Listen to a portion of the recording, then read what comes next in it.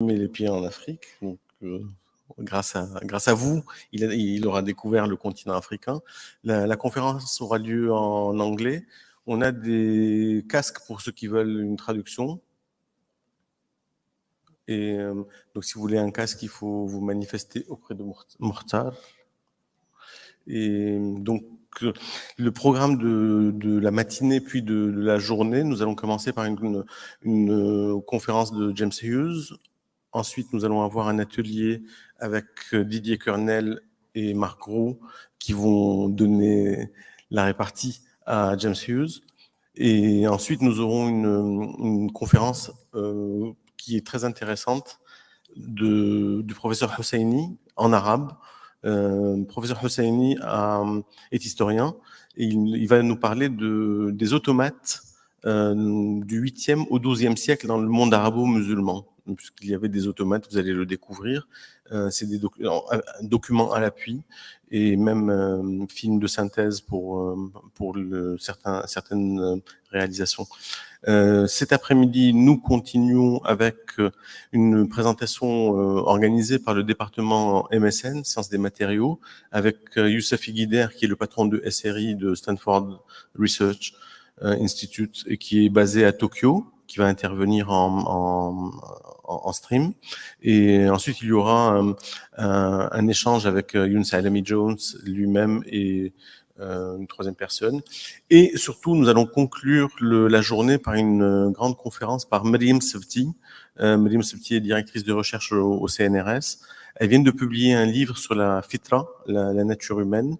Et ce sera on va dire un préambule à la conférence de demain après-midi et de l'atelier de demain après-midi où on aura un focus sur la fitra et le transhumanisme.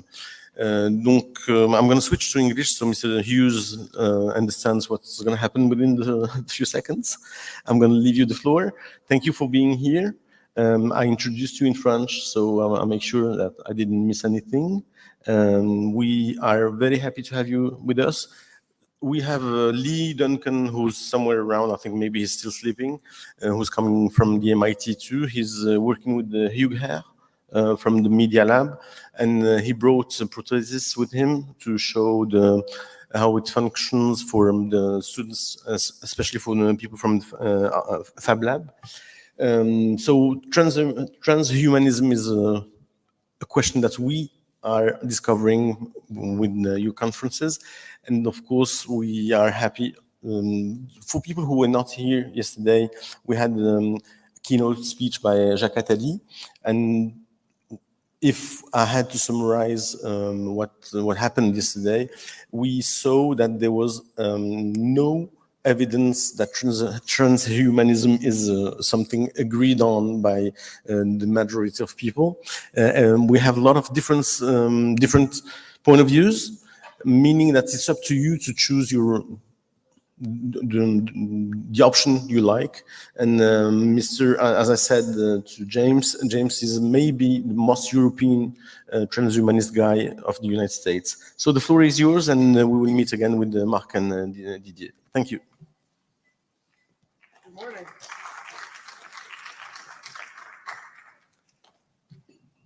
Are we ready? Yeah. Is it on? There we go. Okay. Can we do reverse to the previous screen? On peut revenir à l'écran précédent. Just le QR code qui s'affiche, qui va se réafficher, merci de le flasher et ça vous permet de poser des questions qui vont être ensuite traitées par l'audience. Donc voilà le QR code, le code, et ça vous permet d'interagir avec l'intervenant. Thank you. Sure. So since we're just a few this morning, why don't we find out what disciplines you're in? What are you studying? You're not a student. What do you do? She's the boss. Okay. Well, boss is his job. Okay, good. Okay, we'll Pat. You could pass. How about you? Are you a student? What do you study? Architecture. Okay, and I know faculty over here. Students? Any? No. Okay. Yeah, a student. Yeah. Which one? Oh, okay, good. Students? Yeah. A high schooler. Okay, so good. Yes. Engineer. You're an engineer. Okay, good. Okay, good. Did you actually learn anything though? I don't know. Yeah. Okay. Okay. I'm a sociologist, so I'm going to be talking about technology, of course, but from a sociological perspective. I guess the first thing to say about enhancement, from my perspective, is that this is a very old question. And usually when I talk about these topics, the first thing that I say is nothing is new about the question that you're concerned about. Prosthetics, this prosthetic apparently is several thousand years old, or 1,000 years old, we have been doing prosthetics for a very long time. I think there was a prosthetic toe discovered in an Egyptian tomb. So people have been attempting to use prosthetics for arms and legs and noses and teeth for a very long time.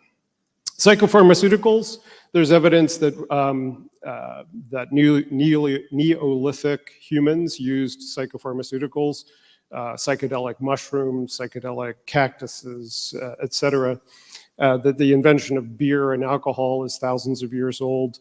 So the attempts to change the brain with chemicals, very old thing. Now, artificial organs and stem cells, newer. Gene editing, of course, very new. Nanotechnology, new. Brain-machine interface is new.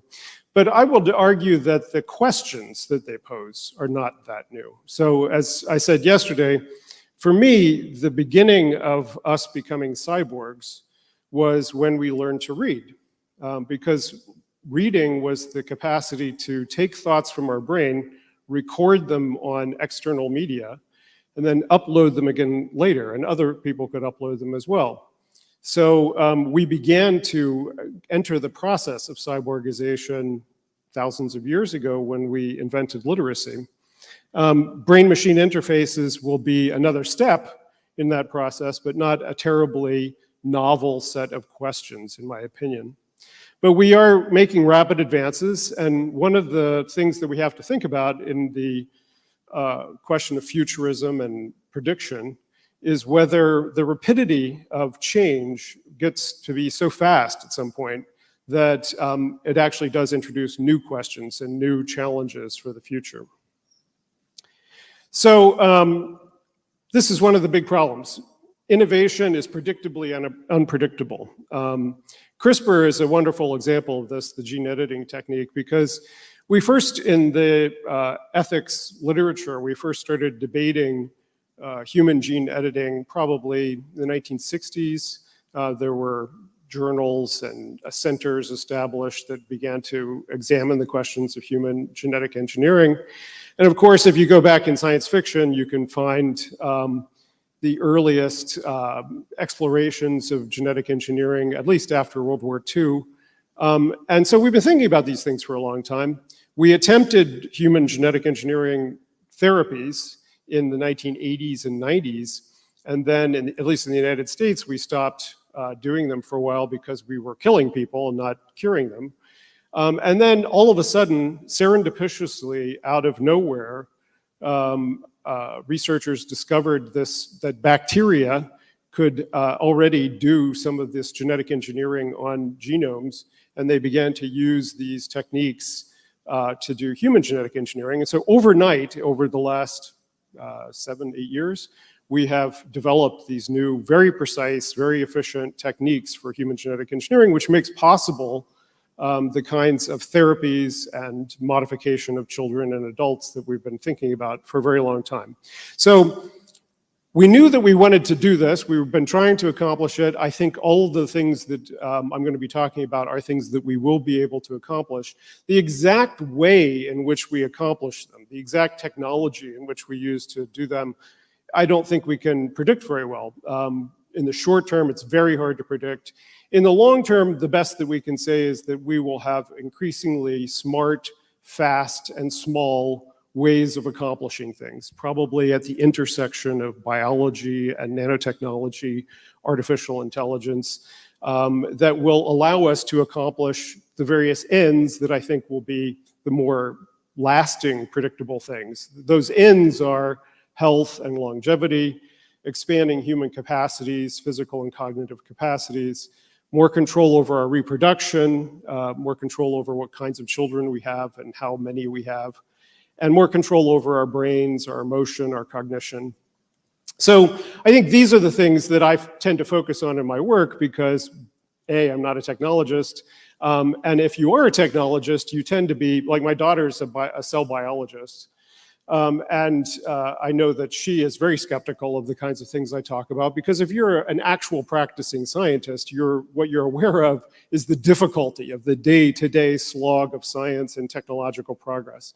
But if you're standing back at 100 feet the way I do, what you see is that someone from over here invents one thing and someone from over here invents another thing. And yes, there were 100 scientists who didn't accomplish anything, but put these two things together and you have something entirely new.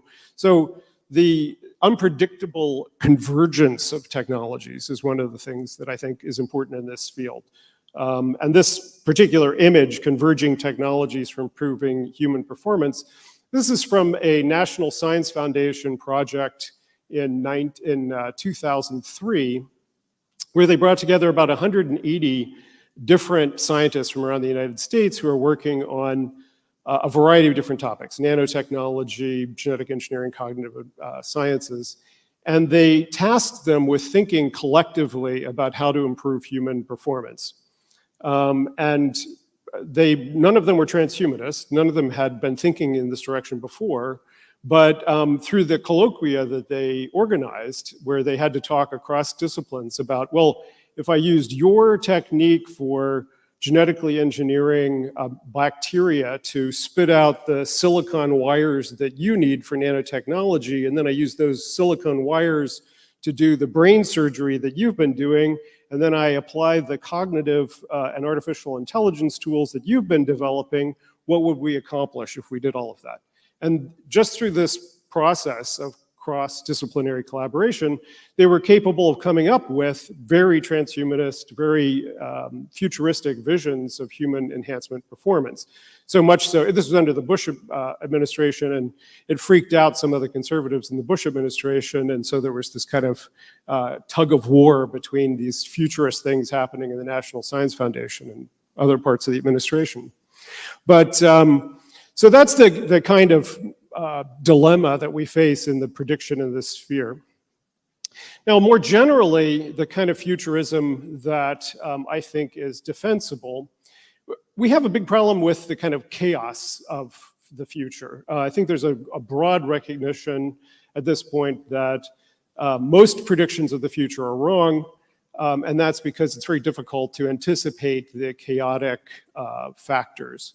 But when we look back at the things that have generally been immutable in terms of social trends and the fundamentals, there's demography, there are certain economic fundamentals, there's the ecosystem fundamentals like climate change. And so part of what I'm going to try to touch on in my talk are what I consider some of the current fundamentals. One is the kind of broad secular trend of, not secular in the sense of not religious, but a broad trend over the last 10, 15 years of a decline of democratization or a growing skepticism of democracy, which I think is increasingly important. I'll try to touch on climate change and climate crisis as it affects this, the decline of global US hegemony and perhaps the creation of new transnational institutions, the faltering of globalization. These are the kinds of things that I think it's important to contextualize any phenomenon like transhumanism and human enhancement within, because they will probably be the more predictable drivers of change. Another question that is implicit in this kind of a discussion is whether technology itself has a politics. Some people look at the advocates of transhumanism and say, well, you have a politics, therefore the technology has a politics. And to some extent, that's correct. Langdon Winner, the author of this book, Whale and Reactor, is famous for arguing that technology does have politics implicit within it, that when a technology is developed, the people who are powerful in shaping that technology have their priorities written into the architecture of the technology itself. And one example that he gives is when you build bridges over highways, if you build them high enough, then trucks can go through, and if you build them lower, then trucks can't go through. And so there's a certain kind of architectural imperative about whether you want to have commercial trucking go through your neighborhood or not. Another example is nuclear power, that nuclear power has a much more centralizing effect on power, on social power, on political power, than solar power or wind power might have. So I don't dispute the idea that technology has politics, but I think the other side of that question is that technology, although it may be designed by the imperatives of power, influenced by the imperatives of power, that it also has unpredictable consequences. The invention of the crossbow is an example that it was very difficult for peasants to fight knights who had armor and had long swords and were on horses. If you got close enough to a knight to knock him off his horse, he could probably kill you with his sword. But once crossbows were invented, they had this democratizing effect. Bandits and robbers could then knock a knight off of their horse with a crossbow from quite a distance. And so the crossbow had a destabilizing effect on social power. And I think we can see that in many different domains. And of course, traditional Marxist theory, capitalism creates technologies for the purpose of profit maximization, but the technologies that they create also bring together workers in factories that then create solidarity, that then can have the capacity to overturn or to challenge capitalism. So I think both, if it was true that every technology institutionalized power or reinforced power in society, then the whole history of human progress would have been more technology and less freedom, right? We would have had more and more inequality, more and more authoritarianism. But what we see instead is, with fits and starts, the democratization of power, the liberalization of power in the world, and technology has, in many ways, supported that. So I think that's one of the themes of my work, is to look for the liberatory possibilities within technological innovation, and in this particular case, with human enhancement. Now, this is a slide I threw up yesterday, but I just think it's important to go back to this. This distinction in the discussion between what transhumanism means. Transhumanism, I have often said, is the Enlightenment on steroids, or a flavor of Enlightenment thought. It's the application of specifically the French, depending on which transhumanists you're talking to, the Scottish or the French Enlightenment. So the Scottish being more the market-oriented Enlightenment, the French being more the political and egalitarian version of the Enlightenment. But at any rate, with the liberal individualist citizen and consumer and worker at the center of the project, instead of globalizing organic state or a theocracy or whatever. It's all about the individual and building from the individual to the society. So with that framework, transhumanism as a philosophical movement has generally been liberal individualistic. It's been an advocate for the rights of the body, body autonomy, cognitive liberty, reproductive freedom, and not so much an authoritarian ideology. Now, there have been exceptions. Eugenics, you could argue the history of eugenics had some transhumanist overtones, or people who were proto-transhumanists were involved in eugenics, and eugenics definitely gave birth to some very authoritarian laws to control people's reproduction and in some cases murder them. And so it's not, that's the other side. That's the transhumanism. That's where you're talking about a technology of human modification or a technology that can control reproduction. And it doesn't necessarily have to be a liberal democratic project. It can be associated with an authoritarian project, a racist project, a patriarchal project, or so forth. I think it's important to not assume that there's a particular liberal agenda or neoliberal or capitalist agenda attached to any of these technologies. They can be equally used by egalitarian projects, liberal projects, neoliberal capitalist projects, and so forth, authoritarian projects. So where are we? Again, prosthetics, we're well advanced, but we'll hear this afternoon from someone who's working on, is it this afternoon? It's morning, but soon you'll hear from someone who's working on actual prosthetics. When I was working in Sri Lanka 30 years ago, one of the things that we were working on was appropriate technology prosthetics. So building artificial legs out of mud and clay. And now, of course, we have actual neural connection prosthetics that have partially evolved out of military technology or technology to redress the loss of limbs for soldiers, but now are commercial products as well. The direct connection of feedback from haptic feedback from touch into the nerves, and then from the nerves back into muscle afferent grabbing and feeling and touching. So these kinds of prosthetics, but also internal prosthetics. This is a picture of an artificial, I think in this case, this is for insulin, so it's an artificial pancreas. And we have the miniaturization of artificial kidneys and even artificial livers, or people are attempting to do artificial heart equipment. So all kinds of solid organ replacements, tissue replacements for different damaged tissues in the body, different kinds of transplantation, skin transplantation. All of this converges towards hopefully stem cell replacement, which would be having your own body regenerate the things that are damaged.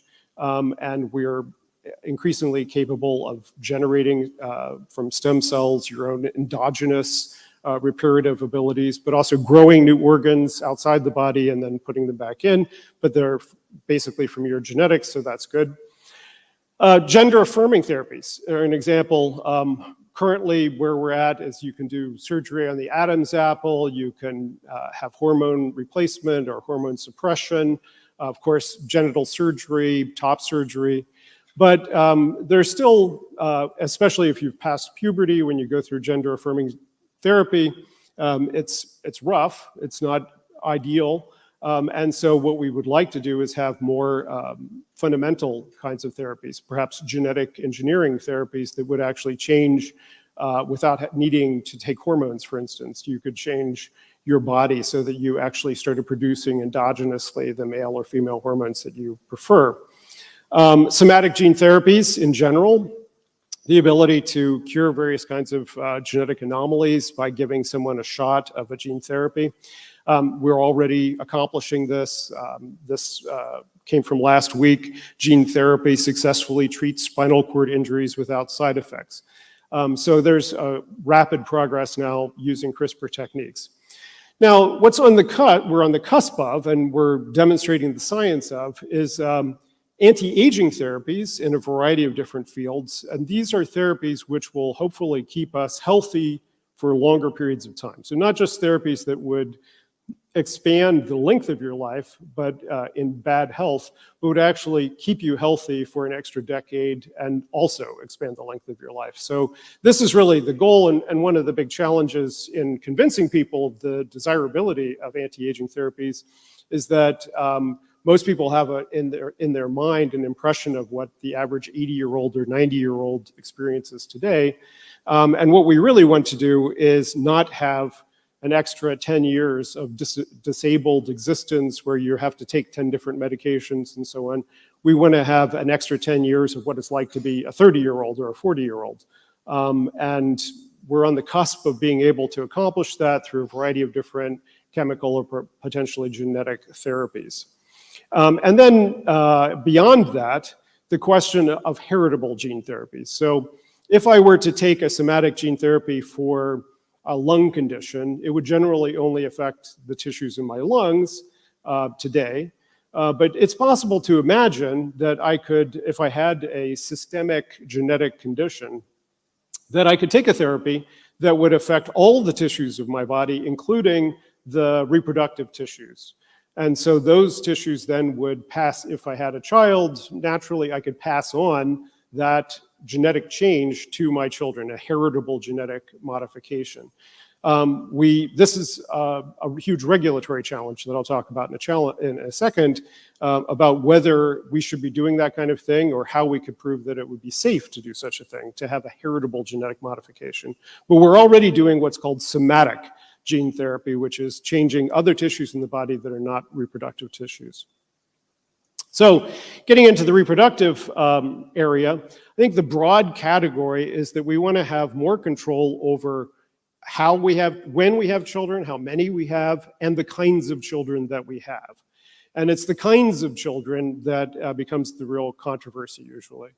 So, but there are controversies about when and how. Egg freezing, for instance, the practice of removing eggs. Some Silicon Valley firms are offering their female employees egg freezing so that they can focus on their careers in their early 30s and then in their 40s consider having children instead with their frozen eggs. We've been practicing IVF for decades, have hundreds of thousands of children around the world born from in vitro fertilization. Sperm banking has been done since the 70s. And again, some heritable somatic gene therapies and heritable somatic gene therapies are one of the cusp technologies that we have to consider. But again, most people don't consider it controversial to do prenatal screening. So we already have in many societies before you bear a child, you can do tests on it to determine if it has various kinds of congenital anomalies and perhaps have an abortion if you need to because of the disability of the pregnancy. Not all societies, but that particular option has been widely accepted in some countries, and yet people make a distinction between that kind of selection and, for instance, changing the genome of the child in utero or before implantation, before IVF.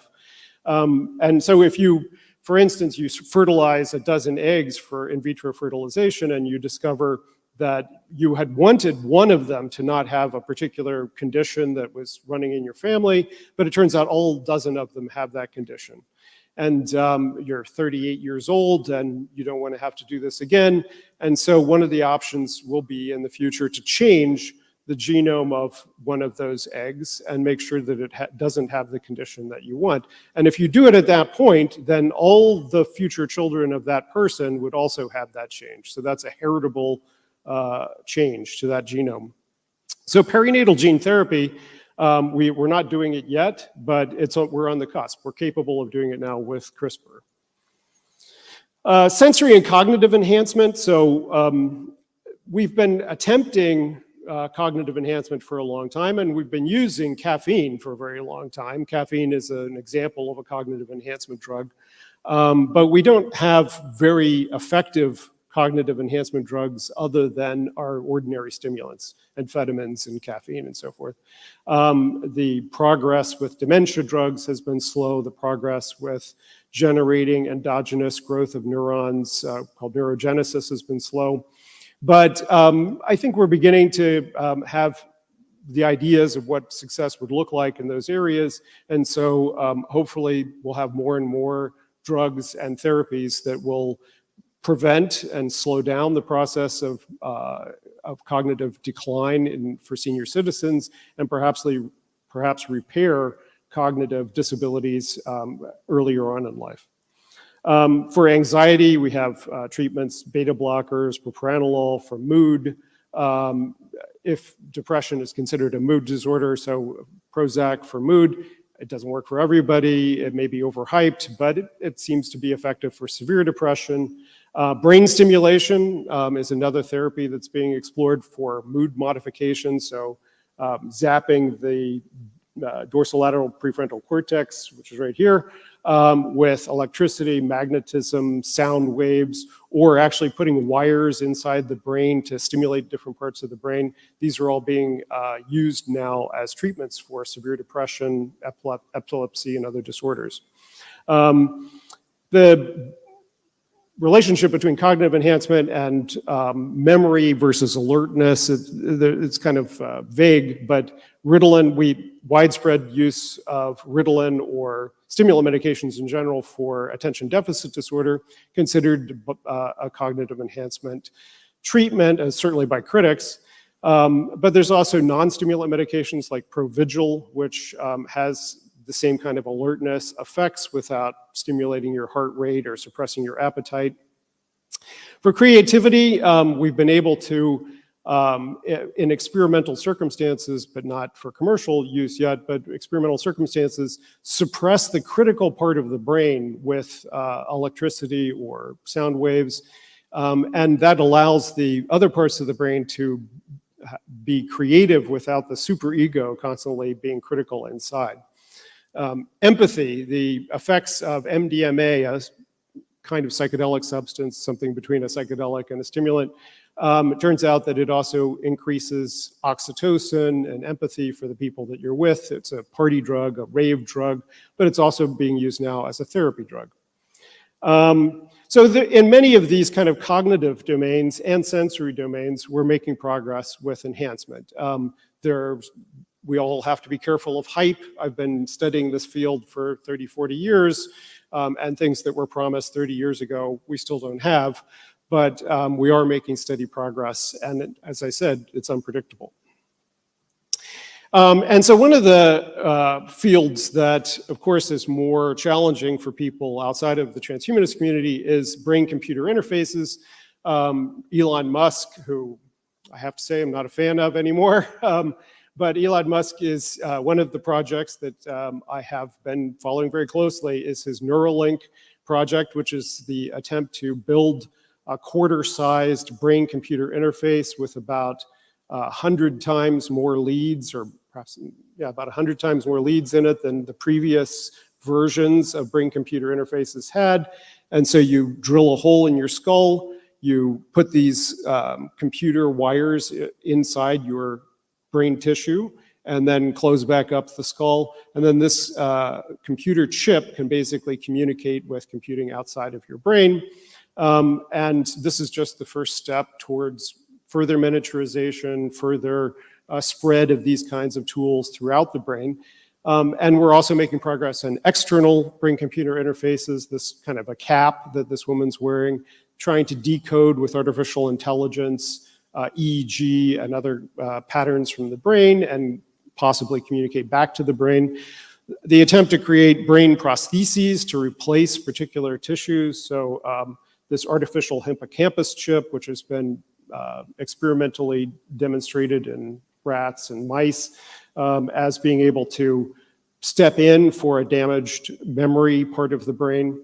And then this image of neural dust, which is the concept of, instead of having one chip that you have a lot of wires on, to have a lot of tiny little dust particle chips that you sprinkle throughout the brain and that establish a network and a communication network. And this is also being experimentally demonstrated and is on the cusp of commercial use. Okay, so what are some of the larger trends that I think will influence the way that we use these technologies? One is the rapid global aging of societies. Where in the United States and industrialized North, the baby boomers are well now entering into retirement, and they have very different expectations about what being a senior is supposed to be. And at the same time, there's a global fertility crash. And the consequence of that is what's called the old age dependency ratio. We have a rapid growth of the number of old people relative to young workers. And that's creating a lot of social tension about the support of pension systems and health systems and social security systems. Now, there's different ways that we could approach this. One is to tell women to not get educations, not go to university, to have more children, to become more religious and traditional, and there are certainly societies that are attempting to do that. Doesn't generally work. We could also try to give women more reproductive opportunities. So there are European countries like Denmark that have expanded the options for the use of reproductive technologies. They might have said in the past that you had to be married and had to be under 40 years of age, and now say, well, if you're under 50, it's okay, and it's okay if you're a lesbian, it's okay if you're a single woman, and just have kids. We just want you to have kids. But it turns out there isn't very much success with pronatalist policies, trying to encourage women in particular to have more children around the world, whether you use the technological and liberal, more family leave and so forth policies, or the more traditional conservative policies. And so the other option for addressing this global aging crisis is to attempt to have older people expand the years of healthy, productive engagement. One aspect of being an older person is that if you're disabled, you cost society about 5 or 6 times as much as if you're not a disabled senior citizen, if you're in your 70s or your 80s. People in their 70s or 80s inevitably are going to have a little bit more cost because they're going to be taking more medicine and so forth, and they're going to be working less. But if they're in a nursing facility, or if they need to pull their wife or their daughter or someone, a nursing person, out of the labor force to take care of them, then they're going to be much more expensive. So again, we have the option of just telling senior citizens that they shouldn't expect to live that long. And some of the policies that were discussed and even promoted and put into effect under COVID, since COVID was basically killing old people, was, well, what's the cost? Fewer old people, not such a bad idea. And this is what Friedrich Engels called social murder. If you establish a policy that differentially kills certain kinds of people, you've basically killed them. Even if you didn't say that they should be executed, you effectively killed them. So some of our social policies towards the seniors could be considered social murder, the neglect of their conditions. But their principal condition is aging, right? So if we were to treat their principal condition, we would keep them less disabled. They would be able to potentially work in white-collar jobs or service economy jobs longer, and they wouldn't be costing us those nursing costs. And that's what we call the longevity dividend, the potential benefits of investing in anti-aging therapies that could prevent the collapse of the welfare state under the weight of old age dependency ratio. Now, we also face enormous regulatory barriers in the enhancement field, and that's because there are very few regulatory agencies for drugs and medicines and devices around the world that permit the testing of an enhancement as opposed to a therapy. And so this distinction between enhancements and therapies, what is a disease, what is a disability that can be treated and tested for, and what is an enhancement, is part of the debate. And as I said yesterday, there are many things in between. So mild cognitive impairment is now considered a diagnosis in the United States, and many people can have, many seniors at any rate, could have a diagnosis of mild cognitive impairment. And so if you say, well, you can only have a cognitive enhancement treatment if you have a disease or a disability. Okay, well, I have mild cognitive impairment. Okay, well, here's your pill. Then that's like what it was like with cannabis, the gradual cannabis legalization in California. You had to go to a doctor and say, well, I've got this pain in my hip. Do you think cannabis would be good for it? Yeah, cannabis is great for that. Here's some cannabis. So yeah, it wasn't legalization, but it was therapy. It was the therapy. So we have many conditions like this where the disabled will be the cutting edge of the implementation of these enhancement therapies. And in some cases, the disabled will have therapies that actually enhance them. And here again, the question is, why have this bell curve here? What does it mean to actually enhance? If you have a bell curve of some trait in the population, say IQ, where the median is the 100 IQ, is it enhancement if I took you from a 95 IQ to 105 IQ? Because I'm taking you above the median. Is it enhancement only if I take you to 125, which is above the genius level? Is it only enhancement if I take you beyond the highest IQ ever discovered, 200 or whatever? This is one of the really important questions, because I don't think most people would consider going to 105 IQ to be an enhancement. That's just therapy, right? But the further you go, the more people become uncomfortable with it. And then when you get beyond what any human being has ever had, then you're definitely in the enhancement territory. So if we're going to legislate and regulate things on the basis of enhancement, we have to be clear about what we mean. How much is enhancement? We also have to start doing if we want things to be safe and understand their consequences and have informed consent, we have to start doing clinical trials on enhancement. So this is a picture of metformin. This is a drug for diabetes, which has been in use for about 65 years. And it's not even under patent anymore. We extremely understand metformin, the actions of metformin. But one of the things that we've discovered is that if you have diabetes and you take metformin, you actually have anti-aging benefits above people who don't have diabetes and take metformin. So metformin is a very powerful anti-aging treatment.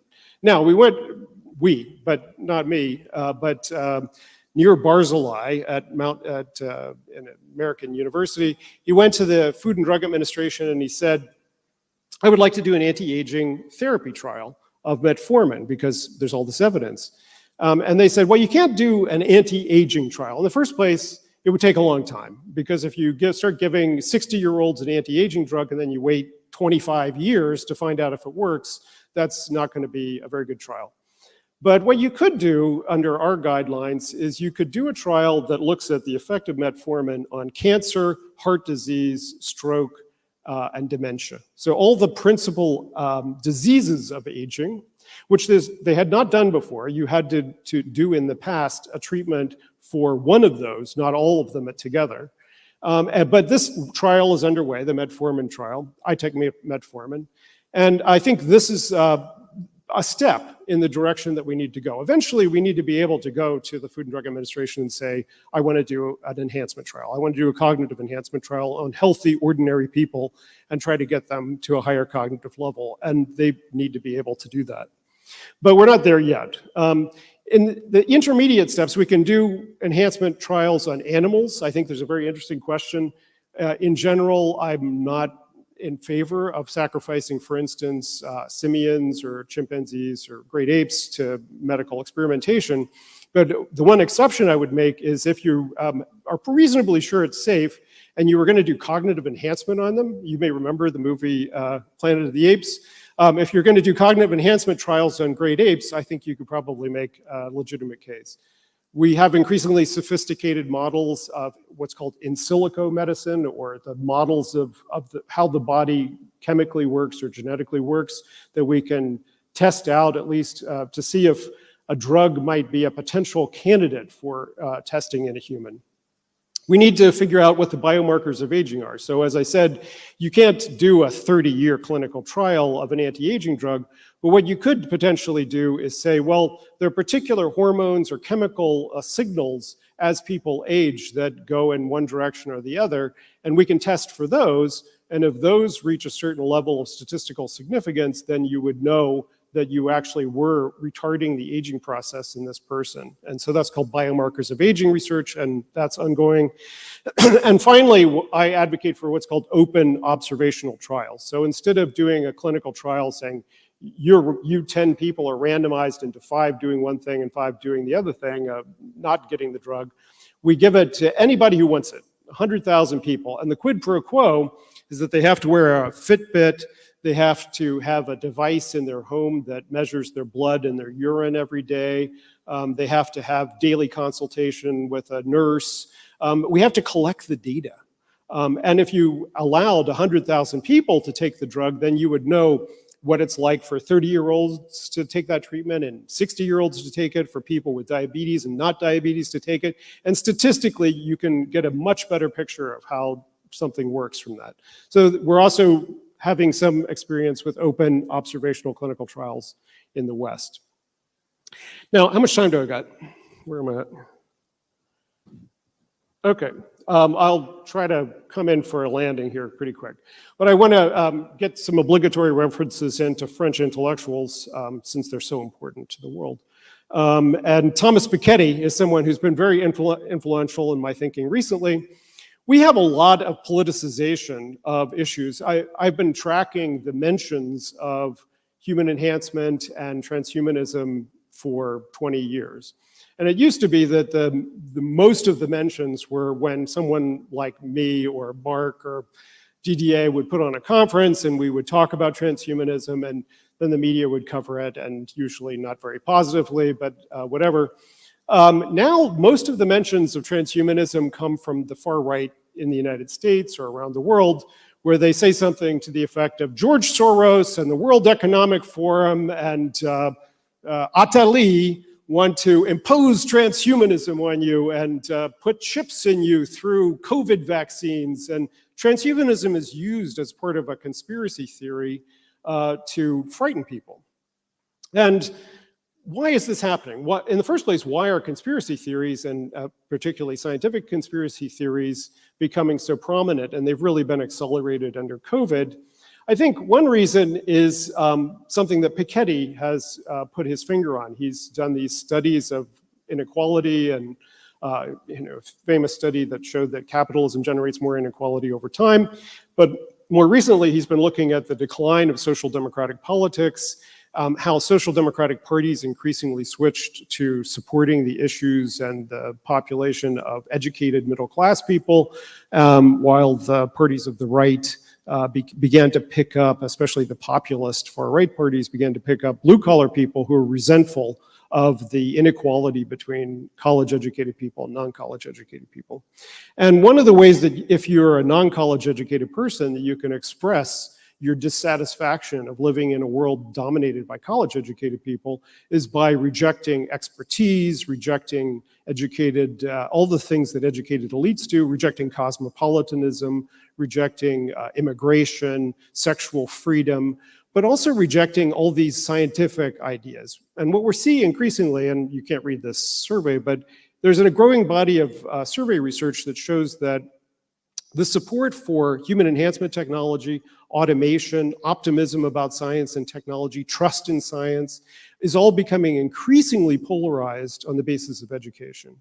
And I think Piketty's work actually helps us understand this fairly well. That human enhancement is just one of the many examples of the politicization of science under this growing backlash against meritocratic inequality, or apparently meritocratic inequality.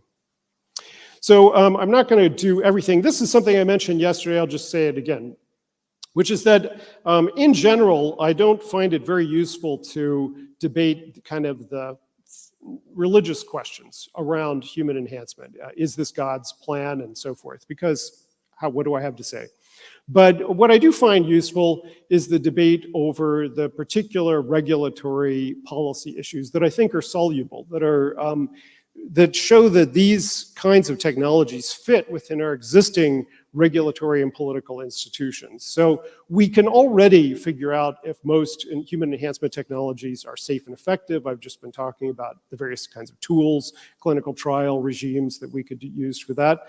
We can ensure that they have a universal accessibility. This is one of the big concerns. Again, one of the things when you ask people, ask Americans, why they might be anxious about bringing computer interfaces or cognitive enhancement drugs, they say, well, we think that the rich are only going to have access to them. I wouldn't mind if everybody have access to them, but I think only the rich are going to have access to them. How can we ensure that everyone has access to the benefits of these kinds of technologies? Who is the rights-bearing person? How can we hold empowered people who are empowered by human enhancement technologies accountable? So the approaches to enhancement, and this is where my social democratic or European side may come out, I think the approaches to regulatory regulation of enhancement has to be expanded, because we generally only think about bans or complete laissez-faire. But there's lots in between with other kinds of drugs. So we have examples of things that should be mandatory. Certain kinds of regimes of vaccination, for instance, should be mandatory. I think it's possible that we'll have enhancements in the future that may in fact be so beneficial and so safe that to not give it to your child or to not take it yourself actually poses a threat to your child or to the public health, and therefore it might be mandatory. If we don't make it mandatory, we could make it universally accessible and subsidized. We can include it in a universal healthcare system. And then if you really have an objection, you don't want to take it, you don't take it. But for most people, there will be no obstacle, and if it's something that's universal and safe, most people might take it. We could have a laissez-faire regime, a market regime, so that it's safe, effective, and cheap, and then you could buy it at your grocery store. It could be under licensure. It could be like a prescriptive drug. So you have to go to a doctor. You have to, again, it could be something like cannabis, where you can go to a doctor and get it for just about anything, or it could be something like a diabetes drug. You go to a doctor, you should prove that you have diabetes, and you get this drug. Everybody who could benefit from it gets it. Or it could be under licensure only for particular personnel. And here I'm thinking of, I used to be a big supporter of the X-Men model, which is that, oh, wouldn't it be great if there were mutants among us and they shouldn't have to be regulated, and it's a parable for racism and so forth. But then I began to think, well, if I actually did live in a society where my neighbor could take off their glasses and blow up my house, or could read my thoughts, or could levitate my car, I might want to know that. I might want to know who those people are. I might want to be assured that they were reasonable people and were not dangerous. And of course, we already, and this is why I have this picture of this girl, we already have this question. Having a gun is a superpower, right? It is, you don't have to have a cognitive enhancement to be able to, blow up your neighbor's house with your eyes. You could theoretically buy a Stinger missile and blow up your neighbor's house. That's why we don't allow people to have Stinger missiles unless they're in a battlefield or they're licensed to have a Stinger missile. And so we already have the regulation of superpowers in our world. We just don't call it that. We call it the regulation of firearms, or the regulation of driving, or the regulation of flying an airplane. And these are the kinds of regulatory regimes that we will have to figure out how to apply to parallel versions of human enhancement. I mentioned this yesterday, and I'll mention it again here, which is that I think as we have increasing control over the brain, one of the very interesting and important questions we will confront is that the self is an illusion. And what I mean by that is that if you had the capacity to change the most fundamental aspects of your own personality, so for instance, if you have gender dysphoria, one of the interesting problems we'll face in the future is that right now, if you have gender dysphoria, you go to a doctor, you say, I have a male body, but I think I'm actually a female. I need to go through this process, might take a year of gender transition. It's going to cost $50,000, some surgery. If in the future the doctor gives you a pill and says, well, the alternative here is for you to take this pill and it will make your gender dysphoria go away and make you feel comfortable being a male person in a male body. If we have that kind of capacity in the future where we're able to change these fundamental aspects of ourself, what is the self then? For most of us, our gender is a core part of our self-identity. Our preferences for food. There's a tick spreading in the United States, a small insect that carries a disease that causes you to be allergic to meat so that you can no longer eat red meat. If we were able to change people's fundamental preferences for food, for partners, for sexuality, and so forth, the meaning of what it means to have a core essential self begins to erode. I think this is going to be an increasing problem in the future. So the final couple thoughts. One is the global geopolitical context, the decline of democratization, or the growth of neo-authoritarianism, the absence of transnational institutions of the regulation of various kinds of technologies. Let's start with weapons of mass destruction. We don't have effective regulations of those, but much less of global agreements on who should be getting what kinds of genetic therapies or who should be getting what kinds of cognitive enhancement implants.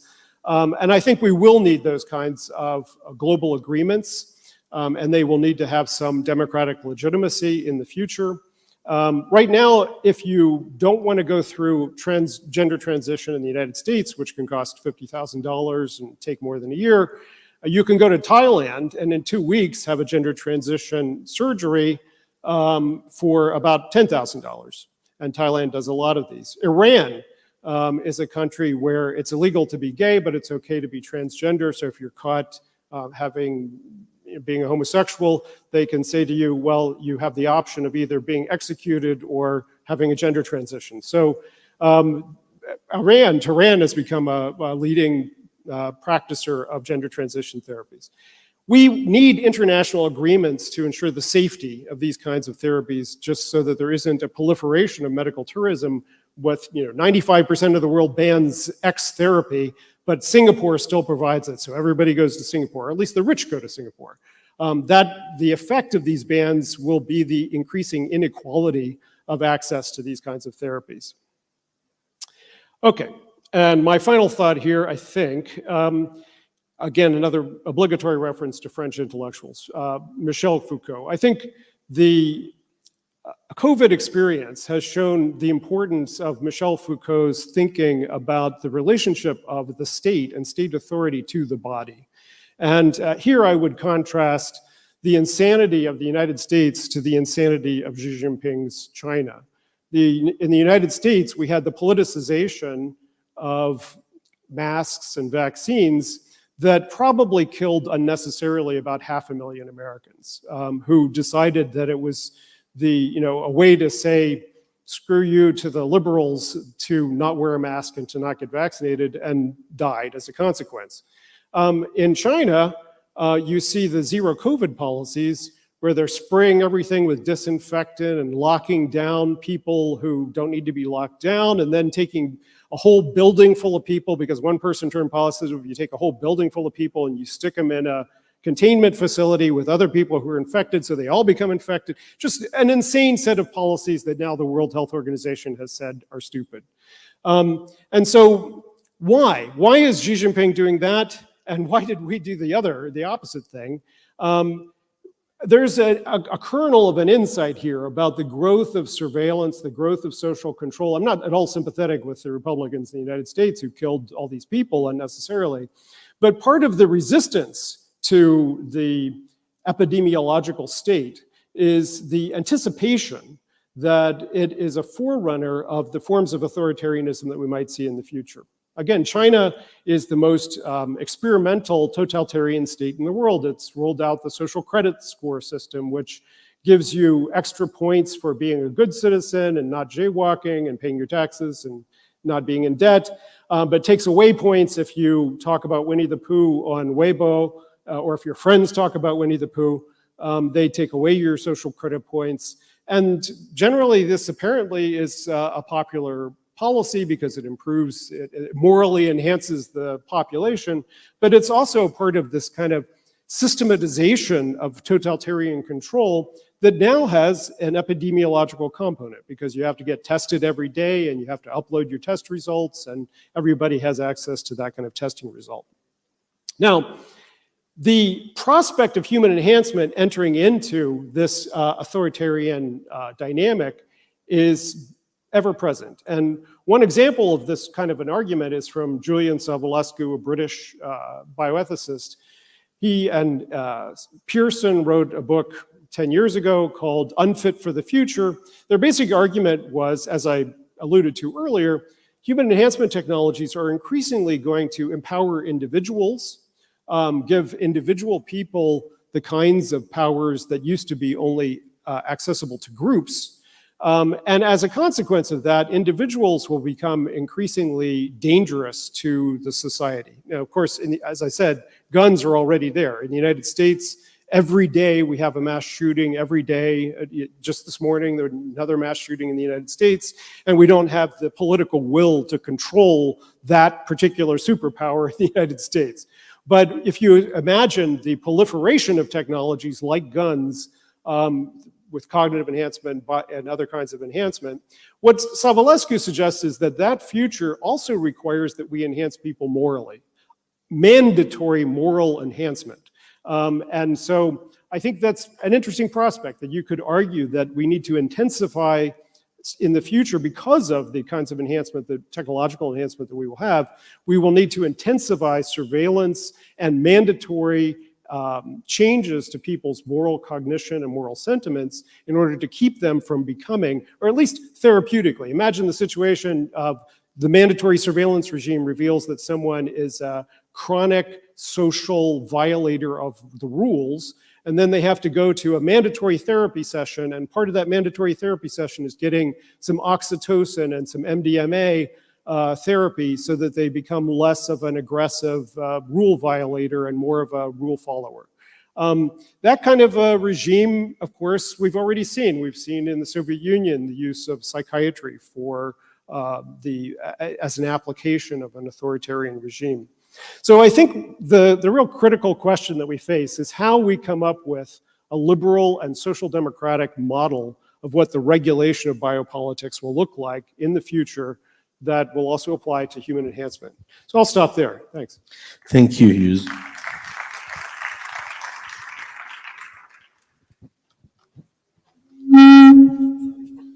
Oh, I came too close. No, I did. Thank you for this brilliant and broad presentation on the opportunities that transhumanism could bring to us, at least on a theoretical point of view. And as a summary, I would highlight 2 points that you raised. The first one, which is the erosion of the self, which is really central, and the need of ruling. And since every technological choice is led by a political orientation, and as you just mentioned, the case of mass murder shootings in the United States, my question, the only question I would raise before to open to the public is, why do you think, and how do you think that transhumanism will make us better than we are? If I can kill my neighbor with a gun, I can kill him with my glasses, as you said, or anything. Well, just to return to my last point about moral enhancement as a potential solution to bad people in our society, I have been working on the question of moral enhancement for a decade now. I think we don't have very good moral enhancements, but I think everyone should probably drop some acid or take some psilocybin because it's one of the few drugs that turns out to have a lasting positive benefit on pro-social attitudes and a weakening of the self-boundary and things like that.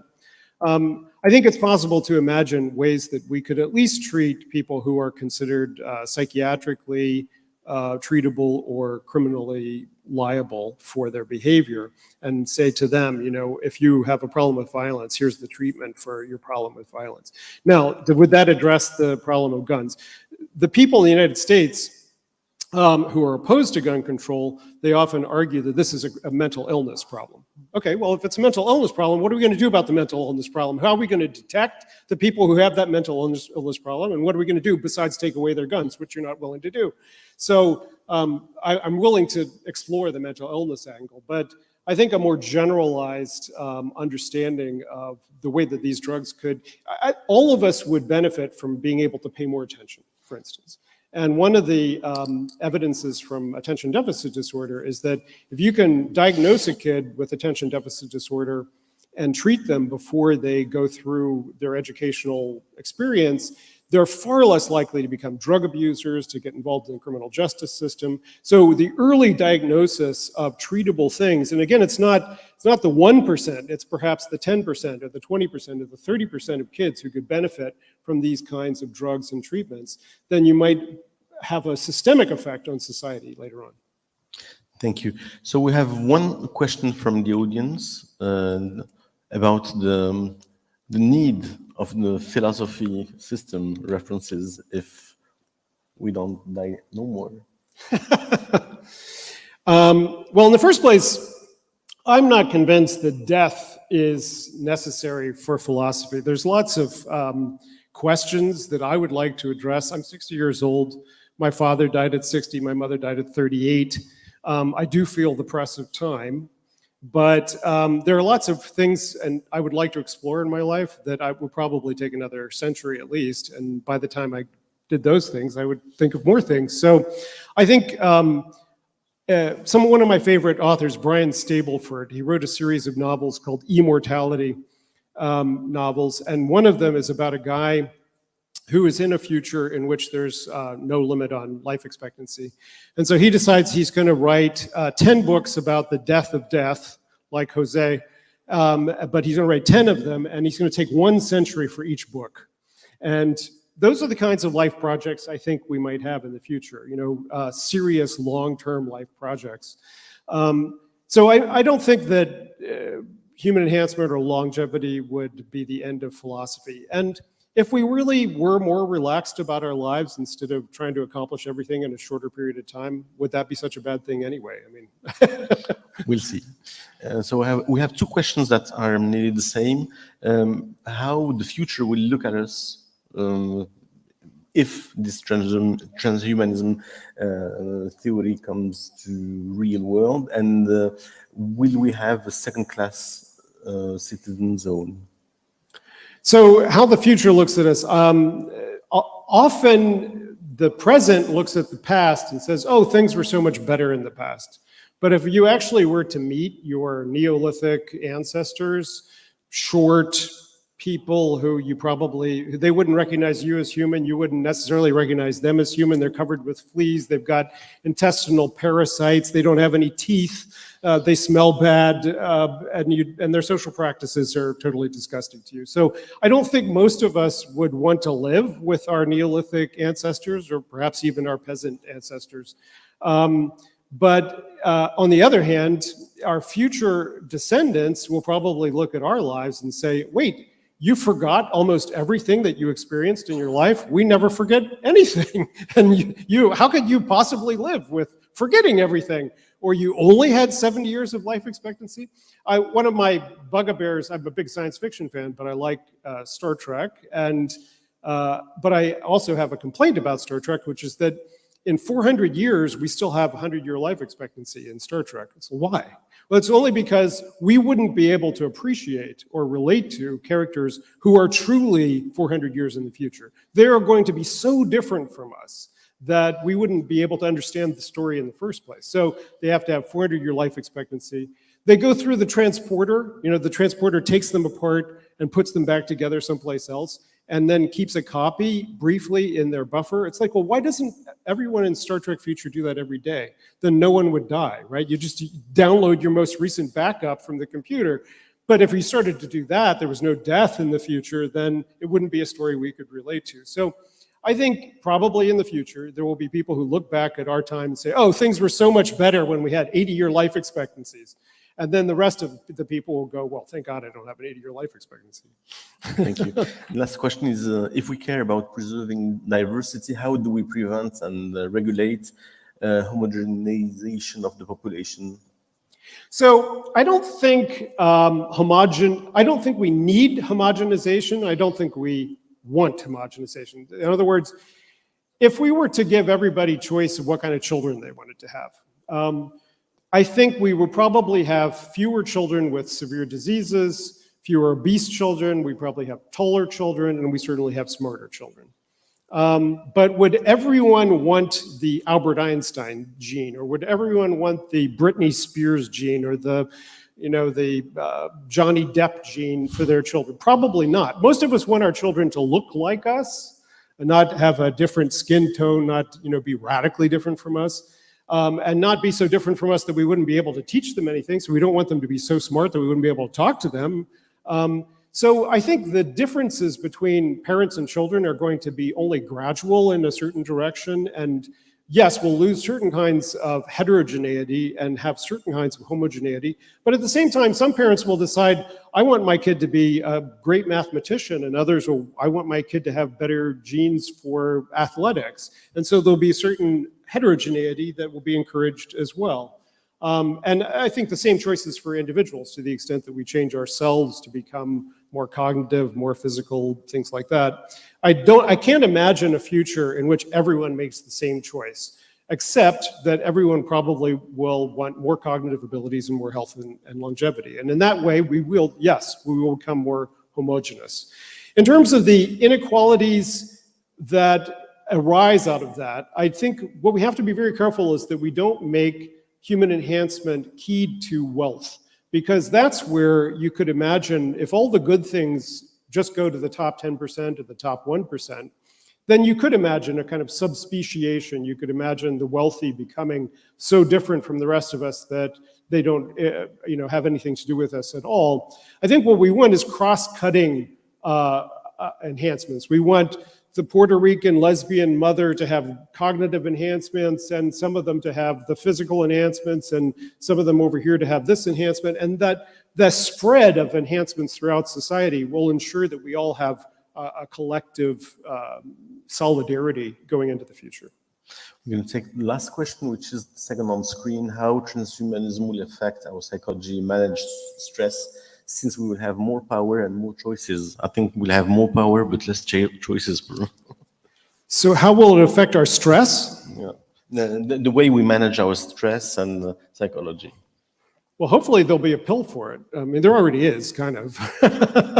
We've got lots of different kinds of pills for stress, some more effective than others. Will the future be more or less stressful? I hope that, I think the major stressors that we face, income insecurity, war, Steven Pinker is very controversial, but I think the basic argument that we are far less likely to die violent deaths today is true. We may all die in a cataclysm, and then my argument would be done. But basically, when you look back in the archaeological record at how people died, how different skeletons died, the farther back you go, the more likely they died from violence. And so living in a society in which you're very unlikely to die from violence is, unless you're an American, is a very low stress kind of life. Now, economic insecurity also adds stressors, and I think we can cure economic insecurity. I'm an advocate for a universal basic income. But what we see in the United States, again, is that our life expectancy has actually peaked and is declining now, largely because of deaths of despair, that people who face economic insecurity are taking more alcohol, drugs, and committing suicide. And I think that's a soluble problem if we solved that kind of economic insecurity with something like a universal basic income. So I think both chemically and through social conditions, we could take care of the major stressors in our lives. Thank you, James. Donc j'invite Didier Kernel et Marc Roux à nous rejoindre. Apparemment, il y a...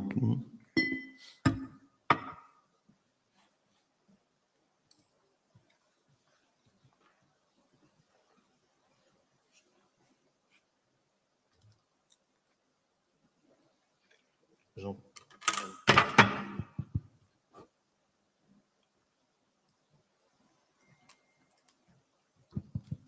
Vous m'entendez?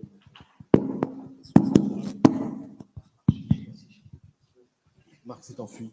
Vous m'entendez? Test? Vous m'entendez? Donc, juste avant que Marc Roux nous rejoigne, vous m'entendez ou pas? Ah, j'ai compris. Can you hear me?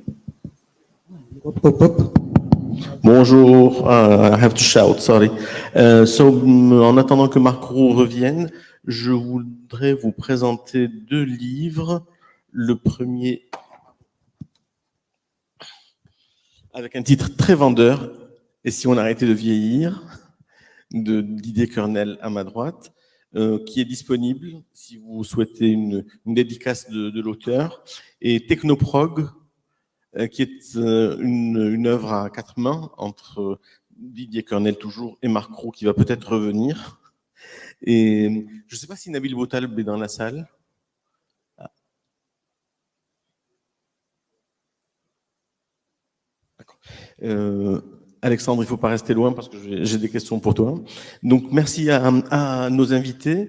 I'm going to switch from English to French and from French to English, so we try not to lose everyone. Donc, aujourd'hui, Nous avons James Hughes qui nous a parlé de cette vision assez idyllique du transhumanisme et qui pose des questions. Je répète que l'intervention de Jacques Attali hier a eu pour intérêt de montrer qu'il n'y avait pas de certitude et qu'il n'y avait pas surtout de messages complètement univoques, qu'il y a encore beaucoup de questions qui sont en train d'être éclaircies. Nous sommes en train de changer de paradigme dans la mesure où, contrairement peut-être aux gens qui nous ont précédés, nous sommes en train de modifier la manière dont on souhaiterait que l'avenir se passe, mais avec des outils qui ont une puissance que n'avaient pas nos ancêtres. Et effectivement, on a une responsabilité par rapport aux générations futures. James Hughes a parlé de la nécessité de la régulation. La question avec laquelle je voudrais ouvrir cette discussion, c'est que dans un État dans le système d'État et de nations que nous connaissons, il y a des régulations effectivement qui s'imposent. Mais aujourd'hui, les principaux acteurs du transhumanisme, en particulier pour la partie américaine, ce sont deux entreprises privées, Neuralink de Monsieur Elon Musk et Calico de Google. Donc, comment est-ce que on concilie le pouvoir de ces entreprises qui est supérieur à celui de beaucoup de pays avec la nécessité d'une régulation qui, théoriquement, devrait s'appliquer à tous pour garantir l'équité. Donc, je sais pas, I was just talking about the fact that Neuralink and Calico are the main actors in transhumanism, and they're private companies. They don't obey to any rules except the rules of their owners, and how the way they think could be imposed to the rest of us in a new way of regulating things. Would you be happier if the state determined?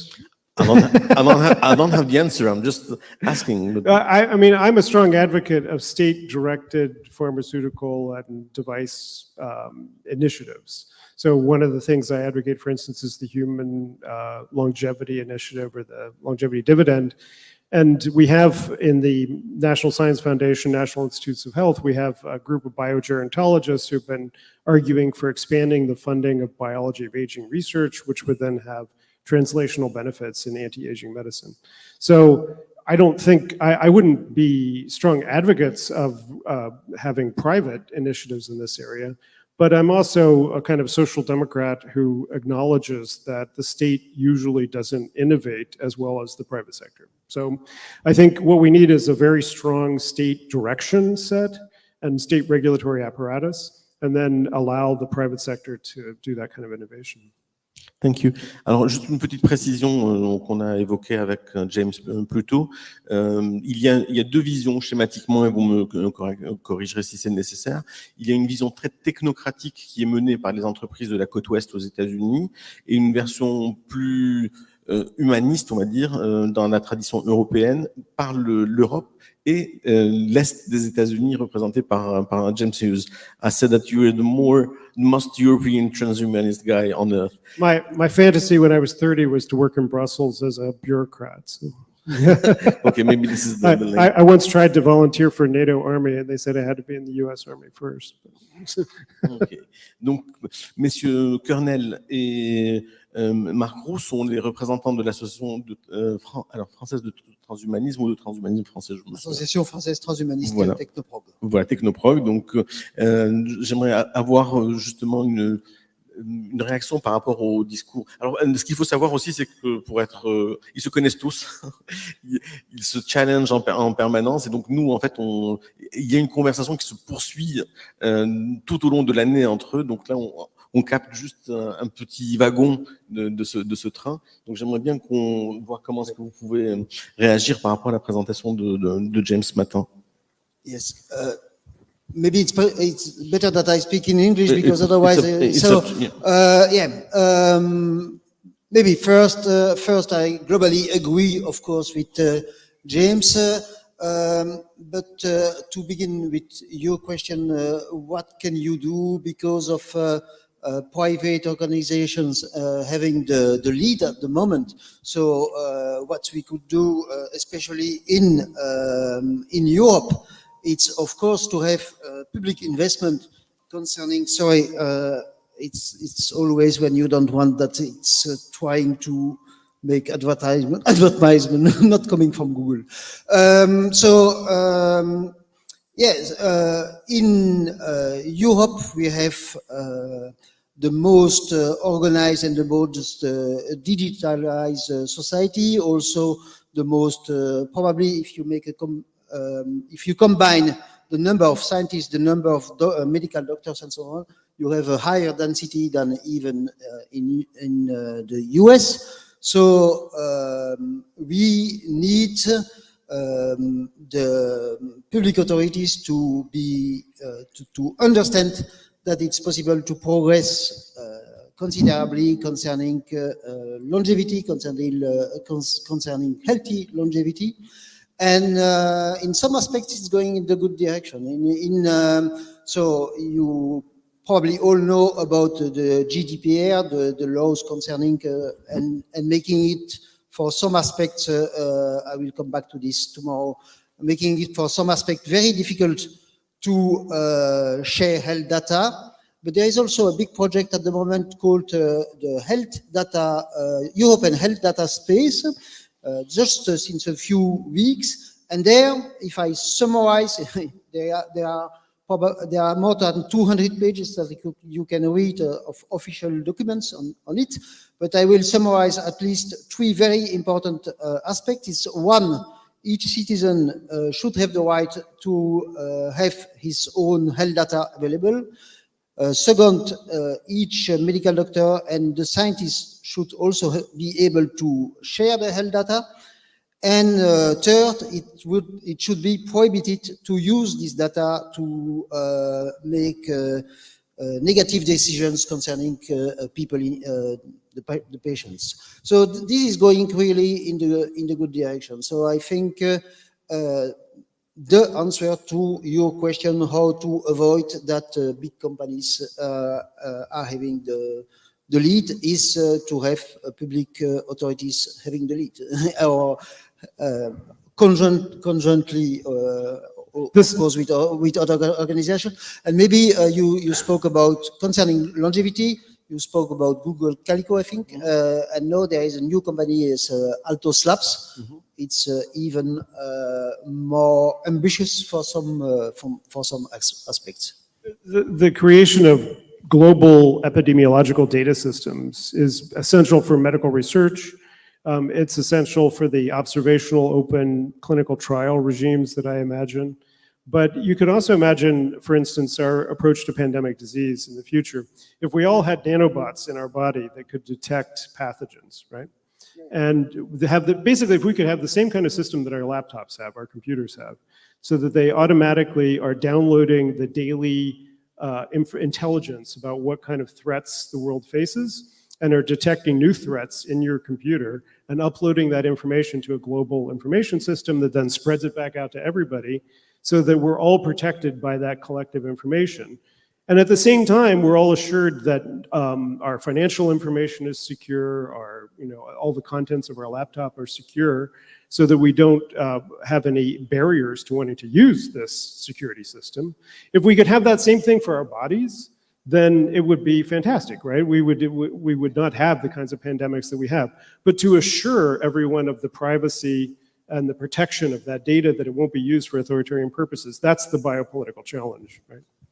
Maybe I want to add already one thing. For me, one of the biggest problem of the evolutions of the left side of the political spectrum these last 10, 20 years is that the priority is going from transparency, that was one goal, to privacy, and to try to make it impossible, even with public authorities, to share the data. And it's about evolution, and it's related, among other things, to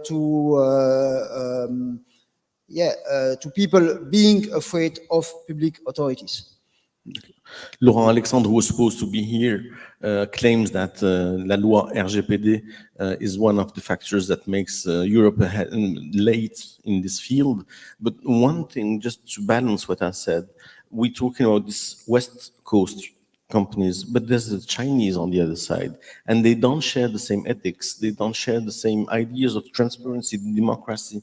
So and this huge fight that's going between the States on one side and China, we don't know for sure who's going to win, but hopefully the winner will be closer to the ideal of a society with equality rather than what we can see in Chinese society right now. Marc, je vous donne la parole. Okay. I think that it's quite clear that James, Didier, and myself are on the same side of the transhumanism, even if it's a multi-sided things. James, you were maybe the first or one of the first to call this side techno-progressivism. In these words, there is, for me, progressivism, which is central, and it's a word which has an history from the 19th century almost. It's not innocent. I think that it's something like a political statement. Okay, things to be clear. Just maybe to remark on what you were talking about, and then another remark about the speech James gave us. About regulation, I think that even in the States, in the United States, even with what you described, there are some counterpower. For example, the FDA blocked the ambition of Neuralink. Neuralink was unable to start their clinical trials on humans, and now from more than 1 year, something like 1.5 years, Elon Musk declared publicly that they will begin the clinical trial after the monkeys, and we are still waiting, or for the others, hopefully it haven't begun. So it's not like that with the billions you can choose to do what you want, even in the United States. And it's true for other examples. I mean, Elon Musk had some problems with the, how to say that, le gendarme de la bourse. Yeah. SEC. Yeah. Hopefully they had counterpowers, and the states still exist for regulation. That's one simple remark. And then a more general remark. I think that there is. I think that we didn't speak a lot even yesterday, which is in the scope of transhumanism, and specifically of techno-progressivism, is the environmental question. Mr. Jacques Attali was saying a lot yesterday that he was so afraid that by near coming general catastrophe from a climate crisis, etc. Really often you can have the impression that those questions are not in the scope of the transhumanist movement. Well, I can say that for a long time, maybe it was true, or at the origin of the movement, it was true. But I think that that's now from something like 2 decades, it's not so true. And I can say that here before you, in front of you, you have 3 persons which are engaged from their youth in different green movements. May I say that, James, you can say where you was. I used to edit at an eco-socialist journal and have been a strong advocate Green New Deal. Yeah. Didier Cornell, maybe you can say political where you was engaged so far? Yeah, I'm a member of the French-speaking and Dutch-speaking green movement in Belgium From since many something years. like 20 or since 30 more than years? 30 years, so it was 30 before years. I was interested in, before I was member of the transhumanist movement. And it's the same kind of example for me. My first political engagement when I was 20 years old was in the Green Party in France. And I think that it's not a hazard. It's not. It means something for a techno-progressive engagement. Natasha Vitamor, who is on another spectrum of the political aspects concerning transhumanism, but Natasha Vitamer was also an elected of a green movement. I think it was in California many years ago. Los also a Angeles City professor. Council, yeah. Los Angeles City Council. And she was a professor too. She is. Yeah, she was teaching. Yeah, she does teach also. I mean, I think the challenge in talking about climate and ecology with human enhancement is that we don't want to go too far with the idea that you change human beings to adapt to the climate, right? We have some colleagues who have suggested that, and it has not been a popular suggestion, that we make humans more resilient to solar radiation or shorter so that they eat fewer calories or something like that. But the issues, the philosophical and political issues between the climate crisis and the regulation of human therapies are often very similar. So the issues about, for instance, genetically engineered organisms and whether they should be used as part of the climate solution, I think are very similar to human issues. And just to mention some work done on, based on Elon Musk's will to go on to, and Jeff Bezos to go to on Mars, we need to modify the gene, the human gene, because our composition doesn't allow us to live in such conditions on Mars. So people are working on this path. Right, I think people are less resistant to the idea that we might change ourselves to live on other planets than to change ourselves to live on a planet that we screwed up. You know? Yeah, I'm fine with changing ourselves to live on Mars. Okay. And we had the pleasure and the honor to receive Michel Mayor, who's a Nobel Prize 2019 in physics. He's the first one who discovered an exoplanet. And he just mentioned one fact which has nothing to do with transhumanism. The closest exoplanet, meaning a planet where we could live, is 20 million light years away from Earth. So it would take 20 million years of light to reach these places. More than that, really. Meaning that we need to take care of our planet.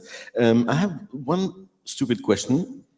I spent 3 years in LA back in the early 2000, and I was really happy because when I arrived, I discovered that supermarkets were open 24 hours a day. And I was working as everybody, and I said, wow, that's cool. I don't need to go on Saturday morning or Sunday morning to run errands.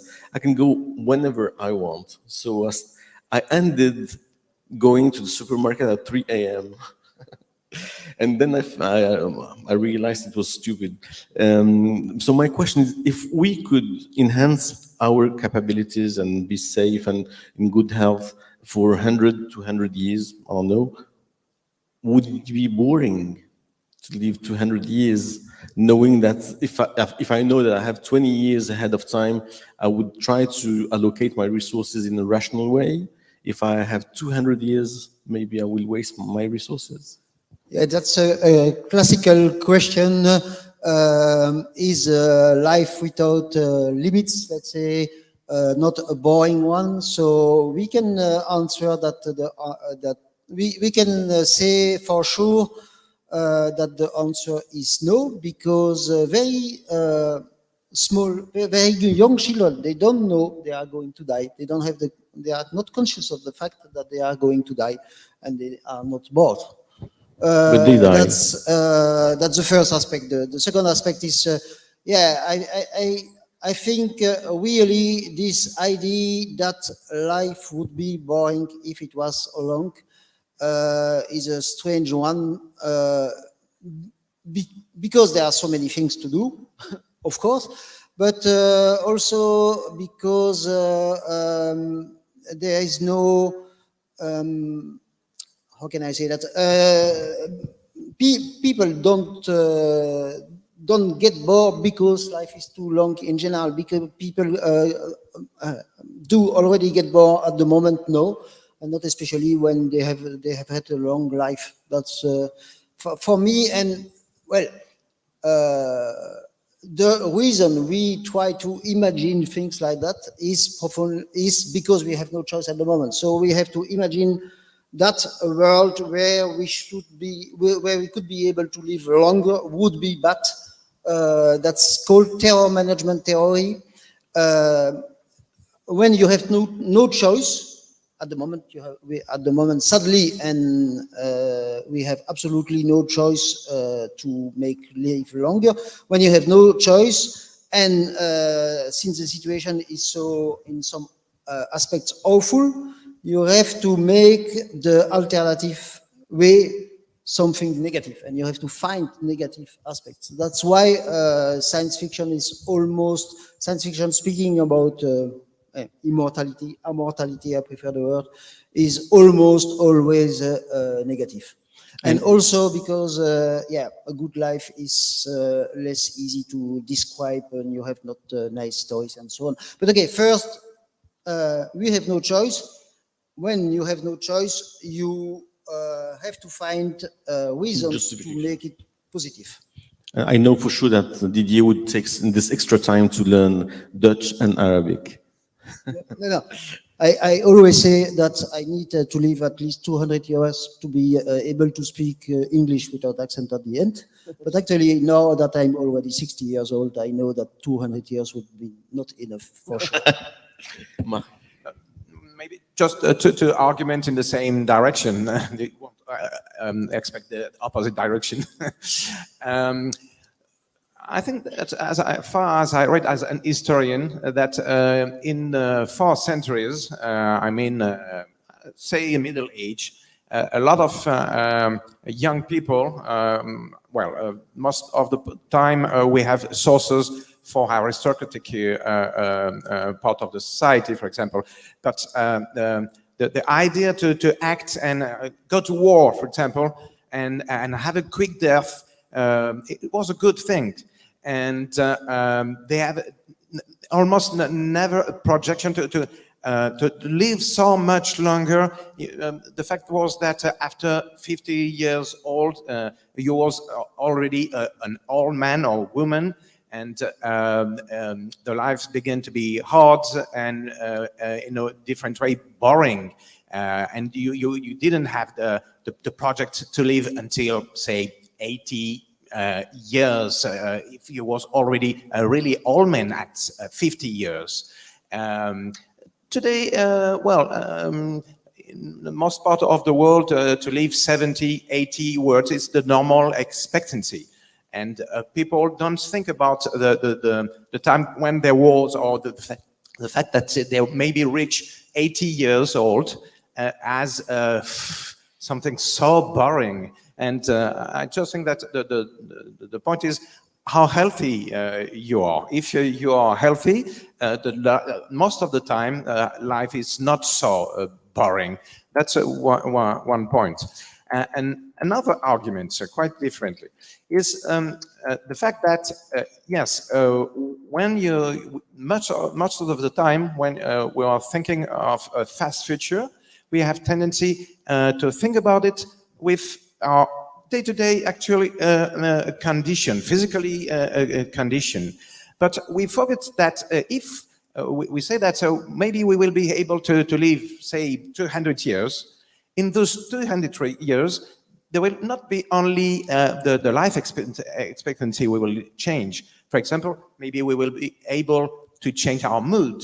And so to just avoid boring. Maybe boring won't means anything more, never.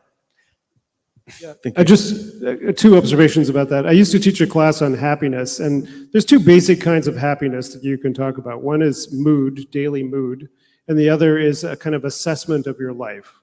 And in terms of daily mood, about half of that is determined by what we call the happiness set point. You know, you're born with a certain genetic propensity to be happy to a certain degree. Sometimes it's too low, sometimes it's too high. But if you break your back, you may be sad for a while and then come back. And if you win the lottery, you may be happy for a while and then come back. There's no reason to think that when you're 120, it's going to be any different. And in fact, the happier you are, the longer you tend to live. And so older people tend to be happier in that way. But they also are happier in the second sense, because as you get older, especially after your kids leave your house, it turns out that having kids is very stressful for a lot of people. When your kids leave your house, you start getting more and more happy in terms of your assessment of your life. And that's because you had ambitions as you're young, and then as you get older, you're like, I really don't need to do that. I'm fine, and I really don't care. I've been through 10 love affairs, so yes, I have another boyfriend, but this boyfriend is just another, and if he breaks my heart, it's just yet another experience, and I can expect, and I know what to expect from that. So you have fewer of these ups and downs, these crazy ups and downs, and then finally your point, which is that whatever kind of happiness we want in the future, we'll be able to have it because we'll be able to change our brains. And so that's both a terrifying risk, because we don't want people changing their brains to be happy just living in the gutter, but we also, it's also a wonderful assurance that we'll be able to be happy. Thank you. James, I asked you this question and you didn't answer, so I hope you're going to do it right now. You were or you are a Buddhist, and so I would like to know what's your position as a human being and also from the religious standpoint about transhumanism. And you ran a study in 2007, I guess, worldwide, about the perception of transhumanism across the countries, and I would like if you could share the results with the audience, and also if there was another one, an updated one after 2007, and if there are any differences. Well, those studies, just starting with the studies, those were studies of transhumanists, not of the perception of transhumanism, but there have been studies now of the perception of transhumanism. I showed some of the slides from Pew, if you're interested in that kind of thing. The Pew Research Center and also the World Values Study. Some other studies are looking at attitudes towards science and technology, including human enhancement technologies. And as I said, generally people have a negative response. If you say, do you think brain-computer interface would be good for society? They say no. They say, well, would it be good for paralyzed people to use it? And they say, oh yeah, of course, paralyzed people, that's fine. Well, how about somebody with a mild cognitive impairment? Oh, well, yeah, mild cognitive impairment, that's fine. It's just, I don't want everybody using it to just get on Twitter, that's not a good thing. Okay, so those are the research of the perception of transhumanism, but the studies of transhumanists that I've done, that I think the really important point that comes out there is that we are a very diverse global community. We are not represented by Peter Thiel or Elon Musk or the Silicon Valley set. They, as with everything else in the world, the people who own the media and the people who have all the wealth are the loudest voices. And so yes, they represent for many people what transhumanism is, but the average transhumanist is a very different kind of person. So we are generally on the left. We are not generally on the right. We are, except, well, Thiel is the example. Thiel's the leading fascist from Silicon Valley, libertarians for fascism. So that's... And he's also the owner of PayPal. Yes, exactly. So yeah, that's the fight. Within transhumanism, we have a political fight to show that transhumanists can care about equality and freedom and not just be techno-optimists and say, don't worry about anything because technology is going to take care of all your problems. That's not the dominant message from our community, right? Okay, in terms of Buddhism, I became a Buddhist when I was 16, and then after college, I went to Sri Lanka, worked for a Buddhist development organization. While I was in Sri Lanka, I ordained as a Buddhist monk, and then I went to Japan to try to decide whether to become a Buddhist scholar, but I suck at languages. Why I'm not speaking French today. I actually studied French in high school, but I was always high, so I didn't remember anything. But I didn't do very well at languages, so I decided not to become a Buddhist scholar, and that eventually, ironically, led into bioethics and medical ethics, because the questions in Buddhism about the human person and the nature of human psychology eventually got me interested in medical ethics. Am I still a Buddhist? I've never believed in reincarnation. So some Buddhists, it's like saying you're a Christian, but you don't believe that you have to, that Jesus was necessarily God. There are certainly Christians who don't believe Jesus was God, but most Christians believe Jesus was God, and most Christians don't think you can be a Christian if you don't believe Jesus is God. So I'm a Buddhist who doesn't believe in reincarnation, and I'm perfectly happy with whether you think I'm a Buddhist or not.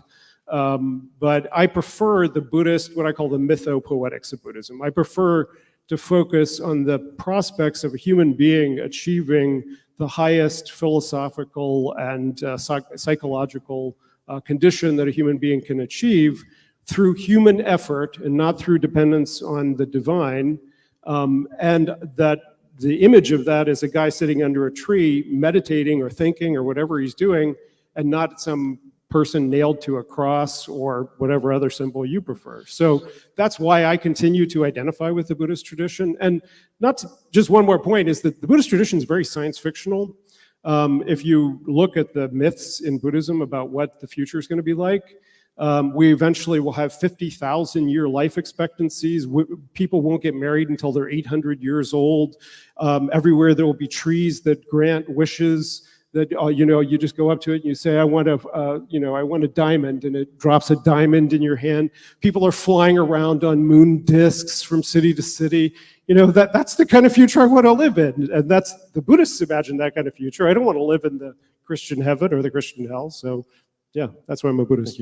You said that you don't believe in reincarnation, and living 200 years is a way to live forever in the Semaine. Exactly. That's another reason I'm a Buddhist. Is I don't believe in reincarnation, but I do want to live long enough to achieve enlightenment. It's probably going to take me about 10,000 years. So, enjoy.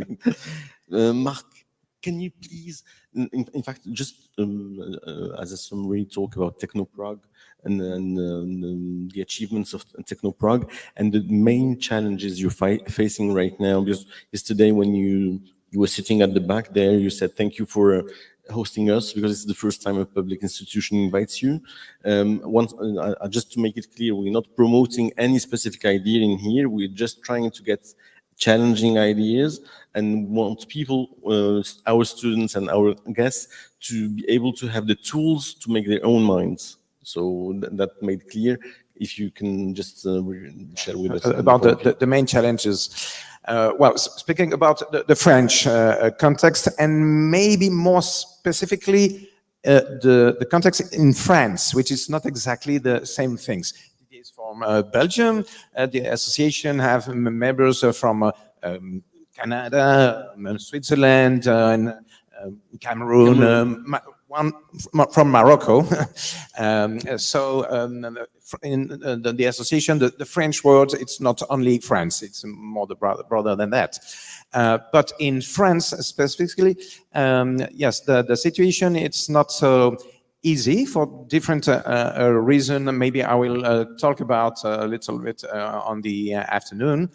In general, it seems to us that the French society is quite bioconservative, not so open to all this, even sometimes not ready to discuss. Some of them that don't want to discuss. May I say that, when you made something like an attack and calling the other on the discussion sectarist, it's not the best way. Okay, but it happens. It's not so scarce, not so rare to find that's a kind of situation. It's important for us to understand why the reason, the situation in France. It's quite difficult to summarize in a few minutes, but it is linked with the history of France, the mentality in France, the way the power is playing. For example, it's not at all easy to make a transhumanist coming out. Let's give this example. From now, something like 15 years, I know something between 20 and 30 persons who comes to me and say, well, I want to say to you that, I agree with the ideas, the way you promote transhumanism, the techno-progressive ways in France. I wanted to help you, but in the same way, I immediately have to ask you not to say nothing about the words I've just pronounced, because I will lose my job, I will have a problem in my career. And such peoples are journalists, are high members in important societies. Some can be a politician or involved in politics, etc., etc. So you can say, well, there are people of some power.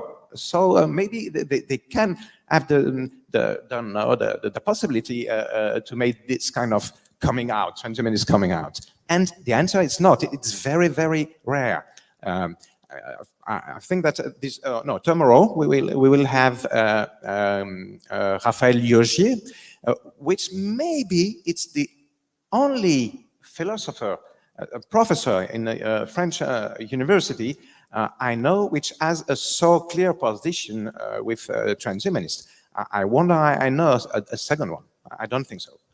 And on the contrary, I know a lot of philosophers, sociologists, etc., which express openly how against the transhumanists they are. Maybe this is the main general difficulties. But after that, the philosophers and sociologists have played an important role in the way the country received a transhumanist. And then their criticism, their analysis, and their wording, very, very important, their wording, their translation from English to French, the words they chose, had a big influence in the media. In general in the media, and through the media to the other people in France. So it's not only that French is quite bioconservative, but it is also that we have to fight back again 10 or 20 years of building an image of transhumanism, which really often serve as how do you say, bouc émissaire? You understand? Scapegoat. Thank you. So the result it is quite loud to wear the name and transhumanist there. A lot of friends, sympathizers, or tell us, but why are you calling yourself transhumanist? It will be so better, for example, just choose techno-progressive, or other words, hyper-humanist, but not transhumanist, but because now it's so branding with infamy. Yeah. It's a world debate. I think I speak from some minutes. I've said this many times to Mark, but my experience on the American left, to call yourself a socialist is to call yourself a communist in the United States, because most people don't know the difference. And so I have called myself a socialist since I was about 18. And people say, well, why do you call yourself a socialist? Because if you called yourself an economic democrat, it would be so much better. It's like, okay, I'm an economic democrat who wants strong union rights. I want to nationalize the oil industry. I believe in this policy and that policy. Guess what they're going to call me? They're going to call me a socialist, right? Ray Kurzweil doesn't call himself a transhumanist. He said, I am not a transhumanist. Everybody else in the world calls Ray Kurzweil a transhumanist. So if we want to validate this, we have two fights. The first is to say not all transhumanists are like Peter Thiel. In fact, we don't like that guy. And transhumanism is defensible as a philosophical position. Okay. Moi, je vais dire quelques mots en français puisqu'on parle d'un sujet vraiment francophone ici, pour ajouter quelques nuances. Enfin, peut-être d'abord pour moi le plus important, c'est pas là une question de on utilise le terme. Pas le terme, le plus important c'est de permettre à ceux et celles qui le souhaitent de vivre beaucoup plus longtemps en bonne santé grâce aux progrès médicaux, de s'améliorer grâce aux progrès médicaux. Et en réalité, la majorité des citoyens sont en faveur de cela. Ce qui se passe, c'est que comme le mot transhumanisme est relativement peu connu, et comme notamment les journalistes vont prendre toujours le plus spectaculaire, beaucoup de gens vont assimiler le transhumanisme aux aspects les plus extrêmes, que ce soit lié à... par exemple, pas mal de gens pensent, tous les transhumanistes souhaitent télécharger leur esprit pour pouvoir atteindre l'immortalité. Ça n'est pas l'objectif numéro 1. Voilà, je voulais quand même insister là-dessus. Et après, aussi, effectivement, mais ça, c'est pas seulement en France ou dans les pays européens, c'est aussi aux États-Unis. Hein. La plupart, aux États-Unis non plus, même les dirigeants de Google ne disent pas qu'ils sont transhumanistes. Donc, voilà. Et après, encore une fois, la question principale, c'est de savoir si on souhaite des progrès technologiques qui peuvent améliorer l'humain en dehors des moyens, enfin, en plus exactement, des moyens classiques que sont l'éducation et tous les aspects économiques. Est-ce qu'on le souhaite ou pas? Voilà. Et la réponse de la majorité des citoyens est quand même positive, en fait. Par exemple, quand on demande aux citoyens, est-ce que vous souhaitez mettre des données de santé, je reviens à ça, en commun, il y a 90% des citoyens qui répondent oui, voilà, pour des recherches scientifiques. Okay. And my last question to wrap up this session, you mentioned Star Wars. Star Wars? Yes. Sorry, Star Trek. No Star Wars. Take care with the Trekkies. Okay, so that was the answer. In fact, that was I didn't finish my question. So the opposition between the two, and don't you think that we are building, we as a class of age, we are trying to give some flesh to these ideas that we were bred with when we were kids? Yeah, I had attention deficit disorder as a kid. I didn't learn to read until I was in 3rd grade. And as soon as I learned to read, I read the entire Tom Swift Jr. series, which is about a young inventor who, he builds a spaceship and then he fights the Russians with his spaceship and things like that. And I was walking through the halls of my, elementary school with books in my face, science fiction for, my entire youth. And so, yeah, my head is full of science fiction, and I continue to be a passionate science fiction consumer. I think now, as a sophisticated critic of science fiction, it's full of many tropes. I mean, one of the tropes that you can find throughout popular culture is that anybody who wants to live a very long time, not to mention forever, is probably an evil person, right? There's very few examples of people who want to live for a long time in popular culture who are good people. People who try to be smarter, they end up like Lex Luthor, supervillains, and things like that. There are a lot of anti-transhumanist tropes, and as I mentioned in Star Trek, they explicitly ban human genetic engineering, and they ban certain technologies which might result in transhumanism.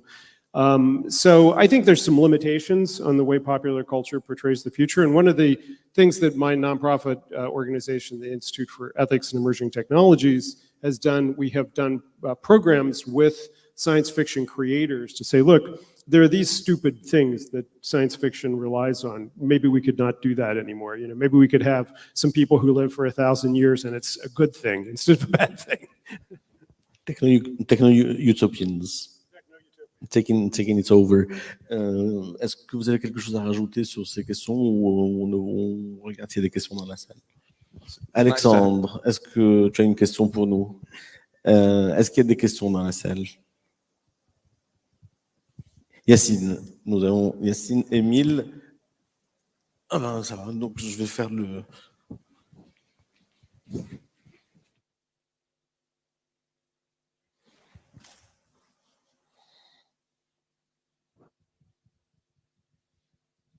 On commence. Pardon? How do you differentiate yourself from technocrats like Elon Musk? How do I feel about Elon Musk? I mean, how would you differentiate yourself from him? Oh, well, in the first place, politically, he's all over the place, has been in the past. He seems to be proving the adage that capitalists become fascist when they don't get what they want out of democracy. And he's done that in a very rapid fashion. But in terms of his technological ambitions and his expressed vision of the future, I don't have a lot of problem with it. I think I do believe that the Neuralink project's rationale of creating brain-computer interfaces that could interface with artificial intelligence and possibly keep us ahead of the consequences of artificial intelligence, I think that's a legitimate project. Whether Neuralink is the way to get there or not, we'll have to see. I definitely believe in a green transition, and I think battery systems are key to that. And I think that self-driving cars will be safer than human-driven cars. So a lot of the projects that he's involved in, and of course SpaceLink, are things that I think are legitimate projects. I don't think they have to be done by private capitalists. I don't think they have to be done by cowboys who then try to take over social media so that no one can criticize them. And I think there's a democratic challenge there. I would prefer, again, I'm maybe too European, but I would prefer, the European Space Agency to be doing this instead of Starlink. So we'll have to see. Another question. Don't you think that companies like Google, SpaceX, etc., should have a special status compared to classic private companies and public companies? I'm not sure I caught all of that. They should have institutional status as what? Different from the classic private company. Because like a utility. Of the power. Yeah. Yeah. Yes. Well, I mean, I think there's two ways to go. One is if something becomes so big, it should be treated as a quasi-public institution or perhaps nationalized.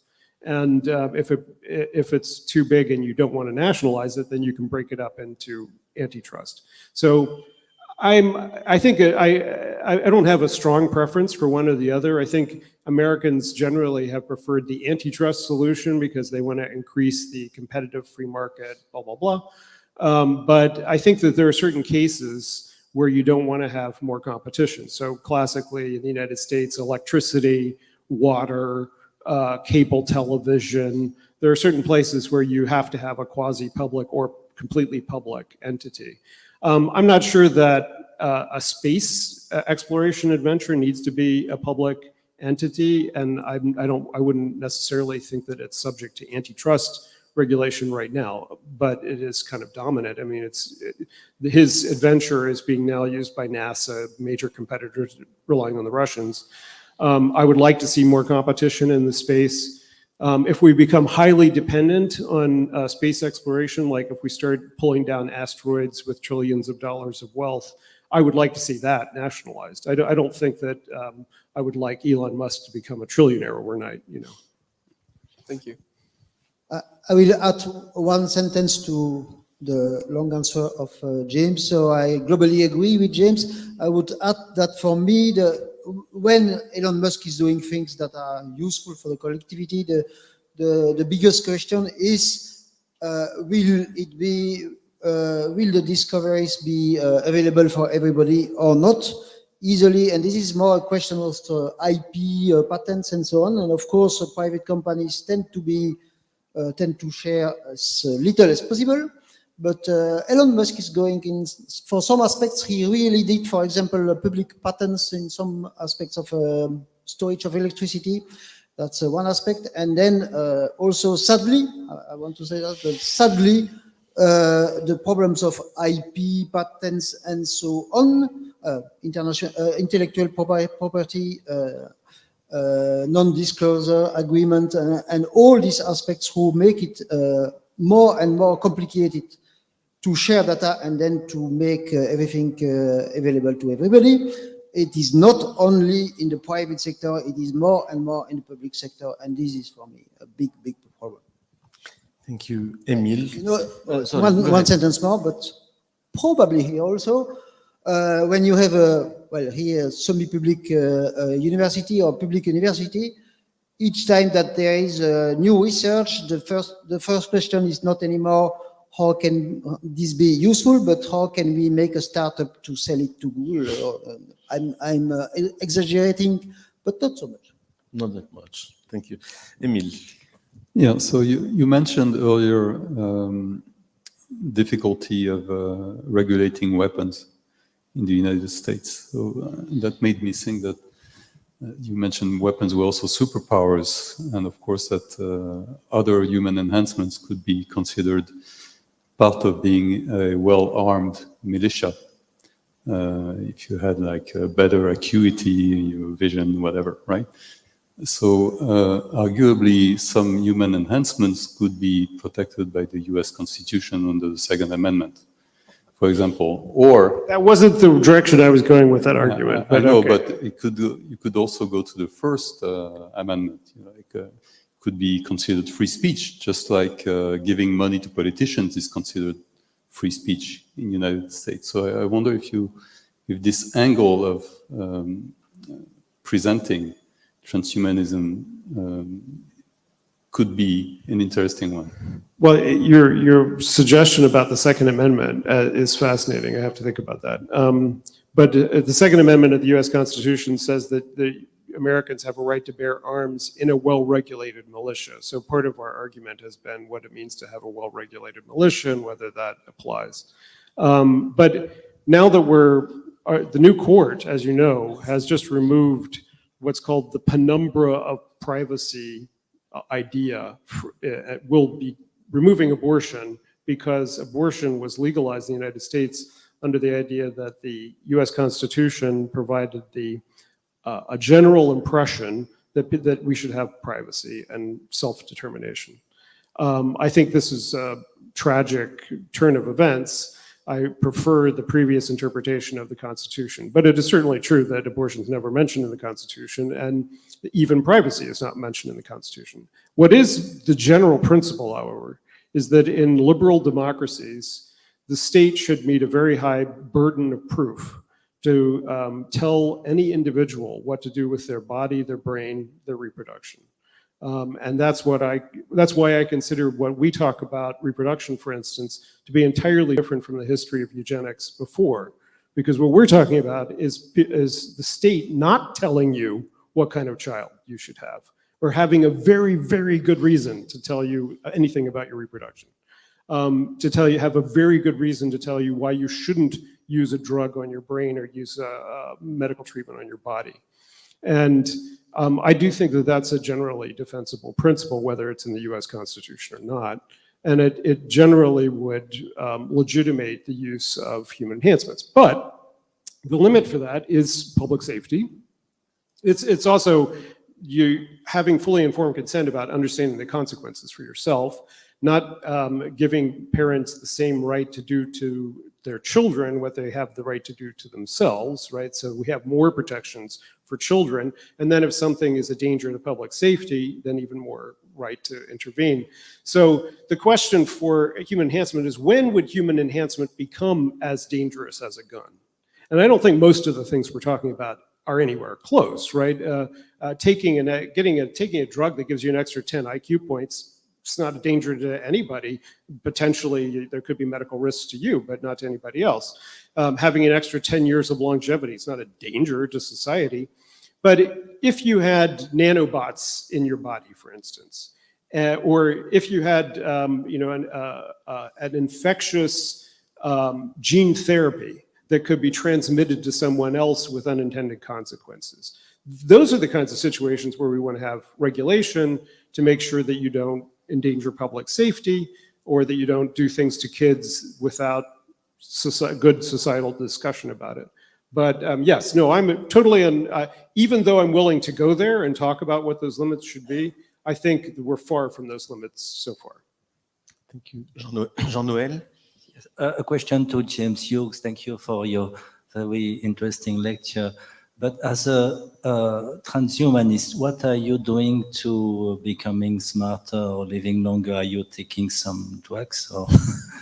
I have been taking, well, my mother, I have to say, was an early life extensionist as well. And so, we would eat almonds every day because she had read that they were good for longevity, and we took multivitamins, and, there's a long tradition of this kind of stuff in the United States. Back, the college that I went to was founded in the 1830s, and it was vegetarian, and they ate graham crackers because they were believed to be healthier than other kinds of bread and things like that. So there's a very long tradition of health subculture in the United States, and I grew up as a part of that. And I think the thing that changed was that in the 1990s, science really got going in that sphere, and the testing of these kinds of which diets actually contribute to longevity, or which vitamin regimes actually contribute. So over the years, my personal health regime has definitely changed. I no longer take a multivitamin. I take vitamin D, for instance. I take certain supplements like curcumin, green tea, things like that, things that have been demonstrated to have longevity benefits. But the principal thing that I do these days is I try to get as much exercise as possible. I try to control my diet. It's not so successful, but you know, I sleep. I try to get more sleep, and I don't do very well at that either. So yeah, I think one of the reasons I'm interested in moral enhancement is I would like to be able to not only take a pill to lose weight, but take a pill to be a better person in all the ways that I have failed at, which includes sleep and diet. Thank you. That's the final words for this gathering. Thank you so much for your presentations. In summary, there are two ideas that were shared with us today. The first one by Mark is that we should not talk about transhumanism no more, but the technoprog, which is less connotated. I don't know if you agree with this. And second one is that all that we've seen has nothing to do, in fact, with technology. It has to do with ethics. It has to do with morals. It has to do with the project of society we want to build together. And this is far beyond any technological point of view. And this is why I do agree with you when you talk about Larry Ellison or Thiel. I got frightened. Thank you so much. And now we have Mr. Lee Duncan coming from the MIT, who's going to share his presentation with us. And is it you or is it Professor Hosseini? I don't know. You were scheduled at noon or? Okay, sorry. Because you looked at me, I said that I made a mistake. And last thing, if you want the books signed by the authors, please take this opportunity. The books are at the back and the authors are here. Thank you. Thank you so much.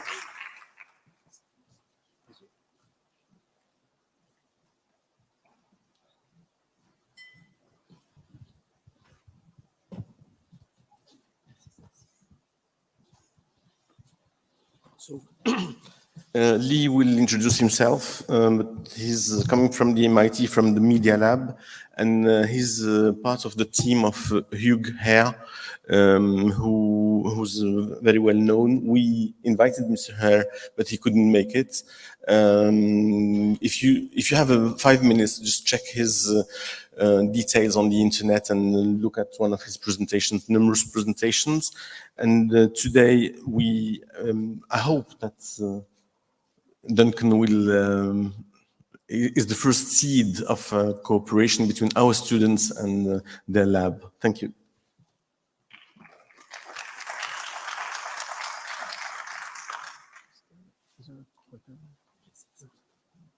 Next slide. Okay. Hi, my name is Duncan Lee. I'm a student in the biomechatronics group at the MIT Media Lab, and I'm just going to kind of give you a short presentation overviewing what we do in my group. Yeah, so I'll give an overview about the work done in my group and then talk about some of the specific projects. So those include the prosthetic interface, which is what my work is about, and then mobile clinic, which is a field instantiation of the interface, and then some powered prosthetics and embodiment and neural control. So starting off with the overview. So our lab develops all types of assistive technologies for people with amputation. So that's people who have lost a limb. And that includes everything from modeling the limb in 3D and developing computational design methods to design prosthetic sockets, and then instantiating that in the field via pilot projects. And we also work extensively on powered prosthetics, specifically foot ankle prostheses and knee prostheses, as well as methods to control the prosthesis via neural command. So an overview of a lower leg prosthetic, which is what I'll focus on. A lower leg prosthetic consists of two main systems. The first is the foot ankle device, as you can see, one fell over, and then the second is the prosthetic interface, which is what the patient's limb actually fits into, and that consists of a rigid socket and a soft liner. And the foot ankle system can be passive or active. Active means that it's actually motor driven, while passive is just a spring. So my work focuses primarily on the design of the prosthetic interface, which is the socket and the liner. And as you can see on stage and in this picture, this is an example of a prosthetic socket that we designed in my lab. So the current process of designing prosthetic sockets is very artisanal. It involves a lot of hands-on work by making plaster casts of the residuum. So we were looking to figure out a way to kind of revolutionize the way prosthetic sockets were designed.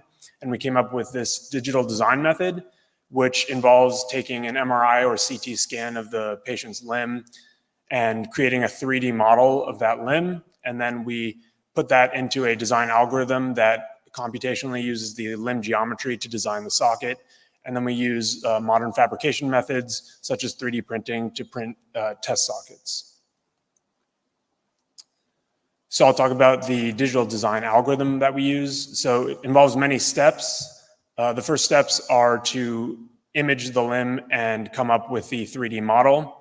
And then we define the geometry based off of the bone geometry and the skin.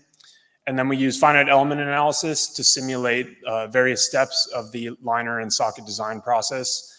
And then after we get the final output from finite element analysis, then I'll make any modifications to the geometry that could not be addressed, and then we send it out for fabrication.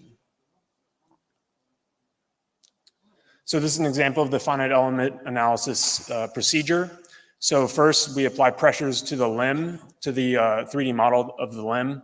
And then after those reach a threshold pressure, then I'll apply socket material or liner material pressures to the liner and allow the limb to relax to simulate the patient putting on the liner. After that, we'll do a similar process with the socket. So I'll apply pressure to the limb until it reaches a certain threshold, and then apply material properties to the socket. And the socket is rigid, so allows no deformation, which holds the limb to the prosthesis. And then we'll simulate applying body weight via standing by applying a load in the Z direction. After that, I can make specific modifications to the socket. So the socket is a mesh consisting of faces and nodes. So I can manipulate those nodes by pulling out various nodes to give the patient more room in areas that they might feel high pressure. And a common area is the distal region. So the distal means the furthest end away from the body where the arrow points. And we found that this area is a common point of concern for our sockets. So we'll give them a couple of millimeters of extra room there to help relieve pressure on that bone. I'll also smooth the socket surface differentially. So we found that the algorithm we were using to over smooth at the distal end, which actually shortened the socket by combining faces. So I implemented a different smoothing algorithm at the distal end, but kept the original smoothing algorithm in the proximal region, which is the red region you can see here. The original smoothing algorithm provided a better surface finish, which improved the comfort of the user. As I said, we use 3D printing to fabricate at least our test sockets. So our group works with a company called Extremity 3D to 3D print our sockets out of polyester, PCTG, which is a high impact resistant polyester. And a benefit of our algorithm is that I can run multiple different sockets and multiple designs at once and print them all at the same time to allow the patient to directly compare different designs. And 3D printing allows us to shorten the lead times drastically on check socket designs so the patient can test them much more quickly. So to summarize, the benefits of the digital design work that I do is that the imaging we do captures the geometry of the bones as well as the skin, whereas traditional socket design will only capture the skin. It doesn't involve any plaster irritating materials, and also we can do the design remotely, which removes the burden of travel and time in office from the patient. Our algorithm can capture a memory of the patient's preferences, so any changes I make to the socket, I'll implement into the algorithm, and those are saved for future socket design. As I said, we can print multiple sockets at once to allow direct comparison of different designs, and we also are able to do the similar thing for the liner, which is the kind of barrier between the limb and the rigid socket. And as I said, I can shorten the lead times using 3D printing to 1 to 2 weeks, whereas a normal socket will take anywhere up to 6 weeks or more to create. So I'm very excited for the implementation of this work in a mobile clinic. So the idea behind digital socket design is to remove a lot of the burden of time and travel, as well as reduce the cost of a socket for people with amputation who live in areas that may not have access to good prosthetic clinics or may not have the means to travel to them.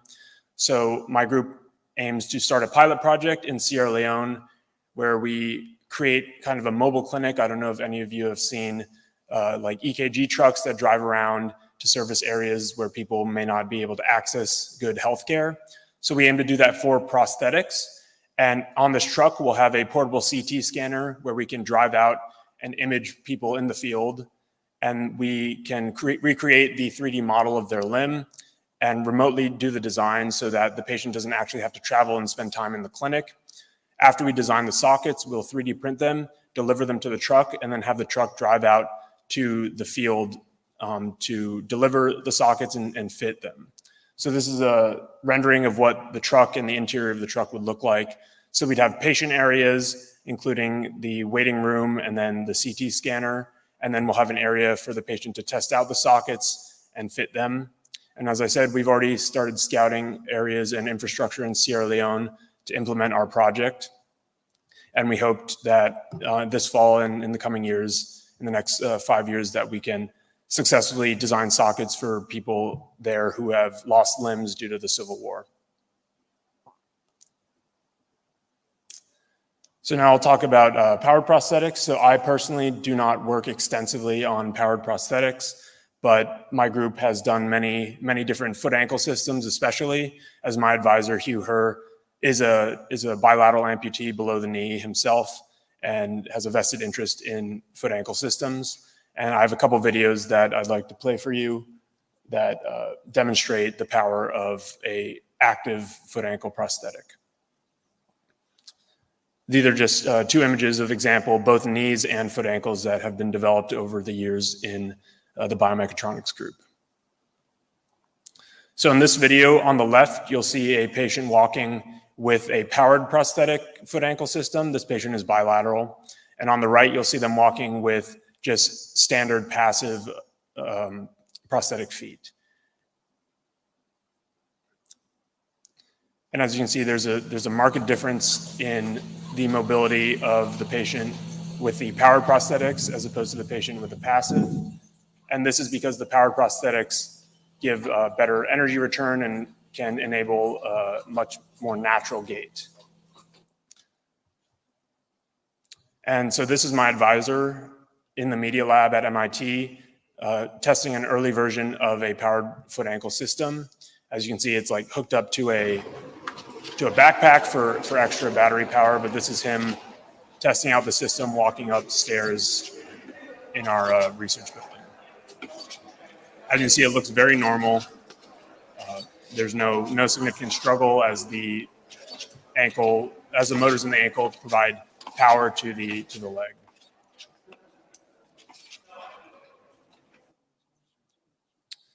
And this is a short video that demonstrates actually the foot ankle system I have here. So this foot ankle system is called the Biome, and it was developed in my lab a couple of years ago through a collaboration with a company called iWalk. And they developed the system and tested it out with many different amputees and with very, very positive results. And I believe this video will communicate that message. When we think about a prosthesis and what it can do, we really want it to mimic as closely as possible what the human body does. And I don't believe you can really do that without having a powered prosthetic. We have to be able to restore normal muscle function and range of motion through a dynamic system that can provide power. If you look at most prosthetics, if you look at a passive system, the amputee really has to sort of change their walking gait in order to properly load the foot to get anything out of it, because you really have a fixed ankle and then you're relying on the amputee to apply a certain amount of load. And in a lot of sense, they're having to change the way they walk in order to get maximum function from that foot. With a foot that's actually going to power at toe off or plantar flex for you, then the patient's going to be able to revert back to a more normal walking gait and get more energy return out of that system. So that's really the key difference between, I think, what we have with the powered ankle system versus the current passive feet you see on the market. It took me a couple of steps to get acclimated to feel the difference and actually walking, and not just from a difference of getting a little bit more boost of energy, but just that balance and that ability to be able to walk and to be able to feel like I was walking like a normal person really for the first time since I lost my leg, and to be able to walk in terrain where, you know, would be a very, very big challenge with my foot, to be able to do that like it was nothing. Leg amputees today, using conventional technologies, face three dominant issues. The first is they walk more slowly. Secondly, they're more tired at the end of the day because they use a lot more food energy. And thirdly, they're less stable. The technology iWalk has advanced restores a natural movement. It allows people to walk at their most natural speed, and that speed is completely normal compared to a person with intact biological legs. So the technology can respond in a biological manner. And that adaptation dramatically improves stability. So the technology has really deeply affected all three clinical problems that amputees face today. A key feature of the technology is its ability to push at late stance when the foot's in contact with the ground and walking or running. It pushes you forward, and that pushing reduces the impact of the leading leg as you're walking forward. Current technology, amputees are hitting really hard with each step, and that is jarring to the entire musculoskeletal system. It's not surprising that 70% of amputees have back and joint problems later in life.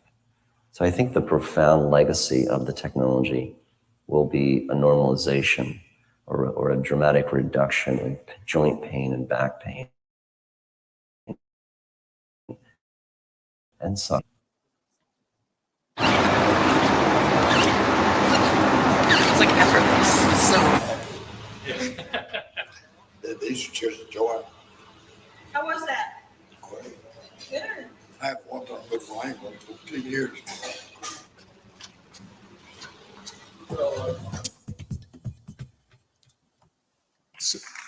Thank you.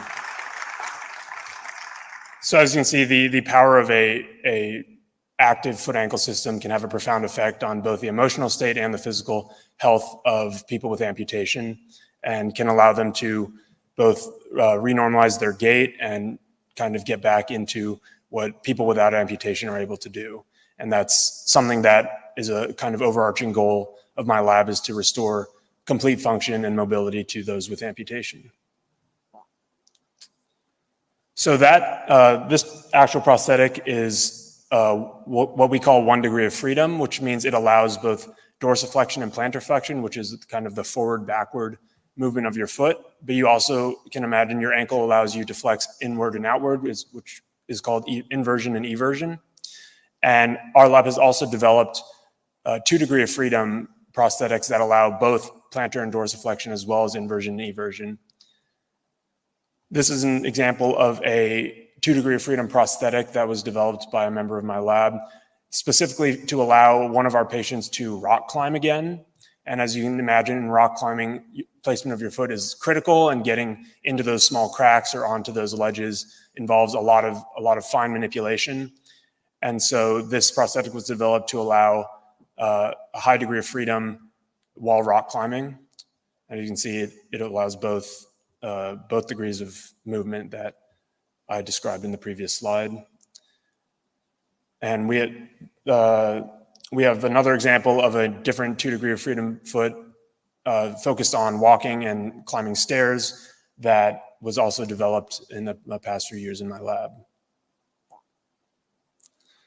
So to summarize, the benefits of the powered prosthetic is that kind of overall we aim to restore a natural gait to the patient to eliminate limping and things like that.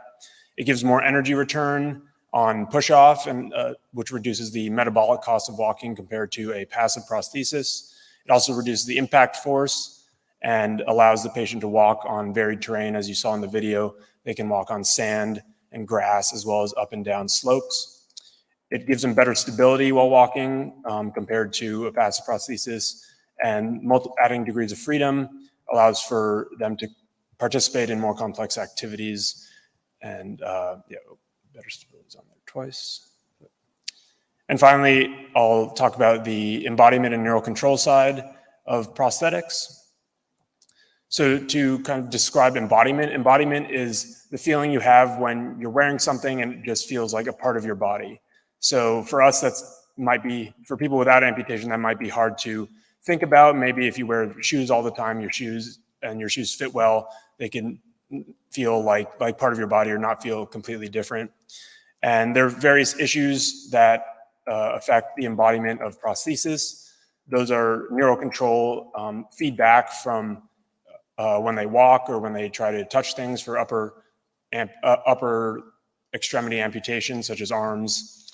And they get the overall feeling that the prosthesis is not part of them, that they're wearing this heavy robotic thing, and they don't have any feeling or feedback on the activities they do.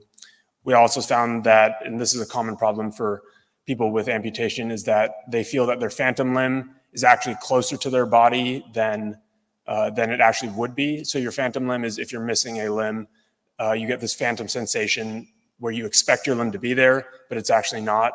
And many people living with amputation kind of have this phantom sensation where their limb is much closer to their body, and this can affect how they move and how they function in daily life. So for lower leg prosthetics or lower leg amputation, the current amputation paradigm has essentially been unchanged since the Civil War. So this involves severing the lower limb and leaving some soft tissue in the back, which is then folded around and sutured to close off the wound. And my lab has actually developed a novel amputation procedure, which involves connecting muscles in the limb during the amputation in pairs. So this is known as the agonist-antagonist myoneural interface surgery. So they connect two muscles, one is the agonist and one is the antagonist, and these muscles act in pairs. So when the agonist is stimulated, it contracts, which therefore extends the antagonist, which allows them to get what we call proprioception. And proprioception is the function of your muscles when you flex your foot, for example. One of the muscles in your leg contracts and the other lengthens, and the sensors, biological sensors in your limb send signals back to your brain telling you where your foot is. So for example, if you lift your foot up, you instinctively know that your foot has been lifted up, whereas people with amputation, even if they have an active prosthesis, if they do not know where their foot is unless they have visual sight of it. And so this surgery aims to restore that proprioception to people with lower limb amputation, at least, by stimulation via electrodes of this agonist-antagonist pair. So when the agonist contracts, the antagonist lengthens, the biological sensors in that muscle pair will actually send signals to your brain, which provides feedback on positioning of the limb. And we do this via electrodes and EMG sensors. So this video shows an example of how the surgery works and how those muscle pairs are created. So first, this is a patient plantar and dorsiflexing their limb. And so when the limb is amputated, these muscle pairs are created in the residuum. And as you can see, as one flexes, the other lengthens. And this allows them to be able to perceive in their brain where their foot is without actually needing visual sight of the limb. So as you can see, this is a 2 degree of freedom ankle, and they can rotate the ankle kind of voluntarily. So that's a feed forward to the prosthetic, but they also get information in return as feedback. So this shows a video of a patient in my lab actually demonstrating, who has the AMI surgery, and actually demonstrating the power of this this process. So you can see he's attempting to rotate both feet, but he's able to control both the inversion, eversion, and plantar and dorsiflexion of the residual limb, even though it's a completely artificial device. So we're also experimenting with this surgery in people with upper extremity amputation. So it's basically a similar idea where we connect muscle pairs, and by attaching electrodes and EMGs and stimulating them, we aim to restore upper extremity function. And this woman is above the elbow, so she's imagining herself moving her phantom limb or flexing her elbow, and we translate that signal to this arm, which is the Luke arm developed by DECA.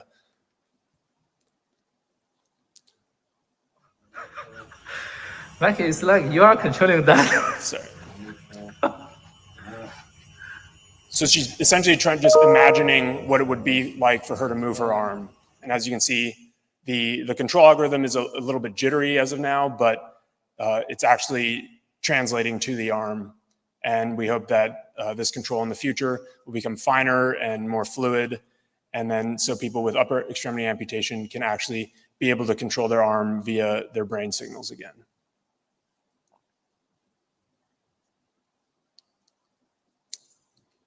And then a further project would be to control supernumerary digits such as fingers, as well as wrist control, which is a much more complicated problem than the elbow.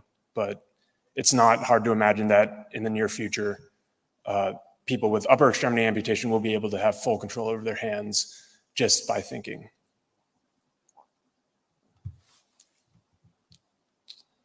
So to summarize the benefits of neural control and embodiment, neural control allows better embodiment, allows the patients to think of their prosthesis as part of them as opposed to something they wear or a device that kind of limits them in their life. It provides both feedback from the prosthesis as well as a kind of sort of sense of feeling, as well as feed forward to control the prosthesis, and will kind of make the connection between the artificial and the natural more fluid by enabling more natural movement and allowing them to not move on with their lives, but kind of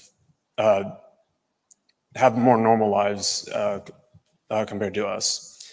And it's not hard to imagine that in the future that this control algorithm will be able to redefine the abilities of humans further beyond just restoring natural movement, but potentially enhancing the abilities of those with amputation.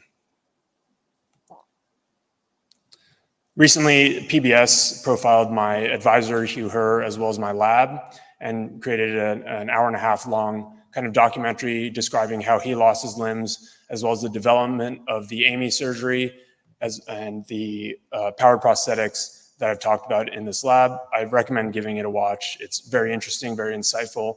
If you're interested in how prosthetics has developed over the years and how it can be developed, or how it continues to develop, and the potentials for it in the future. And with that, I can take any questions if we have time, but thank you.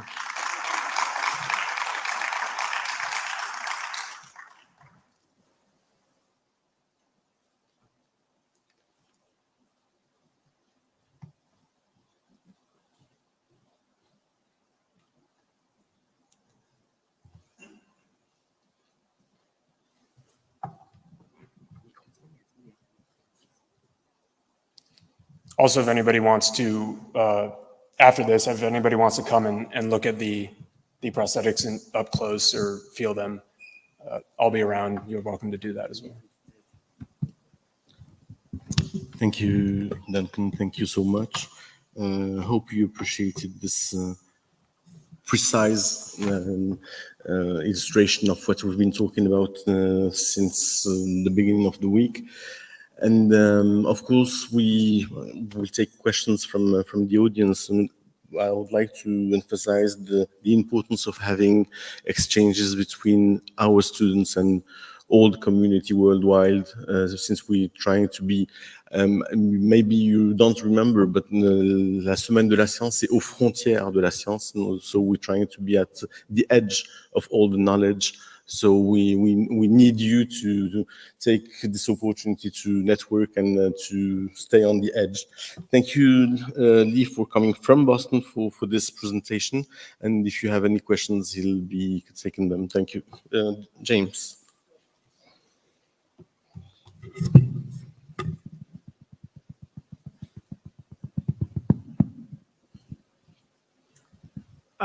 You're too young to remember the $6 Million Man, but I'm sure you know what I'm talking about. Yeah. And in the $6 Million Man, there were, he had artificial arm and artificial leg, and he was able to lift up a car, which of course is absurd because even if and eyes as well, yes, even if he was able to, even if the arm was strong enough, it would probably rip off his body before he could lift up a car. But in terms of legs, how far away do you think we are from an artificial lower limb that would provide equal or superior capacity to a biological limb? I would think we're probably less than a decade out from that, from a powered prosthetic that can completely restore natural gait and kind of make the metabolic cost of walking the equivalent or maybe even better than those without amputation. As far as, so walking and running are completely different, as running involves much higher impact. And so our prostheses are focused mostly on restoring that walking gait. As far as running, the powered running is a complicated problem, but I'm sure you've all heard of Oscar Pistorius and people with blades. And there's a big debate on whether those blades actually are better than natural limbs or equivalent. We would argue that currently they're slightly worse to maybe equivalent for some people. But I would say definitely within a decade, you'll see people with prosthetic limbs who can basically function normally in terms of walking and mobility in society.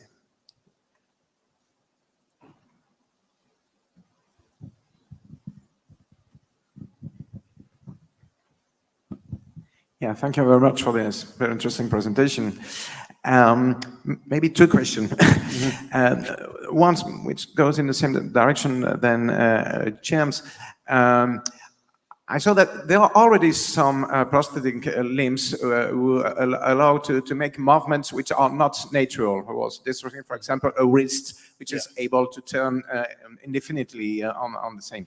The question is from your lab, from your point of view, can you accept how the acceptation to give such an abilities will come?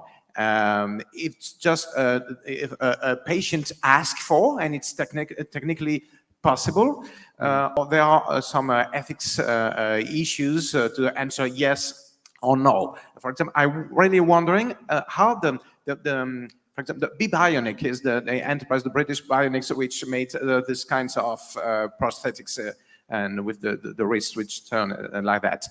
How they decide to propose this possibility, which is not natural. That's the first question. Quickly, the second one, you talk in a speech, you wrote that the prosthetic, it's not the self. But I'm wondering, because there is another argument, I think. We can read that, for example, a person which use very, very often a tool, a music instrument, start to have a mental representation of the instrument, really, really precisely, a violinist, for example, and which starts to be a part of himself. And it's absolutely external because it uses only some, well, maybe a lot of hours, but some hours each day. For a person which walk, that means we suppose that he leaves the prosthetic in the evening to sleep, but probably he's used it a very, very large number of hours in a day. Can it be possible to think or to see maybe that maybe these processes began a part of his health? Yeah. Yeah, for sure. To answer your first question, I guess first off, anything that I say represents my views, not my advisors and my groups. But there are many ethical issues involving, I guess, moving past natural movement into the realm of enhanced function. As you said, like I believe we talked yesterday about a wrist that maybe allows 360-degree movement. And I think that's entirely possible given the trajectory of prosthetics. Whether it's ethical, I'd say there's definitely a gray area and then probably a boundary on how far you can go, and whether people who develop prosthetics or doctors who perform the amputations would be willing to do that. I think the line for me would be drawn at the point where people with healthy limbs may decide to amputate, as far as that goes. But I think in terms of the actual bionics and function of prosthetics, that there's really no real bound on what you could do. It's essentially your imagination and whether you can provide that level of control to the prosthetic. And in that sense, it's kind of like a robotic arm. So people without amputation can control a robotic arm, and that has like many axes of freedom.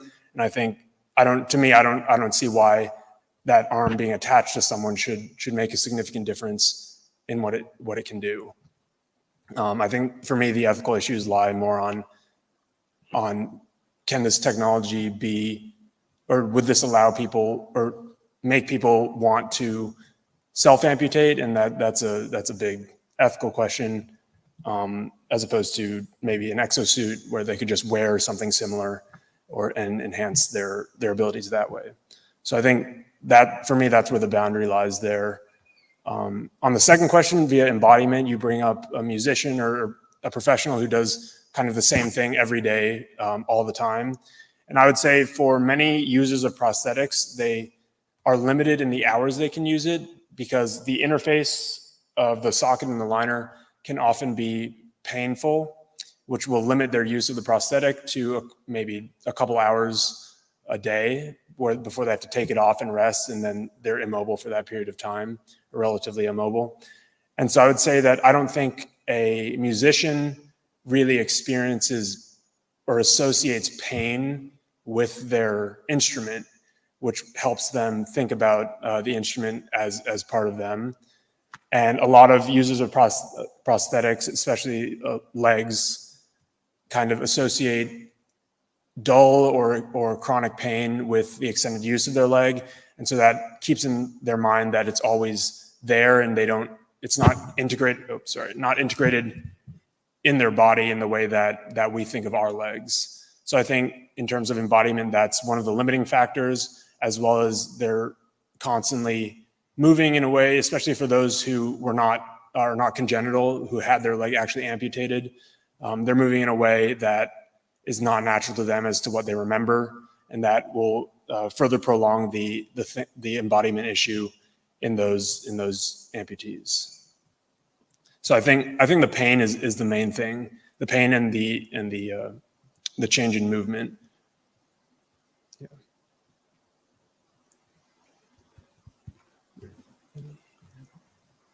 Yeah. Thank you for this insightful presentation. I have two questions. The first one is to know, because I see that you work through with the patient, like people with those issues, to just try to design the tool for them. Is it personalized, or you were able to build something that is standard? Yeah, so the foot ankle system is kind of a standard model, and then we can modulate the control to match the gait of specific patients. The socket and liner system is always custom, at least the rigid socket part. So that's always custom, whether it's made by a prosthetist via a traditional method or made by our computational method.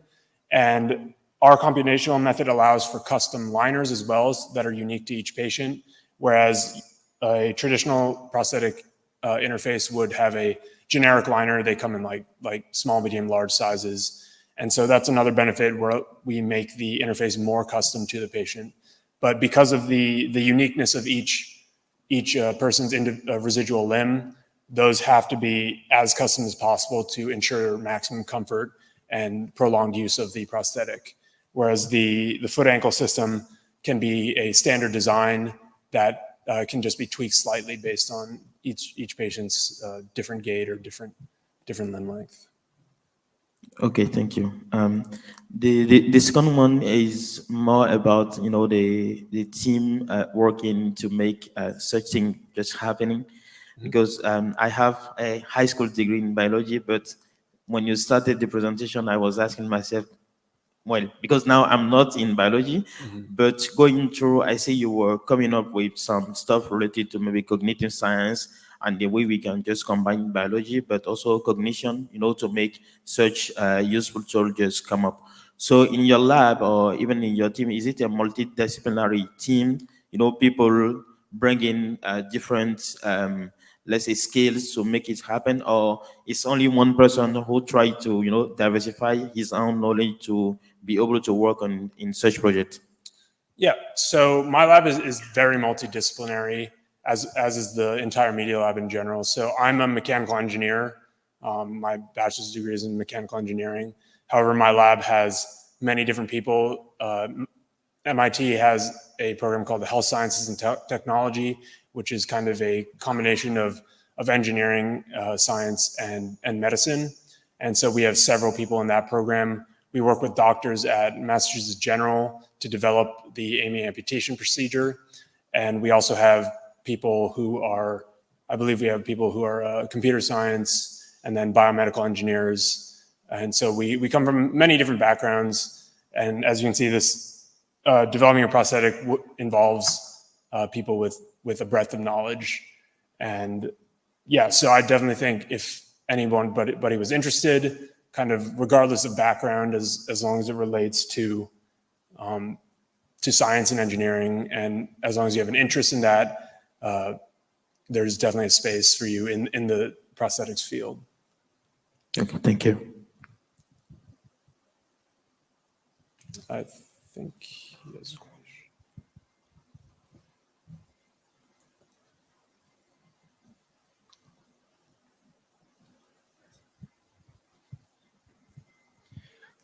Well, my question is about, can we create reflexes with prosthetics?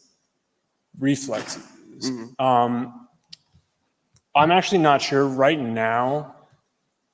So I believe an amputation procedure like the AMI, which provides some sort of feedback, can allow reflexes. I can't tell you like the time scale on that, the delay between communicating to the brain and then communicating back to the prosthetic. But on a standard prosthetic, other than like moving the entire prosthetic with your leg, there's no real way to like get what we think of reflexes in terms of like maybe like soccer or like quick movements. Yeah, because of the lack of two-way communication. Okay. So I have a second question. Does the mobile clinic need a particular legal status, as it's a mobile clinic? So we are working with the government in Sierra Leone. One of my lab's my lab's alumni is the health minister there. So we are working with the government to ensure that everything we do there is legal and approved.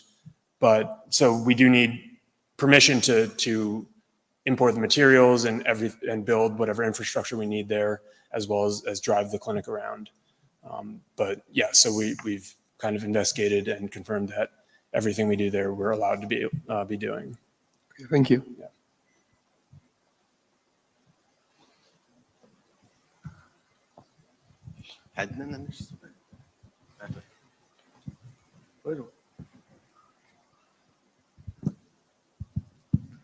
First, thank you for this brilliant presentation. I have a question in the computational aspect, especially the finite element analysis. Yeah. Could you please be more explicit on which basis functions do you use, like B-splines or Bernstein polynomials? So just more explicit about this point. I'm not sure the exact functions. We use a package that's specialized toward this process called Gibbon that was developed in collaboration with my lab. Yeah, so I'm not entirely sure the specifics of the actual finite element process. I personally kind of modulate the input variables into the process and then allow it to run and then modify the output geometry. But I can't tell you exactly what the code is because I didn't write the actual finite element analysis code. Well, thank you, Lee. It was really, thank you, Duncan. Sorry, not. No, thank you so much for having me. Thank you for your presentation.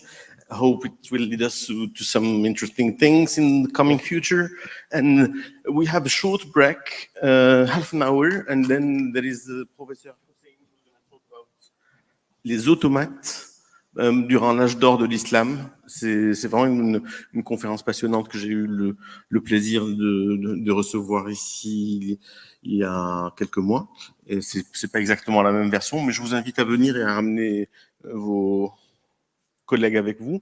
Et donc, on se retrouve à 13h15. Donc, on a 35 minutes. Merci beaucoup à tout le monde. À tout à l'heure.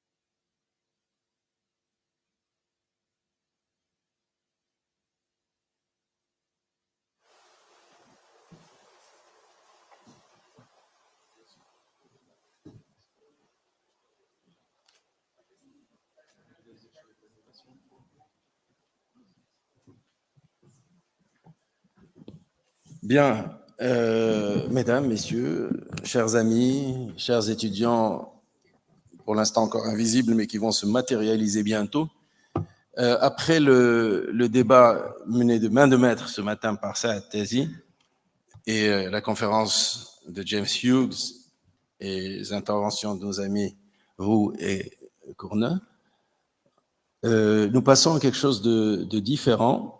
C'est une conférence du professeur Husseini sur le fameux livre, je dis fameux, il est surtout fameux dans le monde arabe, mais il n'est pas connu dans le reste du monde, malheureusement, le fameux livre de 1206, publié en 1206 ou écrit en 1206 par Al-Jazari et qui s'intitule en arabe Kitab al-Hiyal et qu'on traduit malheureusement parfois par le livre des ruses, mais en fait c'est le livre des procédés ingénieux. C'est pas al-Hiyal, c'est les procédés ingénieux. Et peu de gens le savent, mais Al-Jazari est le vrai inventeur des automates. Alors, quand on dit ça, tous les philo-hellénistes se dressent et disent « les Grecs avaient des automates ».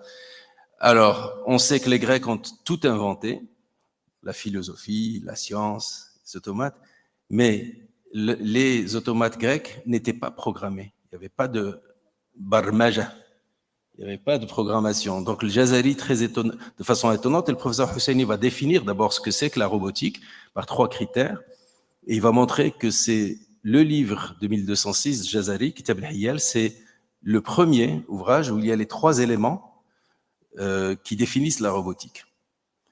Et ensuite, monsieur le professeur Husseini va s'indigner vertueusement du fait qu'on attribue à Léonard de Vinci pas mal de choses qui se trouvaient déjà dans le Kitab al-Hiyal. Alors, moi, je n'irai pas jusqu'à dire, je ne le pense pas, que Léonard de Vinci avait eu entre les mains un Kitab al-Hiyal. Je crois que le professeur Husseini pense différemment, bon, pourquoi pas. Voilà, et la conférence du professeur Husseini sera prononcée dans un arabe impeccable, très beau à entendre, qui est un peu différent du flamand ou du français, donc nos amis belges et français auraient pu avoir des difficultés, mais nous avons les moyens de financer des interprètes. Donc si vous mettez des casques, chers amis, vous pourrez entendre la conférence du professeur Husseini traduite en anglais ou en français. Voilà, je meuble un peu en attendant que ça s'étoffe, mais je pense qu'on peut y aller parce que de toute façon c'est en streaming et la conférence est enregistrée, donc elle sera sur le site de l'université, donc on peut considérer que c'est à la fois une conférence pour le public qui est ici aujourd'hui, mais c'est aussi l'enregistrement d'une conférence qui, à mon avis, cher professeur Husseini, va avoir au moins autant de vues que le dernier clip de, je sais pas, Beyoncé. Elle existe encore? Elle chante encore? D'accord. Bon, cher professeur Husseini, alors la technique, est-ce que vous pouvez lancer les belles images que le professeur a apportées, que le professeur va vous montrer? Voilà, voilà. Et Duncan Lee, do you recognize something here? On the left is your robot, and on the right side is a robot which was created in 2006 by an Arab engineer called Al-Jazari. You see? You stole his idea, didn't you?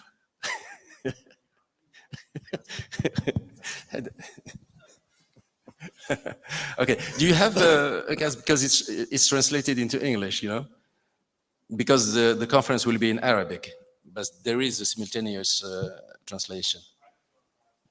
You don't have? It's coming. Somebody is bringing a cask to you. Ustad, Adwa. ديال سميتو كتعطي الضوء هادي الضوء هادي الضوء هادي الضوء هاد الضوء تحت السقف مزيان. بسم الله الرحمن الرحيم. ماذا عساني قوله أمام هذه الوجوه الطيبة سوى تقديم الشكر الجزيل لهذه الجامعة على استضافتها لهذا الموسم العلمي الذي يرتبط بأسبوع العلوم، وقد دأبت هذه الجامعة على عقد هذه المؤتمرات الدولية في هذا الفضاء العلمي كل سنة، وكل سنة نرى جديدا. فهذه السنة اعتمدت على تطور الإنسان وربط ذلك بما يسمى بالروبوتيك، وهذا ما أثار حفيظتي لكي أبحث في هذا المجال وأتكلم عن الجزري كرائد للروبوتيك. وهكذا فإذا رأيتم هنا ستجدون أن هذا هو الذي وضعه الجزري في القرن ال12 الميلادي، في حين أنه الآن في القرن ال21 هناك هذا الروبوت. إذن العلاقة الموجودة بين هذا وذاك ترتبط بما يسميه بالحضارة.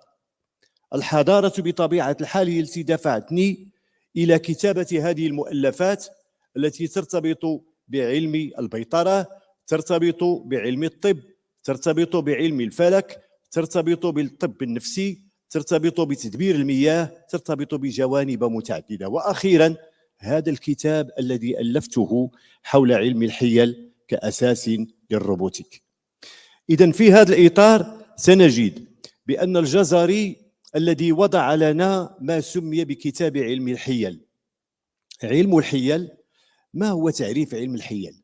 حسب الجزري ما كتبه في مخطوطه هذا يقول: علم الحيل النافعة أي الطرق التي يتحايل بها أو يتحايل بها المخترعون على الظروف الصعبة لتحقيق غرض من الأغراض وتوفير الجهد البشري من أجل تحقيق منفعة الإنسان.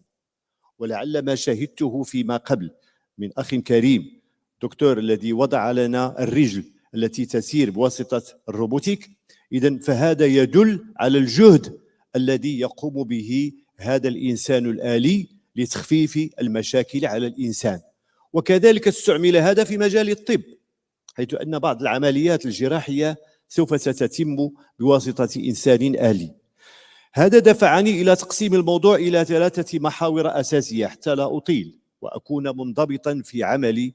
هناك أولا الجزري ضمن علماء علم الحيل، ثم ثانيا أعمال الجزري في مجالي الفلك والتوقيت، ثم أعمال الجزري في مجالات أخرى. إذا أردنا أن نموضع الجزري ضمن علماء علم الحيل سأقف هنا على هذا الخط الزمني الذي يبين لنا كما تلاحظون هنا بأن هناك بنو شاكر في مرحلة القرن التاسع الميلادي، ثم هناك المرادي المراكشي، ثم بعده عبد الرحمن الخازيني، ثم بعد ذلك سنجد الجزري بين هؤلاء، أي في فترة 1206 ميلادية.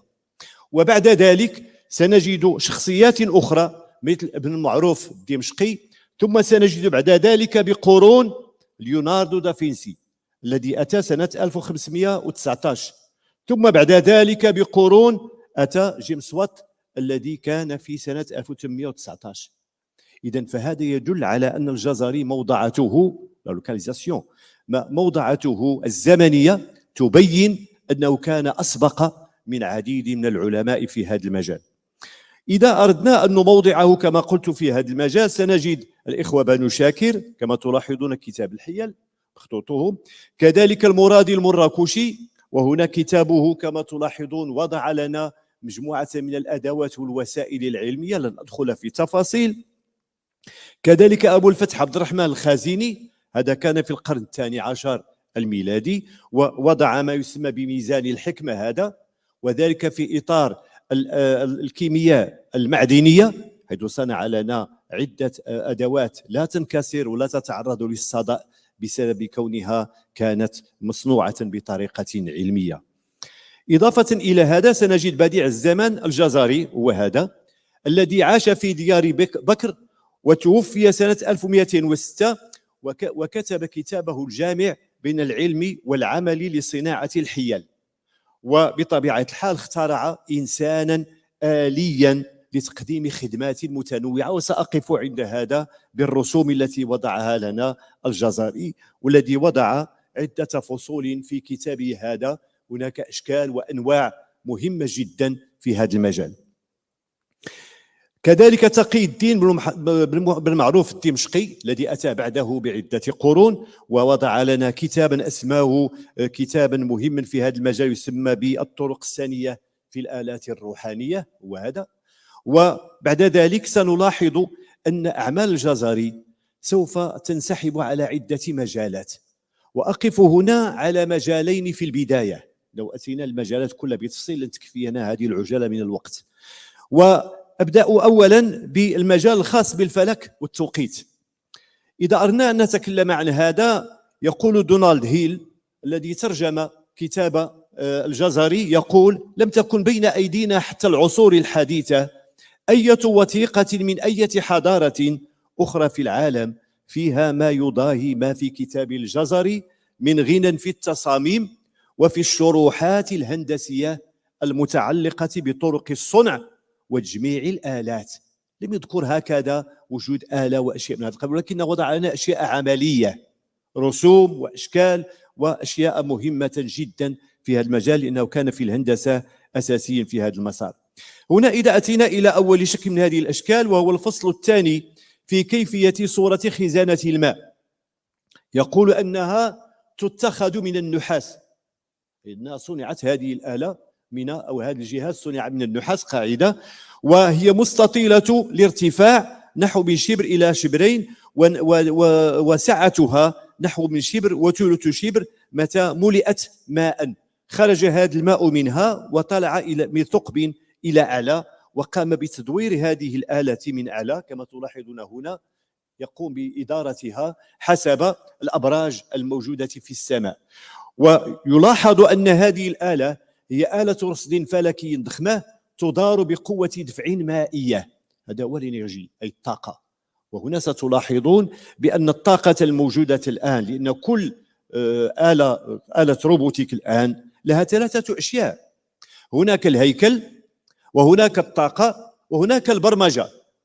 بالنسبة للجزري وضع لنا هذا الهيكل كما تلاحظون، ووضع الطاقة هي الماء، والبرمجة حسب كمية الماء، مقدار الماء. إذا كان مثلا 4 لترات له مدة زمنية معينة، إذا كان أقل فهو أقل. وهنا سنلاحظ هذا العمل الذي قام به الجزري رحمه الله.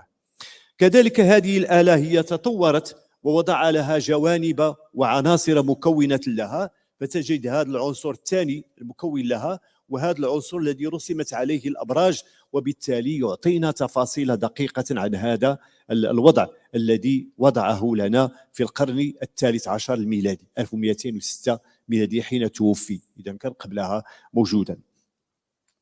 إذا هناك مسألة أخرى في مجالي التوقيت وكذلك الفلك، حين يتكلمون علي الجزنائي الذي هو مؤرخ يتكلم عن مدينة فاس، فيقول بالنسبة لهذه الساعة الموجودة في قاعة الموقت بمدينة فاس، يقول عنها الجزنائي: المنجانة التي صنعت بهذه الغرفة بمعرفة الأوقات، فإن الشيخ المعدل أبا عبد الله محمد عبد الله السنهاجي هو الذي أحدثها. وبطبيعة الحال لم يحدثها هكذا عبثا، إنما أحدثها انطلاقا مما وضعه لنا الجزري حول هذه الساعة التي تتميز بوجود 12 خانة، 12 1 2 3 4 5 6 و6 في 2 12. وضع هنا 12 ثقبا وربطها بأسطرلاب. لماذا؟ لأن التوقيت في فصل الصيف ليس هو التوقيت في فصل الشتاء، ليس التوقيت في فصل الخريف، ليس التوقيت في فصل الربيع. وكانت هذه الساعة تسير وفق هذه المراحل التي وضعت. وأحيلكم على مخطوط آخر للقزويني الذي وضع القطب الشمالي بشكل مائل والقطب الجنوبي بشكل مائل. فإذا كانت الأرض في موقع فإن سيكون هناك الليل القطبي في جهة والنهار القطبي في جهة، وكذلك طول الليل والنهار يختلف من شمال الأرض إلى جنوبها، وهذا شيء يؤثر على عملية التوقيت. إضافة إلى هذا أن الجزري وضع تفاصيل أدق فيما يخص هذا العمل، والذي يعطينا تفاصيل دقيقة عنه بطبيعة الحال لصناعة هذه الساعة التي تبرمج حسب الأوقات التي نريد الوصول إليها، حسب طول الليل أو طول النهار، أو حسب أوقات الصلاة مثلا الظهر أو العصر أو المغرب أو العشاء أو غيرها. بل أكثر من هذا نجد التوقيت وظفه الجزري في هذه الآلة التي تسمى آلة الفيل. وهذه الآلة كما ستلاحظون هنا أنه في داخلها يوضع الماء ويتحرك بطريقة ذكية فيؤدي إلى تحرك هذه الآلة بأكملها وإلى حدوث توقيت حسب الساعة والدقيقة والثانية. وهنا سنجد فيلما صغيرا حول هذا ستلاحظونه في هذا الإطار. أرجو من التقني أن يضع لنا الفيلم. هذا الفيلم القصير سيدور حول هذه الساعة التي هي ساعة الفيل، والتي وضعت وصنعت في جامعة أكسفورد، وبعثها لي الأخ الحسني الذي هو دكتور في هذا المجال. لاحظوا. This eclectic work comprised of a large wooden carving of an Indian elephant supporting a tower holding two pivoting Chinese serpents, with an Egyptian phoenix on top. It also incorporated Phoenician water technology, 3 Arabian figures, and Persian carpets. A black and silver disc at the top of the clock showed the number of hours since sunrise, while the number of minutes into the hour was shown by a scribe's pen. Inside the belly of the carved elephant was a mechanism consisting of a perforated bowl inside a tank that governed the timings and workings of the clock. A small hole in the floating bowl regulated the speed at which it sank. As it sank, every half an hour, it tugged at a system of pulleys to initiate the next half-hour cycle of the clock. When the bowl submerged completely, it quickly tilted, sank, and triggered the next sequence of events. At the top of the clock, a channel of balls tilted so that a stopper was lifted to allow one ball to fall from the falcon's beak into the mouth of a serpent, which pivoted downwards. The ball was then tipped into a vase that triggered the mahout's mallet, hitting a symbol which signified that half an hour had passed. As the ball collected in a trough, the float began to submerge again, and the whole process started all over, with subtle adjustments for the second half of the hour. The majestic elephant water clock was a bold statement of status, achievement, and technology, in which Al-Jazari incorporated some of the first examples of robotics into a complex machine. هذا كما قلت فقط مثال من أمثلة الأعمال التي قام بها الجزري في هذا المجال العلمي. وكما رأيتم في المخطوط أنه وضع لنا رسما لهذا، بل وضع تفاصيل كثيرة عن هذا الموضوع أو عن هذا الجانب. لاحظوا معي كيف أنه في هذا المخطوط أنه وضع لنا تفاصيل وجزئيات لهذا العمل. كذلك ستجد أنه وضع تفاصيل أخرى أدق حول هذا الموضوع، وهناك كتابات كثيرة في هذا المجال لا تكفينا هذه العجال من الوقت الحديث عنها بكل تفاصيلها. هناك أعمال الجزري في مجالات أخرى، إن كانت في مجال التوقيت وفي مجال الساعات، هناك مجالات أخرى. نأخذ مجالا مهما وهو مجال الخدمات، حيث أن هناك إنسانا آليا، وهذا إنسان آلي له يد بها إناء به ماء، وإناء به فوطة أو منشفة للمسح. وحينما يغرد هذا الطفل أو هذا الطائر حيث يحدد وقت الصلاة، يقوم هذا الشخص بالاقتراب من الشخص الذي يريد الوضوء فيعطيه الماء فيتوضأ، ثم يرجع يده، ثم بعد ذلك يعطيه هذه المنشفة ليمسح يده ووجهه ويرجع بعد ذلك إلى مكانه. هذه العملية وضع لنا الجزري أشياء عنها حين يقول الشكل الثالث من النوع الثالث، وهو غلام يصب على يدي الملك ماء ليتوضأ، وينقسم إلى فصلين. هناك الفصل الأول في صفة ظاهر الصورة، وهو غلام متخذ من نحاس من مؤلف من ملف كالقميص، ثم يتكلم فيعطينا تفاصيل حول هذا دون أن ندخل في تفاصيل ذلك. إذا لاحظوا معي كيف أن الجزري وضع لنا هذا الإنسان الآلي والذي يتحرك للوضوء.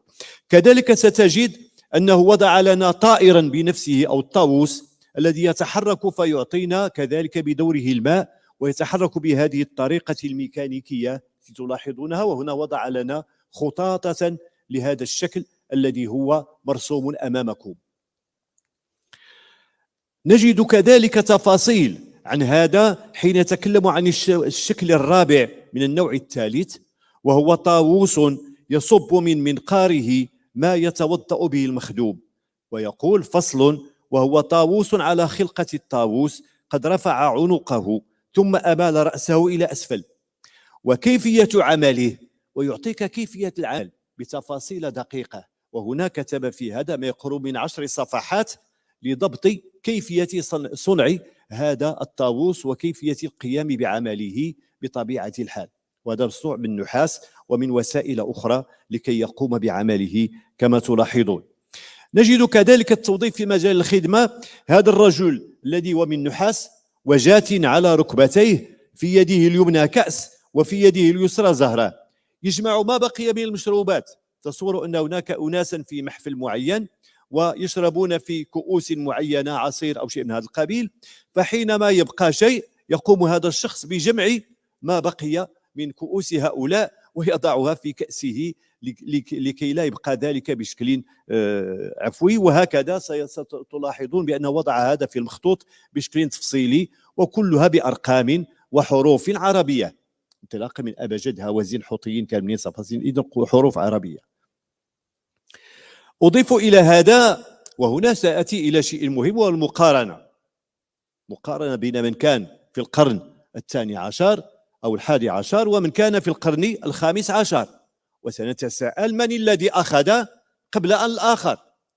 سنلاحظ هنا أن عمل الجزري في مخطوطه هذا وضع لنا دوران أفقي يؤدي إلى دوران عمودي، ويصعد الماء من أسفل إلى أعلى، وأحيانا 100 متر يصعد الماء من أسفل إلى أعلى. هو نفس العمل الذي وضعه لنا ليوناردو دافنشي عندما رسم هذه الرسومات، وانبهر العالم وقالوا بأن ليوناردو دافنشي هو أول من وضع هذا. هذا نوع من الخطأ العلمي في المجال العلمي، وأقول هذا بأنه علينا أن نرجع الأمور إلى أهلها وإلى نصابها، أو على الأقل كان على ليوناردو أن يقول بأنه أخذ من الجزري، وأن لا يكون لصا في المجال العلمي. إنه لا بد من الريفيرونسيال، لا بد من المرجع. إنكم حينما تقومون بأبحاث علمية لا بد أن نكتب المرجع والمصدر الذي أخذنا منه هذه الأشياء. فكيف يعقل أن يوصف البعض بأنه عالم ويسرق؟ هذا شيء خطير في المجال العلمي. إضافة إلى هذا أن هناك أشياء دقيقة جدا في هذا المجال، حيث أن الجزري لم يقف فقط عند تلك الرسم أو ذلك الرسم الذي رأيتموه فيما قبل، وإنما وضع لنا تفاصيل دقيقة في هذا المجال لن يكفينا الوقت للحديث عنها بشكل تفصيلي. هذه بمثابة تحركات أفقية تؤدي إلى العمودي، والعمودي تؤدي إلى الأفقي، وقد أخذ عنه كذلك جيمس وات في مرحلة لاحقة. الآلة البخارية كلها مبنية على دوائر مسننة، والبخار يدفع الدوائر المسننة فيتحرك القطار، هذا شيء معروف. لذلك ستلاحظون كذلك أنه وضع لنا تفاصيل هنا، لن أدخل في تفاصيلها، هذا شكل آخر من الأشكال المستعملة في هذا المجال. وهنا تفاصيل عن كيفية صناعة هذه الآلات التي تتحرك وتؤدي بنا إلى إخراج أو إصعاد الماء من جهة إلى أعلى. بل نجد مسألة أخرى، وهي النافورات المائية. النافورات المائية تتحرك بالشكل على شكل ميزان يصعد وينزل، وهو نفس العمل الذي أخذه جيمس وات وطبقه في هذه الآلة التي استعملها. نفس الشيء، بالونسوار يصعد وينزل، يصعد وينزل ويؤدي إلى دوران. هو نفس الشيء الذي قام به الجزري، هناك دوران لإصعاد الماء للنافورة، يخرج الماء من أعلى، فأخذها جيمس وات. ولكن المؤسف هو أن جيمس وات لم يشير لا من قريب ولا من بعيد إلى أعمال الجزري، وهذا هو الخطير. إنما تجد اللصوصية لدى بعض ما يسمون علماء، هذا هو الخطير. أنا درست في الكلية في 1968 حين دخلت إلى الجامعة.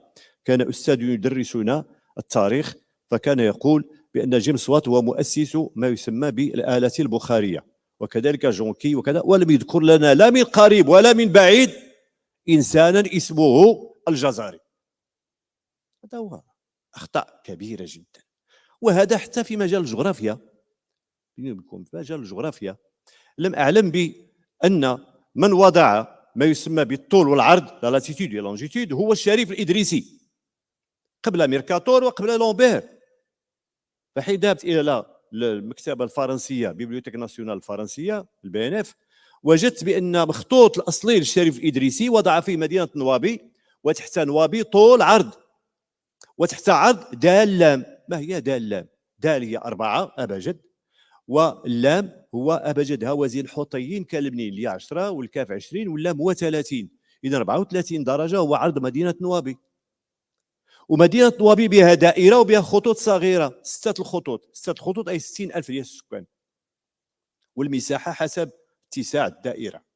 أول ما وضع الكارتوغرافي ونجي نقول قرانا أستاذ الله يسمح له رحمه الله كان كيقرينا في الكلية في 68 قال لك سيدي جيبوا الكتاب ديال بابي إيغورو راه كيتكلم على هذا ميركاتور ولومبير راه هما اللي وضعوا هذه المسائل، وما كاينش لا شريف ما ذكرش كاع الشريف، لم يذكر الشريف الإدريسي لا من قريب ولا من بعيد. وهذا خطأ علمي كبير، خطأ علمي أقولها. أضيف مسألة أخرى في هذا المجال وهي المجال الموسيقي.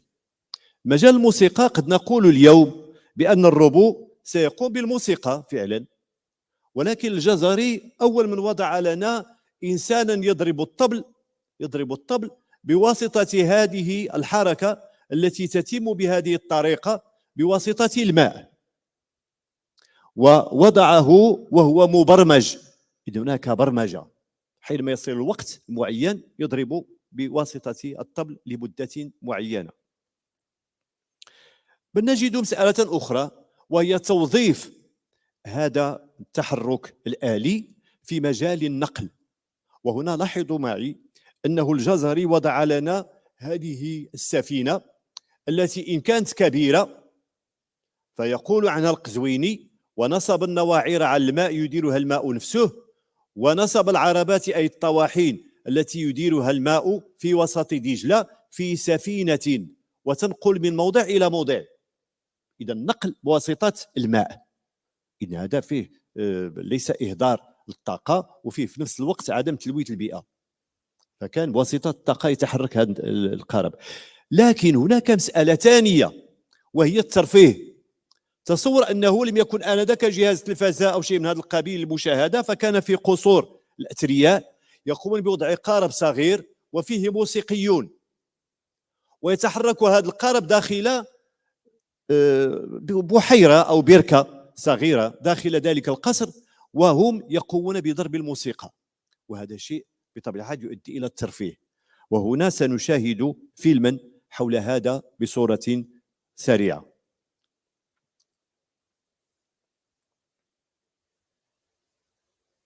لكي تشاهدوا داخل هذه السفينة ماذا يجري. وداخل هذه السفينة هناك شيئان: أولا تحرك السفينة، وثانيا مثل ما وجد في السيارة التي تتحرك الآن بطريقة علمية هو نفس الشيء الذي يتحرك بها السفينة. لاحظوا معي هناك موسيقيون في الأعلى، هذا للترفيه، ولكن إذا كان ركاب فهي للنقل.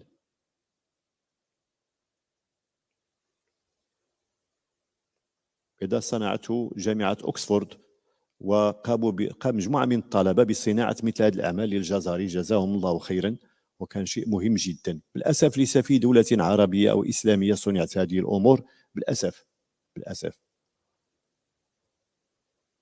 انطلاقا هذا من كتاب الجزري. لاحظوا داخل السفينة هو ما يهمنا. هناك إناء بالماء، هنا هذا الإناء فيه برمجة، مثلا إذا كان فيه 10 لترات أو 20 لتر أو شيء من هذا القبيل حسب العدد. والطاقة هي الماء. لاحظوا الماء كيف ينزل بقوة، يخرج بقوة من هنا فيدير هذه فتتحرك السفينة. وفي نفس الوقت لاحظوا معي كيف يصعد هذه الأشياء مثل ما هي في داخل السيارات في الوقت الحاضر، نفس الشيء يحركها. وقد أخذ بعض الباحثين في المجالات العلمية لتطوير هذه الأمور، ولكن لا يشيرون لا من قريب ولا من بعيد إلى اسم الجزري. هذا المصطلح جيم والراء والزاي والياء لا يذكر بصفة نهائية. هنا ننتقل بعد ذلك إلى توظيف هذا في المجال الطبي، وهذا ما سنلاحظه من خلال عمليات لاسينيي، أي ما يسمى بإزالة الدم الزائد، لأنه كان معروفا في فترة سابقة أنه يتم، أو الحجامة يتم إزالة الدم إلى أن يؤدي إلى سقوط المريض أو وفاته. وهذا ما دفع الجزري إلى صناعة أو اختراع مجموعة من الوسائل، وهي 4 أو 5 وسائل معينة في هذا المجال. وهذا يسمى طشتا، كما يقول هنا طشتا صنعته للفصاد. وهنا الشكل الثالث من كذا، ثم وضع لنا هذه الأشكال التي تدور وتتحرك فيؤدي إلى نزول الدم بشكل متوازي، وبالتالي في حين يتوقف هذا الماء الموجود في هذا المكان يتوقف خروج الدم. إذن هذا يؤدي حتما إلى عدم سقوط المريض، وبالتالي خروج الدم بطريقة مضبوطة ومبرمجة، وهذا شيء له أهميته. هذا نوع أول. هناك نوع ثاني وهذا أمامكم الآن، حيث يخرج الدم هنا من هذا المكان، من الأعلى، من هذا المكان في الأعلى، من الأعلى مثلا، هذا ليس من الأسفل ولكن هذا من أعلى، من هذا المكان يخرج الدم. إذن هناك حسب الإمكانيات الموضوعة في هذا المجال. كذلك ستلاحظون أنه يتكلم هنا في الفصل السابع من النوع الثالث وهو طش الحاسب، يقول أنه الفصل الأول في صفة ظاهره الطش أنه يتكلم عنه، ويذكر لنا كذلك تفاصيل عن كيفية تعاملنا به في هذه المرحلة، كيفية استعماله، إذن كيفية الصناعة وكيفية الاستعمال. ثم يعطينا تفاصيل أخرى عن الفصل الثاني في كيفية عمل البرج.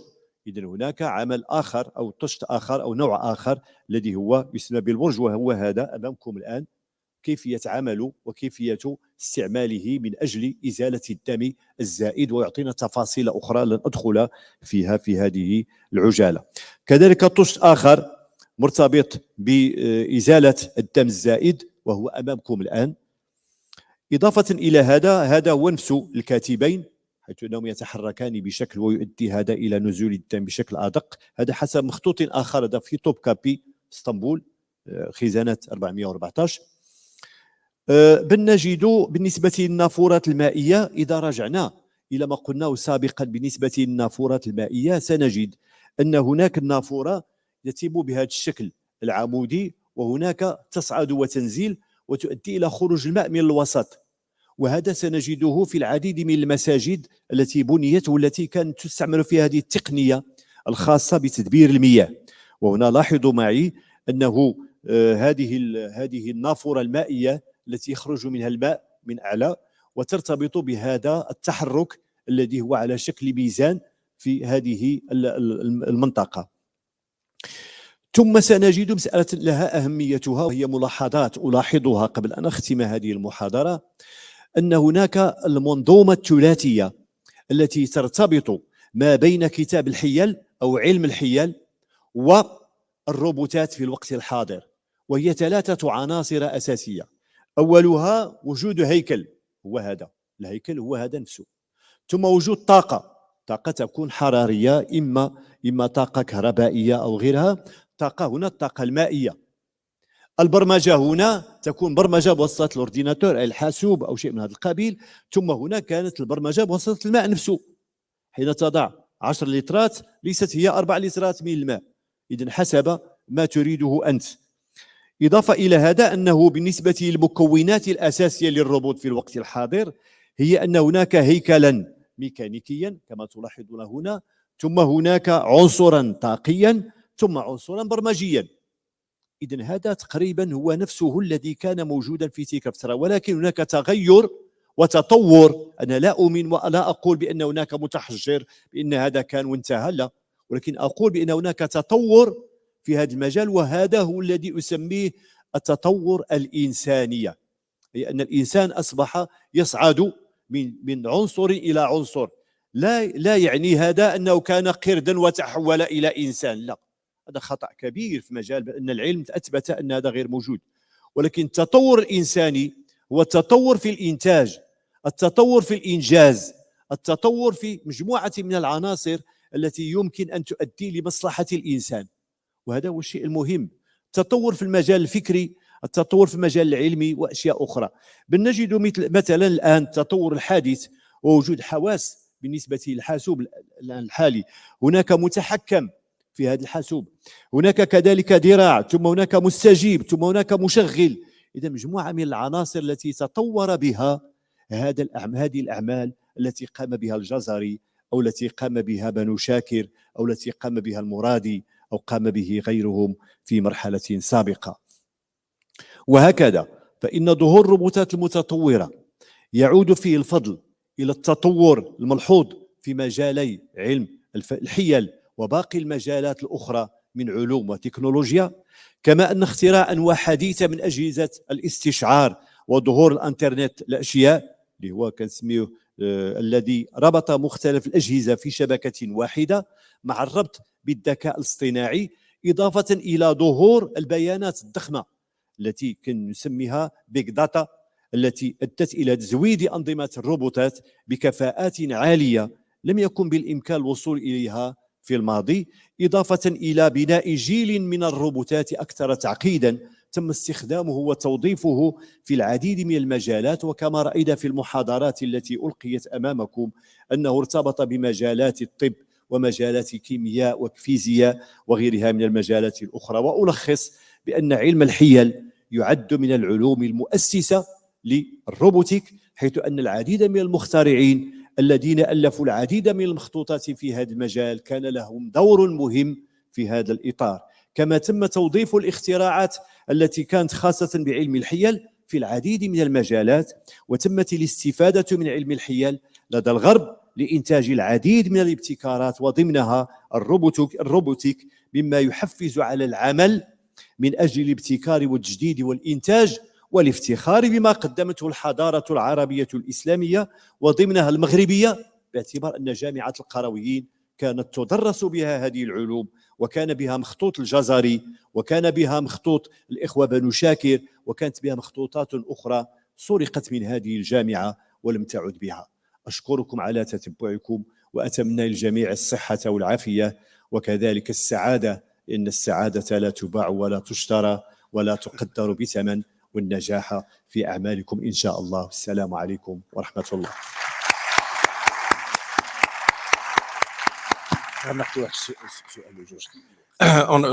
On va dépasser un peu, mais c'est pas trop grave parce que dans l'autre atelier, il y a 2 personnes qui, pour des raisons personnelles, ne peuvent pas participer. Donc, on peut prendre un peu de temps sur l'atelier, sur le prochain atelier. Alors, après cette édifiante réhabilitation de Jazari, j'espère que vous n'oublierez plus jamais le nom de Jazari, cette réhabilitation par le professeur Husseini.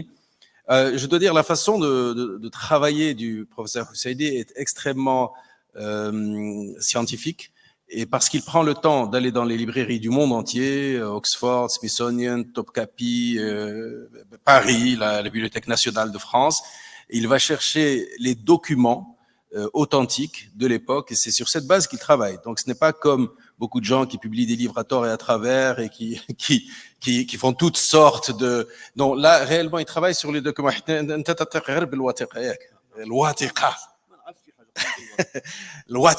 le document authentique. أساسية في قضية الصحراء كنستعمل الوثائق. بروتيكتورادو إسبانيول المارويكوس. ما كنتكلمش على شي حاجة أخرى. عندي تمبر بوست. ما عنديش قضية عبث. Alors, donc après cette réhabilitation de Jazari, on peut prendre 1 ou 2 questions avant de passer au prochain atelier. Est-ce que quelqu'un se promène avec un micro? La première question sera posée par notre ami. Eh bien, ce sont 2 professeurs, 2 femmes. Donc, le professeur Serrouchni puis le professeur Myriam Septi. كلي نهضر بالعربيه نحاول باش ما كنهضر بالدارجه بالدارجه واخا Et je vais traduire après en français. عرض شيق فريمون بغيت نعرف هاد لي فيديو اللي شفنا ان فيت مصوبين بلي سيمولاسيون واش ممكن واش كتظن ان ممكن هادوك لي روبو اللي دابا مذكورين في الكتوبه يمكن الواحد يصوبهم دو فاسون يعني نعاودو نحيوهم بطريقه واضح السؤال؟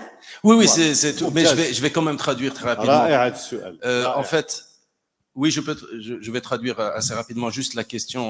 En fait, est-ce que tout ce qu'on a vu comme ça, c'est fait à partir de simulations, en fait, c'est la question. Mais est-ce qu'on peut vraiment les reconstruire comme notre ami Duncan Lee qui vient de MIT avec un objet et qui le pose? Est-ce qu'on peut vraiment les fabriquer?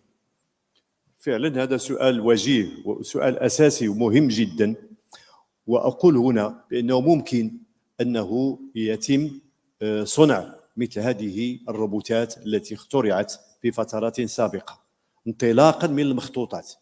وأنا مستعد أن أكون مع ورشة تقوم بإنتاج هذا النوع من الروبوتات في المغرب، ليس في أكسفورد أو في جامعات أجنبية، هنا في المغرب. استعد لذلك لو استدعيت لهذا، فأنا رهن الإشارة بالمخطوطات وبالدقة، وأعطي حتى بالسنتيمترات وبالمليمترات كيف يمكن أن نصنع هذا الروبو الذي يتحرك، ويمكن أن يكون هذا شيء بسيط بالنسبة لي نشوفه قدامي الآن. Merci. شكرا. Oui, on dit un taqib, c'est-à-dire une suite de la question. Bon, je vais passer au français, ça va aller plus vite. Hier, on a eu une discussion à propos d'un musée qui est à l'Académie militaire de Pancreas, et vous m'aviez dit que vous étiez à l'origine de ce musée. Malheureusement, on ne peut pas le visiter comme ça. C'est un musée qui est exceptionnel sur la profondeur du Maroc.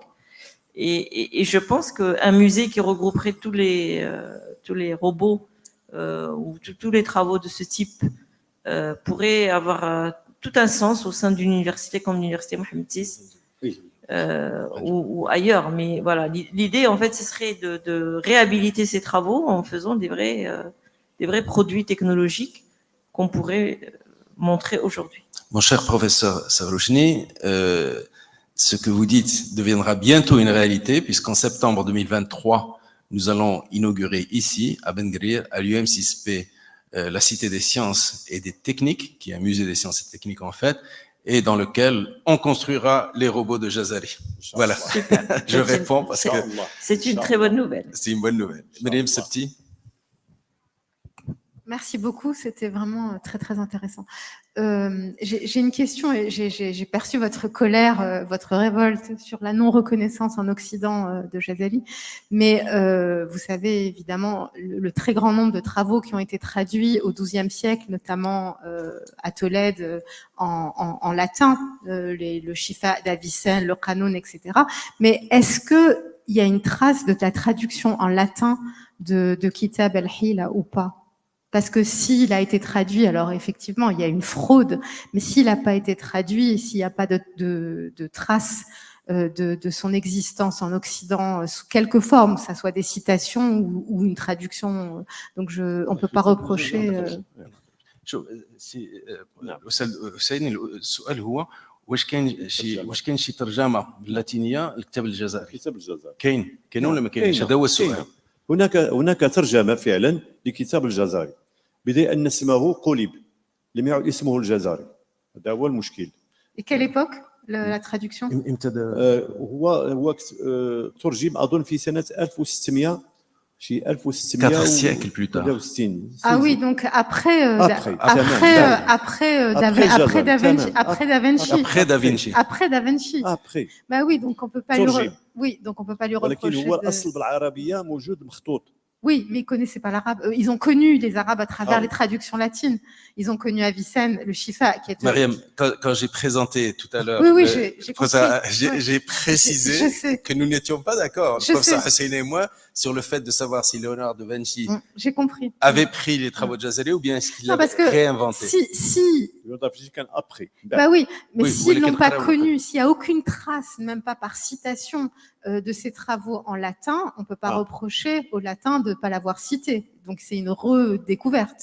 Et à ce moment-là, il n'y a pas de voilà. ولكن هناك لي شيما اللي كانت عند الجزائري تؤخذ وتبلور بأنه كان البعض وضعوا حروف وأرقام لاتينية على تلك الأعمال ديال الجزائري. L'idée, c'est que c'était réellement les mêmes schémas. C'est ce que dit le Husseini, J'ai c'est que compris, c'est les mêmes schémas. j'ai compris, mais ce qui est étonnant, c'est qu'il n'y ait pas de traces dans les bibliothèques occidentales, et quand même les travaux ont énormément avancé ces dernières années, de cet ouvrage en latin, c'est ça, ou en hébreu, ou dans une langue كتاب ككل من بعد، ولكن هناك ترجمات لبعض الحروف التي كتبها الجزري بالحروف العربية ترجمت إلى اللاتينية. Alors il y a peut-être un mystère, on va peut-être découvrir قبل القرن 16 قبل القرن 16 ترجمت. Peut-être qu'on découvrira من un بعض jour. أفراد الكنيسة أظن بعض الكنيسة في البيزنطة ترجمت إلى اللاتينية. الحروف التي كتبت بها بدل ألف يضعون أ، بدل الباء يضعون ب.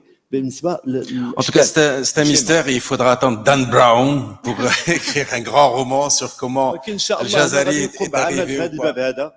هذا فكرتيني دابا الآن لأن دائما الباحث والمؤرخ دائما كيبحث وكيطور، فأنا هذا سؤال وجيه جدا وهذا يدفعني باش نبحث أكثر في هذا الباب. Merci beaucoup. الله يحفظك. Je crois qu'on va arrêter là. Je propose d'applaudir le professeur Husseini. Et je vous signale en particulier pour les étudiants que les livres qui sont vraiment très intéressants avec les mêmes illustrations qu'on a vues sont disponibles au bookstore et que le professeur Husseini se fait une joie de dédicacer ces livres. En plus, il les dédicace avec de la calligraphie, donc ça devient une œuvre d'art en fait, sa dédicace. Donc n'hésitez pas à vous faire dédicacer des livres du professeur Husseini, ils sont disponibles là-bas au bookstore. Merci cher professeur, merci beaucoup. Inch'Allah. Et maintenant on va passer à l'atelier 5 qui s'intitule, alors je vous donne d'abord le programme de l'après-midi. Alors, si vous voulez vous faire dédicacer des livres par le professeur Husseini, je vous appelle déjà le Jazari en fait, le professeur Husseini, il faut le suivre maintenant, il va aller au bookstore, ça tu peux t'en charger, comme ça le professeur Husseini signe ses livres au bookstore avant de reprendre la route parce qu'il doit rentrer chez lui. Bonne route, bonne route. Bien, alors le programme, je vois qu'il y a beaucoup d'adeptes de Jazari qui suivent le professeur. Et donc, vous allez rater ce qu'on est en train de faire. Alors, le programme, on a un atelier 5 qui est très intéressant, qui s'intitule « Que peut l'homme, que ne peut pas la machine ?» ce qui est une question évidemment très importante dans le transhumanisme. De la réponse à cette question dépendent certaines conclusions, mais c'est vous qui êtes les mieux placés pour tirer ces conclusions. On aura donc Rachid Guerraoui, qui est professeur affilié ici, mais qui ne peut pas être ici aujourd'hui, mais qui donnera une conférence de 20-25 minutes sur le thème « Démystifier l'intelligence artificielle » par vidéoconférence. J'espère que le lien sera bientôt établi. Peut-être que Rachid est déjà en train de nous écouter. Il y aura une allocution, enfin, une mini-conférence de 20-25 minutes de Reda Ben Kiran sur le thème Alan Turing, précurseur du transhumanisme. Le titre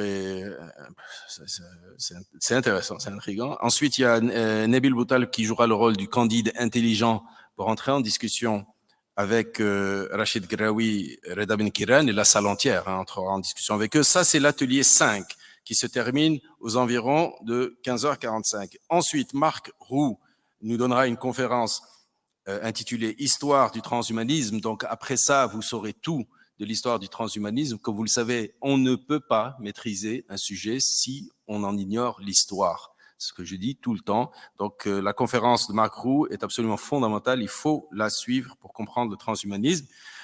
Ensuite, de quoi je donnerai la main à nos camarades du département MSN et qui vont faire donc un atelier sur le thème Augmented Human, What Materials? La question, c'est quels sont les matériaux dont on a besoin dans cette histoire d'humain augmenté. D'ailleurs, ils en fabriquent ici des matériaux assez extraordinaires d'ailleurs. Et enfin, on va clore cette journée qui est aussi riche que celle d'hier avec une conférence de du professeur Merim Septi, et le thème de cette conférence, c'est Ibn Sina, Avicenne, Ibn Sina et la nature humaine. Ibn Sina et la nature humaine, qui est le prélude à une discussion qu'on aura demain après-midi sur la nature humaine vue par les religions. Mais ici, c'est plutôt l'idée de qu'est-ce que Ibn Sina disait de la nature humaine. humaine. Voilà, donc on a un programme extrêmement riche. Donc, l'atelier 5 s'ouvre maintenant. Je vais l'animer. Je regarde juste la technique. Est-ce qu'on a Rachid Garraoui en ligne? Je pense être là. Il est? Bon, Rachid, tu es là? Je pense être là. Tu penses être là. Tu es peut-être un hologramme. En tout cas, on entend ta voix. C'est l'essentiel. Ah, on te voit. Ça y est, on te voit à droite. Donc, Rachid, tu pourras y aller, démystifier l'intelligence artificielle. Rida Ben Kiran a déjà pris sa place. Nabil Boutaleb, je t'invite à prendre aussi ta place. On écoute notre ami Rachid et Rida parlera ensuite de Turing. Et puis, on aura une discussion, je dirais au début peut-être à 4 et puis avec vous tous. Hein. Vas-y, Rachid, à toi. Merci Fouad. Merci à tous d'organiser cette conférence. Saad Tazi et bien sûr le président Hicham Nabri et tous ceux qui ont organisé cette conférence. Badr à la technique, je pense que c'est très important. Et je dis ça en particulier aux étudiants qui nous écoutent, qui nous regardent. Je pense qu'ils ont une chance inouïe. Ils ne s'en rendent peut-être pas compte, mais ils ont une chance inouïe d'écouter des intellectuels. Je ne parle pas de ma petite personne, je parle de ceux que j'ai écoutés ce matin, hier, avant-hier. Je pense que c'est vraiment une chance inouïe. Alors peut-être qu'ils ne s'en rendent pas complètement compte, surtout que certains d'entre eux, on leur a dit que c'était obligatoire de venir assister à ces conférences. Si on m'avait dit, on avait rendu obligatoire cela pendant mes études, je pense qu'à posteriori, j'aurais été très content.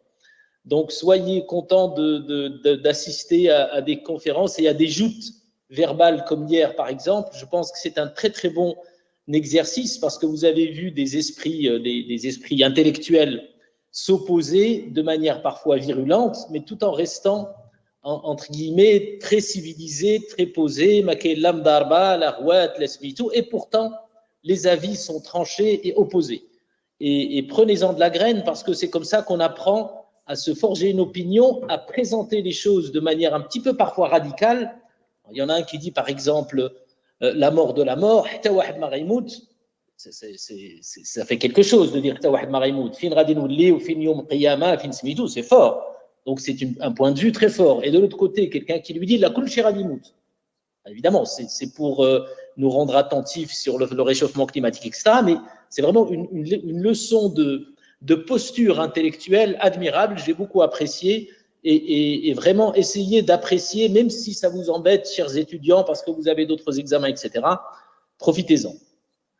Alors, entre parenthèses, ces fameuses postures que vous avez vues, il ne faut pas non plus tomber dans le dogme et les prendre vraiment au sérieux. Évidemment, il y a les transhumanistes, ceux qui sont contre, etc. Mais au bout du compte, tout ça, tant que ce n'est pas défini de manière très précise, il ne faut pas tomber dans le dogme. Et c'est ce que je vais essayer de dire un petit peu aujourd'hui.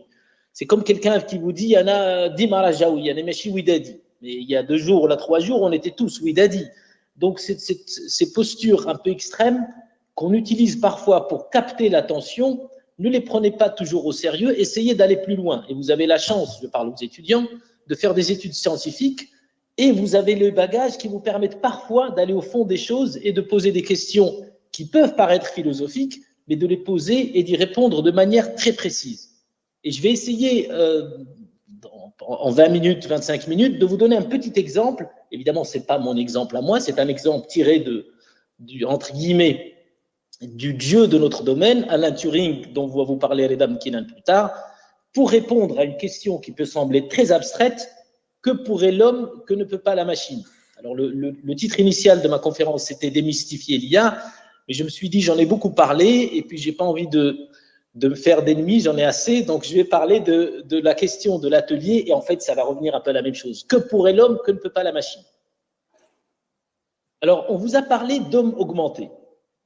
Et c'est un titre de Semaine de la science, encore une fois, un peu extrême, un peu sexy, un peu buzz, mais c'est comme ça que ça marche, c'est comme ça qu'on peut attirer des gens que ça intéresse. Évidemment, les choses, on peut dire je suis pour l'homme augmenté, le transhumanisme, ou je suis contre, mais qu'est-ce que ça veut dire vraiment? Si on pense aux films qu'on a regardés parfois, eh bien, quand quelqu'un, vous avez vu des pirates qui ont parfois perdu une jambe, on leur met une jambe en bois, et puis parfois ils ont perdu la main, et puis du coup ils ont un espèce de crochet qui remplace leur main. Est-ce que c'est un homme augmenté? On peut dire non, c'est juste un homme réparé parce qu'en fait, on n'a fait que réparer la main. Mais attention, parfois le crochet qu'ils ont sur la main, il fait mieux que la main initiale. Si vous pensez à Oscar Pistorius, quand on a remplacé, c'est un athlète qui court très très vite, il a eu un problème de jambes, on lui a mis des jambes artificielles et il s'est trouvé à courir beaucoup plus vite qu'avant. Alors est-ce que c'est un homme réparé ou c'est un homme augmenté?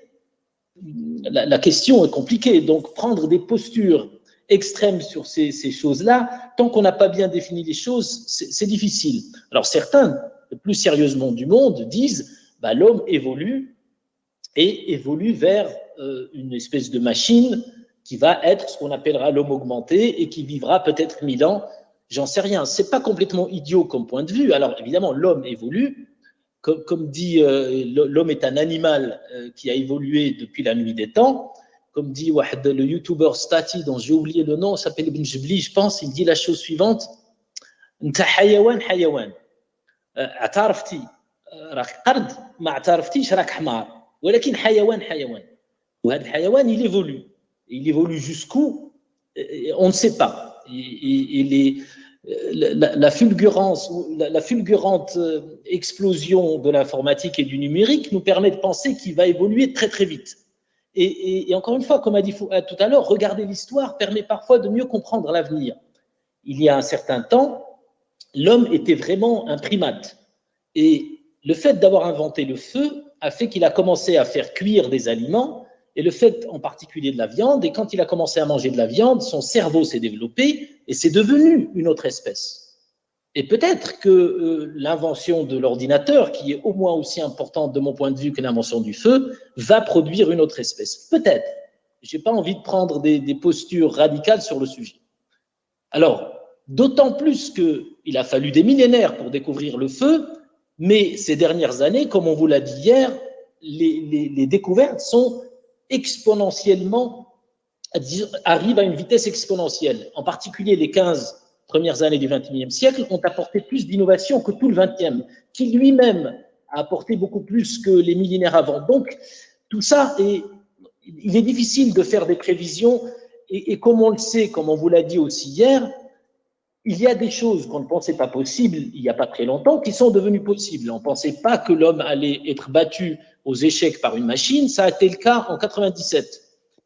On ne pensait pas que les machines allaient battre l'homme à question pour un champion, Jeopardy, c'était possible en 2011. On ne pensait pas que la machine allait faire de l'art, c'était possible, etc.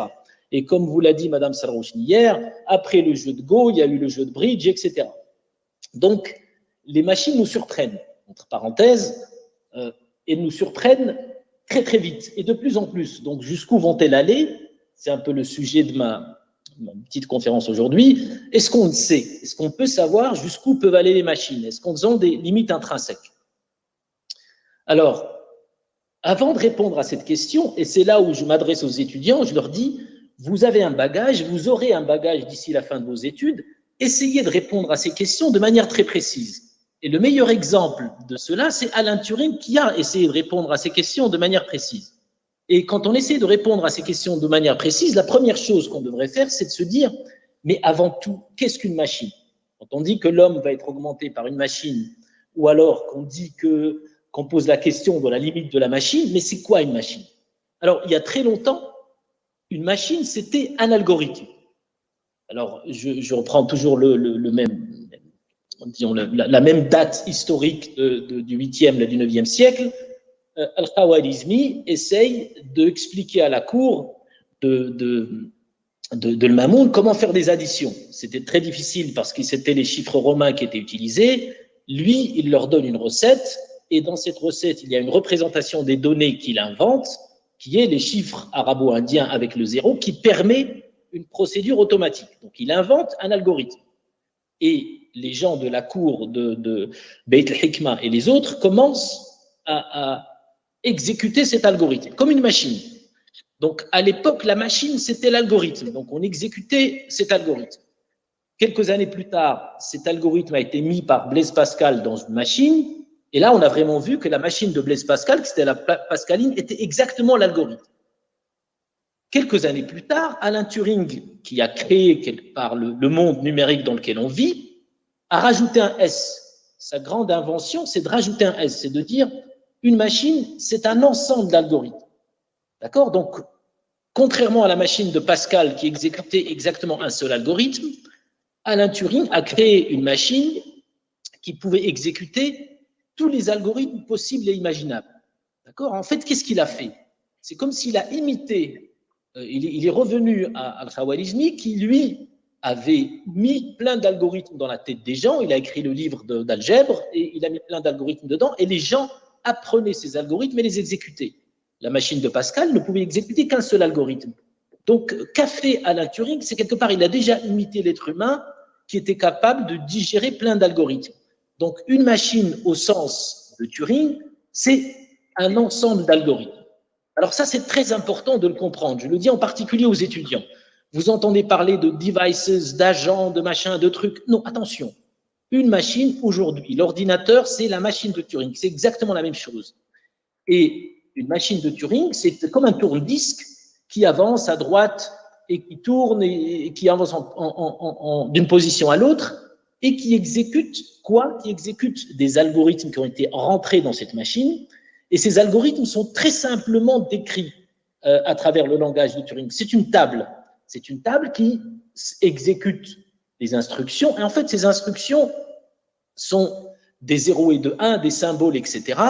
Et ils fonctionnent comme fonctionne l'humain quand il exécute une addition. Il dit, je pars à droite, je fais une addition, je retiens 1, je suis dans un état d'esprit particulier, je passe à gauche, etc. Eh bien, les algorithmes, c'est ça. Ce sont des tables. Alors là, je vous présente quelque chose de très, très simple. En bas, il y a un ruban. Et imaginez qu'on vous pose la question, imaginez un algorithme qui essaie de trouver, de chercher le 1 dans le ruban. Alors peut-être qu'il n'y a pas de 1. Et s'il y a 1, il faut le trouver. Et puis votre algorithme, il part du milieu du ruban ou de la bande et il peut aller à droite et à gauche, à vous de voir, pour trouver le ruban. Alors quel est l'algorithme qui peut vous venir en tête, je l'espère? C'est de dire, si je vais complètement à droite, je risque d'aller à droite à l'infini et de rater le 1. Si je vais complètement à gauche, je risque de rater un 1 à droite et de ne pas répondre correctement. Donc, il faut que j'aille un coup à droite, un coup à gauche, 2 coups à droite, 2 coups à gauche. Et la table que j'ai mise ici, c'est, dans le langage de Turing, un algorithme, d'accord, qui va un coup à droite, un coup à gauche, 2 coups à droite, 2 coups à gauche. Et cette table-là, je ne vais pas rentrer dans les détails, mais c'est très simple, elle dit exactement cela. À un moment donné, on est au point 0. Qu'est-ce qu'on fait? On va un coup à droite. Une fois qu'on a un coup à droite, on écrit qu'on est passé là, qu'on n'a pas trouvé le 0. On va écrire un 2, qu'on n'a pas trouvé un 1, etc. On va à gauche, etc.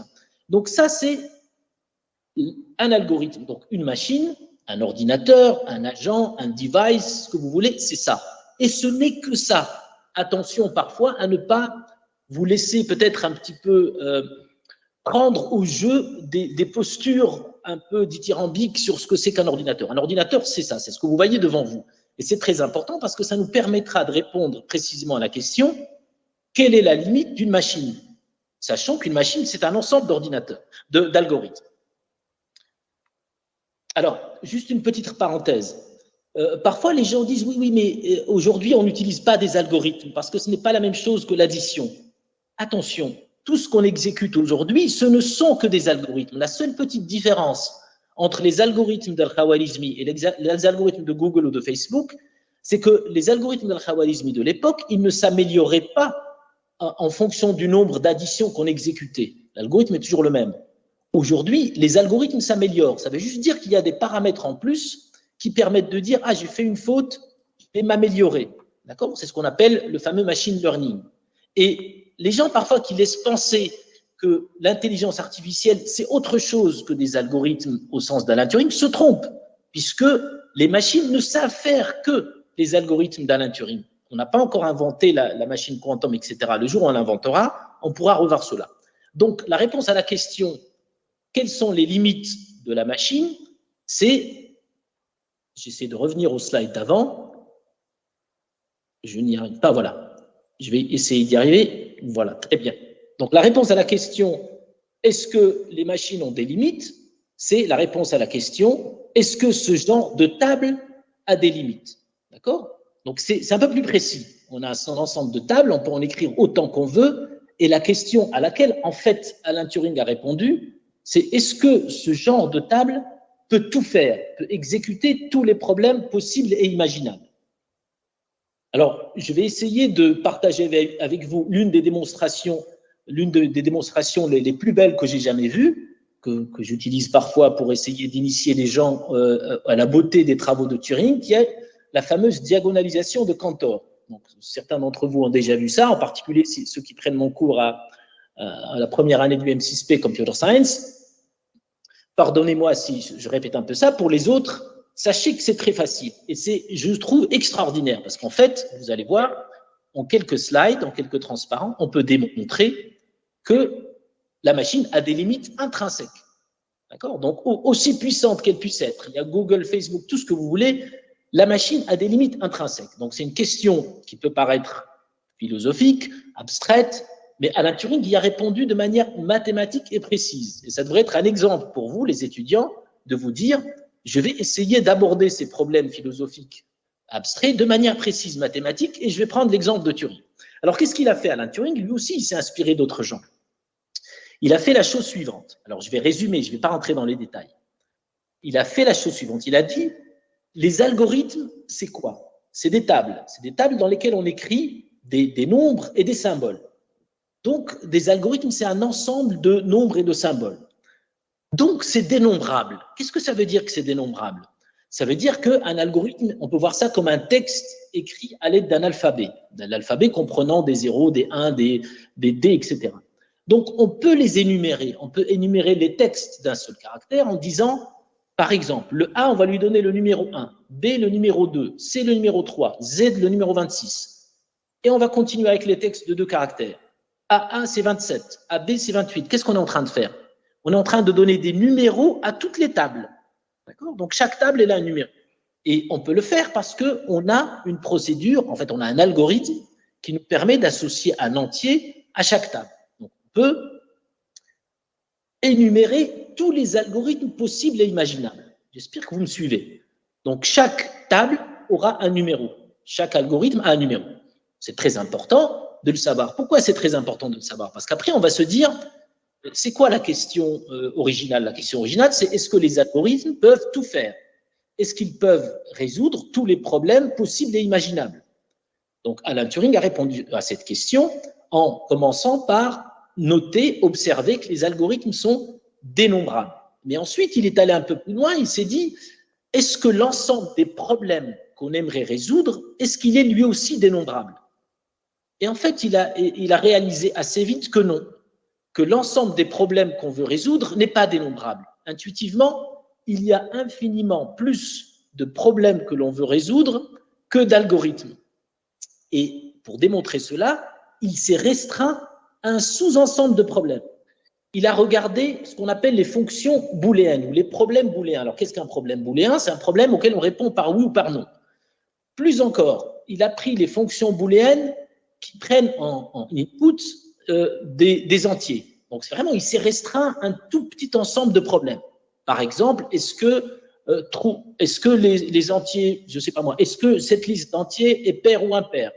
Est-ce que cette liste d'entiers est multiple de 3 ou pas? Est-ce que ce sont des nombres premiers? Tout un tas de questions comme ça qu'on peut se poser sur les entiers. Et il a remarqué que si on se restreint à des problèmes du genre oui ou non, cette liste d'entiers est paire, impair, multiple de 3, etc., rien que ce sous-ensemble-là de l'ensemble des problèmes possibles est beaucoup plus grand que l'ensemble des algorithmes. Alors, comment il a démontré cela? Alors, je ne vais pas rentrer dans les détails, mais je vous donne juste l'intuition. Pour moi, c'est juste grandiose. C'est dû à l'allemand Cantor. Il a dessiné un tableau de ces fonctions, de ces problèmes booléens, et ce tableau de ces problèmes booléens, il a dit, supposons par l'absurde, c'est un raisonnement par l'absurde, supposons qu'ils soient dénombrables, donc ça veut dire que F1 serait la première fonction à laquelle on va associer le nombre 1 justement, F2 la deuxième, F3 la troisième, etc. Puis on va écrire sur la ligne, devant chacune de ces fonctions, la sortie de la fonction, c'est-à-dire F1 de 0 donne 0, F1 de 1 donne 1, F1 de 2 donne 1, F1 de 4 donne 0, etc. Donc, la sortie, ce que doit donner la fonction qui est booléen, 0, 1. Donc, il a dit, supposons que ce soit dénombrable, on va pouvoir les mettre dans un tableau. Et donc, j'espère que jusque-là, vous me suivez. Si on suppose que l'ensemble des fonctions booléennes est dénombrable, on peut les dénombrer. Et les dénombrer revient à leur donner des numéros, F1, F2, F3, F4. Et bien, devant ces numéros, il a mis les réponses possibles, booléen, vrai ou faux, 0 ou 1, en fonction de l'entier en input. Et en faisant cela, et là je vais aller un peu vite, il a réussi à extraire, d'accord, une impossibilité. D'accord, quand on fait des raisonnements par l'absurde, on suppose quelque chose jusqu'à ce qu'on trouve un mur. Et le mur qu'il a trouvé, c'est quoi? C'est la diagonale de ce tableau, d'accord, qu'on appelle parfois la diagonale de Cantor, parce que ce raisonnement est dû à un Allemand qui s'appelle Cantor. Il a réussi à extraire la diagonale et en dériver une fonction particulière, qu'on appelle la fonction diagonale, et il se trouve que l'inverse de cette fonction, 1 moins f, ne peut pas apparaître dans le tableau. Pourquoi elle ne peut pas apparaître dans le tableau? Parce que l'inverse de cette fonction est exactement l'opposé de ce qui peut être à la diagonale, et par construction de ce tableau et de cette fonction, ne peut pas être dénombrable. On ne peut pas lui associer un numéro. D'accord? Alors, je ne vais pas vous embêter avec ça. Ceux que j'ai largués, ce n'est pas grave. Ça vaut la peine de prendre le temps d'aller trouver. Il y a des vidéos extraordinaires sur cette démonstration. Mais pour moi, c'est une œuvre d'art. C'est une œuvre d'art parce que le résultat est immense. Le résultat, c'est pour tout numérotage, quelle que soit la manière avec laquelle on essaie de dénombrer, on trouvera une fonction non numérotée, non dénombrable. Donc, qu'est-ce que ça veut dire? Ça veut dire que l'ensemble des algorithmes, lui, est dénombrable, mais l'ensemble des fonctions ou l'ensemble des problèmes n'est pas dénombrable, même si on se restreint à un sous-ensemble des problèmes. C'est comme si on disait l'ensemble des algorithmes, c'est la même chose que l'ensemble n des entiers, et l'ensemble des problèmes, même ceux qui ne travaillent que sur des entiers et qui ne disent que oui ou non, et ressemblent à l'ensemble R. L'ensemble R est infiniment plus grand que l'ensemble N.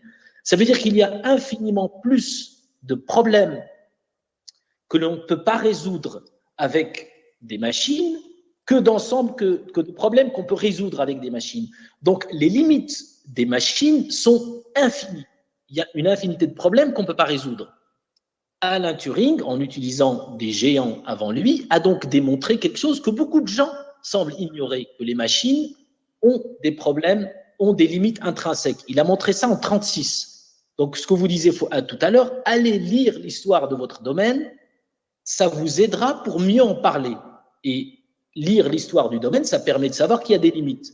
Alors maintenant, si on se pose une question un peu plus, disons, pragmatique, en disant, OK, vous nous dites qu'il y a une infinité de problèmes qu'on ne peut pas résoudre, mais est-ce que c'est des problèmes vraiment intéressants? Oui, Alan Turing est allé plus loin. Il a montré que parmi ces problèmes-là qui étaient impossibles, il y en a qui sont très importants et très intéressants. Et parmi ceux-là, il y a ce qu'on appelle le problème de l'arrêt. Alors, encore une fois, je vais aller très vite. Le problème de l'arrêt consiste à poser la question suivante. Étant donné un algorithme, est-ce que je peux avoir un algorithme qui me dit que le premier algorithme dont je viens de vous parler s'arrête ou non? C'est très important quand on fait de la preuve de programme de se dire ce programme va s'arrêter ou non. Est-ce qu'il existe un logiciel qui permet de nous dire ce programme s'arrête ou pas? Eh bien, ce problème-là n'a pas de solution. N'a pas de solution algorithmique. D'accord? Donc, voilà un problème important qui n'a pas de solution. Je ne vais pas vous donner la démonstration, je vais aller très vite, mais je vais vous dire une autre chose, c'est que comment est-ce que Alan Turing a trouvé ce problème? Encore une fois, en lisant l'histoire de sa science, et l'histoire de sa science remonte à Al-Khwarizmi, remonte à Euclide, etc., et en mettant le doigt sur ce qu'on appelle l'autoréférence. D'accord? C'est comme le paradoxe du menteur.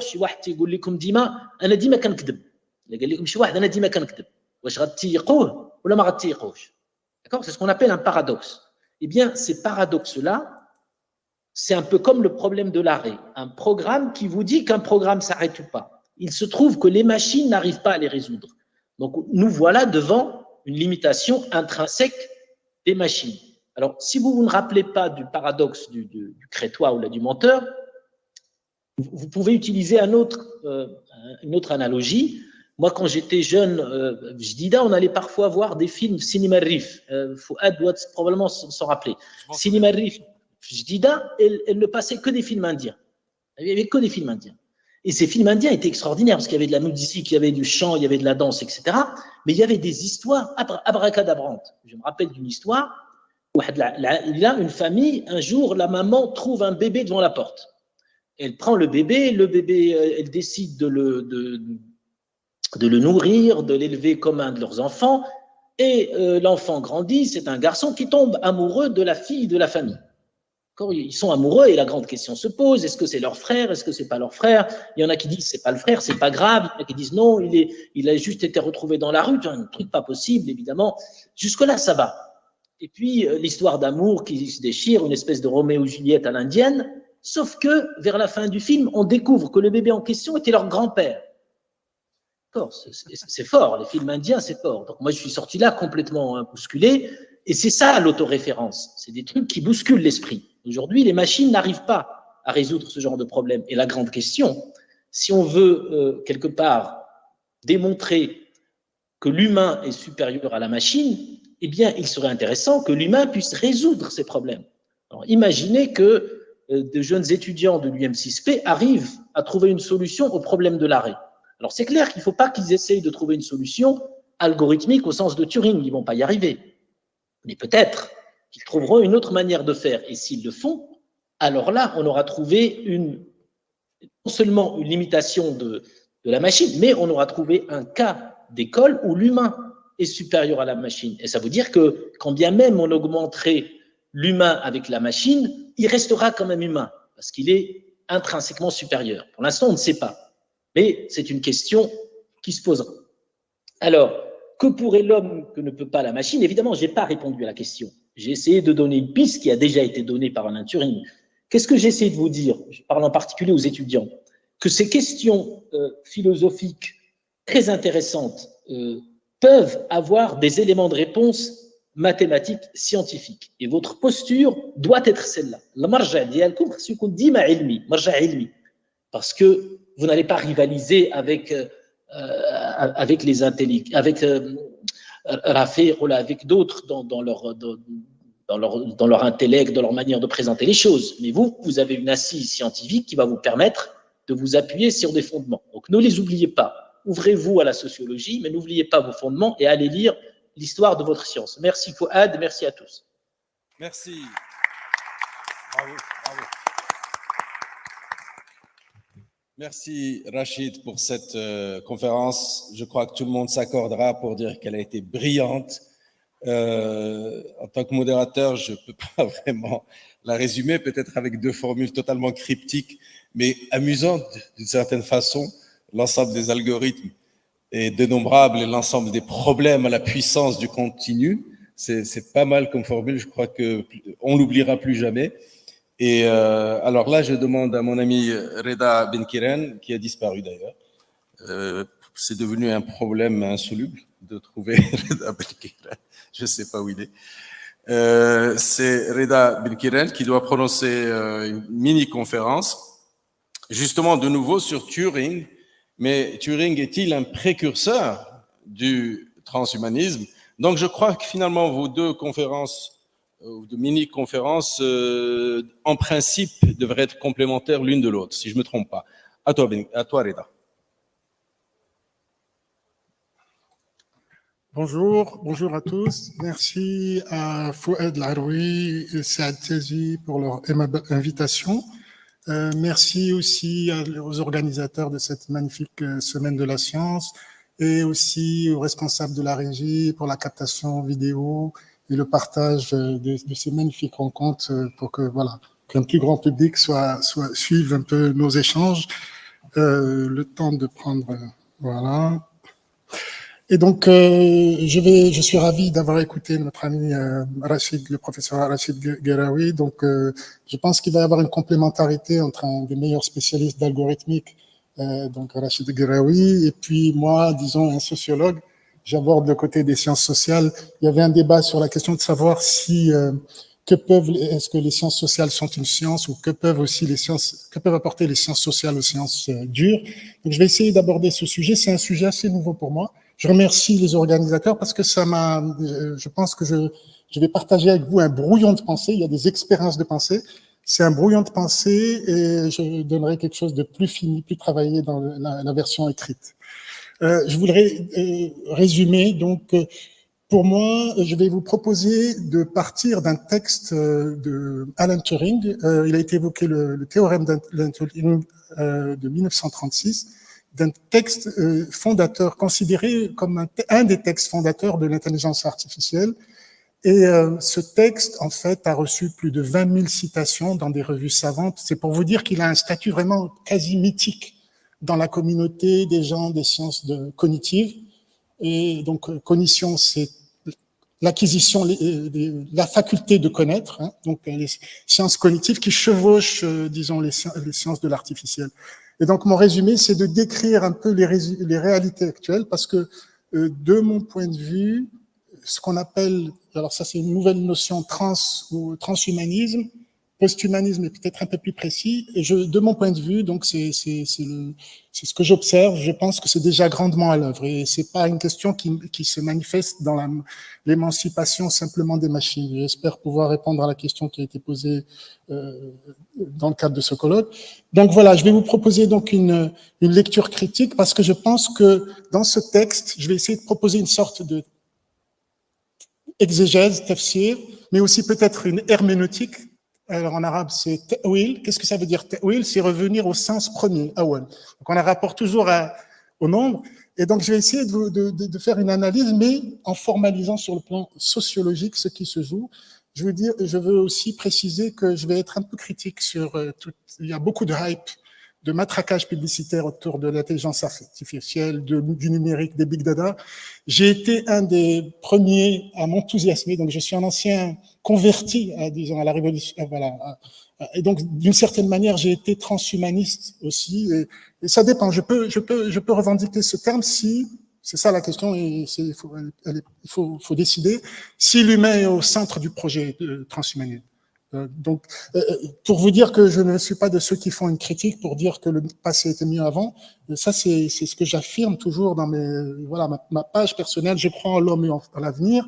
J'ai travaillé sur une notion que j'ai conceptualisée sur le plan philosophique de l'Iqbal, qui, au terme même de cette racine Qabala, montre que c'est toujours vers une attitude constructiviste envers l'avenir.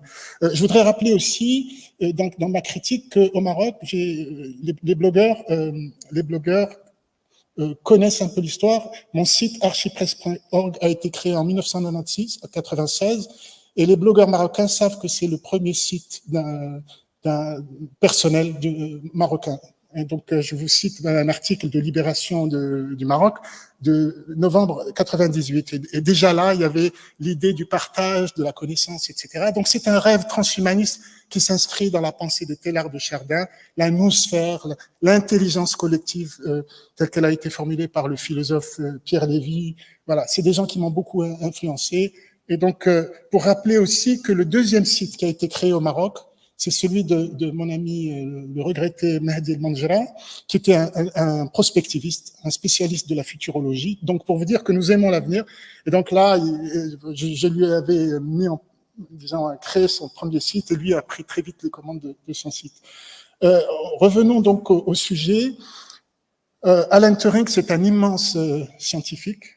Et donc, à partir de ce texte, qui n'est pas un théorème, mais qui est un texte, une expérience de pensée, il annonce, de mon point de vue, tout ce qui va déferler juste après. Donc ça, c'est une citation qui, à mon avis, est très, très parlante.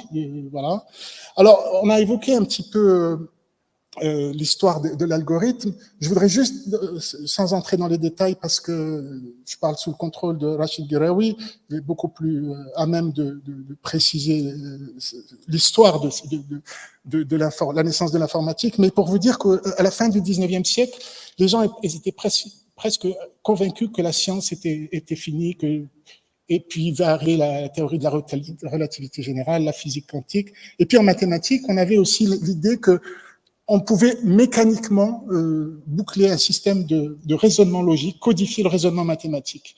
Et donc, en fait, il y a deux grands théorèmes par deux logiciens, donc Gödel en 1930 et Turing, donc, qui vont, à travers deux théorèmes, détruire à jamais ce rêve de codifier le raisonnement mathématique. Donc, c'est un échec spectaculaire du point de vue qui a été très mal vécu. Et donc, le premier théorème d'incomplétude, ce qu'on appelle l'incomplétude de Gödel, voilà, c'est énoncé en deux temps. Voilà, si un système formel contient l'arithmétique élémentaire, donc c'est la partie la plus sûre, hein, la plus connue des mathématiques, est supposé consistant ou cohérent, alors il est incomplet. Donc, apparemment, là, je vous livre des connaissances qui doivent faire partie d'une culture générale pour des gens qui viennent, par exemple, des sciences sociales, ou sur disons, une culture générale. Ça a l'air pas très important, mais vous pouvez pas imaginer l'impact que ce résultat a produit pour les mathématiciens. Voilà. Donc, Gödel dit, mon théorème montre seulement que la mécanisation des mathématiques, l'élimination de l'esprit et des entités abstraites est impossible si on veut obtenir une fondation et un système satisfaisant des mathématiques. Donc là, tout de suite, on voit que vérité et preuve, il y a un clivage entre ces deux. Hein. Donc, et puis, il y a la question de la sémantique. Je voudrais préciser que, si vous voulez, on a évoqué des boucles logiques. Rachid Garoui a montré le paradoxe du menteur. Alors, il y a un certain nombre de boucles logiques comme ça, et les mathématiciens étaient embêtés par ces systèmes. Et donc, ça va donner la théorie des ensembles. Voilà, la circularité de certains paradoxes était considérée comme redevable du fait qu'on utilise le langage naturel. Et c'est pour ça qu'on a voulu essayer de codifier à travers le formalisme, à travers un langage formel qui soit univoque. Le résultat de Gödel et aussi après de Turing, c'est ça le résultat. C'est que même dans disons dans l'aspect formel, l'aspect syntaxique, il y a des boucles qui fait que la réalité, voilà, qu'on arrive à des situations d'impasse, voilà, d'incomplétude, d'incalculabilité. Donc le théorème de l'arrêt, je ne vais pas l'évoquer, il a été évoqué par Rachid Garoui. Et là, effectivement, à partir d'une réflexion sur la logique, on arrive au logiciel. Donc, existe-t-il un programme algorithmique susceptible de déterminer l'arrêt d'un programme informatique? Turing démontre que ça n'existe pas. J'en viens maintenant donc à l'article fondateur de l'IA, un des articles. Il est paru dans une revue de psychologie et de philosophie. Le texte s'intitulait « Les ordinateurs et l'intelligence ». Alors, il y a un film qui est sorti, qui retrace la vie d'Alan Turing. Il y a un très bon livre aussi, The Imitation Game, le jeu de l'imitation. Et donc, c'est une expérience de pensée. Alan Turing va nous inviter propose un dispositif. Je propose de considérer la question, les machines peuvent-elles penser? Et tout de suite, il va, pour solutionner cette question, il va utiliser c'est un peu sa méthode même pour le théorème de l'arrêt, une autre question. Il va poser une autre question pour essayer de traiter ce premier problème. Il va reformuler le problème en décrivant un dispositif qu'il appelle le jeu de l'imitation. On parle beaucoup du test de Turing, en fait c'est ça, mais lui mentionne surtout le jeu. Il y a 2 fois la notion de test, mais pas directement liée à cette expérience de pensée. Et donc le jeu de l'imitation se joue à 3. Alors suivez bien, un homme, une femme et un interrogateur qui peut être de l'un ou de l'autre sexe. Donc déjà, il y a la question du genre qui apparaît. Et l'objet du jeu. Et d'emblée, dans le début de l'article, c'est de déterminer lequel de deux est l'homme et lequel est la femme. D'accord? Donc c'est comme ça qu'on aborde l'IA, c'est par la question de, voilà, distinguer l'homme à travers un jeu. Et tout de suite après, voilà. Tout de suite après, il pose maintenant une autre question. Qu'est-ce qui arrive si on met une machine qui prend la place de A, donc de l'homme, dans le jeu? Et donc, tout de suite, il va introduire sa méthode des questions. Et puis, le jeu, c'est de deviner. Alors, je voudrais attirer votre attention. Il y a un échange où, voilà, il demande, qui demande une somme. Donc, l'interrogateur propose une somme, voilà, ajouter 34 957 à 70 764. La réponse vient au bout de 30 secondes. Notez bien 105 621. En fait, cette réponse de la machine, c'est la machine qui répond. En fait, cette réponse est fausse. Alors, notez, le jeu de l'imitation, déjà, il y a l'idée d'une simulation, est liée d'une dissimulation et d'un leurre. Parce que la machine, en simulant l'homme, en fait, pour induire en erreur, se dissimule et donne une réponse erronée. Donc, regardez la finesse du raisonnement de Alan Turing et dans sa formalisation du jeu de l'imitation. Donc, tout de suite après, il passe un peu à attendez, juste, je vois. Voilà, donc je vous ai montré cette question de simulation, dissimulation et d'induction en erreur. Et puis ensuite, pour vous dire franchement, dans ce texte, il y a des bizarreries, et voilà, des choses très très bizarres.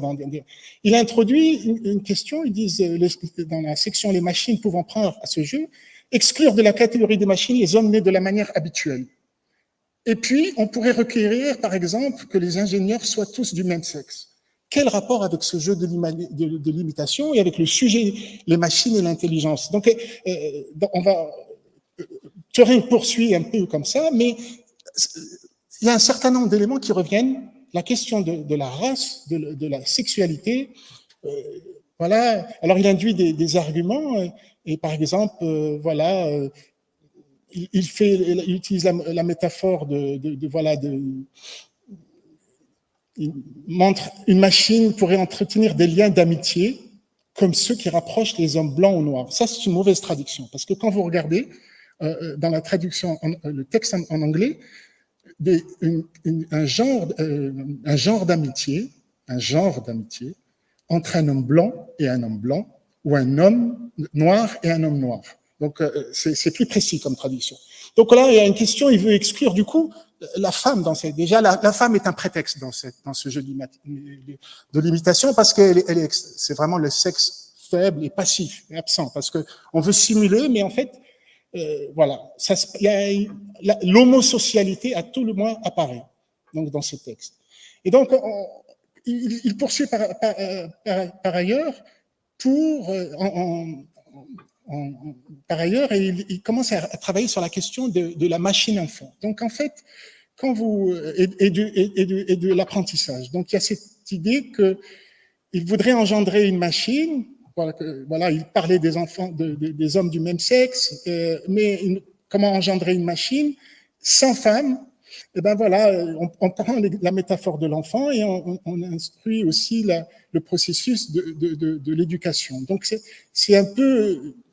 Ça montre chez lui, c'est le père de l'informatique, c'est le père fondateur, et donc il y a cette dimension de paternité, mais sans forcément, disons, passer par la procréation ne passe pas par la femme.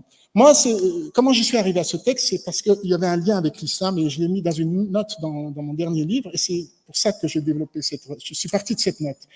Il va développer par rapport à ce jeu toutes sortes d'objections concernant l'idée, la question principale, les machines peuvent-elles penser? Et il soulève l'objection théologique, il dit penser est une fonction de l'âme immortelle de l'homme, ni l'animal ni la machine ne peuvent penser, et il dit je ne peux accepter en rien cette objection, je trouverais l'argument plus convaincant si les animaux étaient classés avec les hommes. Et puis il pose encore une fois une question très très bizarre, et pour ne pas dire totalement stupide et erronée, comment les chrétiens considèrent-ils l'opinion musulmane, les femmes n'ont pas d'âme? Ramène voilà toujours la question de la femme et puis l'opinion. Et là, étrangement, on a déjà l'ignorance sur l'islam et on a peut-être même l'islamophobie dans ça. C'est pour ça que j'avais repéré ce texte. Vous pouvez chercher cette question des femmes n'ont pas d'âme. Je pense que ça s'est posé. C'était une question qui s'est posée parmi des théologiens chrétiens ou des philosophes. Je crois que j'ai pas la référence en tête, mais c'est un débat qui a occupé dans le Moyen Âge, disons les Européens. Donc voilà, je trouvais ce texte est un parcours de monument de formalisme et de bizarrerie, de choses fantaisistes. Bon, je ne vais pas poursuivre sur ce texte, mais je crois tout de suite, on voit apparaître qu'il y a la question. Ce qui était intéressant, c'est que la machine a simulé un homme au début qui simule une femme pour induire en erreur un interrogateur. Et pour moi, ce qui triomphe aujourd'hui, c'est cette épistémie de l'algorithme, cet aspect de simulation. Donc ça, c'est très important pour les sciences de la cognition, c'est-à-dire, selon Turing, calculer ses pensées, mais dans les fonctions les sciences cognitives, simuler, c'est connaître. Bon, c'est très bien la simulation, mais il y a la dissimulation et puis l'induction en erreur. Je cite cette logique, je reviens à une logique en boucle que Turing a écrit plus tard. C'était cette idée que Turing croit que Turing believes machines think, Turing lies with men, therefore machines do not think. C'est exactement une boucle logique comme celle de Crétois. Hein. Je mens, alors est-ce que c'est vrai ou non? Voilà, là il avait fait, mais il l'avait écrit en note peu avant de mourir en disant qu'il était en détresse, hein, en fait. Et donc, le sociologue, il est intéressé de savoir pourquoi ces bizarreries, pourquoi ce genre de cognition, pourquoi on simule la femme, mais finalement on la fait disparaître, et puis on revient sur une homosocialité, etc. Donc, en fait, quand on connaît la vie de Turing a travaillé pour les services secrets, il est un des gens à qui l'on doit la victoire des Alliés sur les Allemands, parce qu'il a participé au déchiffrage du code allemand. Il a travaillé avec les services secrets une bonne partie de sa vie, en fait. Il n'a pas mené une carrière de scientifique dans le milieu académique apaisé, même s'il a été à Princeton ou autre. Il a travaillé avec les services secrets. Et là aussi, nous avons encore ce qui triomphe aujourd'hui dans cette collusion entre le secret, la dissimulation et, une opacité derrière le numérique. Bon, et moi je dis, en fait, le problème de Turing, c'est que Turing était homosexuel, et pour lui, il le vivait de manière totalement spontanée, mais il était travaillé par l'anxiété parce qu'il vivait dans une Grande-Bretagne qui était misogyne, qui était bien conservatrice, qui était raciste, et dans ce texte, tout cela transpire, je dirais, transparaît. Et donc, Turing, je dirais que son véritable problème de l'arrêt, parce que c'est un des plus grands génies des temps modernes, son problème de l'arrêt, c'est justement cette question de Turing lies with men. Turing ment aux hommes. Alors, il a été arrêté et condamné pour des délits sexuels avec un homme, contre nature. Et l'Angleterre, à l'époque, traitait l'homosexualité par la castration chimique. Aujourd'hui, une minorité de pays, encore 70 pays peut-être, considèrent l'homosexualité comme un délit. Certains défendent même avancent, disons, une peine de mort. Mais disons que les pays il y a de moins en moins de pays qui considèrent cette question comme délictuelle. Peut-être qu'elle est sur le plan religieux encore, elle peut être un péché, mais sur le plan légal, en tout cas, elle est délictuelle dans une minorité de pays de la planète. Mais si vous voulez, le problème de l'arrêt, ça aura été son émasculation. Et donc, ça l'a conduit à se suicider, finalement. Et comment il s'est suicidé? Il a croqué, il avait vu le film de Walt Disney, et il a croqué une pomme empoisonnée au cyanure. Alors donc, moi, je trouve que c'est 5 minutes. Je trouve que c'est une métaphore vraiment qui reflète exactement ce qui triomphe aujourd'hui. Le scénario Walt Disney, c'est le côté un peu entertainment, aujourd'hui qui triomphe. La question de la proximité avec le sécurité, le secret d'État. Je pense que ce texte montre que finalement, tout ça, c'est ces aspects-là de dissimulation, de simulation et d'induction en erreur qui triomphent dans les paradigmes de l'intelligence artificielle. Alors, c'est un genre de cognition. Alors, lies with men, on peut traduire par, effectivement, ment aux hommes, mais ça peut dire, en anglais, to lie, c'est aussi se coucher, s'allonger. Et donc, j'aime bien la définition de Gilles Deleuze qui reprend Lewis Carroll, parce que là aussi, c'est un logicien mathématique. Mentir, c'est s'étendre en faux. Donc voilà, nous avons dans l'épistémé de l'IA qui a triomphé, on a fait ce choix. C'est un genre de cognition, de s'étendre en faux. Et je me pose la question, parce que nous voyons les ravages aujourd'hui de cette IA qui nous induit en erreur. En fait, le test de Turing, on est tout le temps leurré, parce que nous sommes en contact avec de plus en plus avec des interfaces, avec des interlocuteurs dont on ne sait pas si ce sont des robots ou des humains. Hier, je voulais vérifier ma facture, il m'a fallu 15 minutes pour identifier que j'avais vraiment affaire à un humain. Donc ça, si on est un peu distrait, on peut être manipulé. Alors, moi, je pose des questions. Pourquoi on n'a pas fait des dispositifs où on révèle l'intelligence? Parce que l'intelligence, elle existe de tout temps dans toutes sortes d'objets. Il y a des objets qui pensent bien avant l'ordinateur, indépendamment, qui calculent, qui donnent des mesures, le fil à plomb, des horloges solaires, etc. Et je prends cette idée de la maïotique, par exemple. Pourquoi on n'aurait pas imaginé un dispositif qui fasse accoucher l'esprit, hein? Et là aussi, le Socrate, ça aurait pu être un rapport intéressant. Voilà, une réminiscence d'un savoir ignoré. Et je fais une correspondance entre Socrate et Turing, parce que sur le plan de la méthode, il y avait aussi les deux. Il y a l'idée du dialogue, il y a l'idée des questions-réponses, mais le rapport à l'intelligence est différent, parce que chez Socrate, c'est stimuler ce qui existe, mais qui est ignoré, ou qui est voilà. Alors que il y a la simulation. Et il y a l'imitation de la femme, parce que chez Socrate, pour aller vers la sagesse et l'expérience de vérité, on s'identifie aux femmes, hein. Donc lui-même était fils d'une sage-femme, et disons, accoucher, c'est un grand mot pour la philosophie. C'est voilà, accoucher l'esprit, accoucher la société de demain, c'est une belle chose. Donc, et tous les deux, en fait, ont été jugés par la justice, et tous les deux se sont donné la mort en ingurgitant un poison. C'est pour dire que, par exemple, on aurait pu, le dialogue socratique est un très beau procédé didactique. Malheureusement, c'est pas ce qui triomphe aujourd'hui. Ce qui triomphe, c'est le dialogue par écran interposé. J'ai parlé des objets qui pensent et calculent d'eux-mêmes. Voilà, je voudrais me dire que même le mot calcul ramène à un objet, ça veut dire caillou, fondamentalement. Le mot penser procède de la physique, ça veut dire peser. Donc on n'a rien inventé avec la machine qui calcule formalisée. De tout temps, il y a des objets qui pensent indépendamment et qui pensent, calculent, mesurent indépendamment des objets. Évidemment, nous avons, avant les mathématiciens, nous avons le roi Gouan qui l'a énoncé, l'externalisation des facultés cognitives. En fait, tout ce que nous avons développé comme artificiel correspond à des fonctions cognitives qui nous ont libérés. Donc, Michel Serres parle, par exemple, de la louche ou la cuillère qui reproduit le creux de la main, ou le marteau qui imite le poing fermé. Et il a, à propos de l'outil, le gnomon, il a une phrase magnifique. Le je pense de Descartes a 300 ans, alors que le gnomon dit qu'il connaît depuis plus de 3 millénaires.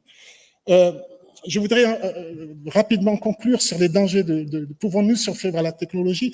L'informatique est née aussi de la construction des premières bombes atomiques. Donc, cette idée que tous les processus stables, nous les prévoirons, tous les processus instables, nous les contrôlerons. Le projet de l'informatique, au début, c'était de contrôler le climat.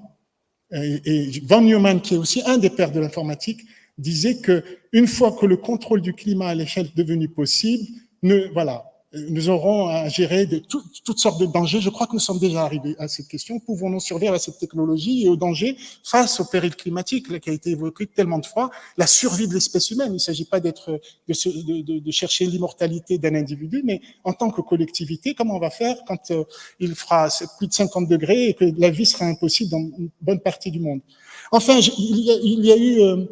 il y a eu beaucoup de discussions sur des gens extrêmement enthousiastes. La science est toute bonne, la science nous sauvera, la technologie nous rendra immortels. C'est en fait une application, c'est du super hype de la fameuse loi de Moore, Gordon Moore, le fondateur d'Intel, qui avait fait une observation sur le doublement de la puissance, la croissance exponentielle de la vitesse de calcul des composants électroniques qui doublerait tous les 2 ans. Et en fait, on a extrapolé cette tendance, on en a fait une loi, et aujourd'hui, on applique bêtement, on croit que tout va se développer, que le progrès ne cessera pas. Il y a une autre loi qu'on voit, par exemple, sur le plan de la santé. On a beaucoup évoqué la question de la santé. La science bute sur la question du cancer depuis plus de 50 ans. On nous a dit qu'on vaincrait le problème du cancer, qu'on le maîtriserait. On n'y est toujours pas arrivé. Donc, on a remarqué que dans le monde, la Big Pharma, au niveau de l'industrie, il y a une observation totalement à l'inverse de la loi de Moore, qui s'appelle Irum Law, donc c'est inversé. C'est que depuis la production et la découverte de nouveaux médicaments est 2 fois plus longue, il y a plus lente, plus coûteuse avec le temps, malgré les techniques hyper basées sur l'algorithmique. C'est-à-dire qu'on a évité, on a éliminé dans les processus de découverte de médicaments des vrais laboratoires avec des gens qui, par hasard, vont marcher dans le jardin et qui vont avoir une idée géniale, et tac, il va y avoir Là, on passe tout au crible informatique, à les algorithmes, etc. Mais finalement, on a un rendement décroissant.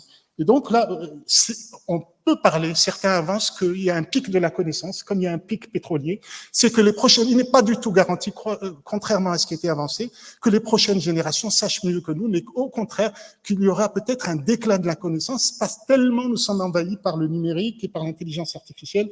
On a un effet miroir de ces deux fonctions. Je voulais parler aussi de ce jeu de l'imitation où, par exemple, voilà, la plupart des femmes qui sont simulées dans des sites de rencontres sont des bots. Je voudrais valider le test de Turing dans les discussions en ligne du président pour l'élection de 2016 présidentielle. 20% des gens qui discutaient étaient des bots. Et ces 20% ont fait la différence et ont fait passer notre ami Trump. Là, l'idée aussi de la neutralité de la technologie, c'est alerte. Ce que je vous ai montré à travers le texte de Turing, ça montre la répression, le climat de répression, ça vous répond l'intimité d'un scientifique, donc le contexte social. Là, on a une expérience, je vous invite à regarder sur YouTube, HP Cameras are Racist. C'est une démonstration qui montre que la caméra ne peut pas reconnaître un noir quand il se déplace, tandis que pour une blanche, ça fonctionne. Et comme par hasard, chez Hewlett-Packard aux États-Unis, seulement 6,74% sont des noirs. Donc, ça, c'est des exemples. Voilà, je vais conclure juste pour dire qu'aujourd'hui, voilà, 3 livres qu'il faut lire. L'âge du capitalisme de surveillance, Nouvel âge des ténèbres, L'âge de la colère de Pancreas. Et à mon avis, c'est ceux-là qui peuvent dire. Alors, pour répondre à la question, moi, je pense que l'homme, malheureusement, ne peut plus être en deçà des machines. C'est que l'homme est devenu une machine, que nous aimions la technologie parce qu'elle pouvait nous servir, nous libérer, mais nous sommes devenus une nouvelle forme d'ouvriers, c'est un nouveau prolétariat. Nous servons des algorithmes, nous sommes nous-mêmes des rouages de cette machinerie, nous sommes épuisés, le téléphone est une servitude, une addiction, et donc je crois que nos facultés, je crains comme un pic de la connaissance, et je crains que si nous ne reprenons pas le contrôle de la technologie, nous soyons une sous-espèce de machine, la machine en nous, des automates, ou ce que Gilles Chaplet a dit dans son livre « Vivre et penser comme des porcs », du bétail cognitif. Merci pour votre attention. Merci, cher Reda.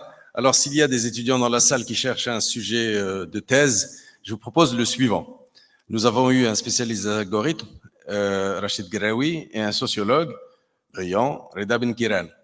On peut résumer la communication de Rachid Ghraoui, par exemple, en disant que la machine de Turing, qui est un ensemble d'algorithmes, c'est de l'ordre du dénombrable, donc de n, alors que les problèmes sont plutôt de l'ordre de la puissance du continu, donc de R. Voilà comment on peut résumer Ghraoui.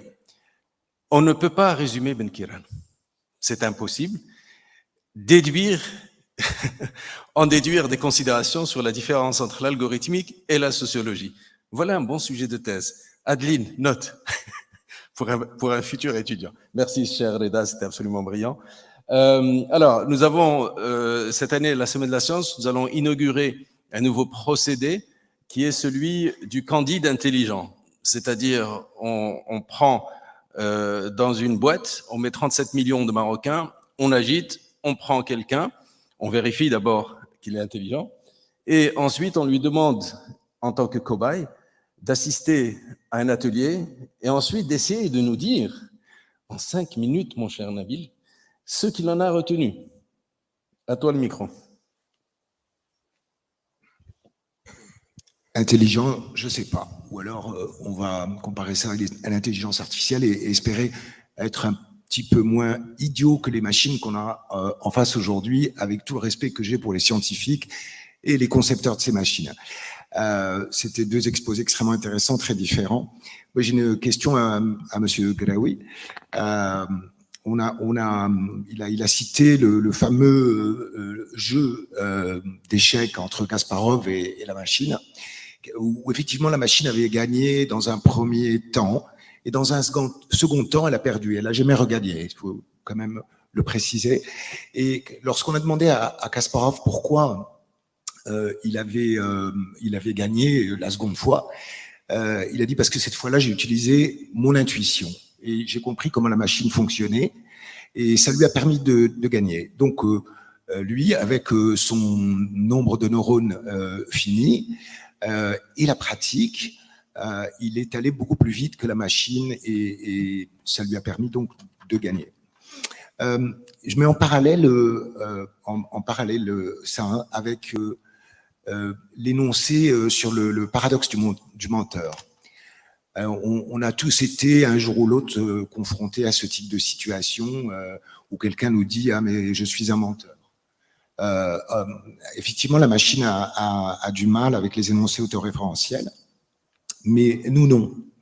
Comment fait-on pour résoudre ce problème? Nous utilisons l'intuition et aussi, bien sûr, le contexte dans lequel nous nous trouvons. Donc, la question à M. Garaoui, c'est comment est-ce que vous avez des solutions pour résoudre les énoncés autoréférentiels en les contextualisant C'est tout le problème du langage naturel. C'est une vraie question qui est posée à Rachid Garaoui, qui, je pense, est encore en ligne. C'est une vraie question ou bien c'est une question rhétorique? C'est une question, oui. C'est une vraie Oui, c'est une vraie question. Parce que là, on essaie Moi, j'essaie. Ce que je comprends naïvement, simplement, c'est que il y a des énoncés auxquels les machines ont du mal, en tout cas. Oui, je pense qu'on a compris, mais en général, quand on pose une question, on attend que la personne réponde. Rachid, est-ce que tu es là? Je pense être toujours là. Tu penses être toujours là. Alors, Nabil Boutaleb t'a posé une question. Est-ce que tu l'as comprise ou est-ce qu'il faut la répéter? Est-ce que je peux juste finir sur un troisième point et qui est disons, conjoint à cette question, c'est le fameux test de Turing. Ce fameux test où vous avez un humain face à deux dispositifs audio et il s'agit pour l'humain de deviner si l'un des deux dispositifs est effectivement un homme ou est l'autre une machine. Et si jamais la machine en face est je dirais, découverte ou disons quitte son imposture, à ce moment-là, elle est dite non intelligente. Mais si elle arrive à simuler l'intelligence humaine, elle serait dite intelligente. Voilà, donc mes questions, c'est ça. Est-ce que les zones... Voilà. Merci. Je peux essayer de répondre. Alors, la réponse la plus simple, c'est celle de la deuxième question. Est-ce que j'ai des pistes pour résoudre le problème de l'arrêt? Malheureusement pas. Ce que font les informaticiens, c'est qu'ils se disent on va essayer de ne pas résoudre cette question dans tous les cas, on va essayer de le résoudre dans un cas particulier. C'est là où, pour l'instant, on arrive à être un peu plus subtil que la machine parce qu'on essaye d'aller vers des cas qu'on connaît a priori et on va les chercher ailleurs en se disant j'ai déjà résolu un problème qui ressemble à ça dans un autre contexte, je vais le résoudre ici. Mais peut-être que les machines vont bientôt nous battre à plat de couture là-dedans, ce qui ne voudra pas dire qu'elles sont supérieures à nous, parce qu'on sait qu'elles ne peuvent pas faire plein de choses. Pour Kasparov, malheureusement, il a effectivement fait match nul où il a gagné la deuxième partie, mais après, c'était un carnage, parce que les machines ont battu les humains au jeu d'échecs, et aujourd'hui, on peut downloader un malheureux jeu d'échecs sur Internet qui battra à plat de couture tous les champions du monde, et pas seulement aux échecs, dans tous les jeux, même ceux qu'on pensait être utilisant l'intuition. Et ce qui est presque effrayant, c'est que pour ces jeux-là, aussi bien les échecs, le Go, probablement le bridge aussi, hein, j'ai un petit clin d'œil à Ahmad Sarrochni, peut-être que le bridge aussi. Au début, il y a eu des experts de ces jeux-là qui sont venus aider la machine, c'est-à-dire donner les premières heuristiques. Mais très vite, on a pu faire en sorte que la machine apprenne toute seule, en lui donnant juste les règles. Et on a fait ça avec le jeu d'échecs, on a fait ça avec le Go, et il est probable qu'on fasse ça avec le bridge et d'autres. Donc pour l'instant, on est encore, disons, on ne sait pas comment procéder pour faire en sorte que la machine ait vraiment besoin de nous, une fois qu'on l'a programmée. Mais comme j'ai essayé de le dire dans mon exposé, il y a une infinité de problèmes où les humains pourraient battre la machine. Il faut juste atteler notre petite tête brune à cela. Et mon message s'adressait vraiment à eux en leur disant essayez, au-delà même de la question qu'on essaie de poser aujourd'hui, d'utiliser toujours une approche scientifique pour aborder ces problèmes. C'était vraiment le sens de mon message, au-delà de l'homme augmenté ou pas augmenté, de la bêtise ou de l'intelligence artificielle. Merci Rachid. Bon, je pense que maintenant on a encore un quart d'heure, 20 minutes. On peut ouvrir le débat avec la salle. Je pense qu'il y a un micro qui se balade. Vas-y. The gentleman in red tient le micro. Est-ce qu'il y a des questions? Alors, notre ami,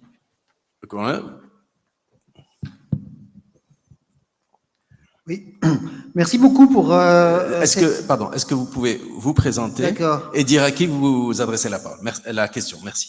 Oui, donc Didier Carnel, notamment vice-président de Healthy Life Extension Society. Donc mon intérêt principal va vers les questions de santé et donc c'est à. Sorry, j'ai oublié votre nom. Donc, Reda Benkiran. La personne qui est réellement là, si on peut dire que je m'adresse. Merci beaucoup d'avoir montré ce schéma sur la loi de Héroum, parce que pour moi, c'est vraiment une des questions les plus fondamentales des évolutions technologiques de ces dernières années. Comment se fait-il que dans le domaine médical, l'intelligence artificielle ne nous permette pas de progresser ou pas beaucoup. Ceci dit, je voulais vous demander un peu en quoi est-ce que vous pensez que c'est des problèmes vraiment spécifiques à l'intelligence artificielle, parce que moi, ma conviction, et ça vaudrait de très longs débats, mais qui ne sont pas en fait des débats scientifiques, mais ma conviction est que le problème de base est ce que j'appelle la complexification du monde, le fait que notamment dans les travaux scientifiques, on passe de plus en plus de temps à des choses qui ne sont pas les travaux scientifiques eux-mêmes. Donc aux États-Unis, c'est la procédure IRB, donc obtenir les autorisations éthiques, obtenir les financements, remplir toutes sortes de formulaires.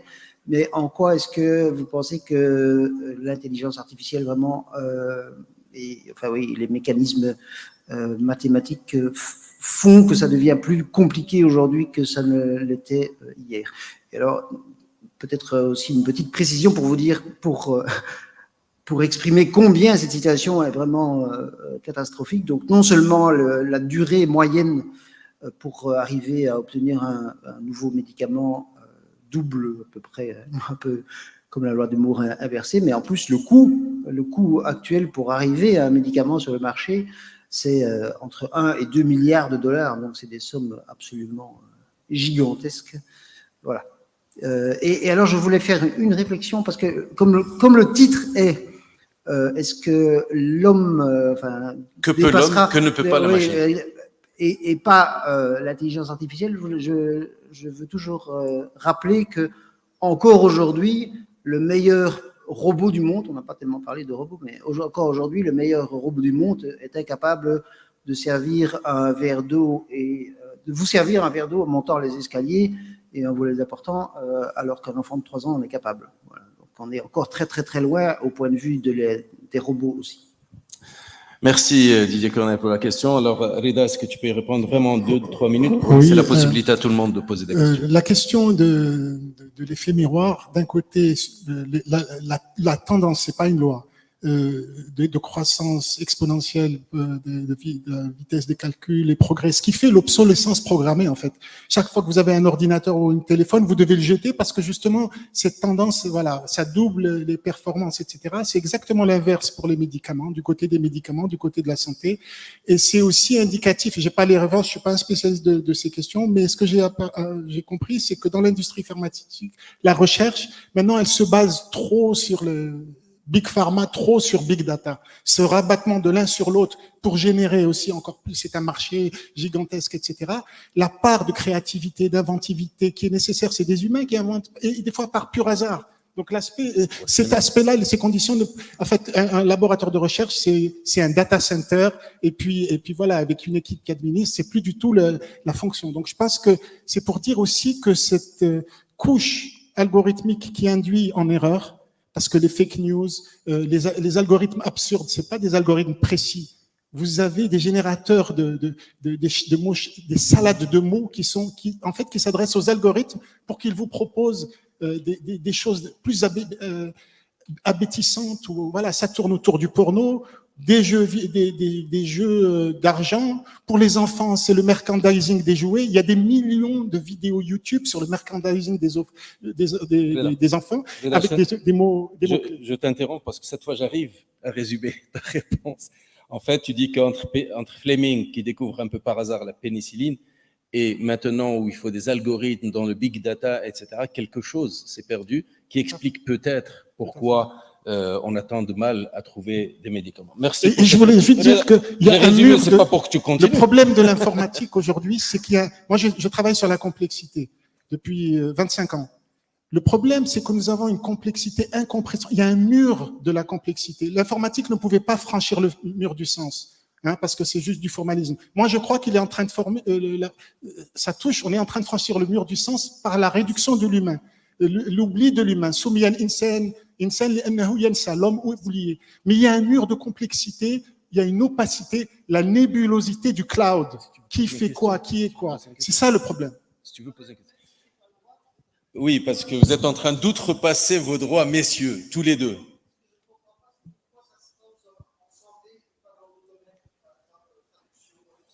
Pas dans d'autres domaines où en fait les procédés sont les mêmes et on s'attendrait à ce que ce soit aussi lent, mais ce n'est pas aussi lent. C'est le sens de votre question.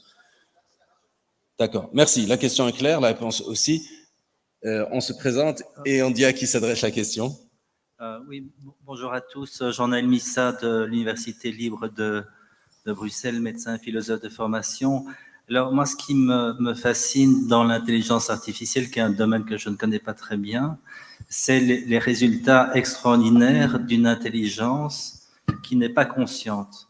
Et donc, qu'une intelligence artificielle non consciente puisse battre un champion d'échecs ou un maître du jeu de Go, c'est tout à fait fascinant. Qu'une intelligence artificielle puisse, ou qu'une machine deep learning puisse rivaliser avec des grands professeurs de dermatologie pour identifier une tumeur cancéreuse, c'est quand même des résultats tout à fait extraordinaires. Alors je pense que l'intelligence artificielle doit rester un outil et qu'on n'a pas, nous, à nous mettre en compétition avec cet outil qu'on a créé, parce que là, on est en train de... J'ai l'impression en vous écoutant qu'on nous sommes en concurrence avec les intelligences artificielles. Mais, et pour proposer une réponse à la question qui est le thème de la table ronde, donc que peut l'homme, que ne peut pas la machine, et on n'a pas évoqué la question de la conscience, mais ce qui nous distingue très clairement de l'intelligence artificielle, c'est la conscience, et en particulier la conscience phénoménale, donc l'expérience intérieure, l'effet que cela fait, pour reprendre le titre d'un article célèbre de Thomas Nagel. Alors la question que je voudrais poser, c'est est-ce que vous pensez qu'un jour on pourra construire un cerveau artificiel capable d'une expérience intérieure, parce que c'est théoriquement possible si on est matérialiste et qu'on considère que l'expérience intérieure, donc la conscience, est une propriété d'une activité bioélectrique dans des réseaux de neurones. Donc, est-ce qu'on pourra créer une conscience artificielle? C'est la première question. Et la deuxième, c'est est-ce que si les intelligences artificielles peuvent réaliser ou être plus compétentes que l'humain pour certaines tâches, à quoi sert la conscience? Merci pour la question. Est-ce que vous adressez votre question particulièrement à Guéraoui ou à Ben Kiran? À toutes les bonnes volontés. Mais j'en vois une au 4e rang d'ailleurs, que le professeur Serrouchny qui a un peu parlé de... Peut-être qu'on va faire quelque chose d'assez inhabituel, c'est que c'est quelqu'un dans la salle qui répond à la personne dans la salle. On va peut-être faire ça d'ailleurs. Bon, puisqu'ils sont entrés en discussion, professeur Serrouchny, est-ce que vous voudriez d'abord répondre à cette question? Merci beaucoup. J'avais demandé justement la parole. C'était juste une toute petite remarque avant de répondre à la question. C'était par rapport à mon voisin qui disait qu'il n'y a pas un robot qui est capable de prendre un verre d'eau. Bon, moi, je voudrais relativiser cette assertion parce qu'en fait, les épaves du crash Rio-Paris, ils ont été remontés par des robots sous-marins. Rover sur Mars, c'est un robot. Je ne vais pas faire de la pub, mais Boston Dynamics fait des robots extraordinaires. Hein. Donc, je pense que, je ne suis pas roboticienne, mais ce qu'on voit des avancées dans le monde de la robotique est assez impressionnant. Je dirais peut-être aussi impressionnant que ce que fait le machine learning. Et donc, pour répondre à la question, donc c'est juste pour dire que je dirais que c'est pas parce qu'on n'a pas tout qu'on n'a rien. Il faut toujours, de mon point de vue, relativiser. On n'a pas des réponses à toutes les questions, mais on a des débuts de réponses à beaucoup de questions. On a des avancées sur certains sujets et un peu moins sur d'autres, mais on voit bien quand même qu'on est assez avancé sur le plan technologique. Et là, moi, je me réfère à Einstein qui disait « Une technologie n'est ni bonne ni mauvaise, tout dépend de l'usage qu'on en fait ». Donc, je pense aujourd'hui, vraiment, et c'est un peu pour ça mon engagement sur l'éthique, c'est aujourd'hui, il y a des choses qui sont vraiment disruptives, on a eu le débat hier, on a des technologies qui sont très intrusives, qui nous interpellent, hein, il y a des robots qui créent des émotions chez les enfants et chez les personnes âgées, on en parlait tout à l'heure. Il y a aujourd'hui beaucoup de choses il faut rester vigilant pour ne pas tomber dans les servitudes de la machine. Bon, donc je termine sur ça. Je rappelle juste la question, parce que peut-être tout le monde n'a pas en mémoire, du professeur Missa, je parle sous votre contrôle. Pourra-t-on créer une conscience artificielle, c'est une conscience du phénomène qui peut répondre qu'est-ce que ça me fait quand il y a une interaction avec le monde autour de nous. J'ai bien résumé, professeur Missa? Alors, la définition de la conscience, elle peut être très différente d'une école à l'autre, d'un philosophe à l'autre. Mais si je reprends Descartes, la conscience, c'est le fait de savoir, c'est disons le préambule de l'existence. C'est-à-dire le robot, il est conscient s'il sait qu'il existe. En gros, hein, pour faire un petit raccourci. Mais j'ai eu la chance de participer à un workshop sur la conscience avec des chimistes, des physiciens, des informaticiens, des philosophes, etc. Donc c'est un réseau d'excellence qui s'appelle Neurex, il est franco-allemand. Et par exemple, chez les chimistes, la conscience, c'est ce qui s'imprime dans l'eau qui se trouve dans notre corps, sachant que notre corps est à 70% formé d'eau. Donc pour eux, la conscience, c'est toutes les informations qui sont mémorisées dans notre corps. Ça, c'est une vision de la conscience. Et j'ai vu des expériences, on fait parler des gens, on les fait entrer en transe, juste avec des bruits de l'eau. Et donc, c'est pas une vue d'esprit, hein, c'est des vraies expériences que j'ai vues de mes propres yeux. Donc, aujourd'hui, mettons-nous d'abord d'accord sur ce que c'est que la conscience, pour savoir ce que... il y a des gens dont le sujet principal, c'est comment savoir si on est conscient ou pas, c'est quoi la conscience.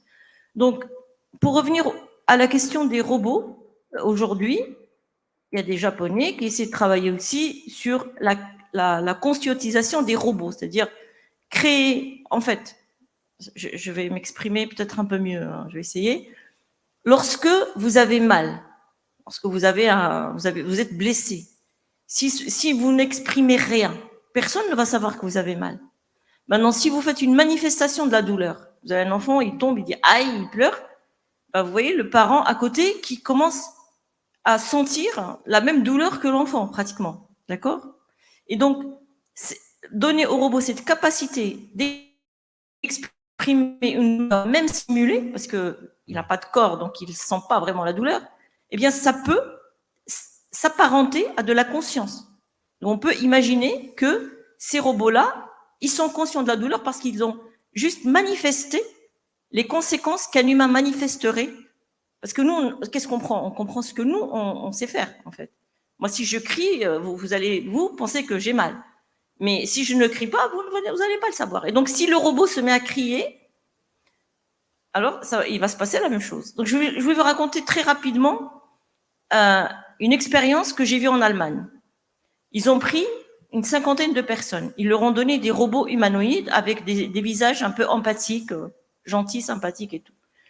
Et ils leur ont dit, vous jouez avec le robot pendant 30 minutes et à la fin de l'expérience, il faut absolument éteindre le robot. Les gens, ils se sont prêtés au jeu, ils ont joué avec le robot et à la fin des 30 minutes, ils ont tenté d'éteindre les robots qui se sont mis à hurler. Non, mais vous m'éteignez pas, j'ai peur du noir, je vais jamais me réveiller, etc., etc. Et bien, vous savez, un tiers des personnes n'ont pas réussi à éteindre le robot. En 30 minutes, on a créé ce lien entre la machine. Et donc, l'idée, c'était de dire que, en fait, l'empathie qu'on a pour le robot, ben, en fait, elle vient simplement de ce type d'interaction. Et vous voyez, il y a des addictions, des personnes âgées qui peuvent plus s'endormir sans leur compagnon robot et des choses comme ça. Donc, on peut aller très loin sur ces jeux-là. Mais ce que je veux dire, c'est que l'interaction peut créer peut simuler la conscience, peut simuler l'empathie, peut simuler les émotions, etc., etc. Merci. Donc, moi, j'ai juste une réponse à la question de l'atelier, c'est que peut faire la machine que ne peut pas faire l'homme et inversement. Voilà. Moi, je dirais, je vais faire une réponse très courte. Je dirais qu'aujourd'hui, les réponses, il faut les circonscrire dans le temps, d'accord? Ce qu'on sait faire aujourd'hui, c'est pas forcément ce qu'on ne saura pas faire demain. La machine, l'homme peut créer la machine. Aujourd'hui, la machine ne sait pas créer l'homme. Merci, c'est une réponse très frappante. Est-ce qu'il y a d'autres questions adressées à Rida Ben Kiran ou à Rachid Garaoui qui est en visioconférence avec nous, qui est en contact? Alors, je vois un jeune homme qui lève la main. Faites des questions courtes, comme ça tout le monde aura la possibilité de... Comment est-ce que l'on pourrait vivre en harmonie, selon vous, avec l'informatique de nos jours? C'est-à-dire dans le sens où nous ne perdons pas cet abstrait qui nous régit tous, donc la conscience, l'intuition, etc., mais aussi que nous gardons la possibilité d'avoir cette logique implacable mathématique que les ordinateurs ont, comme le docteur Rachid a parlé, de Boolean. Est-ce que, Reda, est-ce que tu as entendu la question? Comment est-ce qu'on peut vivre aujourd'hui en harmonie avec l'informatique de nos jours? Comment est-ce qu'on peut vivre en harmonie aujourd'hui avec l'informatique de nos jours? La réponse est très simple. L'algorithmique, la pensée algorithmique, elle était très très faible chez les Grecs. Les Grecs triomphaient dans la pensée géométrique. Et en fait, la pensée algorithmique vient des Indo-Arabes. Les Indiens ont inventé le système de numération de base décimale. Et le Khawarizmi, donc d'où découle le mot algorithme, voilà, avait proposé, énoncé les premières formes d'algorithmes, avait généralisé le système indo-arabe de numération. C'est en soi un moyen de, c'est une domination, c'est de dominer ces outils et de ne pas être dominé par eux. Et c'est ça mon problème de manière générale avec la technologie aujourd'hui, c'est que si elle nous libère, c'est une externalisation de nos fonctions et qu'elle nous sert et elle peut nous augmenter. Moi, je suis transhumaniste dans ce sens-là. Mais si nous sommes réduits, manipulés par la psychologie, dans ce texte, un génie comme Turing exprime sa profonde psychologie. Et le problème de géants du numérique, c'est qu'ils veulent l'intelligence artificielle, pas pour leurs enfants, ils veulent pour les peuples. Quand vous avez besoin d'un caissier, il n'y a plus de caissier, il n'y a plus de postier, il n'y a plus de téléphoniste. Vous n'avez plus rapport à des humains, on gagne du temps, on met de l'intelligence artificielle. Mais ces riches qui détiennent l'essentiel des richesses sur l'utilisation des données que nous prononçons, que nous produisons, les big data, qui ne leur appartiennent pas, sur lesquels ils ne payent aucune taxe, c'est un immense Far West, et qui fait qu'aujourd'hui, 1% de l'humanité détient plus de 90% plus de richesses que 90% de l'humanité. Ce sont les chiffres de l'Oxfam, ils sont édifiants. Et tout cela, c'est encore plus, ça s'est accru avec la pandémie, où le numérique, les géants du numérique, ils sont encore 10 fois plus riches. Et leurs enfants, je peux vous le garantir, ils l'ont dit, il n'y a pas d'écran chez eux. Eux, il n'y a pas d'intelligence. Quand ils veulent avoir affaire à des humains. Leurs enfants, ils vont dans des écoles Montessori, où ils jouent avec des jouets en bois, ils travaillent avec le papier, du crayon, ils dansent, ils chantent, ils font des choses comme, voilà, qui sont connectées à l'essentiel. Alors, ça pose des questions. Il y a dans la technologie d'autres courants qui essayent de mettre, voilà, les logiciels libres, des logiques alternatives. Donc, moi, je trouve très intéressant ces expériences de s'approprier la technologie pour, je dirais, revenir c'était au projet d'Al-Khawarizmi, quand il a aussi généralisé l'algèbre, c'est maîtriser les inconnus. Voilà, et les inconnus en mathématiques. C'est qu'on domine ces sciences plutôt que d'être dominé par elles. C'est une très belle conclusion parce qu'il est 15h45 et donc on doit passer. Marc Roux va nous donner maintenant une conférence. Je trouve qu'elle est bienvenue. C'est un peu curieux que ce ne soit qu'au deuxième jour de ce... Pardon, oui. Je remercie mon ami Rachid Garaoui d'être intervenu à distance. Je remercie Reda Ben Kiran, Nabil Boutaleb. Merci. Et je donne la parole à Marc Roux qui va faire une histoire du transhumanisme.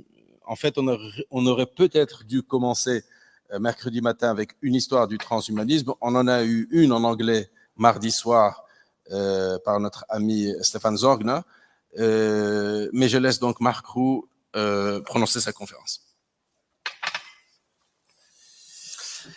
Merci encore une fois de votre accueil.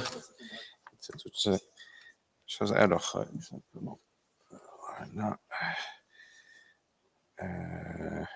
La progression, c'est sur le central? Non, c'est ici. Pour revenir, c'est le petit voilà, rouge. d'accord, j'y suis. Et le petit rouge, le triangle. Parfait. Merci. Bon, eh bien, écoutez, aussi bizarre que ça puisse paraître, mais doublement bizarre, je suis historien de formation. Et je suis un petit peu transhumaniste, paraît-il. Je n'ai jamais été amené à donner une conférence sur l'histoire du transhumanisme. Je m'intéresse à l'histoire du transhumanisme depuis des années. Je m'attaque à quand même un travail un petit peu original, même pour moi.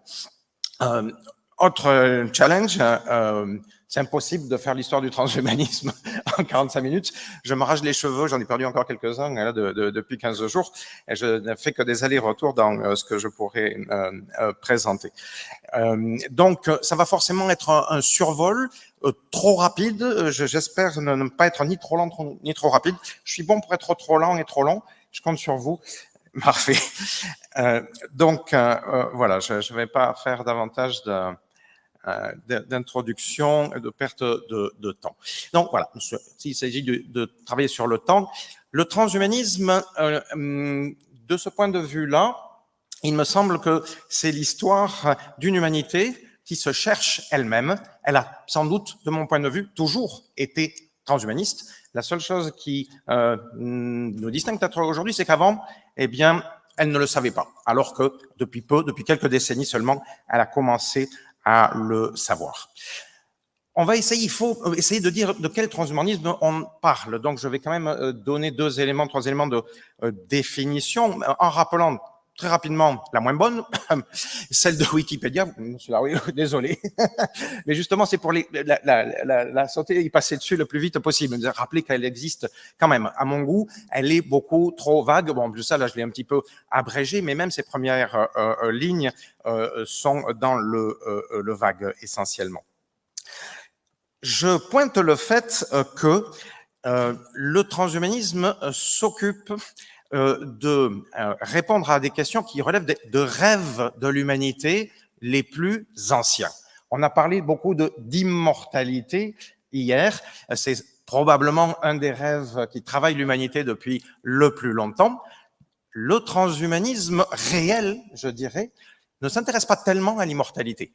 Il s'intéresse à ce que Edgar Morin a appelé la mortalité, avec un seul M, pour bien distinguer que nous ne sommes pas là dans le domaine de la métaphysique, de la spiritualité, que nous sommes dans la recherche de quelque chose de plus matériel, ne serait-ce que la victoire sur la maladie et le vieillissement, et pas la mort. Ce serait déjà un succès extraordinaire. C'est un élément central, je pense, dans ce qui définit l'humanité, je veux dire le transhumanisme comme objectif principal. Mais il y a d'autres facteurs qui sont plus importants, je pense, pour essayer de faire le tour, comprendre en tout cas ce dont nous parlons.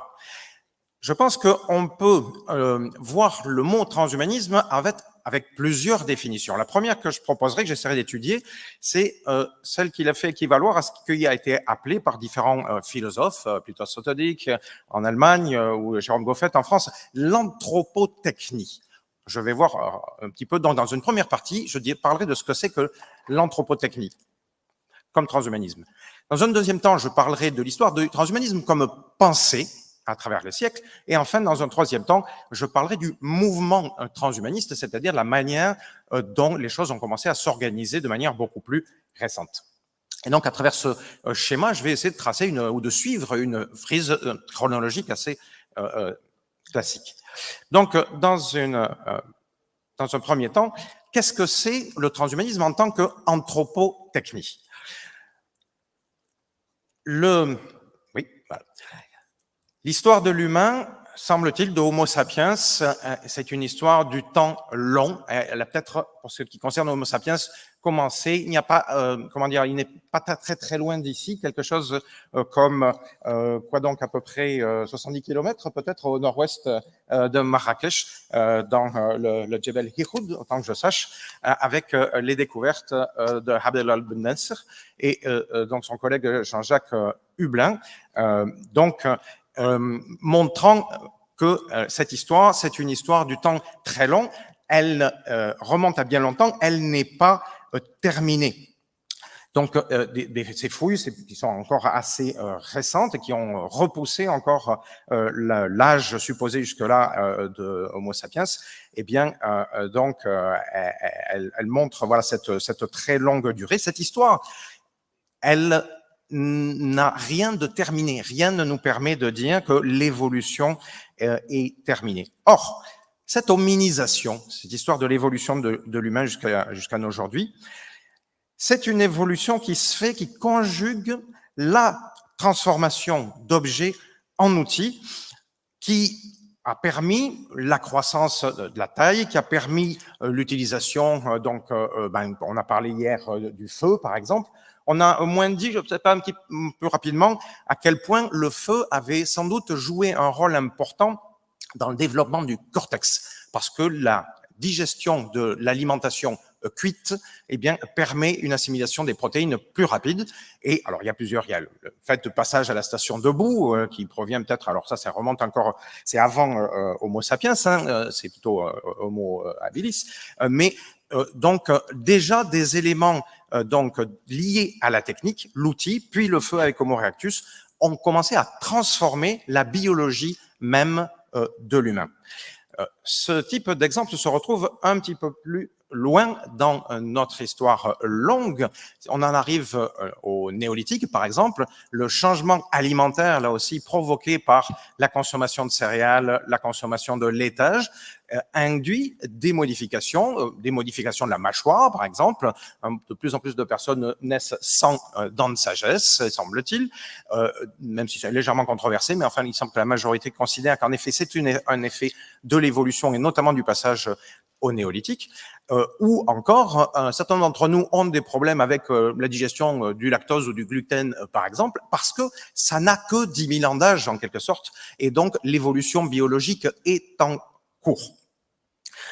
Autre exemple, en avançant davantage dans l'histoire, je le fasse par là, ouais.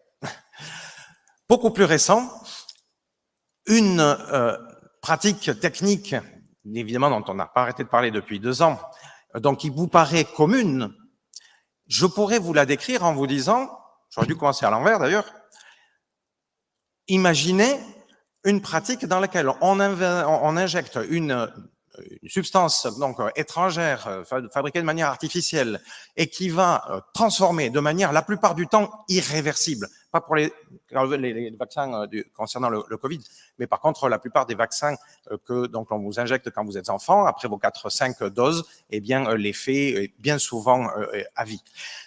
Donc, qui soit irréversible et qui vous dote d'une faculté artificielle et qui améliore grandement votre capacité de résistance à, par exemple, des attaques virales. Ce type de pratique correspond d'assez près à des définitions ou une autre définition du transhumanisme, l'usage d'une technique qui vise à améliorer radicalement la condition biologique de l'humain. Mais avec tous ces différents exemples, je suis bien conscient qu'il n'était pas question de modification biologique délibérée. C'est-à-dire que Homo erectus ne s'est pas mis à cuire ses aliments dans l'objectif de développer son cortex. Et au néolithique, donc, on n'a pas consommé, par exemple, arrêté de consommer de la viande qu'il fallait déchirer dans le but de perdre un beau jour nos dents de sagesse. Et Louis Pasteur n'était pas transhumaniste. Il n'empêche que cette coévolution, elle existe et elle existe encore.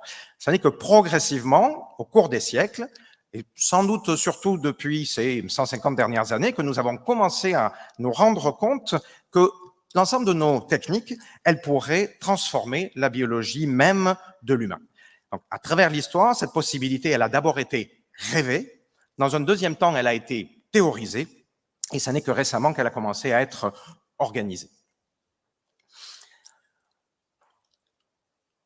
L'idée de modifier la biologie de l'humain grâce à la technique, je vais essayer de montrer maintenant que même cette idée-là, elle est très ancienne. Alors, remonte pas au néolithique, mais elle est sans doute très, très ancienne. Ça n'est rien moins que le mythe le plus ancien de l'humanité, l'histoire littéraire la plus ancienne, le mythe de Gilgamesh, qui relate le récit donc d'un personnage mythique, ou à moitié mythique, donc le roi sumérien Gilgamesh, qui part à la recherche d'une solution pour surmonter la mort. Je ne vais pas rentrer dans les détails de l'histoire, il a perdu son meilleur ami, il a eu tellement peur, il a peur de mourir lui-même, c'est un super-héros de l'époque, et donc il part courir le monde pour trouver cette solution. Il la trouve, il apprend que c'est une herbe médicinale, donc une sorte de pharmacopée de l'époque qui lui donnerait la vie éternelle dans la croyance de ce temps-là. L'histoire se termine pas très très bien pour lui de ce point de vue, du point de vue de son bon objectif, mais évidemment, on est donc près de 3000 ans avant Jésus-Christ, par exemple, et donc la morale de l'histoire, c'est qu'il se fait dérober la plante médicinale par un serpent d'ailleurs, et qu'il se retrouve obligé de accepter le fait qu'il va mourir lui aussi, et donc il est renvoyé à la sagesse traditionnelle de ce point de vue-là. Il n'empêche que l'idée d'utiliser une technique, ici de la pharmacopée, pour atteindre une durée de vie bien plus importante, éventuellement donc l'immortalité, est déjà présente. On retrouve ce type de croyance inscrite dans l'histoire. Ici, le premier empereur de Chine, historiquement identifié, Qin Shi Huang, semble-t-il, est décédé à force d'avoir consommé du mercure. Et il consommait, semble-t-il, du mercure parce qu'il avait été conseillé, on lui avait dit que donc c'était la solution idéale pour vaincre la mort. Vous savez, c'est le célèbre empereur qui s'est fait construire cette tombe avec ses milliers de soldats en terre cuite enterrés avec lui. Plus près de chez nous, dans la mythologie d'abord grecque, puis romaine, puis qui a traversé la Renaissance, d'où ce tableau à gauche, le mythe de la fontaine de jouvence relève un petit peu de la même idée. Et autant que je l'ai découvert, eh bien, dans le Coran, nous avons une trace d'une idée semblable. Alors, je n'irai pas m'avancer dans les détails, les interprétations, mais autant que j'ai compris, Al-Khidir, eh bien, est un personnage, il est un petit peu vague d'ailleurs, il n'est pas très, très bien défini, c'est peut-être un ange, mais en tout cas, à un moment donné, il consomme l'eau d'une rivière ou d'un lac ou d'un bassin qui lui donne un âge considérablement donc important, voire même qui lui donne accès à l'immortalité. Donc, autant que j'ai compris, donc ça veut dire le vert, le toujours vert, le verdoyant. Voilà. Et donc, on est dans la même idée, mais c'est toujours intéressant de voir le rapport entre la recherche d'une durée de vie beaucoup plus importante et donc la consommation, par exemple, de quelque chose. Ces réflexions-là ont continué à travers les siècles, à travers tout le Moyen-Âge. On trouve des penseurs qui, de plus en plus, deviennent en même temps des techniciens. Alors, Jabir ibn Hayyan, on en a parlé un petit peu plus là, qui est le fondateur de l'alchimie. Au départ, donc, c'est plutôt, on dirait, un scientifique aujourd'hui, et il met en place, il crée quantité d'outils, l'alambic, par exemple, mais ça va plus loin. Il finit par concevoir qu'on pourrait trouver des solutions pour permettre de transformer n'importe quel matériau en autre matériau, notamment le plomb en or, donc la transmutation que vont chercher ensuite les alchimistes européens, mais c'est déjà lui qui donne, autant que j'ai compris, l'idée qu'il y aurait la possibilité de fabriquer un elixir, c'est-à-dire l'élixir ensuite des alchimistes qui doit non pas seulement permettre de transformer le plomb en or, mais de trouver la fameuse pierre philosophale garante là aussi de vie éternelle. Et là, ça commence à être intéressant parce que on a un mélange complet entre la dimension spirituelle, la recherche de la vie éternelle, et des pratiques qui commencent à être des pratiques proto-scientifiques, quoi, disons, au moins. Je fais évidemment ce petit passage par la Renaissance italienne pour se rappeler, comme on l'a fait hier, et citer Dante Alighieri. Dans la Divine Comédie, le discours de Dante, il est essentiellement métaphorique, mais il n'empêche que je ne peux pas en faire l'économie parce qu'il semble bien que ce soit la toute première mention de ce néologisme, donc qu'il écrit transhumanar, Donc, le fait de dépasser la condition humaine, ici, dans la recherche d'atteindre le paradis, de rejoindre Dieu, mais il y a tout un processus. Hein, le récit de la Divine Comédie, ça a quelque chose du parcours initiatif, c'est truffé de symboles, etc. Mais donc, il y a l'idée quand même d'un processus pour arriver à cette transcendance qui passe par une transformation, et donc on a ce préfixe trans qui vient se raccrocher donc à l'idée d'humanité. On n'est pas ici dans de la technique, mais on est quand même dans une époque où ce type de réflexion est à peu près permanente. Et à peu près à la même époque, eh bien, en Italie toujours, vous trouvez les écrits de ce très jeune homme, il est décédé jeune, donc Pico della Mirandola, au début du XVe siècle, réfléchissant sur les idées qui circulent maintenant en Italie, à cette réflexion assez inouïe qui conçoit que l'humain, oui, puisse continuer à évoluer, mais qu'il puisse continuer à évoluer de sa propre volonté, qu'il puisse déterminer lui-même jusqu'à sa propre nature. Voilà une idée qui est déjà peut-être un petit peu neuve dans l'ensemble de ce que j'ai pu retrouver comme réflexion qui ressemble à du transhumanisme. Et puis, on retrouve, par exemple, Pico della Mirandola, ça a influencé fortement apparemment Erasmus aux Pays-Bas, donc qui nous est resté cette formule, on ne devient pas homme, on le devient. Alors, bien sûr, avec la dimension philosophique de l'époque, mais il faut penser à la manière dont Pico della Mirandola l'a exprimé, c'est-à-dire que la possibilité matérielle n'est jamais complètement écartée, les deux sont mélangés à ces époques-là. Maintenant, je fais un saut un petit peu plus avancé, parce que d'abord, on n'a pas le temps. Donc, voilà, je viens jusqu'à la fin du XVIIIe siècle pour simplement dire, enfin, en citant celui qui est, à mon avis, le plus exemplaire de l'ensemble des pensées des Lumières, qui ont repris, parce qu'on devrait citer Bacon aussi, on devrait citer, voilà, enfin bon, dans l'utopie de Bacon, il y a des textes qui ressemblent très fortement à du transhumanisme. Désolé pour Bacon, il aurait dû être dans la liste. Donc, le marquis de Condorcet, avant de mourir, d'ailleurs, c'est son dernier ouvrage, il est caché dans Paris et ça va mal finir, eh bien, il trouve encore l'énergie d'écrire ces lignes et de dire à quel point il est convaincu que l'humain, en effet, par sa technique, va pouvoir résoudre parmi les difficultés les plus importantes et atteindre les rêves les plus incroyables. Il précise à ce moment-là, regardez bien, hein, sans doute l'homme ne deviendra pas immortel, hein, mais la distance entre le moment où il commence à vivre et l'époque commune, donc la durée de vie, elle devrait pouvoir croître de manière indéfinie. L'ensemble de ces auteurs que je viens de citer jusqu'à présent, eh bien, ils étaient encore en bonne partie dans le rêve. Et quand on arrive maintenant au XIXe siècle, eh bien, il se passe sans doute déjà quelque chose comme de l'ordre de l'accélération. Bon, Pasteur, vous en avez parlé pendant plusieurs jours, donc je ne vais pas répéter à quel point ces avancées sont importantes. Je rajoute évidemment Darwin, là aussi comme déclencheur d'un ensemble de réflexions qui sont sans doute nouvelles à ce moment-là. On va commencer à concevoir à partir de là que les choses ne relèvent peut-être pas seulement que du rêve possible, mais que vraiment, techniquement, on peut faire autre chose que jouer à l'apprenti sorcier, avaler du mercure ou à rechercher la pierre philosophale.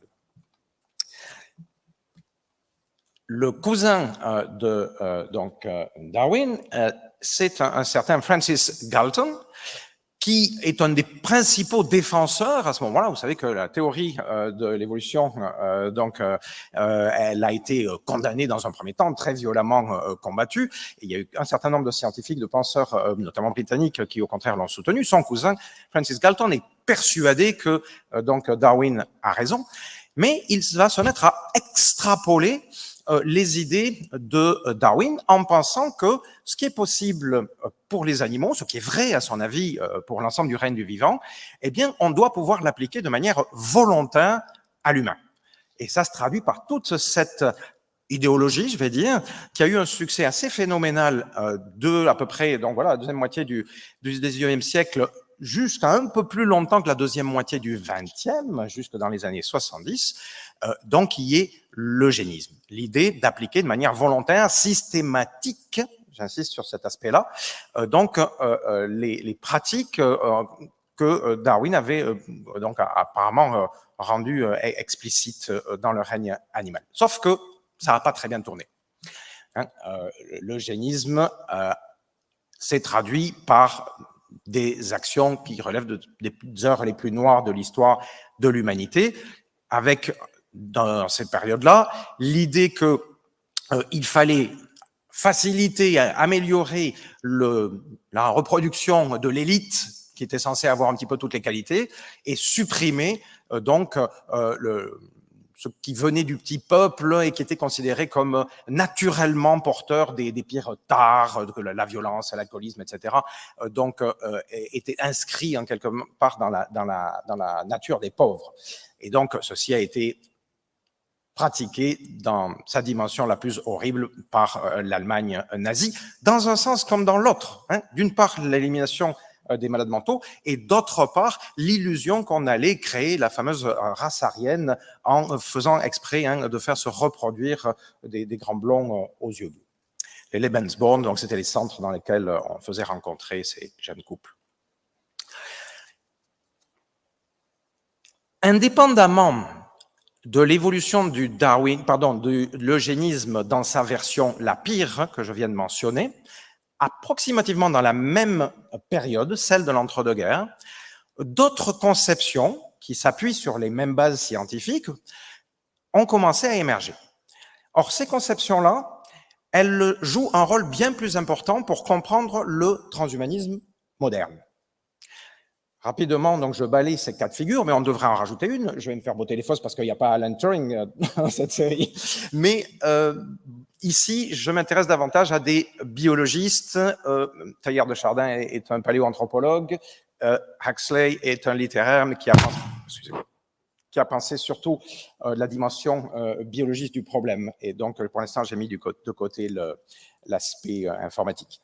John Haldane est un généticien, mais qu'on a du mal à faire correspondre à un eugéniste, alors qu'on est vraiment dans la période eugéniste. C'est plutôt vraiment le fondateur des sciences de la génétique de nos jours.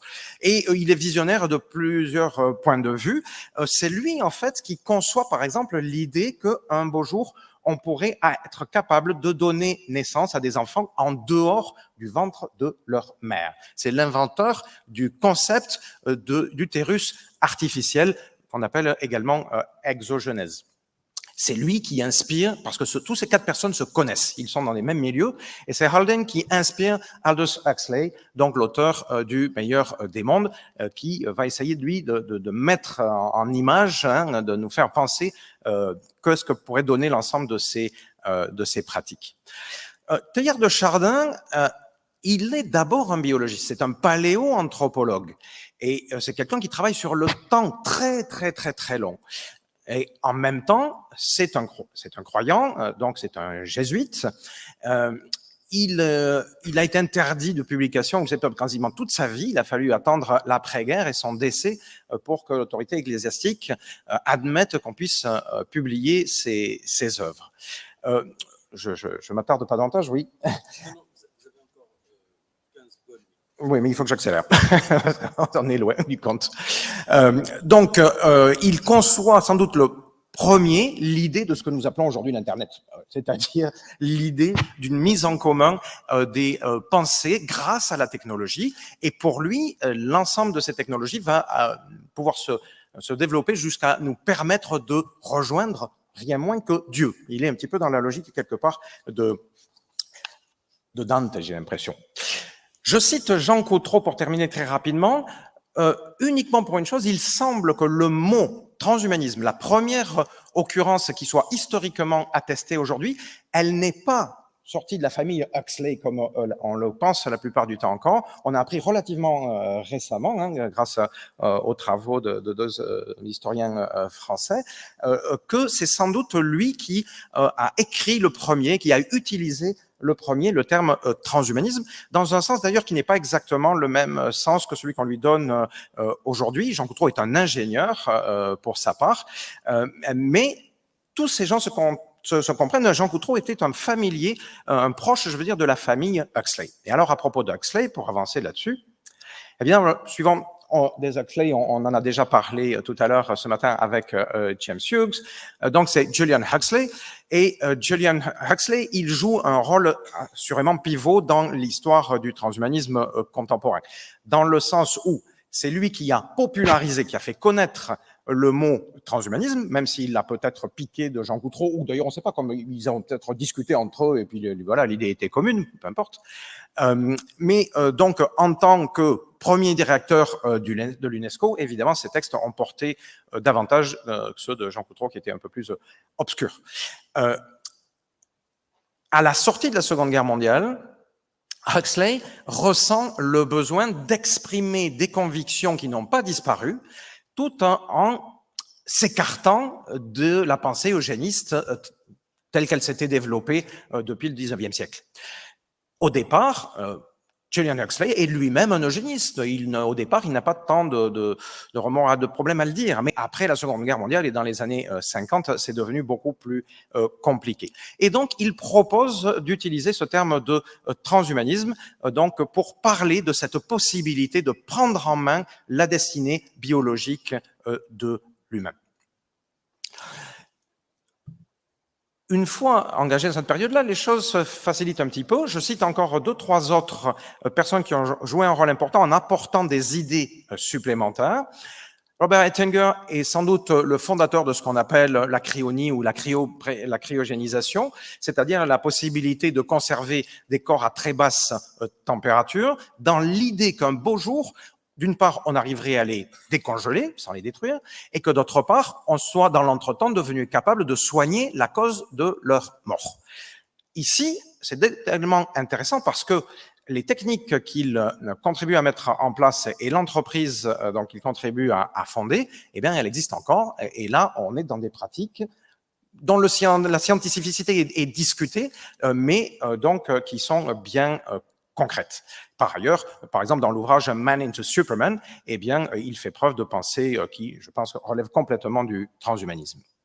Dans les années suivantes, à part la photo en couleur, on développe des théories qui viennent notamment des travaux de Alan Turing. J'aurais pu rajouter également von Neumann dans la liste. Les autres de ces trois personnages, Irving J. Gould, Marvin Minsky et Vernon Vinge, ont la particularité d'être ceux qui ont le plus développé le concept de singularité technologique. Je n'ai vraiment pas du tout le temps de rentrer dans le détail de ce qu'est la singularité technologique, mais en 2 mots, juste l'idée qu'un jour, les ordinateurs, l'intelligence artificielle dépassera celle de l'intelligence humaine et même se mettra à s'accélérer elle-même à une telle vitesse qu'on basculerait dans un univers absolument inconcevable.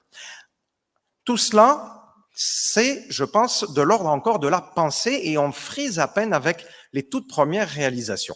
Mais pour terminer, 10 minutes ? Il faut que je speed.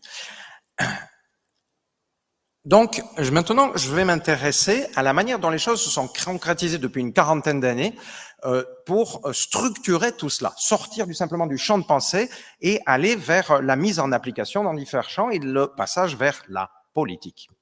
Je cite toujours mon ami Rémi Sussan. En France, je pense que c'est un de ceux qui propose une des meilleures analyses de d'où ça vient, d'où c'est sorti, pour bien le comprendre. Je indique ce livre simplement que vous en preniez note, je vous le conseille fortement. Lui ne s'intéresse pas qu'à la France, c'est un ouvrage français, mais il remonte à peu près jusqu'au début du XXe siècle pour permettre de comprendre d'où vient le transhumanisme californien. Mais de manière plus récente, c'est vers la fin des années 70, début des années 80, semble-t-il, à la croisée de la fin du mouvement hippie et le début de l'informatique, que le mouvement transhumaniste commence à prendre forme. Au départ, on est dans un milieu, semble-t-il, très libéral de tout point de vue, du point de vue des mœurs, du point de vue économique, très individualiste, donc on dit libertarien en reprenant l'anglicisme. Il semble bien attester que l'organisation du mouvement transhumaniste contemporain, il a émergé dans ce milieu-là. Au passage, c'est également un moment où on commence, en termes de récit, à présenter les choses de manière un petit peu différente, et ça se matérialise notamment à travers tout le courant appelé donc le cyberpunk. Je vous mentionne deux des ouvrages, enfin un livre et film, et puis un livre donc qui sont parmi, je pense, les plus emblématiques, mais je n'ai pas du tout le temps de m'y attarder. Par contre, je vais m'attarder un tout petit peu plus sur la personnalité de Feridun Efsandiari. Efsandiari est d'origine iranienne, il est né en Belgique, au passage. Il s'est installé, sa famille s'était installée donc en Californie. Il fait une carrière universitaire brillante, il est philosophe, mais ce qui est important, c'est que il est peut-être bien le premier à s'adresser à des personnes autour de lui pour leur dire, cette fois-ci, on ne va pas faire de logisme, c'est pas ça qui est intéressant. On va devenir en mesure, individuellement, chacun à notre tour, d'agir sur notre propre évolution biologique. Donc, c'est pas comme les eugénistes qui avaient une vision générale, globale, donc pour faire progresser, que sais-je, l'évolution de l'humanité, créer la race aryenne ou que sais-je. Non, non. Ce que propose Feridun Efsandiari, il le propose aux gens de son entourage. Et il pose la question dans son livre sans doute fort, « Are you a transhuman ?» Cette fois-ci, il s'agit de le faire. Il ne s'agit pas seulement de le rêver, comme Dante. Non, non, il s'agit de le faire de manière bien concrète. Qu'est-ce que vous faites au quotidien pour aller dans cette direction-là? Et il influence donc notamment deux jeunes personnes à l'époque qui sont autour de lui. D'une part, le philosophe Max More, qui est britannique, mais qui est venu faire ses études aux États-Unis, qui reprend les idées de Hettinger et qui va devenir un des piliers de la cryogénisation. Aujourd'hui, c'est le directeur d'une des trois grandes entreprises de cryogénisation qu'il y a dans le monde, à savoir Alco, mais qui va reprendre la philosophie globale, qui va systématiser à ce moment-là le transhumanisme en l'appelant de cette manière-là et en tirant des traits extraordinaires, c'est-à-dire en concevant que, eh bien, avec l'ensemble des technologies à disposition et futurement à disposition, eh bien, que l'humanité sera en mesure de renverser rien moins que le principe d'entropie, ce qu'il appelle l'extropie, c'est-à-dire arriver à contrôler toute la puissance de l'univers. On ne va pas moins loin que ça. Donc, il ne s'arrête pas à ça. Avec tout un ensemble d'étudiants autour de lui, il crée une organisation qui a clairement pour objectif de promouvoir non seulement des idées de cet ordre, mais des pratiques. À côté de lui, en même temps que lui, quelqu'un qui s'appelle au départ Nancy Clark, qui devient son épouse. Au passage, Max More est un pseudonyme, Natasha Vitamore est un pseudonyme, et c'était un petit peu à la mode à l'époque, il n'y avait pas que les trotskistes. Donc, elle propose de transférer l'ensemble de ses discours dans le domaine artistique, qui l'intéresse plus particulièrement, et elle est une des toutes premières à essayer de proposer des visions concrètes de ce que pourrait être un être humain. Et donc, vous voyez là, alors à l'époque, c'était vraiment très à l'avant-garde d'avoir une figurine comme ça, créée sur ordinateur en 3D, hein, je ne sais pas si vous vous rendez compte de l'exploit. Mais surtout, ce qui est intéressant, c'est de voir les propositions qu'elle attache et dont elle considère que l'humain pourrait être doté. Tout cela finit par arriver à la création d'un mouvement qui, dans un premier temps, s'est appelé World Transhumanist Association. Je vais accélérer d'ailleurs, parce que sinon, voilà. Et qui, depuis notamment les travaux, le passage à sa direction à un moment donné de James Hughes, aujourd'hui s'appelle Humanity Plus. Au passage, donc, vous voyez, on est arrivé à la fin des années 90. Cette fois-ci, on a des organisations internationales qui commencent à se mettre en place. Vous avez évidemment entendu parler de Nick Bostrom pour tous ses travaux sur l'intelligence artificielle, justement, et sur les risques de l'intelligence artificielle. Mais avant, ses travaux sur l'intelligence artificielle, eh bien, Nick Bostrom est d'abord un des premiers à avoir cherché à structurer le mouvement transhumaniste, d'une part avec la création d'un think tank international, donc Institute for Ethics and Emerging Technologies, avec James Hughes, et la même année, en même temps, j'aurais pu alterner les deux diapos, en même temps avec le philosophe David Pearce, donc la World Transhumanist Association.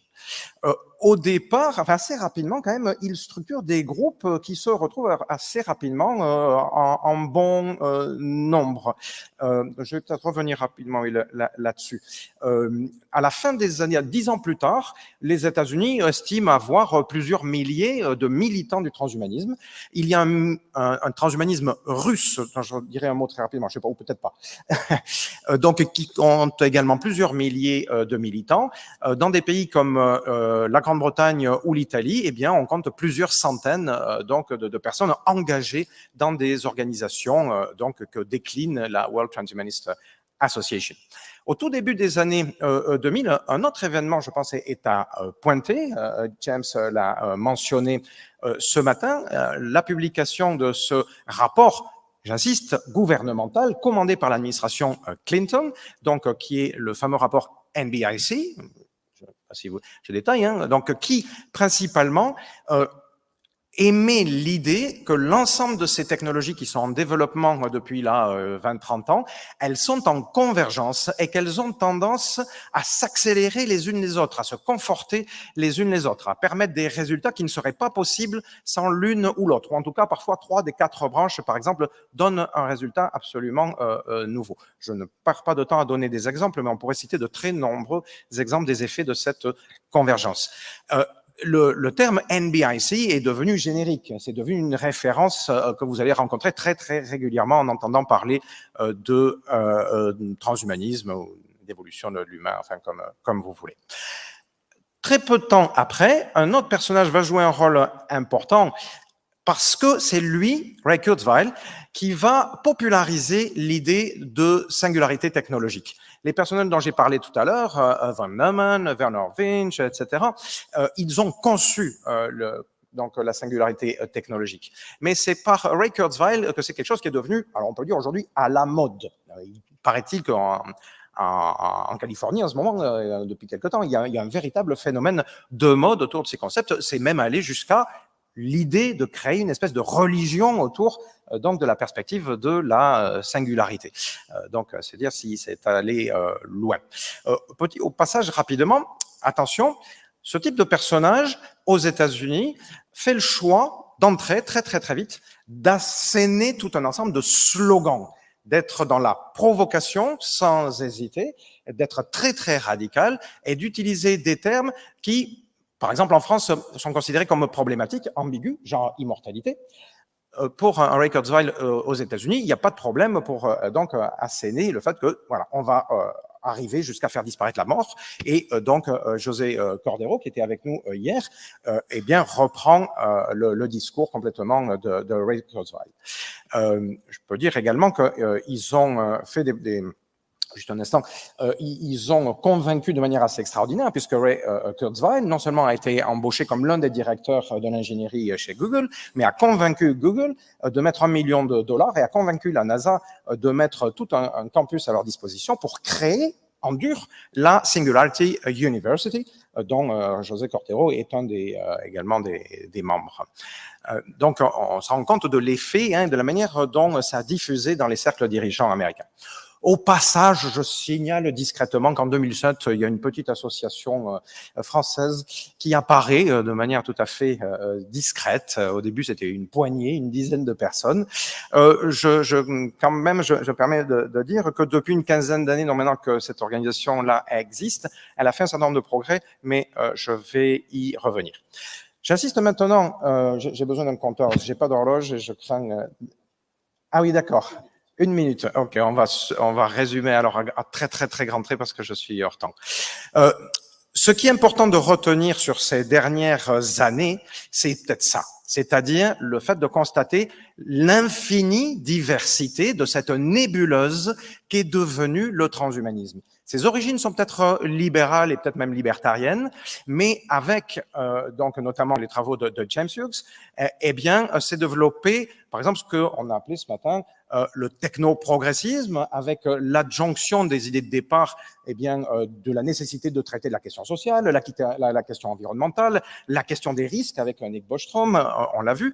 Et puis on s'est rendu compte au fur et à mesure qu'en fait, il y avait des penseurs de tous bords politiques, par exemple, qui pouvaient interpréter le transhumanisme. Et je ne devais pas avoir le temps de vous en parler, mais c'est la même chose si on se déplace dans l'espace. C'est-à-dire qu'aujourd'hui, voilà, quand on avait un colloque au mois de novembre dernier au Cameroun, et nos amis camerounais ont une interprétation du transhumanisme qui rentre, il faudrait rajouter un axe de plus, quasiment, pour comprendre ce qui peut en ressortir.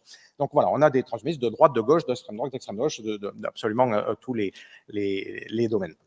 Je m'arrête ici, juste, si je peux dire quand même un mot, simplement de conclusion. Je vais quand même, je vais zapper pour vous dire ce que vous avez évité. Hein. Je ne sais pas combien ça va me prendre 2 minutes. Voilà, ce qui était là était important. En étant présent ici, moi, ce qui m'intéresse le plus, c'est d'être en dialogue avec peut-être la pensée, la tradition arabo-musulmane, et de voir comment est-ce que tout cela va pouvoir être interprété, par exemple, dans un pays comme le Maroc. Je vous souhaite d'éviter les excès médiatiques quand en France on a connu. Je vous souhaite de parvenir à ce que ce type de réflexion finisse par atteindre tous les niveaux de la société, qu'on en discute vraiment à tous les échelons, et ce sur quoi je vais complètement définir, également en politique, je passe évidemment complètement là-dessus. Vous voyez qu'à tel point j'étais très largement en retard. Ce sur quoi je veux terminer, c'est un petit peu ce que peut-être j'ai dit hier, c'est sur le fait que vraiment tous ces concepts, il me paraît indispensable qu'ils diffusent le plus largement possible dans l'ensemble des sociétés. Ce dont il est question, c'est de l'intimité la plus profonde de chaque être humain. On a parlé plutôt, de la manière dont l'intelligence artificielle pouvait mettre en cause, quoi qu'on mette derrière ce mot, derrière notre libre arbitre, de mettre en cause notre conscience, etc. C'est donc le plus intime, le plus précieux de chacun d'entre nous. Il me paraît évident que tout un chacun, tout citoyen doit pouvoir s'exprimer sur ce que nous voulons faire de l'humain. Parce que comme vous l'avez très bien dit hier, vous m'avez volé un peu ma conclusion aussi, c'est pour ça que je pense que la question à partir de tout cela, maintenant, c'est qu'est-ce que nous voulons faire de l'humain? Je vous remercie. Merci beaucoup.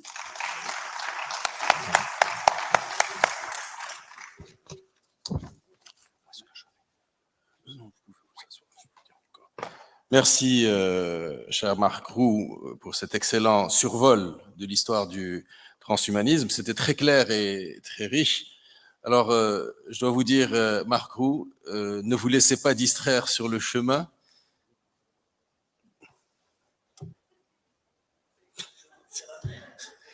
Oui, je m'adresse à vous, en fait. Vous avez été kidnappé en chemin, mais j'étais encore en train de vous dire merci.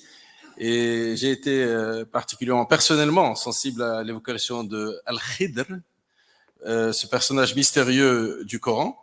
Al-Khidr voyage avec Moïse, en fait, dans le Coran, et à travers plusieurs péripéties, il pose, en fait, la question du mal. La question du mal. Et très curieusement, il arrive exactement à la conclusion de Leibniz, qu'en dépit des apparences, nous vivons dans le meilleur des mondes possibles. C'est ça, en fait, la parabole de Al-Khidr, qui recherche l'immortalité dans le Coran. C'est un personnage fascinant. Merci. Alors, nous n'avons pas le temps de poser des questions parce que le programme est très chargé, mais je signale que des livres de Marc Roux sont disponibles au bookstore, donc si vous voulez les acheter, donc merci encore. Alors, avant de donner de donner la main finalement à mon ami John Alami, je voudrais annoncer de nouveau la conférence de UM6P à 18h15, notez bien, ici, UM6P va nous parler d'Ibn Sina. Ibn Sina et la nature humaine. C'est un sujet extrêmement intéressant qui est le prélude au débat qu'on aura demain avec Ahmed Al-Abadi, avec Ghalib Ben Shir, avec Marc Liogier, avec Raphaël Liogier sur justement la question de la fitra, la nature humaine selon le Coran, et le transhumanisme. Donc aujourd'hui, on va déjà avoir peut-être un avant-goût de cette discussion avec Myriam Septi à 18h15, donc soyez ici à 18h15. And now, finally, I give the floor to my friend Jones Alami. MSN has organized a atelier under the title Augmented Human, What Materials, but maybe my friend Alami has changed the title. I don't know, because you're completely free. It's yours entirely. I will just vanish in the background. So, not forget. Thank you.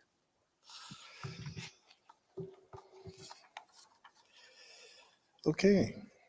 So, dear guests, professors and PhD students and students at UM6P, ladies and gentlemen, welcome to this sixth workshop titled Augmented Humanity, What Materials? No change has been made. So I'm Yunus Alami. I'm a professor here at the University of Plasma and Thin Film Physics. I'm also the head of the MSN department and the holder of an energy chair called Sustainable Energy. So I'd like to, first of all, thank Mr. Fouad Laroui and Mr. Saad Tezi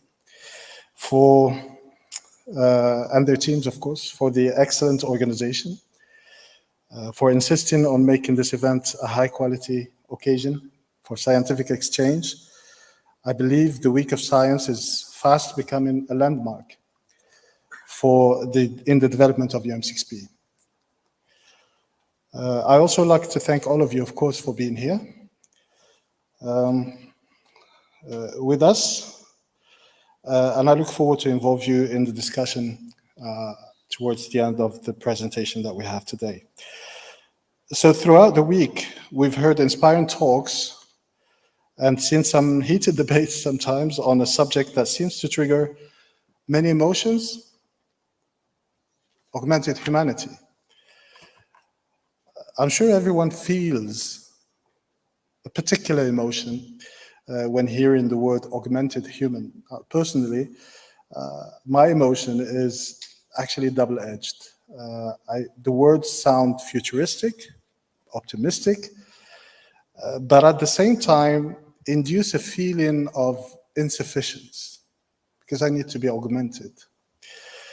So I think that it's this feeling that has triggered probably us humans to seek to enhance our conditions from the beginning, from the day when we discovered fire.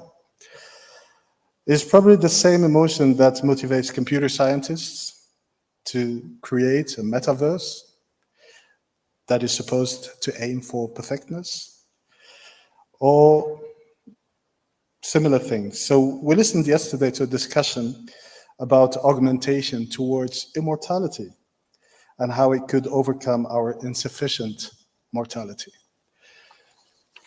So different angles and sometimes completely opposing views.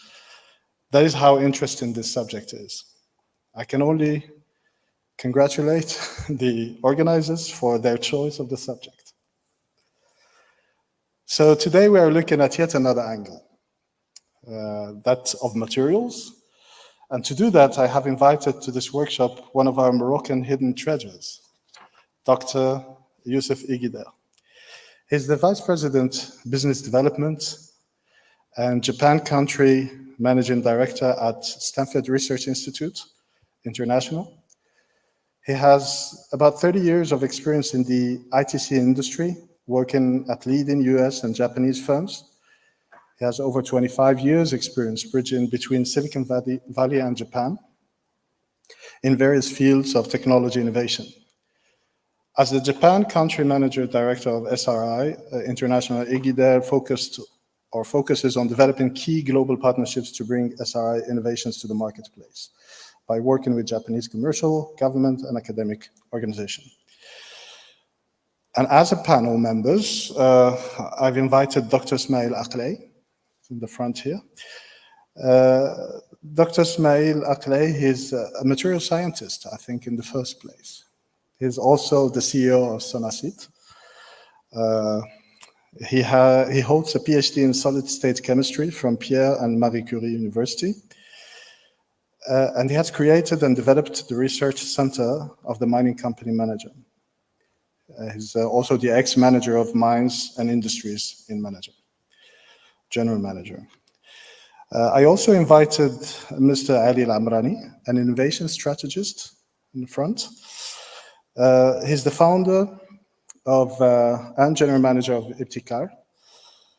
He's an MIT graduate and Stanford. He worked for more than a decade in Silicon Valley in the technology industry, from R&D and design to innovation.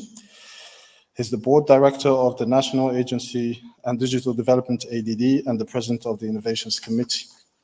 So both panel members will join myself and our speaker, to a discussion that will try to shed some light on the materials dimension of the augmented humanity. So without further ado, great, I will give the floor to Dr. Igidir, and we'll join you back on the podium in about 45 to 50 minutes. Dr. Igidir, the floor is yours. Thank you, Dr. Alami. Thank you, everyone, for having me. It is my pleasure and honor to be part of this program, this event, and humbly contribute to this initiative. Hello from Japan. Right now, it is about 40 minutes past midnight. So if I feel asleep or you hear some snoring, I apologize for that. So today, I'm going to talk about some technology applications and use cases related to augmented humanity, augmented human capabilities. Mostly some of the technologies that were developed at SRI, Stanford Research Institute. My friend, Dr. Alami, already introduced me, so I'm not going to spend time on this. I will just skip this so that we can have more time.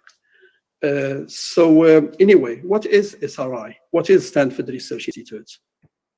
Used to be called Stanford Research Institute because it was born out of Stanford University. Not so many people know about it. It's a non-for-profit, and that's why we don't do a lot of promotion to it. But I guess almost everyone from us use some technology coming from SRI. This is just a snapshot of some of the technologies that came out of SRI, starting from upper right side computer mouse, followed by ARPANET, followed by first surgical robots, Da Vinci, the birth of augmented reality at SRI. The first theme park, Disneyland, was designed and SRI helped in design of the first theme park. The first autonomous bike, Motobot, for Yamaha in Japan. Symphony, this is a platform that helped invent drugs instead of years, do that in months or even sometimes weeks. The first virtual personal assistant Siri, now used by Apple, and the first high-definition TV protocol, and many others, including, for example, GPS and so on. So SRI at a glance, it's located in the Bay Area, called now Silicon Valley. SRI was there before even it was even called Silicon Valley at that time. It is a technology R&D organization, one of the leading R&D organizations in the United States. It's independent, but we work mostly for US government agencies like DARPA, NASA, and so on. SRI does not make end user products. but we do develop a lot of advanced technologies, and we do spin off companies like in average between 5 to 10 companies every year, like Siri, one of them. Our business model is to invent new technology solutions, mostly for the DARPAs, for the NASAs, and so on. Then sometimes apply those technologies for specific needs to our mostly commercial clients. Then we transition that as proof of concept, prototypes, and so on. Current focus of SRI Technologies is mostly in these 5 areas: advanced technology systems, where we do a lot of robotics. Da Vinci, for example, was born here. Second, information computer science, where actually Siri was born. Education technologies, integrated system solution, we work a lot there with NASA, and bioscience division. So basically, as I mentioned, most of our work, probably above 90% of our work at SRI International, is for the DARPAs, for NASA's, and so on. Actually, DARPA is the largest client of ours. We have very tight relationship with the DARPA. In fact, the head of DARPA is a former colleague from SRI. So once we invent technologies on the left side for these federal agencies, thanks to what's called Bayh-Dole Act, this is an American, US law. We keep retain the IP, the patents for those technologies. And those technologies, usually they are not for next year or the year after, but for 20, 30, 40 years later. So very, very highly advanced technologies.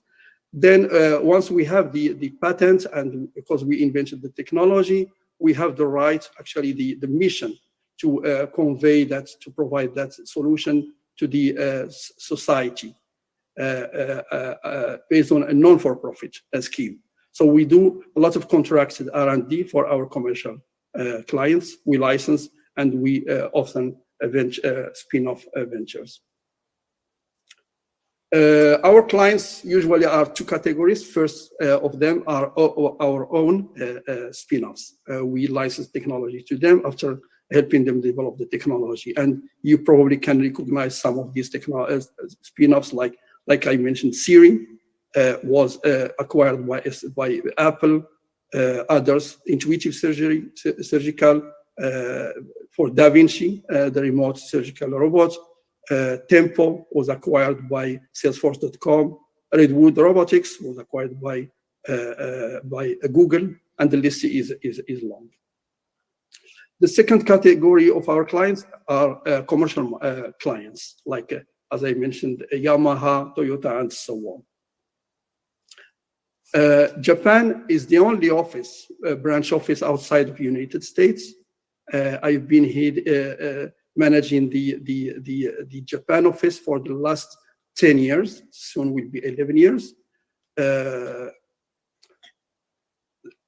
The Japan office, again, was established like 60 years back. And it's still the only office outside the United States. What we do in Japan, as I mentioned, all the technologies that were developed for the DARPAs and the Ministry of Defense and so on, we leverage those technologies, what we can provide, of course, based on export control from the United States. And we work with this kind of companies. These are the latest projects that I can talk about openly. Yamaha, for example, is autonomous bike balancing. Well-balanced bike which cannot, fall down.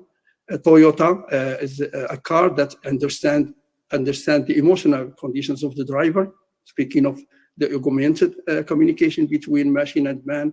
Fujitsu, we developed the artificial intelligence engine of the Japan Railway. NEC, data analytics for smarter computers. Shiseido, for a smartphone-based recognition and assessment of the skin. We'll move to the next part of my presentation, and I will talk a little bit about human augmentation in general. So as I heard in the previous presentation, there are a lot of definitions which are not still clear, or at least there's no wide agreement on many definitions. So I just picked the Gartner's definition, which define human augmentation as the field of human, as actually sometimes referred as human 2.0, and focuses on creating cognitive and physical improvement as an integral part of the human body, and so on. So at SRI, we focus mostly on this cognitive and physical improvement. We'll talk more about it. There are two categories of augmented human augmentation. First one is replicating human abilities, basically restoring pre-existing functionalities. So restoring, that's the key word. Second is supplementing human ability, basically artificially increasing the human capabilities. At SRI, probably most of what we do related to human augmentation is focused on this second one, supplementing human ability, for the simple reason that our major clients are from the defense industry and from space industry. They need more augmentation in terms of physical speed, stamina, and the 5 senses, and beyond the 5 senses, of course, and a lot of cognitive need over there. Categories again, augmentation technologies can be invasive or non-invasive, like wearable extensions. Today, and not to scare a lot of us here, I will focus mostly on non-invasive, which are more down to earth, more short and mid-term technologies, solutions. Again, back to Gartner, and regarding the trend of the human augmentation technologies, Gartner identified human augmentation among the 5 emerging technology trends, which will have transformational impact on our world in the coming future. So from a technology perspective, there are a lot of technology that will be leveraged separately or in combination. I just picked what I have seen in our projects, the most used, most frequently used technologies. Basically, I divide them into 3 categories, where the first category is more like advanced robotics, more hardware, sensors, materials, and so on, like 3D printing for organs, nanotechnology, and so on. The second is more related biotechnology, so neuroscience. We do a lot of in sleep labs, for example, in order to analyze the brain and so on. So a lot of things are, these are mostly, I would say, invasive technology solution. I will not be talking a lot about this category today. And the third category is more about software, like artificial intelligence. We are already seeing emotional AI, explainable AI, personalization, personification, and so on. The data science will play a huge role here. Vision technologies, speech technology is much advanced than we have been seeing for the last couple of decades. And of course, advanced cybersecurity.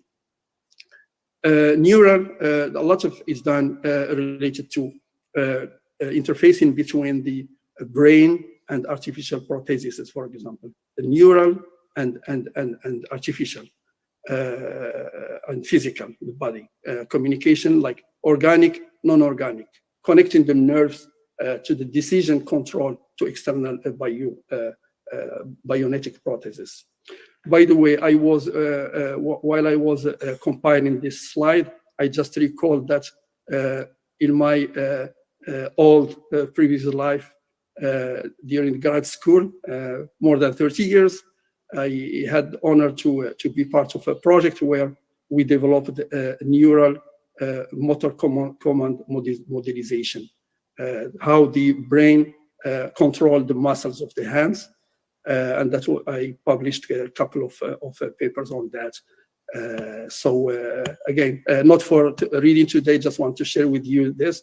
For the proof of concept, I use the Arabic characters actually to recognize not what the writer wrote, but what the writer intended to write. So even if he doesn't have a hand, so we can talk about telepathy, not typed, but cursive writing using telepathy. So that was like 33 years back or so, when I was about 5 years old, for those of you who likes to count years and ages. There are a lot of needs for augmentation. Just focusing on my area, Japan, Asia, international, we are hearing a lot of needs from our clients, mostly need for increased productivity efficiency. So need more capabilities, competences for newbies in factories and so on. We are all overwhelmed with a huge, a massive amount of data, more smarter machines and so on. So we are more and more having difficulties keeping with the faster pace of the technology. So our bodies are limited physically and also intellectually. Japan and other countries, elderly is a huge problem. So both physical and mental assistance, cognitive assistance is required. Again, Japan is an advanced country with a huge need for labor force. So there is a huge shortage of labor force, difficult culture, difficult language. So not that easy to accept immigration. So technology comes to help there. Medical, obviously, for disabilities, for diseases, and so on. Cyber physical communication, and many others. Now I'll be talking a little bit about what we have been doing in augmenting human capabilities at SRI. I will, as I said, focus mostly on non-invasive technologies here, so that we can stay down to earth. Although there are a lot of technologies that I may not be able to talk about today, maybe in a couple of years from now, but I will be also showing some videos. Some of them are old, but still new. They have not been shown anywhere else before today. Oh, speaking of human augmentation, I can't go forward without mentioning about Douglas Engelbart and Douglas Engelbart's vision, which impacted a lot SRI own vision regarding the human augmentation. Douglas Engelbart, who unfortunately left us, he passed away a couple of years ago. He's considered as one of the main pioneers of the field of augmenting human intellectual capabilities. You may not know him, but you all, again, know his work. So Douglas is also the inventor, as they say, personal computing before even the personal computer that was there. So he's the inventor of the computer mouse. He is also the first person who connected a monitor, a TV, to a computer. When I was young at my undergrad school, we used to program a computer without monitor, so all punch card and so on, for the dinosaurs of you who can remember that. So Doug was a radar engineer when he was young, so he always wanted to see the information, not just print it out and so on. So he developed the first interface between computer and TV. So that now we take it for granted to watch computer display. He is the inventor of hypertext, which we now call link. We click the link, so it is his invention. First networked computer, ARPANET. He developed that with UCLA, based on inquiry from DARPA. DARPA, it's ARPA, at that time called ARPA. Now they added the D for defense, Advanced Research Program Agency. It's Doug who invented the copy, cut, paste, copy, colle. So we use it on a daily basis. He did that in the 60s, by the way. The picture, the photo of him, the upper photo left side, at that time he was demonstrating, by the way, some of these technologies. This exact picture is about copying and pasting text for the first time in 1968, before the personal computer was available to most of us. The domain names .com, .gov, .net is his invention. And online collaboration using text, video, and speech, which we simply call now video conferencing. And many other innovations which impacted our life. Speaking of ARPANET, just wanted to share with you for the little story here, the first ever document that shows the first 4 nodes of ARPANET, meaning first internet nodes. So, by the way, this schematic, it was just a drawing on a napkin at SRI cafeteria between SRI, Doug and his team, involving DARPA, who came to SRI to talk about ARPANET. As you can see, SRI node was one of the first 2. So SRI and UCLA. So the first ever email came from UCLA to Doug. So talking about human augmentation and what Douglas say about this, he wrote, while we continue to spend millions of dollars researching newer, faster, and so on,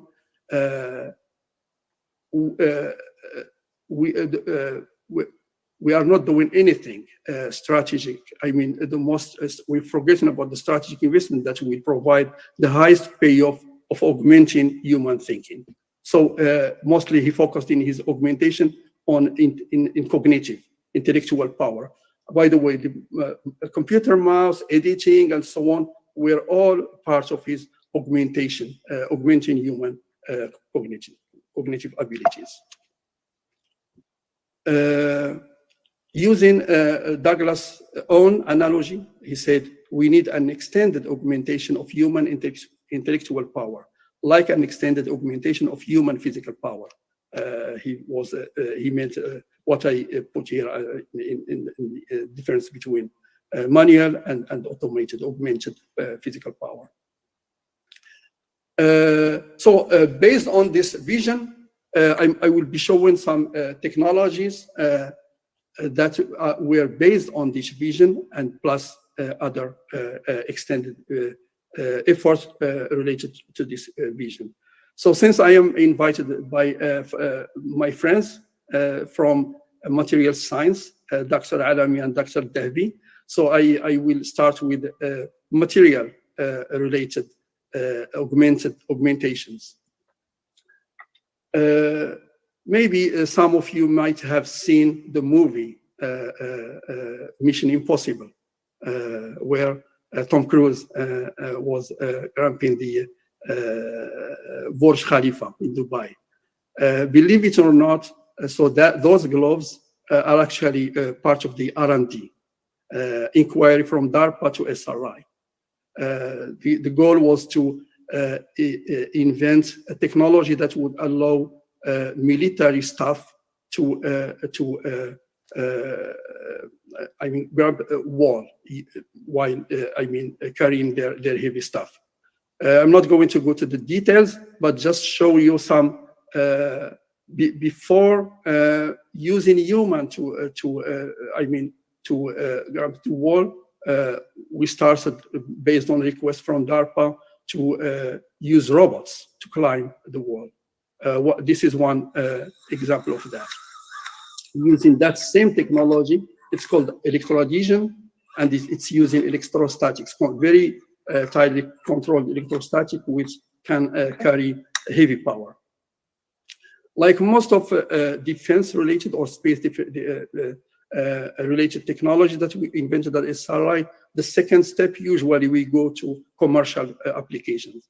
Like, for example, in this application, we use the same principle, but for handling soft materials. So Nike funded this project because it's apparently very hard to handle soft materials, unlike hardware, which can be, managed by robots easily. So this was one of the applications. After that, electroadhesion for military. Another application is for industry, again. So smarter conveyors, where again the same concept, a conveyor that using electroadhesion, switching on will attract all the boxes. So you can increase the speed, increase the productivity, and lower the space. You can have different, shapes of the conveyor. We'll move on. Yet another application. This was with one of our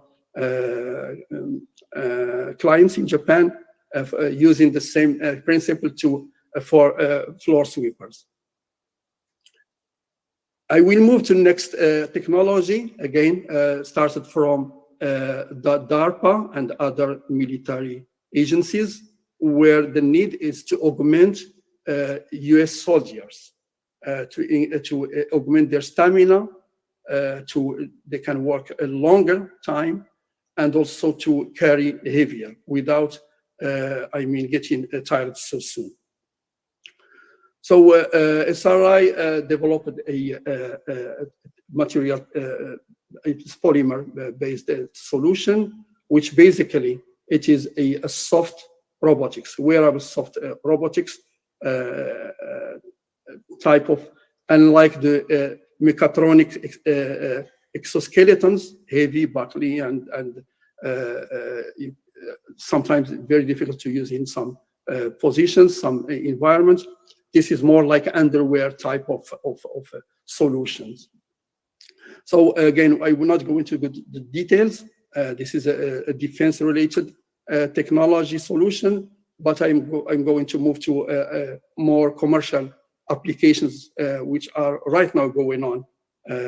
So again, the left one is original requirement from the DARPA, but this was used for other applications. By the way, the second one from the left, I don't have a slide for it, but just for the sake of the information, since we are talking about materials, this is using a very interesting material solution. It's again smart polymers, where they are very, very soft. Once they are, they get the electrical signal, they become very, very hard. So you can imagine a lot of applications. One of them is armors for bulletproof armors for soldiers. So it can get triggered just by the bullet itself and get very, very hard. Also used for therapy, for prostheses, and so on. Again, other applications like therapy, assistance for elderly, and mostly used now industrial use. I can mention just one of them because it was publicly announced, is Obayashi in Japan. It's one of the largest, if not the largest, construction company is using this technology for their employees. Yet another material-related solution. It's called electroactive polymer artificial muscles. By the way, the field of artificial muscles also was born at SRI. Basically, this EPAM, you gets the polymer gets the electricity, then it moves, or when you move it, it generates electricity. So a lot of applications, again, like wave powered wave generations in the oceans and so on.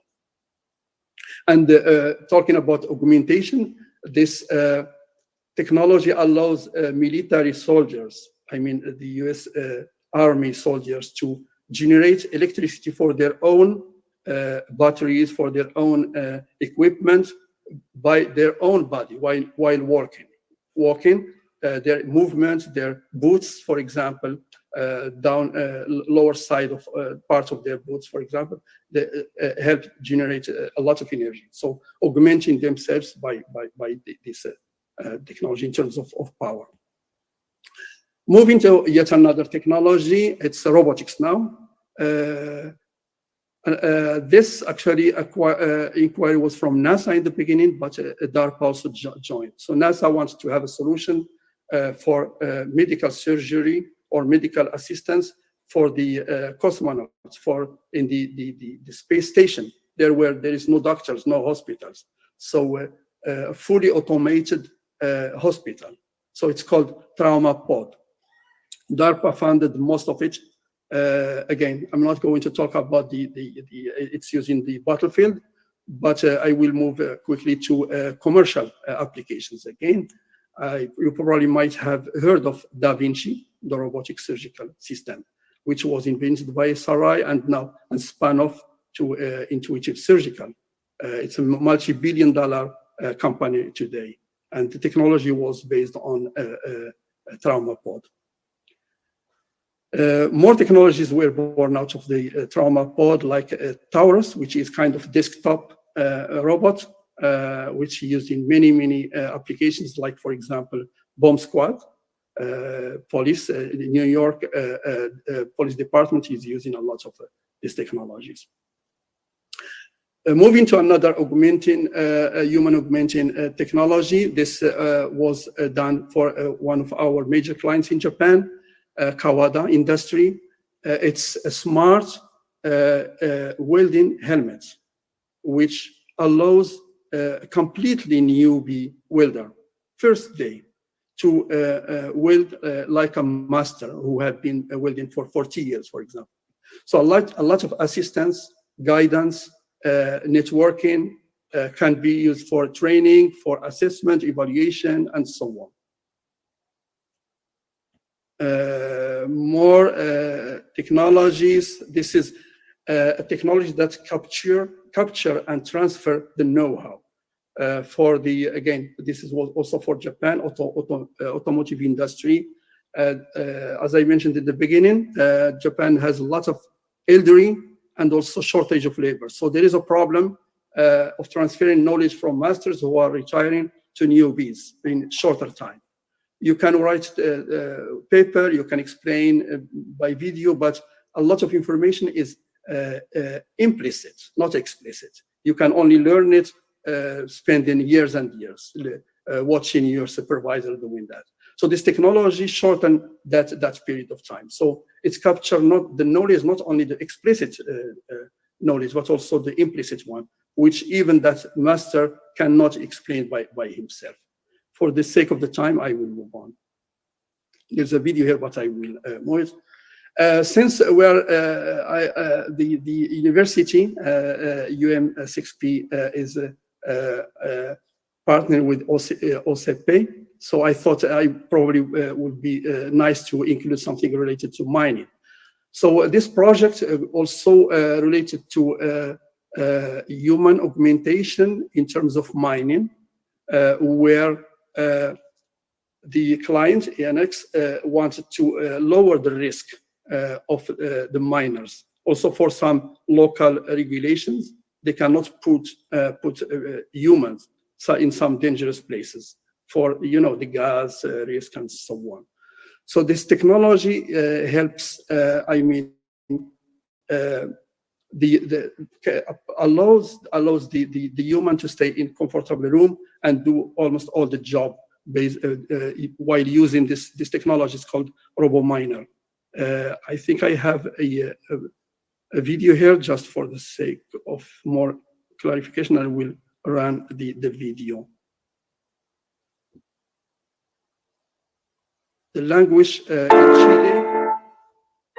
Chile is Spanish, so the subtitling is in Spanish.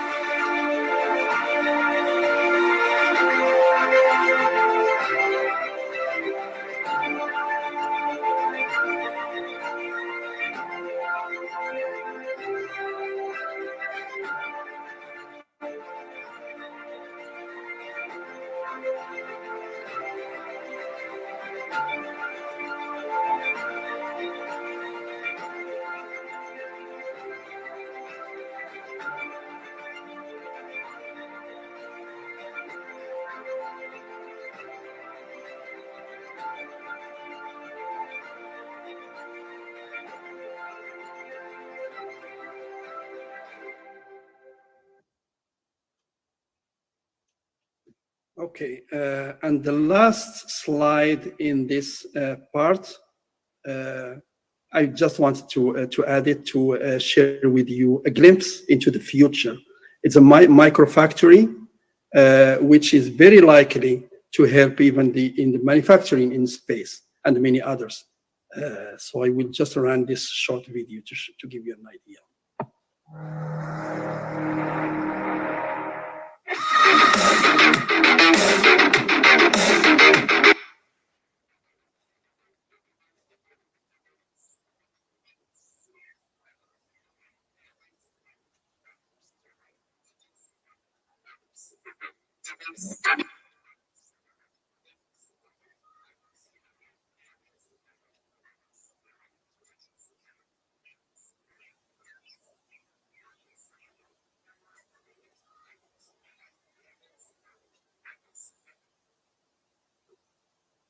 Okay, so sorry.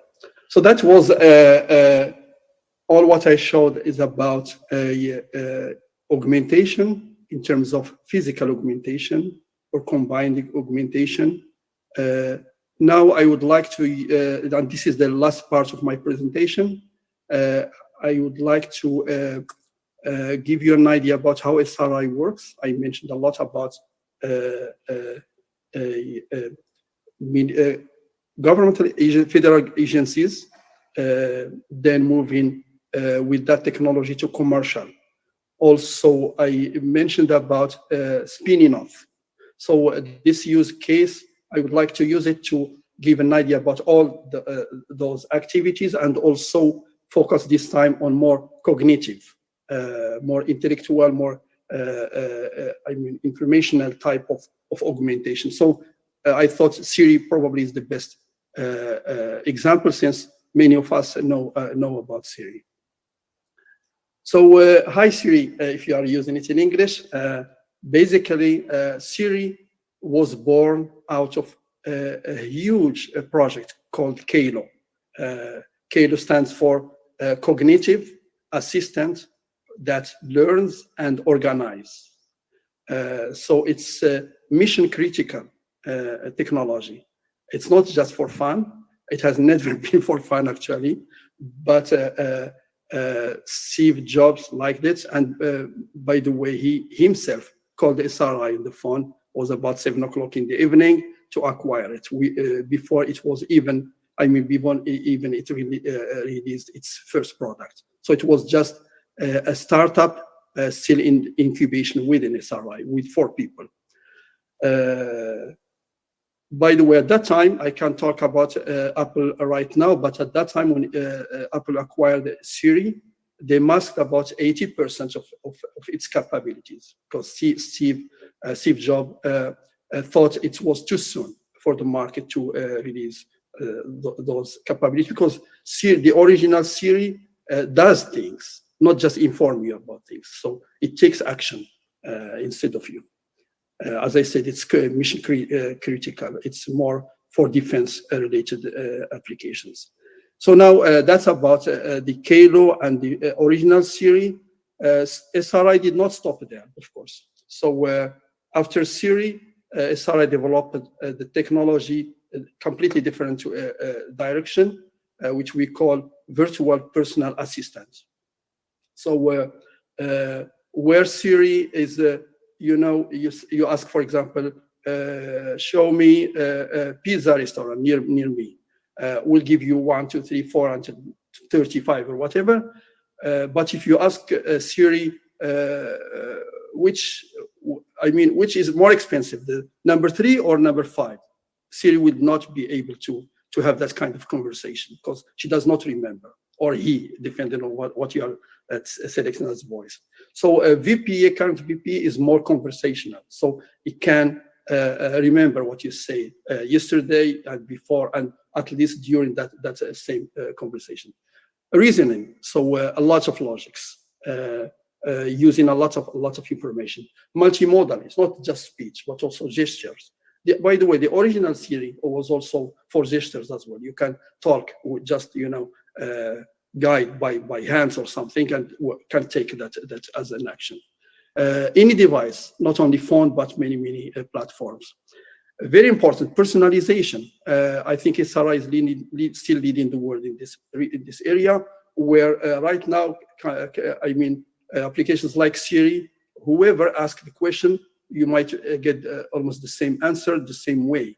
Whereas personalization, if you ask about something medical and you are a doctor, the VPA will answer you on your level.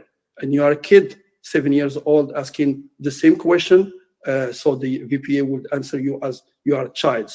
And you don't need to tell the VPA that you are a child or you are a doctor. So the system will understand that by itself. Configurable, so modules again, you can design in different ways, and human agents. Again, for the sake of time, I will not go into the details here, but I will just share with you that the VPA basically based on the input, it tries to understand, then tries to reason, and based on data, whether domain or user data, or rules, like the rules, Siri, like in general, but the rules could be more vertical for auto industry or for banking. So we are talking now about specialists, virtual personal assistant. It's written in the title. It's more specialist than just general use. And then gives the output. The output could be not just information, but could be a question. If the information is not complete, so needs more information. So it might ask you why you did something like that. Moving forward, as I said, the VPA now is used for many applications. I will use the remaining time, about 10 minutes or less, to show you 2 or 3 videos about. I will focus mostly on auto industry, for the reason that Japan is more about auto industry. A lot of our clients, as I mentioned, Toyotas, Yamahas, Hondas, and so on, Nissans. We work a lot with those clients, but also because Morocco is focusing on auto industry lately. So without due, first application using, again, since we are talking about augmentation, so we need here to augment the knowledge of someone who needs to maintain, to repair a car, but he doesn't know how to repair it. So this is an application that shows how SRI's technology is helping. Hi, Mike. What are we working on today? Today we have a 2001 Toyota Camry that needs its 120K maintenance. 120K maintenance for this car requires these steps. Where should we begin? Let's start with the spark plugs. The spark plugs are here. You'll need a 5/8 spark plug socket wrench to remove them, and use caution around these potentially hot areas. How does this look? Please rotate the part so I can see all sides. The spark plug tip is black, indicating that the engine is running rich. It should look more like this. Would you like to replace the spark plug and move on, or investigate further? Let's replace the spark plug for now and make a note of the problem. Also note that the serpentine belt looks okay with no crack. Got it. When ready, use a 5/8 spark plug socket wrench to install the new spark plug here.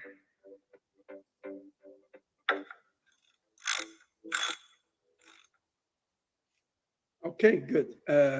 That was, by the way, a lot of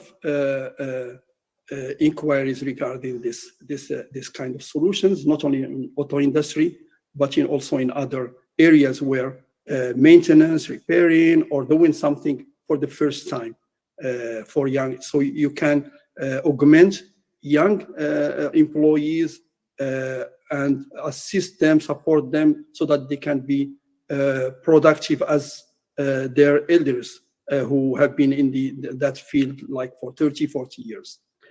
Another application of the VPA, these are all grandchildren of Siri.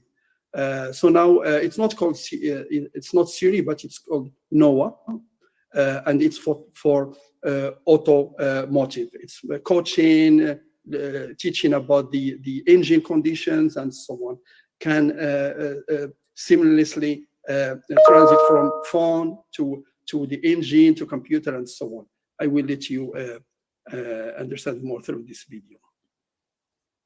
Noah, I'd like to go to the gym at 10 a.m. and then I have to take Sally to Sylvan Park at 2 p.m. Which gym is it? The YMCA or Gold's? The YMCA.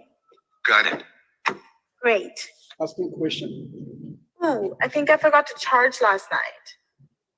Yes, I can see that. Your battery is 35% charged. It would be a good idea to charge before going to Sylvan Park. When should I charge? The most convenient charging time for your schedule would be 1 p.m. at the Walmart in Mountain View. Should I schedule a charging appointment for you? Sure. Okay, I have added that appointment to your route. Great. I'd like to have lunch at Stakeout in Mountain View at noon. Does that work? How long will your lunch be? About an hour. Okay, I'll add that to your route. That doesn't require any changes to your charging plans if you drive efficiently. Coaching. I know. How has my driving been lately? Well, there is still room for improvement. It's your braking that needs the most work. Easier at first and harder when I stop, right? Exactly.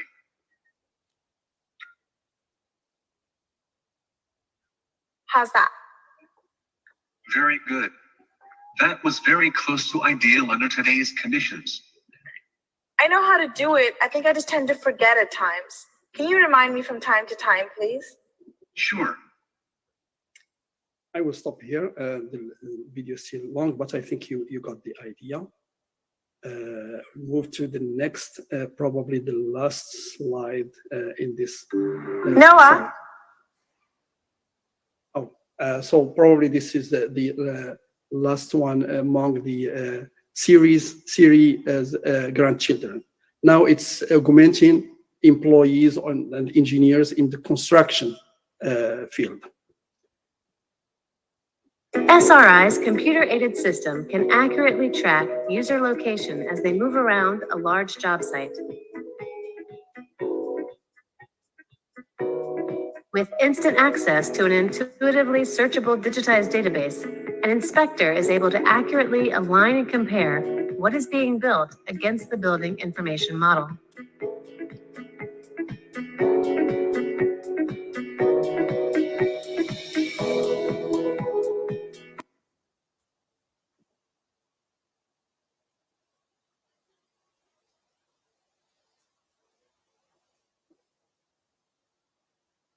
Automated and more accurate. Capturing and documenting data become less time-consuming. The inspector can snap photos on demand or add and retrieve virtual notes that stick to a location, which can be shared across multiple devices. Problem areas become easier to recognize, and serious concerns can be identified and shared instantly with those who can immediately respond, preempting major structural errors and costly build time. Information, including important inspection notes, design safety reports, and even contractor reviews, are stored and can be recalled for use in the planning of future projects. SRI's vision technology can change the landscape for construction inspection by providing efficiency and higher accuracy while saving time and money. To learn more, visit sri.com/construction. So again, this was one of those where the need was about productivity and efficiency. Well, that's all from me regarding the technology augmentation. That's one last closing note and one last slide, I think. Want to leave you with some open questions that I thought would be relevant for us in this specific event to think about. We are in Morocco, in Africa. So first, definitely there are a lot of questions about augmented humans. Some of them are scary. Some of them are down to earth, which I try today to focus on the down to earth things, shorter and mid-term solutions. But one thing is sure, is human augmentation trends are here to stay. So a lot of new, as you saw, and this is just the beginning, the new user interface paradigm shifts are coming sooner or later. So the question is not whether to embrace or not to embrace. It's the question, a lot of questions is how. So again, some specific questions would include, are the trends our friends? Since we are in Morocco and Africa, where does Africa stand? Where to go from now? Because of historical reasons and economical reasons, we witnessed a lot of digital divide between our region and the world. So are we ready to suffer again another augmentation divide in the several decades coming? What we do about our local needs versus local R&D or collaboration with the world, the innovation and so on. These are some questions that probably would be nice to discuss, not only today, but from now on. Economy, there is a huge economical dimension to all this. We talked about productivity, we talked about efficiency and so on. So how all this will impact us in Morocco and Africa if we don't do anything, if we do it differently. Definitely, are we ready to let only engineers and scientists drive all this? Definitely legal, compliance, regulations are probably would be good question. We witnessed in the several decades back, especially in the digital era, is that engineers are leading and the law regulations are very, very slow. So lots of problems in compliance. Sorry for there's a typo there in compliance. So again, there's biohacking, there is genetic engineering, cyborg, and so on. So are we ready to let the engineers drive, or we should monitor that and support somehow without breaking their speed? Social, ethical dimension to all of this, especially philosophic, religious dimensions, not only in Morocco, Islam, but also in other religions as well. Security, cybersecurity, you don't want to be hacked by someone from completely different country, and I mean interfering with your augmentation, and so on. So that's it for me. Arigato gozaimasu. Thank you very much. Merci. Shukran. Thank you so much, Dr. Ide, for this very inspiring talk. Very impressive, quite amazing. So now I'd like to ask our panelists to join me up here, Dr. Après and Mr. Amrani. Dr. Ide will stay with us, right, for the talk, for the discussion. Thank you. Okay. Of course. By the way, I would like to greet my friend, Dr. Amrani. I just recalled that he was a former colleague from another career.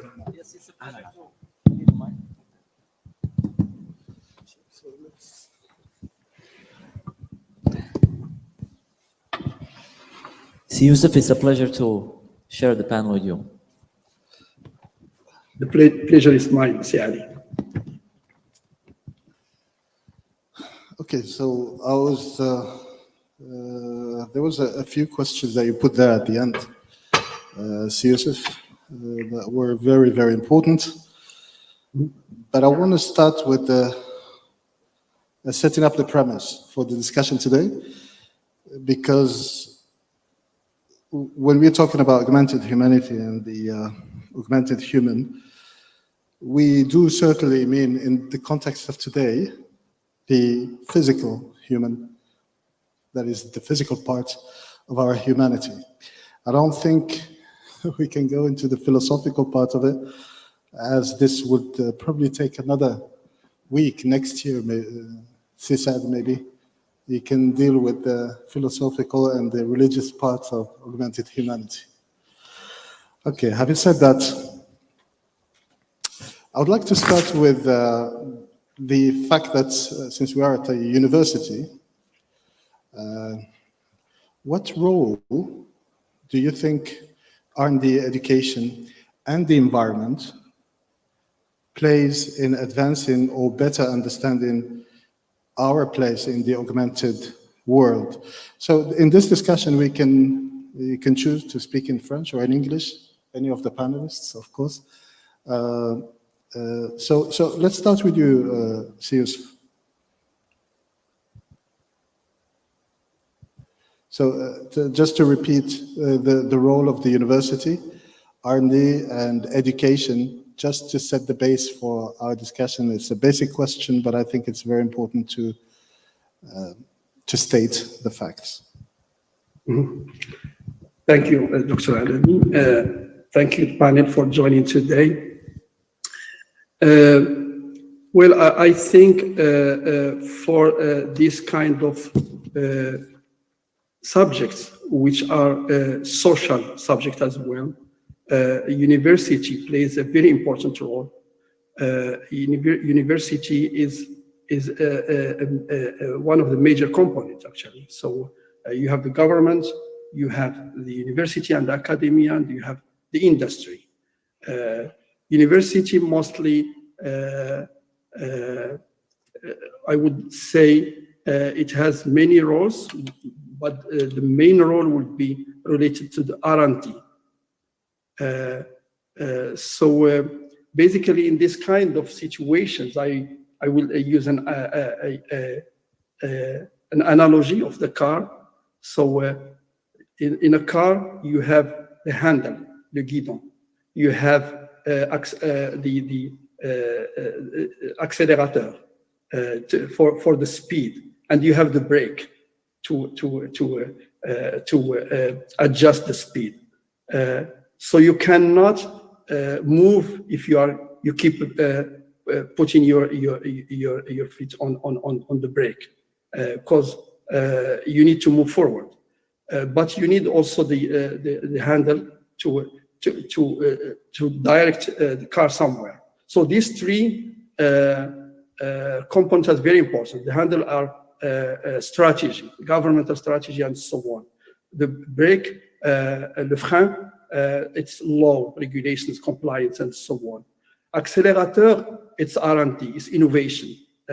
So I think the university's role is more on this accelerator, is the innovation. Now, the question is, what kind of innovation, what kind of R&D to do? As a university, I'm talking about university in Morocco, for example, UM6P, why not? I think in the word of innovation, because sometimes we confuse between invention and innovation. Invention could be a paper, could be a patent, could be an idea, and so on. Innovation, you have to bring value to change someone's life in the market, in the society, and so on. So you can only reach that level if you focus on a very important need, not just interesting need. Because interesting need requires a solution, a nice-to-have solution, whereas important need requires a must-to-have solution. And that's why less than 3% of the startups do not succeed, do not survive after 3 years, because most of the research projects, I'm also a former researcher, we tend to focus on interesting problematic than important. So again, the role of the university is to move forward with higher speed toward some important needs. And by important, I mean locally important in Morocco and in Africa. So the augmented human capabilities should be much, not something just fancy in the research world, but something which would bring value to local community in Morocco and Africa. So again, the question is very wide, but I will stop here to see if there are any questions or comments or additions. Thank you so much. Dr. Après, Vous voulez ajouter quelque chose sur ce qu'a dit, ou bien on passe la question d'après, ou bien le rôle de l'université? Oui, d'abord, je voudrais vous remercier pour votre présentation qui est très intéressante et qui permet finalement de se dire, moi, vous m'avez permis de comprendre que c'est possible de le faire chez nous assez rapidement. La réalité augmentée, je pense que c'est à notre portée. Alors, deux choses qui sont importantes. Je pense que pour qu'il y ait une bonne relation entre les universités et l'industrie, il faut que l'industrie s'équipe de structures capables d'avoir des relations scientifiques et humaines avec l'université. Je pense qu'on a dépassé le stade des apprenants et des applicants. Aujourd'hui, tout le monde apprend et c'est en travaillant ensemble qu'on arrive à apprendre. Je vous donne l'exemple de Semaine. Nous avons pris la décision de créer un centre de recherche qui va travailler sur les problématiques de l'acier. Et ce centre de recherche va être une structure intéressante qui pourra travailler avec plusieurs universités dans le pays. Nous avons pris aussi la décision dans notre plan stratégique de digitaliser l'entreprise. On a commencé par la partie commerciale. Nous sommes en train de travailler sur l'usine 4.0. Et donc, la réalité augmentée m'intéresse, mais peut-être ça viendra après, on pourra en discuter. Okay. Do you want to add something? Okay. Yes, I'll add a point. Hello, everyone. It's a pleasure to be with you today. In addition to the point that Sius talked about, I think the university will soon play a role of a user as well. So most, if not all, universities will soon have an augmented humanities strategy, meaning that not only in research and labs and development, but also a user of a technology. Students, what is the new format of the classroom? How to work with students? What is the new formats, the new pedagogy strategies? Who's good at science? Who's good at literature? Who's good at engineering? Who's cheating? Who's not? Who's developing? Collaborating in the lab. Everybody is talking about open innovation these days. But the real open innovation is between universities. Universities from different continents collaborating together using augmented technologies. So not only in research, but I see universities as a user as well, and they can demonstrate also use cases to the industry. They can demonstrate use cases to the government. How is augmented? Because probably they are the most qualified not only to develop it, but to use it as well. So I emphasize on the use as a leading position for the university to showcases, but also to change their way of teaching. And a last point is education for all. The world is talking about education for all. I think the only option or the only way to reach education for all is through augmented humanity. Yes, we can reach education, but what about the quality? How can you teach engineering or pure science to everybody on the planet? I think you can only achieve it through augmented humanity to give the same access, the same quality of equipments, or labs, or material, or professors in the digital world. Great. It's all good, but I can imagine that with all the technological advances, and in particular with the augmentation tools that are being developed and innovated, most jobs will be disrupted in the future. How do you imagine that future, Après, and how important innovation it is for attacking or addressing that problem? The problem that could be that people don't have anything to do in the future. Nous sommes aujourd'hui confrontés dans le monde de l'industrie à un problème extrêmement sérieux qui est celui de la sécurité des hommes et des femmes qui travaillent, que ce soit dans l'industrie, mais aussi dans les mines, où j'ai connu des drames, des accidents mortels. Avec la réalité augmentée, il est tout à fait possible d'éviter beaucoup d'accidents, que ce soit dans le domaine industriel ou dans le domaine minier. Je vous donne des exemples précis. Dans les mines, surtout dans le souterrain, nous avons constaté que souvent, nous avons des accidents mortels parce que les personnes qui ont été victimes n'ont pas vu voir le problème, n'ont pas su estimer le risque. L'habitude que nous avons dans les mines, c'est que le mineur fait marcher son oreille, il entend la roche craquer et il sait que quand la roche craque, il va y avoir un éboulement. Mais il suffit d'un manque d'attention pour qu'il puisse se retrouver sous l'éboulement. Moi, personnellement, je suis rentré dans une galerie et nous n'avons pas vu l'éboulement qui, malheureusement, s'est produit. Après, nous sommes restés dans un cul-de-sac pendant 8 heures, attendre à sortir avec un manque d'oxygène. Et lorsque vous présentiez votre travail, je pensais à tous ces gens-là que nous avons perdus, qu'on aurait pu éviter ces accidents si on avait des moyens de combiner entre la réalité et le virtuel pour pouvoir faire de l'anticipation et de la prévention.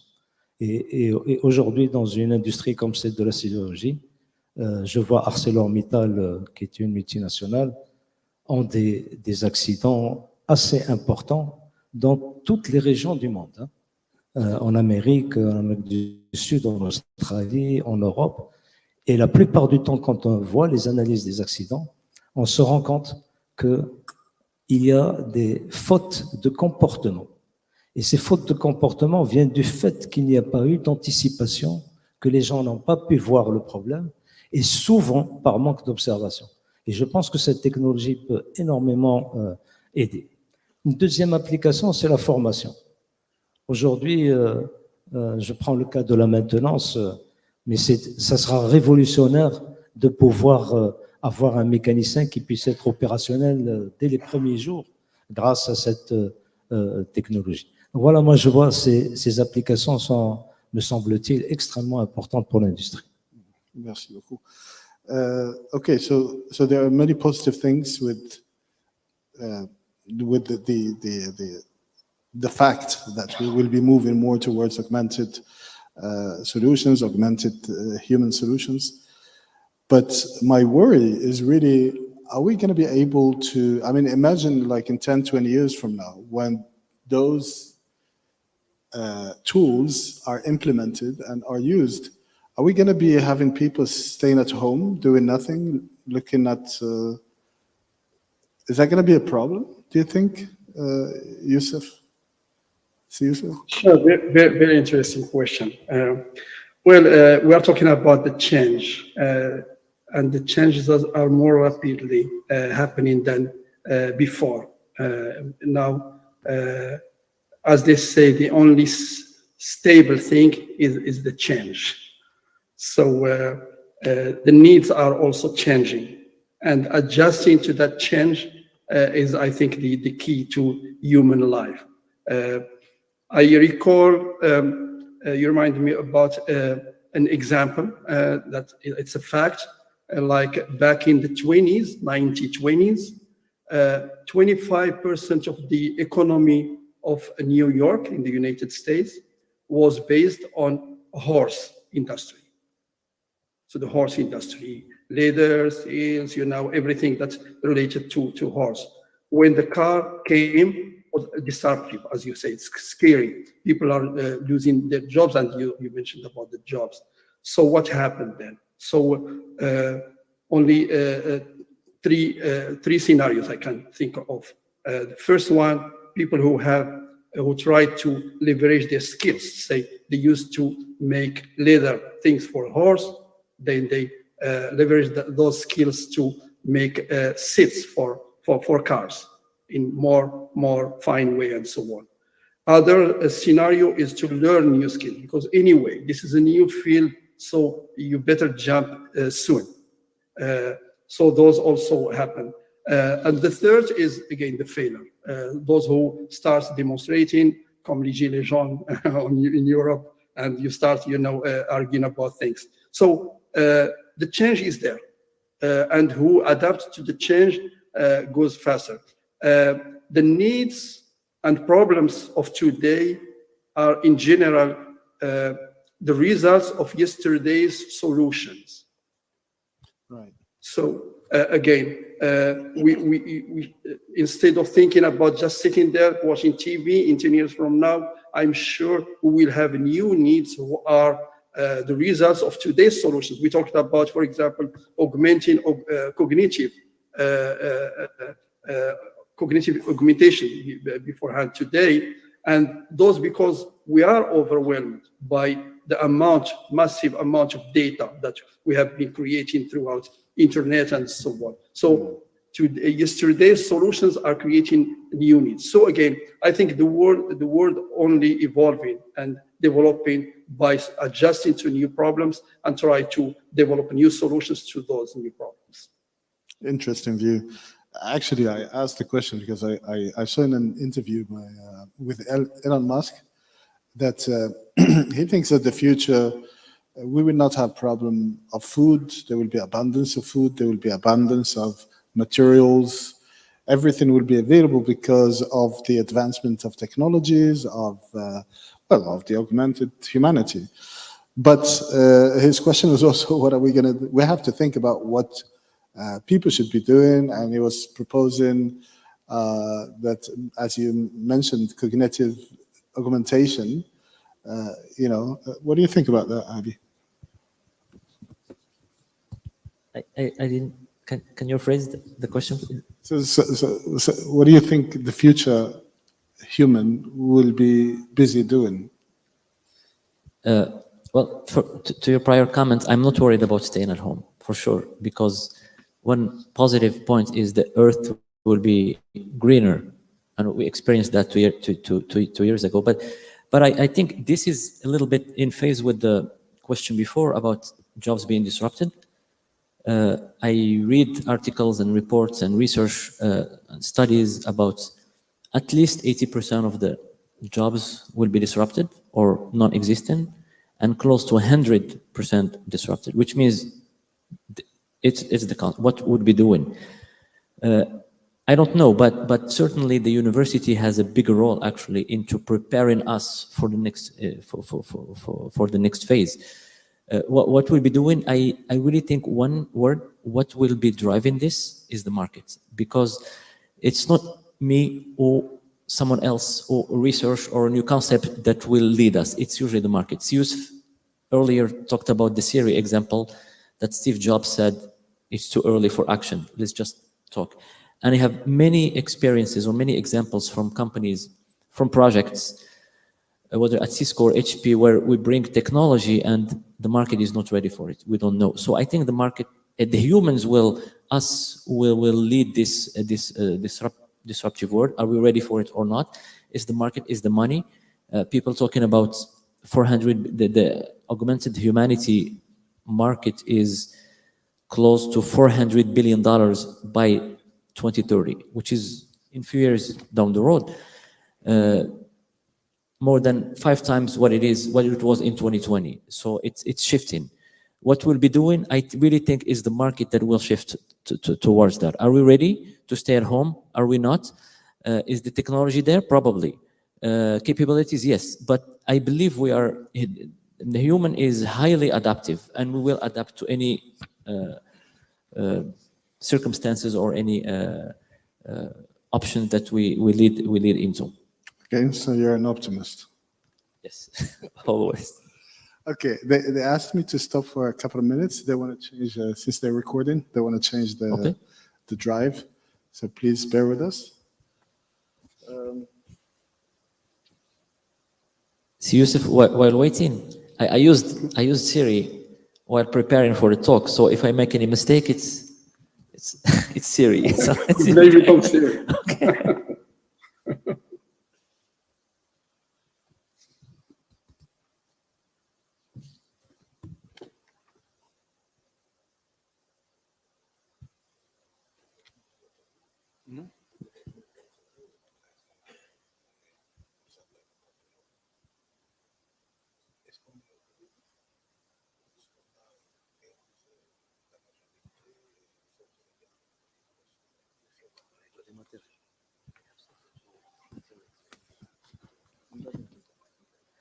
Oui, donc la question porte sur le développement des matériaux.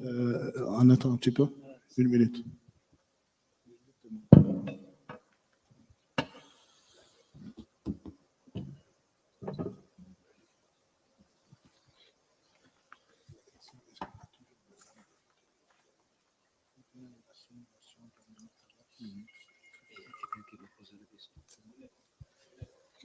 Okay, thank you. So I want to move now to materials and materials development. We know that humanity has been developing materials since antiquity, and we are today at an advanced level. It's a question mark, really. Are we really at an advanced level, or are we just starting with the materials development? I know that in the synthesis of materials today, we can master 2, 3, 4 elements together, but definitely not 10 or 20. So the question is, are we at the beginning or are we at the end of material development? And is it really relevant, since maybe the simulation world will take us into the metaverse that is quite perfect anyway? C'est clair? Je me rappelle, dans les années 80, j'avais un professeur Livage, qui était très connu, qui est parmi les inventeurs des cristaux liquides. Donc c'est grâce aux cristaux liquides qu'on a commencé à voir l'affichage dans les aéroports, etc. Et à cette époque, il y avait toute une discussion. Il disait, finalement, avec les cristaux liquides, avec le quartz dans la montre, c'est terminé, il y aura plus d'autres choses plus intelligentes. Moi, je pense qu'aujourd'hui, avec ce que nous voyons, avec les moyens que nous avons, avec le virtuel qui s'est développé de manière importante, nous avons beaucoup plus de possibilités de développer, de créer de nouveaux matériaux.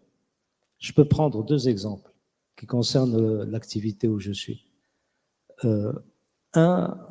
L'acier, contrairement à ce qu'on peut penser, peut encore développer des matériaux extrêmement intéressants. On parlait tout à l'heure des travaux de recherche qui sont sur l'acier, qui peut devenir conducteur d'électricité et capable de remplacer le cuivre. C'est un projet de recherche important sur lequel travaille sérieusement ArcelorMittal. Vous avez aussi des matériaux intelligents. Ce sont des matériaux qui changent de couleur en fonction d'un certain nombre de changements de paramètres. L'humidité, la température. Tous ces matériaux-là sont aujourd'hui nécessaires pour l'activité humaine. Et puis, bien sûr, tous les matériaux qui vont servir la médecine du futur.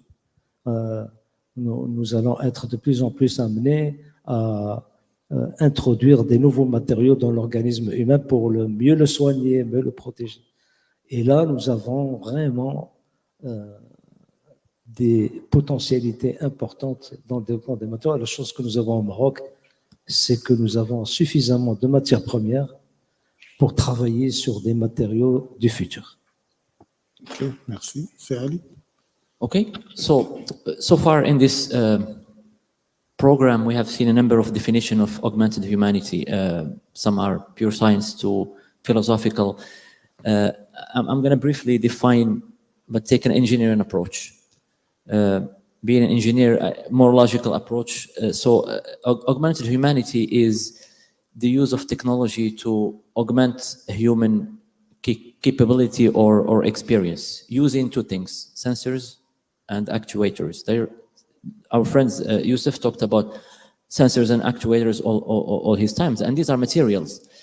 Sensors and actuators, whether near body, like a smartphone, on body, like glasses or smart watches, and implanted like a digital tattoo or smart pills. A few years ago, nobody have thought that what we carry, this phone has more than 50 sensors. Nobody could think about that a few years ago. And they're only getting smaller. A few years down the road, this phone may have hundreds of sensors and actually actuators. People are talking about MEMS, micro electromechanical systems, nanomechanisms.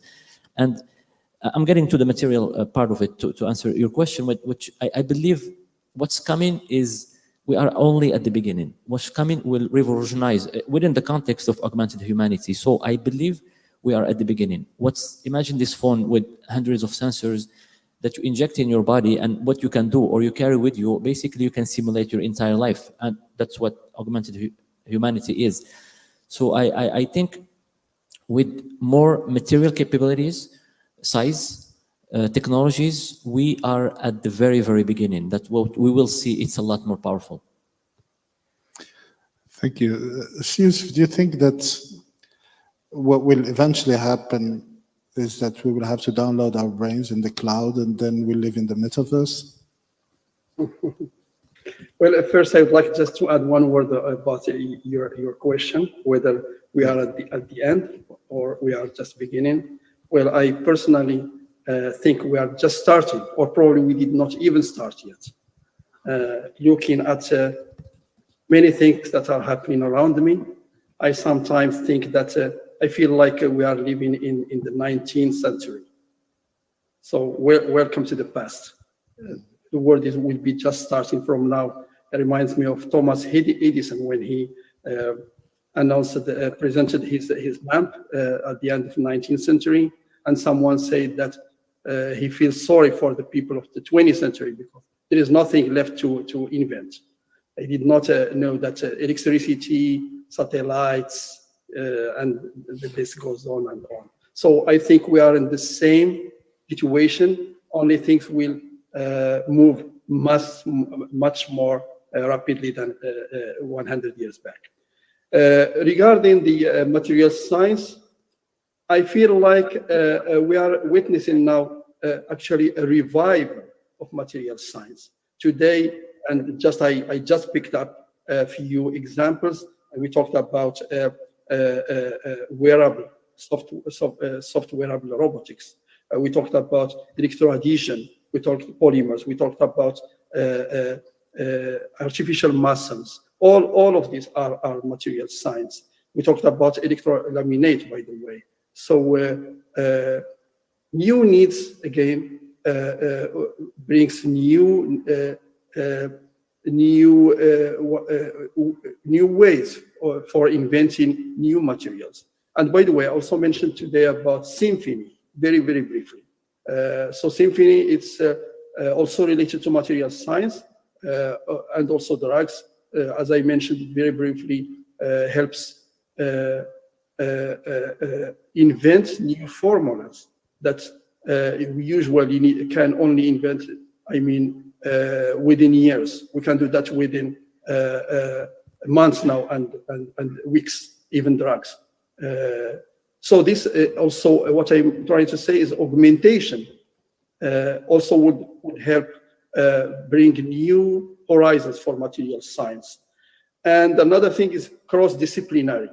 Like symphony is material science / AI / robotics and so on. So we combine cross-disciplinary solutions, more we are augmenting our capabilities and our tools, more we will have new needs from the society and from the market. I think we will see more and more areas in material science and also other areas. So we are just in the beginning, I think. Sorry, I forgot about your second question. Are we going to download our brains in the cloud at some point and live in the metaverse? Could be. I think this is it's almost would be happening sometime soon. I don't know.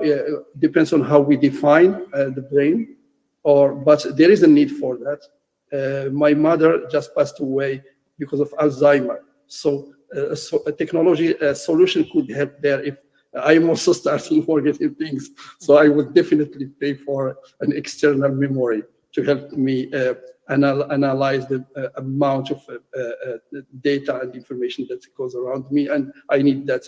So I think again, talking about the needs, and talking, by the way, about university and education, I think that the model of education that at least I went through, I feel like it is from the 19th, 18th centuries, relies more on memorizing information. Now, there is a confusion, even for my kids. You ask them, they have all the information there, on their phones. So what's, again, how you can evaluate, assess the students? Is it their memory, memorizing information? Is it analyzing it? Is the mathematics only mathematics, or is it biology, or it's things are getting again cross-disciplinary, cross-sector type of thing. So I think we will need some solution. We can call it this an external brain. We can call it anything else. But I know it's always scary to talk about things that we are not used to that, and that's, of course, that's the scary thing about human augmentation. Because when you talk about something very far away and there is no link to it, it's always scary. If you talk about the airplanes to people like 1,000 years ago, they will hang you maybe, not only get scared. So it's the same. Right. So again, we will witness a lot of crazy things. Some of them we are not ready to talk about them today because they're scary, but probably people from 50 years from now, 100 years from now, it will be obvious for them to hear about many things that scares us today. Okay, so let's move to the last part of our discussion today, and I think I want to touch on the risks that are linked with augmentation, the augmented human. So it's do you have any ideas what these could be, the risks, and should we get prepared now? And how? C'est clair. Donc, je reprends en français. Donc, est-ce qu'on doit réfléchir sur les risques de cette augmentation de l'humain? Est-ce que vous avez des idées que ce que les risques peuvent être et comment se préparer? D'abord, un premier risque qui me semble important, c'est le risque éthique. Qu'allons-nous faire de cette technologie? Où allons-nous, quelles sont les limites concernant les droits, les libertés des hommes et des femmes qui travaillent? Donc ça, c'est un risque qu'il faut prendre très au sérieux. La technologie, ok. L'innovation destructrice qui va mettre beaucoup de gens au chômage, ça peut se résoudre, mais toutes les questions d'éthique et de déontologie sont quand même assez importantes. Et il faudrait que à l'université, les gens qui travaillent sur les sciences sociales, sur le droit, puissent aborder cette problématique pour qu'elles puissent accompagner le développement de cette technologie, qu'on ne se retrouve pas un jour avec des applications de cette technologie qui vont à l'encontre des libertés et des droits fondamentaux des êtres humains. Excellent, merci. The direct answer, what I think is no, we should not prepare. I think whenever we prepare for risks, we're going to limit the development, right? If we think negative, we're going to start creating constraints about the development of technologies, about augmented humanity solutions. But yes, there are risks, just like with any other things. Even when we create a pen for good use to write something, we can use it to poke somebody's eye. We create a car, we can use it for good and bad. So it's the same way. I think the right way is to separate. Whenever we think about innovation, we need to separate the development from the regulations or the constraints. We can manage risks by regulations. The developers should have a role, the government should have a role, the university should have a role, and that's how I believe we could keep playing our role as a university, which we already discussed. The government needs to play its own role, regulations, to mitigate the risks, and the industry, and open up for the industry, because I think a lot of advancements would come from the industry. But I really don't think we should be scared. Whenever we think AI, we think augmented humanity, people automatically think about negative things, ethics, yes, copying. Yesterday in one of the talks, somebody mentioned that soon we wouldn't know if we're talking to a human or a robot. I don't see a problem with that. So as long as, of course, there's a framework that could regulate all this, but the right people should do it. I think the government also should play a very key role in terms of acting swiftly and like my colleague said earlier, embrace. We cannot just regulate and block. We need to embrace the technology, embrace the augmented humanity development, because we are in a race, whether we like it or not. It's changing our lives, it's changing our jobs. We need to embrace and open up opportunities to be part of this movement. All right, Dr. Yusuf, with your eye on the future, I think you have a little bit more information than we do. Should we get word? Well, personally, short answer, as university, no. I completely agree with my friend Seali. As university, as I mentioned in the beginning, like a car, you have a wheel, you have brake, axle. So the university is not for the brake and legal and the government. But for us, for university, for academia, for innovation, we just need to move forward and we can't, wait for them. But in general, I think everything has risks and opportunities. Historical examples like dynamics with Nobel, invented Nobel. So he invented for something, but people use that for that. Even anything, a knife, for example, knife. Someone invented knife to cut the meat or fruits or something, but other people use it to kill others. So it's not about the technology, it's about our intention of using that technology.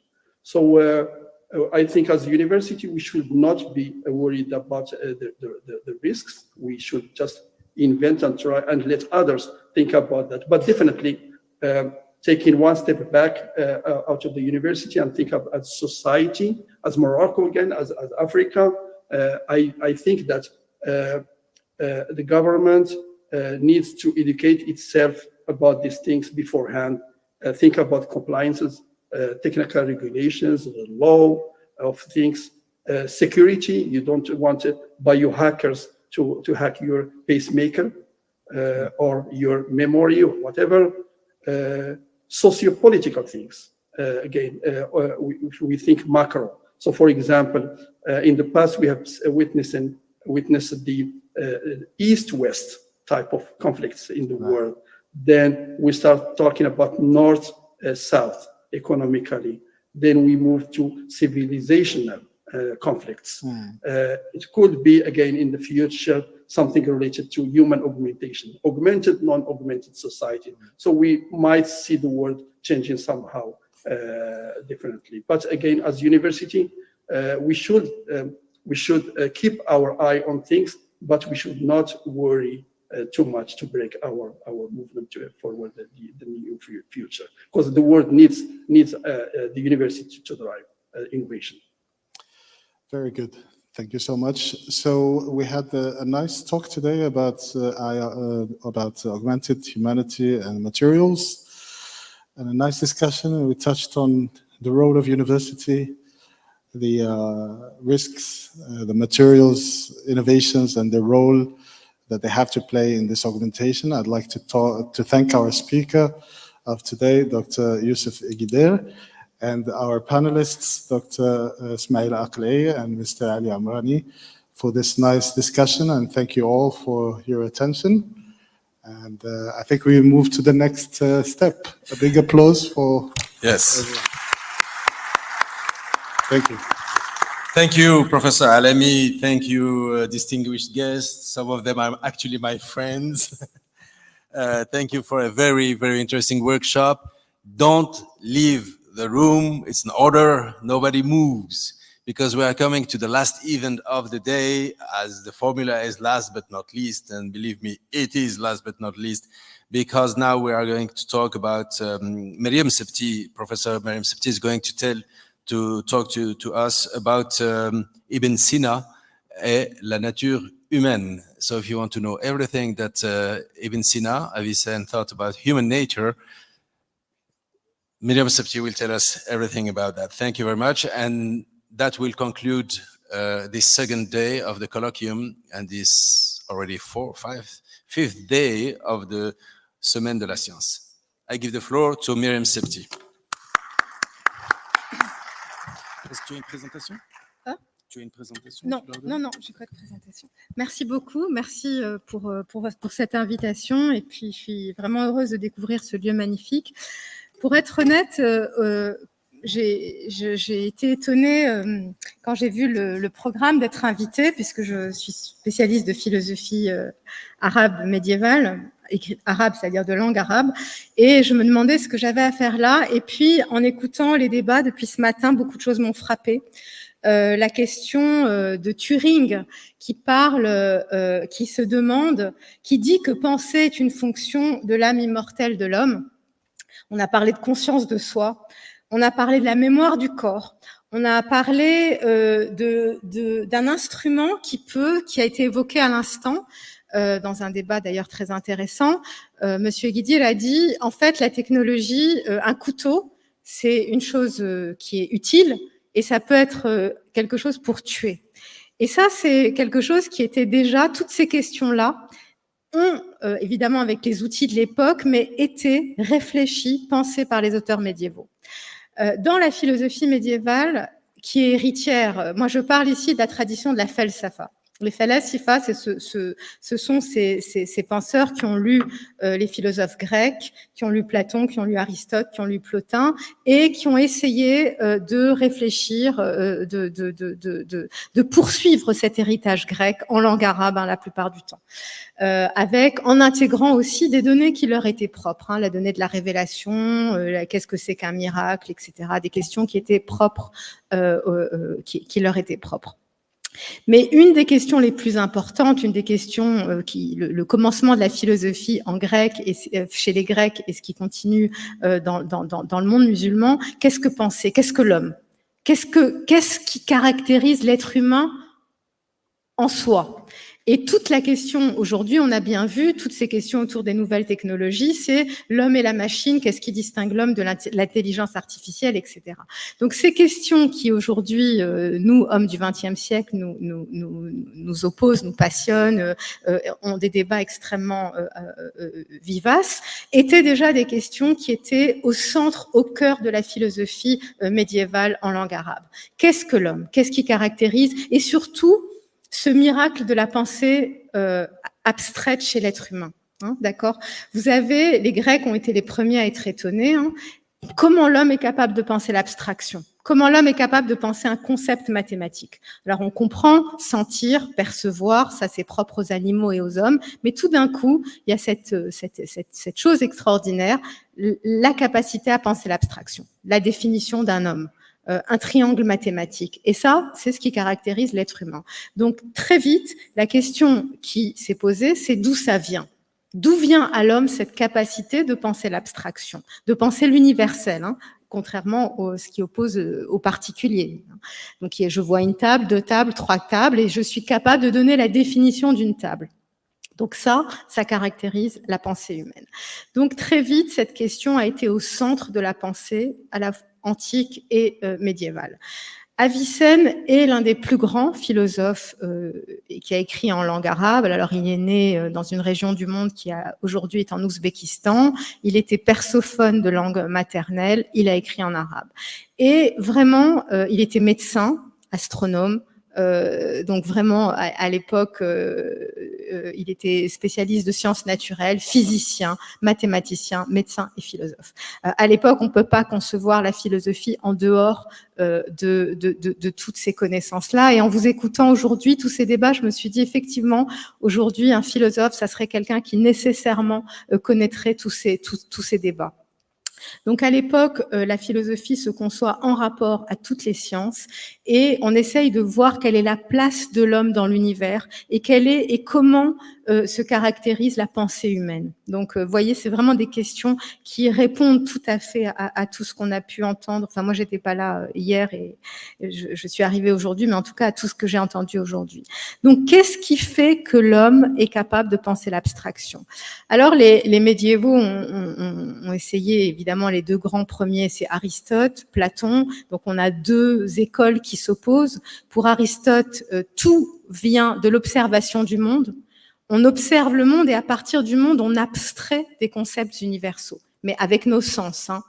Et pour Platon, je pense que vous le savez tous, c'est l'inverse. Il y a un monde des idées abstraites, universelles, qui est transcendant, qui n'est pas accessible par les sens, auquel on a accès par quelque chose qui s'appelle l'intellect, que les Grecs appelaient le nous, et le monde dans lequel on vit est un monde d'ombre, est un monde qui n'est pas vrai, un monde qui n'est pas le vrai monde. Le vrai monde, c'est le monde des idées.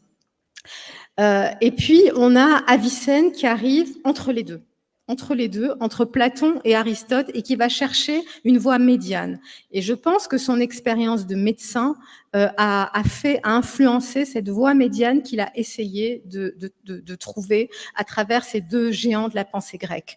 Donc, qu'est-ce qu'il pense ? Que nous sommes dans un corps, que ce corps est nécessaire, que nos sens sont nécessaires pour acquérir la connaissance, mais qu'en fin de compte, à un moment, on a besoin de se tourner vers le monde, ce monde des idées, qui n'est pas vraiment le monde des idées de Platon, qui est très différent, mais qui a quand même cette idée d'une transcendance de laquelle on acquiert la connaissance universelle.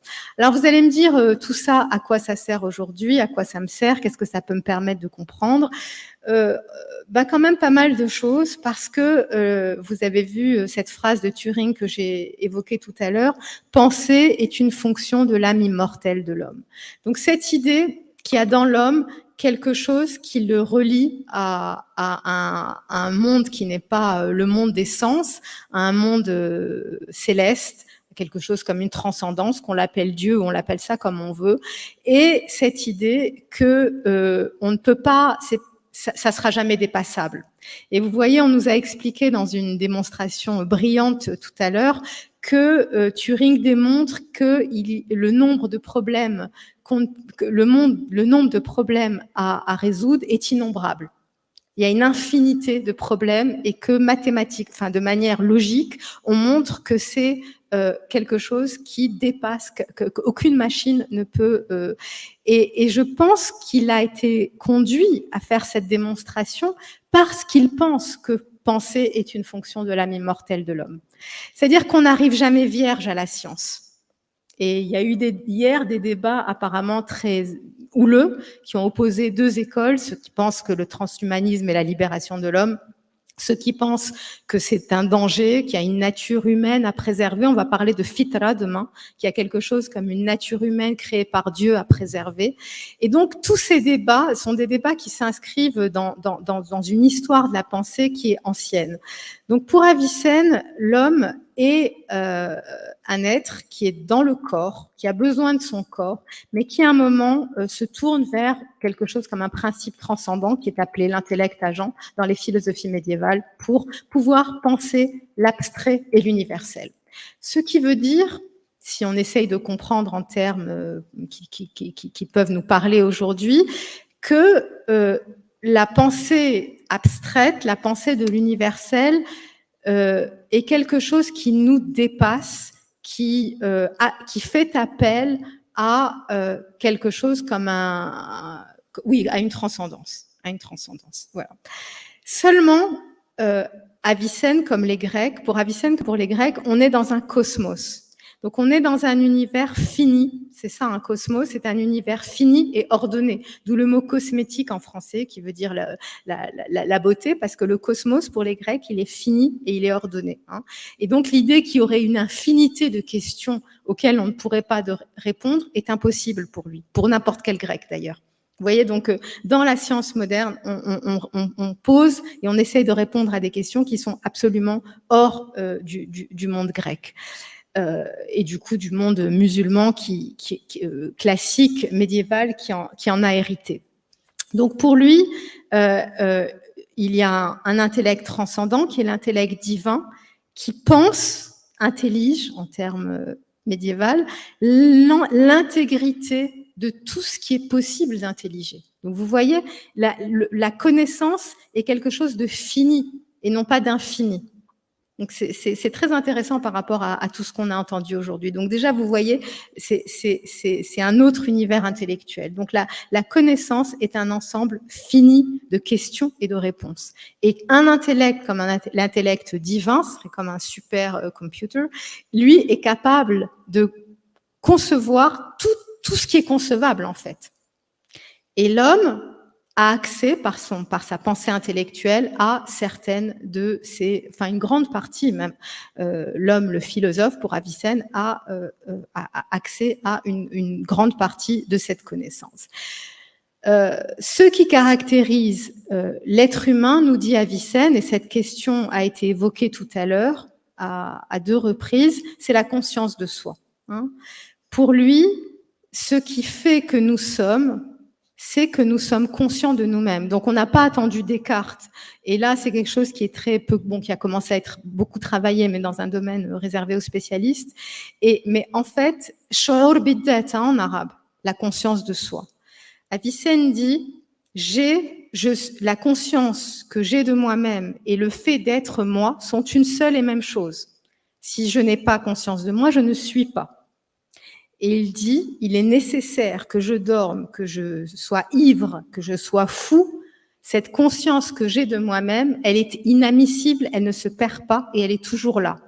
Et elle précède toutes mes activités mentales. Donc, ce qui caractérise l'être humain et son rapport au monde, c'est la conscience de soi pour Avicenne. Vous voyez, la question a été posée tout à l'heure. Effectivement, est-ce qu'une machine a la conscience de soi? En tout cas, c'est ce qui, pour lui, caractérise le fait que nous soyons des hommes. Et il dit, c'est le fait d'être, je sais que je suis moi, du début de mon existence jusqu'à la fin. Donc, il y a 2 questions là. Il y a la question de la conscience de soi et il y a la question de l'identité de soi à travers le temps. Nous savons du jour où nous naissons, sauf si on a une maladie comme la maladie qui a été évoquée tout à l'heure, Alzheimer, mais sinon, nous savons que nous sommes nous-mêmes. Nous nous rappelons que l'enfant que nous voyons en photo, c'était nous, et nous savons que nous sommes nous à travers toute notre vie. Et pour Avicenne, c'est la conscience de soi qui le permet. Alors, la question se pose, est-ce qu'une machine a la conscience que c'est elle qui a fait l'acte qu'elle a fait 3 jours avant? Vous voyez, ça c'est une question qui peut se poser. En tout cas, vous voyez, c'est des questions qui étaient au cœur de la pensée médiévale. Qu'est-ce qui fait que nous sommes nous-mêmes? Qu'est-ce qui fait que nous sommes des sujets connaissants? Qu'est-ce qui fonde la connaissance? Qu'est-ce qui fonde notre connaissance, hein? Qu'est-ce qui fonde notre connaissance? Donc il y a cette conscience de soi qui est à la source de nos actes à la fois intellectuels et sensible. Donc vous voyez dans cette philosophie où il y a une distinction radicale entre la pensée sensible, hein, donc voir, entendre, etc., et la pensée intellectuelle, c'est quelque chose qu'on n'entend plus aujourd'hui. Mais ils en étaient conscients.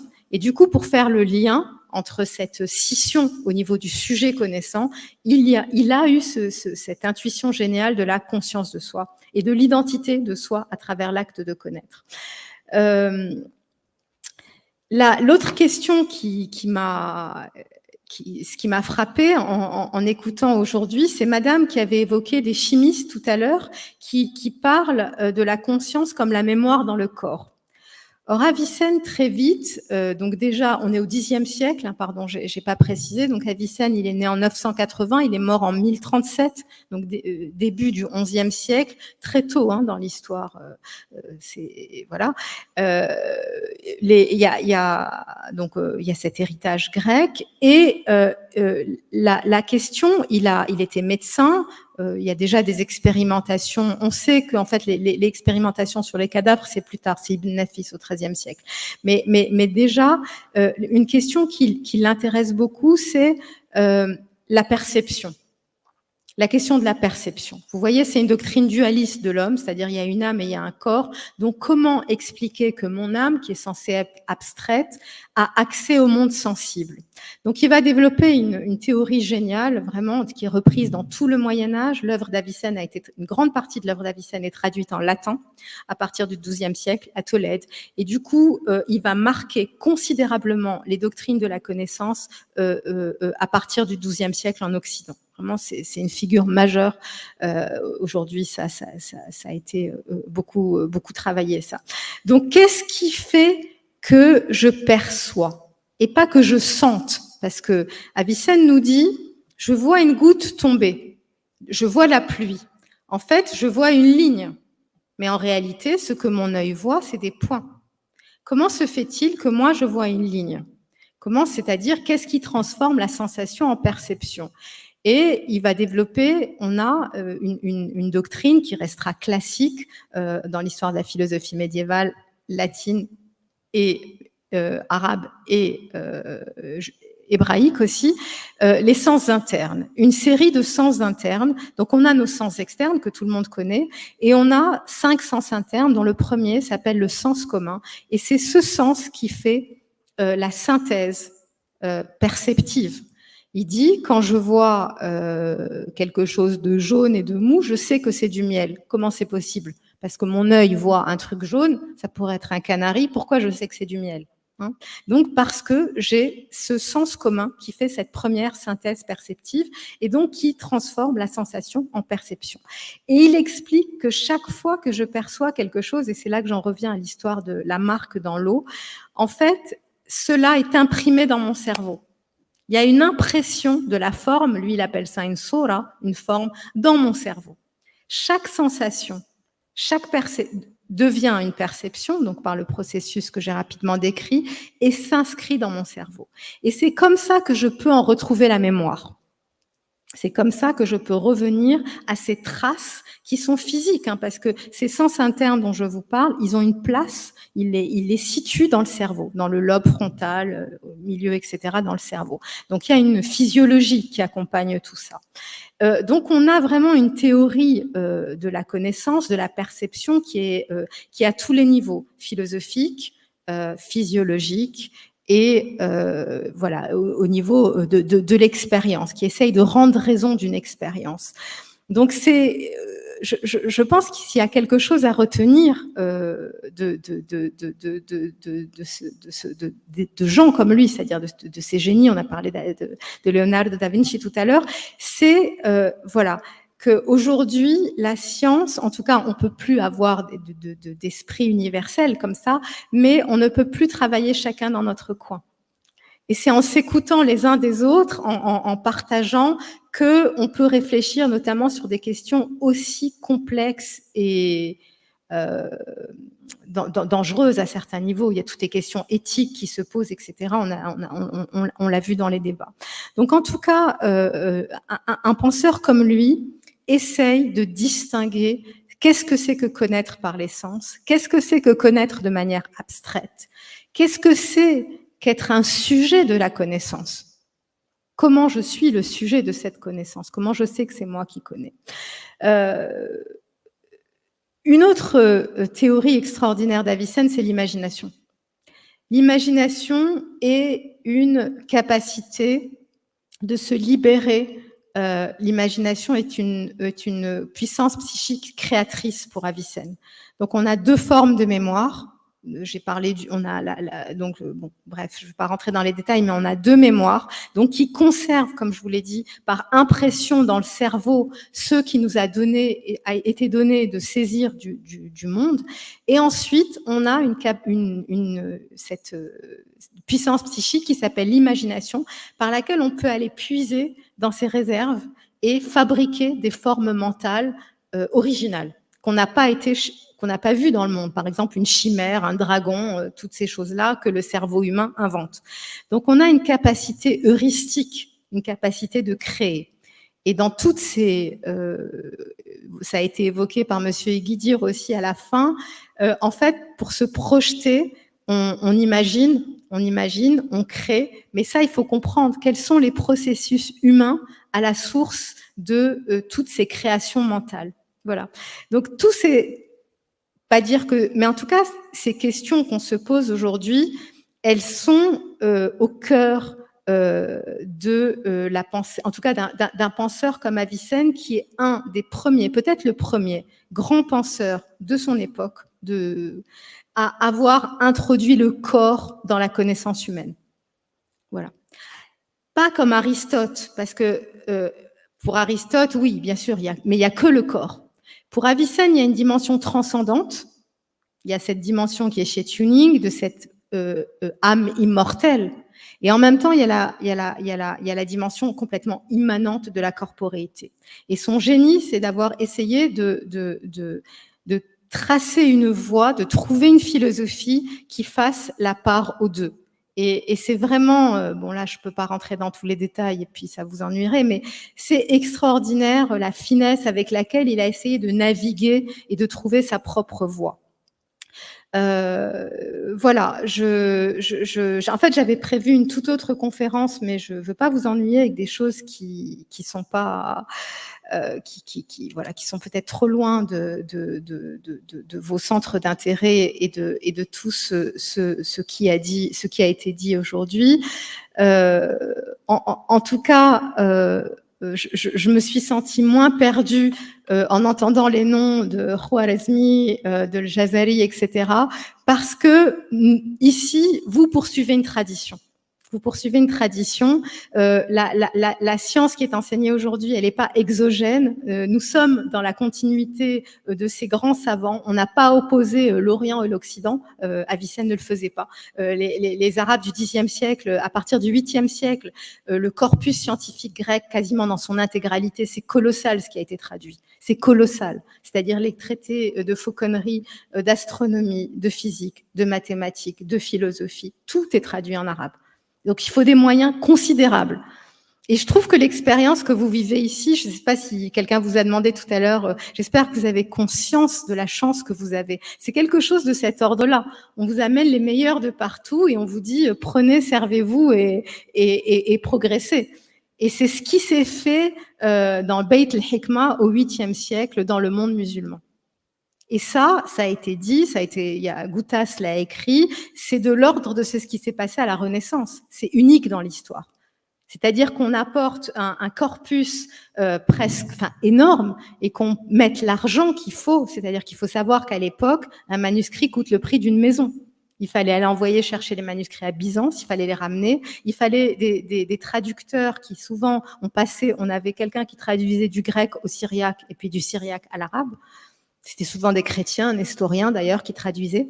Donc, toute cette mise en œuvre de la translatio studiorum, de la transmission de la science, ça a été fait au 8e siècle dans le monde musulman. Aujourd'hui, quand je vois cette université, je retrouve quelque chose de cet élan, de cette volonté, voilà, de cette volonté de prendre le meilleur, quelle que soit l'origine, pas se demander si c'est halal, si c'est pas halal, c'est de la science, c'est de grands esprits qui l'ont pensé, on prend. Mais on prend pas de manière passive.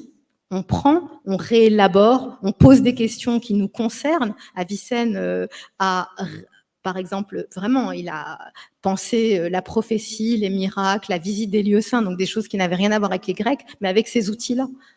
Donc, ce n'est pas faire du syncrétisme, c'est vraiment incorporer et s'enrichir de ce que la science a de meilleur. Voilà, j'espère que je ne vous ai pas ennuyé avec mon monde médiéval et que j'ai pu vous apporter quelque chose. Je vous remercie.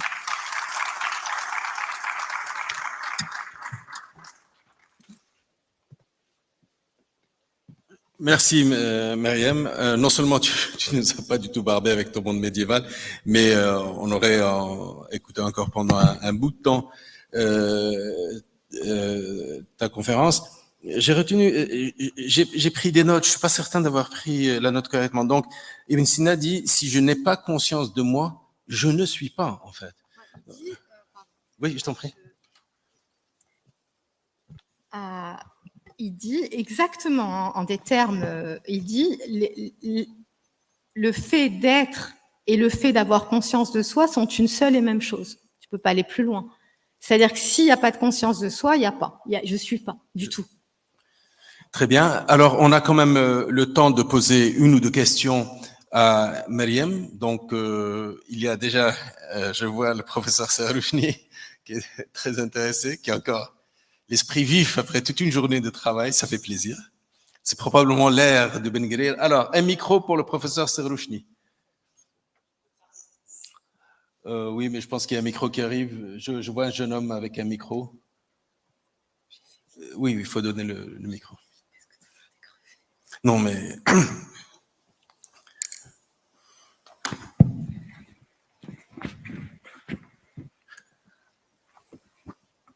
Merci beaucoup. J'ai trouvé la présentation vraiment brillante et je vous félicite, c'est passionnant. Et heureusement qu'il y a des gens comme vous qui nous rappellent qu'on est souvent, les scientifiques en train de réinventer la roue, ont beaucoup moins bien. Donc, par contre, ce qui m'a un peu... J'ai trouvé ça vraiment fascinant, mais j'ai eu un petit... comment dire, je me sens encore un peu plus confuse qu'au départ, et je vais vous dire pourquoi. Vous avez parlé de deux choses très importantes qui sont le sens commun et l'imagination chez l'humain. Et de façon très basique, hein, en tant que scientifique, je dirais que l'intelligence artificielle aujourd'hui sait faire les deux. Le sens commun, on a même un domaine qui s'appelle le common sense reasoning, et c'est ce qu'on fait. Et l'imagination, c'est tout ce qui est émergence, en fait, dans les sciences.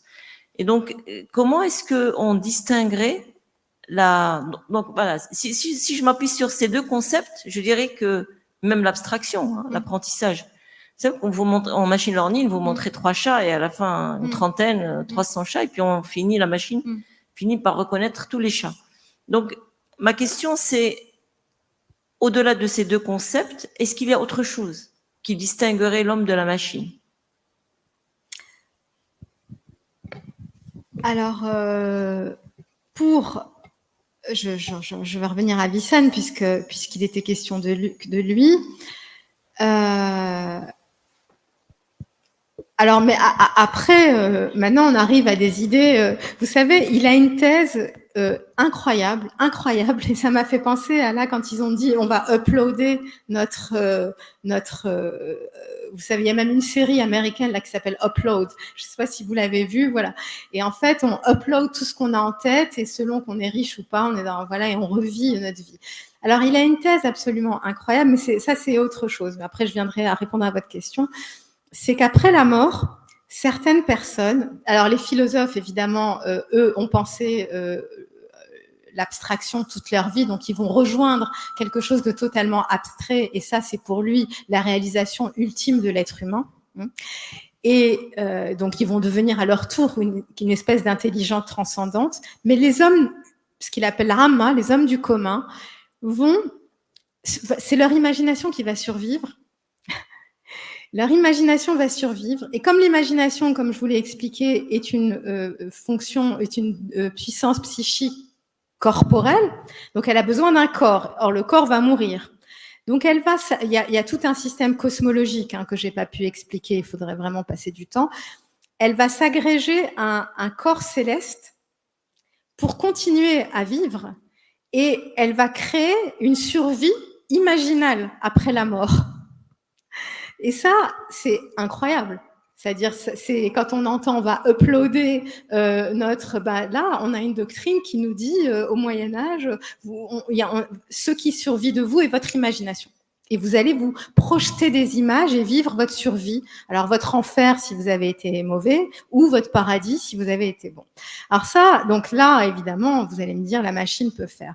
Maintenant, pour un médiéval, je pense, et c'est pour ça que la phrase de Tuning m'a fait sursauter, c'est la question de l'immortalité, du lien pour eux qui est très fort à Dieu. Alors évidemment, c'est Dieu, pour eux, c'est le Dieu des philosophes. C'est Dieu sans lequel le monde ne se pense pas. Moi, je dis tout le temps à mes étudiants, après, on sait, ils sont peut-être croyants ou pas, c'est pas la question. Mais le Dieu des médiévaux, c'est le Dieu des philosophes. C'est-à-dire que, vous savez, l'un des principes de la connaissance, c'est qu'est-ce qui m'assure que ce que je sais n'est pas une illusion. C'est ce qui a conduit Descartes à son doute. Donc, pour eux, la question ne se pose pas parce qu'on a l'intellect divin qui assure. Il y a l'identité de l'ontologique et du logique. C'est-à-dire ce qui est, c'est ce qui est vrai parce que c'est ce qui est pensé par Dieu. Donc, c'est vraiment le Dieu des philosophes, chez Avicenne et chez tous les autres. Après, la question de savoir s'ils pensent ou croient ou pas, c'est autre chose. Mais, alors, la différence avec une machine, j'avoue que je me suis jamais posé la question comme ça, où je vous dirais oui, peut-être la conscience de soi. Ça, mais je sais pas, vous avez expliqué que vous avez raison, que ça peut être vu perçu de manière très différente. Peut-être après Avicenne, toute la question, parce que vous savez, la philosophie islamique a connu un très très grand tournant après Avicenne, où elle devient vraiment mystique. Et c'est plus la connaissance intellectuelle, c'est le mushahada et c'est le qalb, c'est-à-dire la connaissance par vision. Et là, je pense qu'on atteint des choses où peut-être la machine n'a plus de sens. C'est-à-dire la perception du divin, la transfiguration de soi par la divinité. Voilà. Peut-être que c'est là que la philosophie, ce type de philosophie se sépare c'est-à-dire se transfigurer. Est-ce qu'une machine peut je sais pas. C'est des questions que je ne veux pas bafouiller parce que je me les suis jamais posées. J'aurais dû avant de venir, mais voilà. Merci, Mariam. Je crois que Marc Roux et Didier Kernel devraient s'intéresser à Ibn Sina quand on voit qu'il avait imaginé une façon d'uploader un truc. Alors, qui c'est qui a le micro? Allez-y, je vous en prie. Bonjour. Bonjour. Je vous remercie tout d'abord pour cette remise en contexte. Quand on parle d'Averroès avant Descartes et puis Averroès avant David Hume pour la question de la perception, on a l'impression un peu que ça a démarré avec ces philosophes-là, alors que ça a démarré bien avant. Et ma question finalement, c'est par rapport à la définition de l'humain. Le point commun entre Averroès, entre David Hume, entre Descartes, c'est qu'on essaye de comprendre l'être humain. Et finalement, la base au début était toujours, on cherchait ça à travers les sens. Le sens commun, comment est-ce qu'on voit les choses, comment est-ce qu'on les comprend, et donc finalement à travers l'être humain. Est-ce que dans le cadre du transhumanisme, est-ce qu'on pourrait croire que c'est finalement grâce à la technologie qu'on pourrait comprendre l'être humain de manière meilleure, philosophiquement parlant? Donc, est-ce que le transhumanisme peut apporter quelque part une définition de l'être humain philosophiquement, intellectuellement parlant? Je ne sais pas du tout si je suis la bonne personne pour répondre à cette question. Moi, ce que je vous dirais, c'est que, en tout cas, j'ai donc assisté à cette journée, une partie de cette journée seulement. Je pense que c'est par ces frottements, c'est-à-dire en opposant, vous voyez, c'est la conception classique de l'homme, celle des philosophes médiévaux, celle de Hume, celle de Descartes, celle de tous ces grands philosophes. Et aujourd'hui, on essaye de pousser les limites, mais vous voyez que les limites, elles sont poussées. Quand Avicenne vous dit vous allez vous attacher à un corps céleste, on repousse les limites de l'homme au cosmos, c'est quelque chose de fou. Ou même quand il dit que notre intellect, que si on est philosophe toute sa vie, on devient un pur intellect, c'est-à-dire au niveau des intellects cosmiques qui font son système. Donc finalement, il y a un dépassement de très loin de ce qui fait notre petite humanité, et même on devient une pure abstraction, enfin, on devient du niveau des intellects célestes. Donc je pense que ce qu'on gagne, et d'où l'intérêt de journées comme celle-ci, c'est à s'écouter les uns les autres et à affiner. Et dans l'opposition, parfois même, qui peut être mais voilà, tout ce que je peux dire moi, c'est des questions honnêtement sur lesquelles j'ai pas en tant qu'historienne de la philosophie, j'ai pas réfléchi. Mais en écoutant tout ce qui s'est dit, je pense qu'on a beaucoup à s'apprendre en s'écoutant. Spécialiste de différentes disciplines. On va prendre une dernière question, mais avant de poser la question, je voudrais moi-même poser une question. Finalement, beaucoup de transhumanistes, je parle sous le contrôle de mes amis, pensent que certains transhumance, pardon, et peut-être des gens comme Musk, etc., pensent qu'on pourrait un jour connecter tous les esprits humains avec des puces, des choses comme ça. Finalement, on va accomplir le programme d'Avicenne, c'est-à-dire on aura l'intellect, un seul, l'intellect divin qui va gouverner le monde. C'est peut-être ce jour qu'on dira vraiment la fin de l'histoire. C'est ça. C'est vrai, c'est-à-dire là j'ai parlé d'Avicenne, mais Averroès aussi, il y a cet intellect transcendant chez Averroès qui est commun à tous les hommes. Averroès il va encore plus loin, parce qu'Avicenne on a un intellect particulier qui après la mort devient, mais pour Averroès c'est carrément pendant notre vie que nous partageons tous le même intellect. Donc finalement, oui, c'est vrai que j'avais jamais pensé aux choses comme ça, mais à partir d'aujourd'hui en vous écoutant, je me suis dit finalement toutes ces questions qu'on a l'impression aujourd'hui, oh là là, ça fait peur, mais c'est des questions qui sont là, bien sûr avec différentes perspectives. Pour eux, ce qui compte, c'est sauver l'homme de, oui, non, on revient à ça, c'est l'immortalité. L'immortalité. Parce que pour eux, comment on ne devient immortel que si on devient un pur intellect. C'est ça. Et de quoi on parle depuis tout à l'heure, la question de l'immortalité. Parfaitement bien traité par Ibn Rushd ibn Sina, bien avant Kurzweil et Cordero. C'est ce que je dis moi. Pardon. Il y a quelqu'un qui a le micro. Bonjour, je me présente, je suis Yassine Alem, étudiant à Al-Khawarizmi. J'aurais deux petites questions. Petites? Oui. Très petite. La première serait, qu'est-ce qui nous permettrait de dire que on vit pas dans une simulation, que ce soit dans notre propre tête ou que tout ce monde serait qu'une simulation? C'est une petite question un peu perchée, mais ma deuxième, elle est un peu plus connectée au sujet, j'aurais dit, si puis-je le dire. Est-ce que le hasard n'est pas qu'une façon de... Pardon, est-ce que le hasard n'est pas qu'une façon de... je voudrais dire, si le hasard n'est pas plus puissant que l'imagination, peut-être. Alors, pour votre première question, la grande question philosophique, c'est vraiment, c'est la caverne de Platon. Je crois que ce que je vois est vrai. En fait, ce sont des ombres. Et Aristote qui arrive, qui dit pas du tout, c'est ça la réalité. Hein. Ce qui, vraiment, ensuite Descartes qui arrivera, qui dit, qu'est-ce qui m'assure qu'il n'y ait pas un mauvais démon qui est en train de me faire imaginer que je suis en train de vous parler, que je suis à Mohammed V ici, à Mohammed VI, pardon, à Ben Grir, alors qu'en fait, pas du tout, je suis chez moi, dans mon lit, et que j'ai un peu, voilà. Donc, ça, c'est vraiment, qu'est-ce qui assure, en fait, en termes philosophiques, le lien, qu'est-ce qui, entre le réel, hein, entre l'ontologique, le réel, ce qui est l'ontologique, et le logique. Le logique, c'est-à-dire ce que l'on sait. Donc, comme je disais tout à l'heure, pour les philosophes médiévaux, ils ont réglé cette question parce que tout procède d'un intellect qui est l'intellect divin. À partir de ce moment-là, je suis sûre que ce que je vois est ce qui est, parce que ça vient de Dieu. Bon, si je reviens un jour, je vous expliquerai comment ça vient de Dieu, c'est par un système émanatiste très compliqué. Donc, pour les médiévaux, cette question, en tout cas à partir, pour Platon, elle se pose, hein, mais pour Avicenne, elle se pose pas. Elle se pose pas. Ils ont réglé la question avec leur Dieu qui est un super intellect, en fait. Et en plus, il y a toute une série d'intellects, dont le dernier qui s'appelle l'intellect agent, c'est lui qui nous envoie les formes qui font ce que nous sommes, et c'est lui qui nous envoie les formes intellectuelles. Donc vous voyez, il y a une parfaite adéquation entre le réel et le logique. Donc la question ne se pose pas pour eux, c'est ce que j'ai essayé d'expliquer. La deuxième, le hasard, pour Avicenne, il n'y en a pas. On est dans le meilleur des mondes possibles, on retrouve Leibniz. Et d'ailleurs, c'est là, par exemple, il vous dit la question du feu.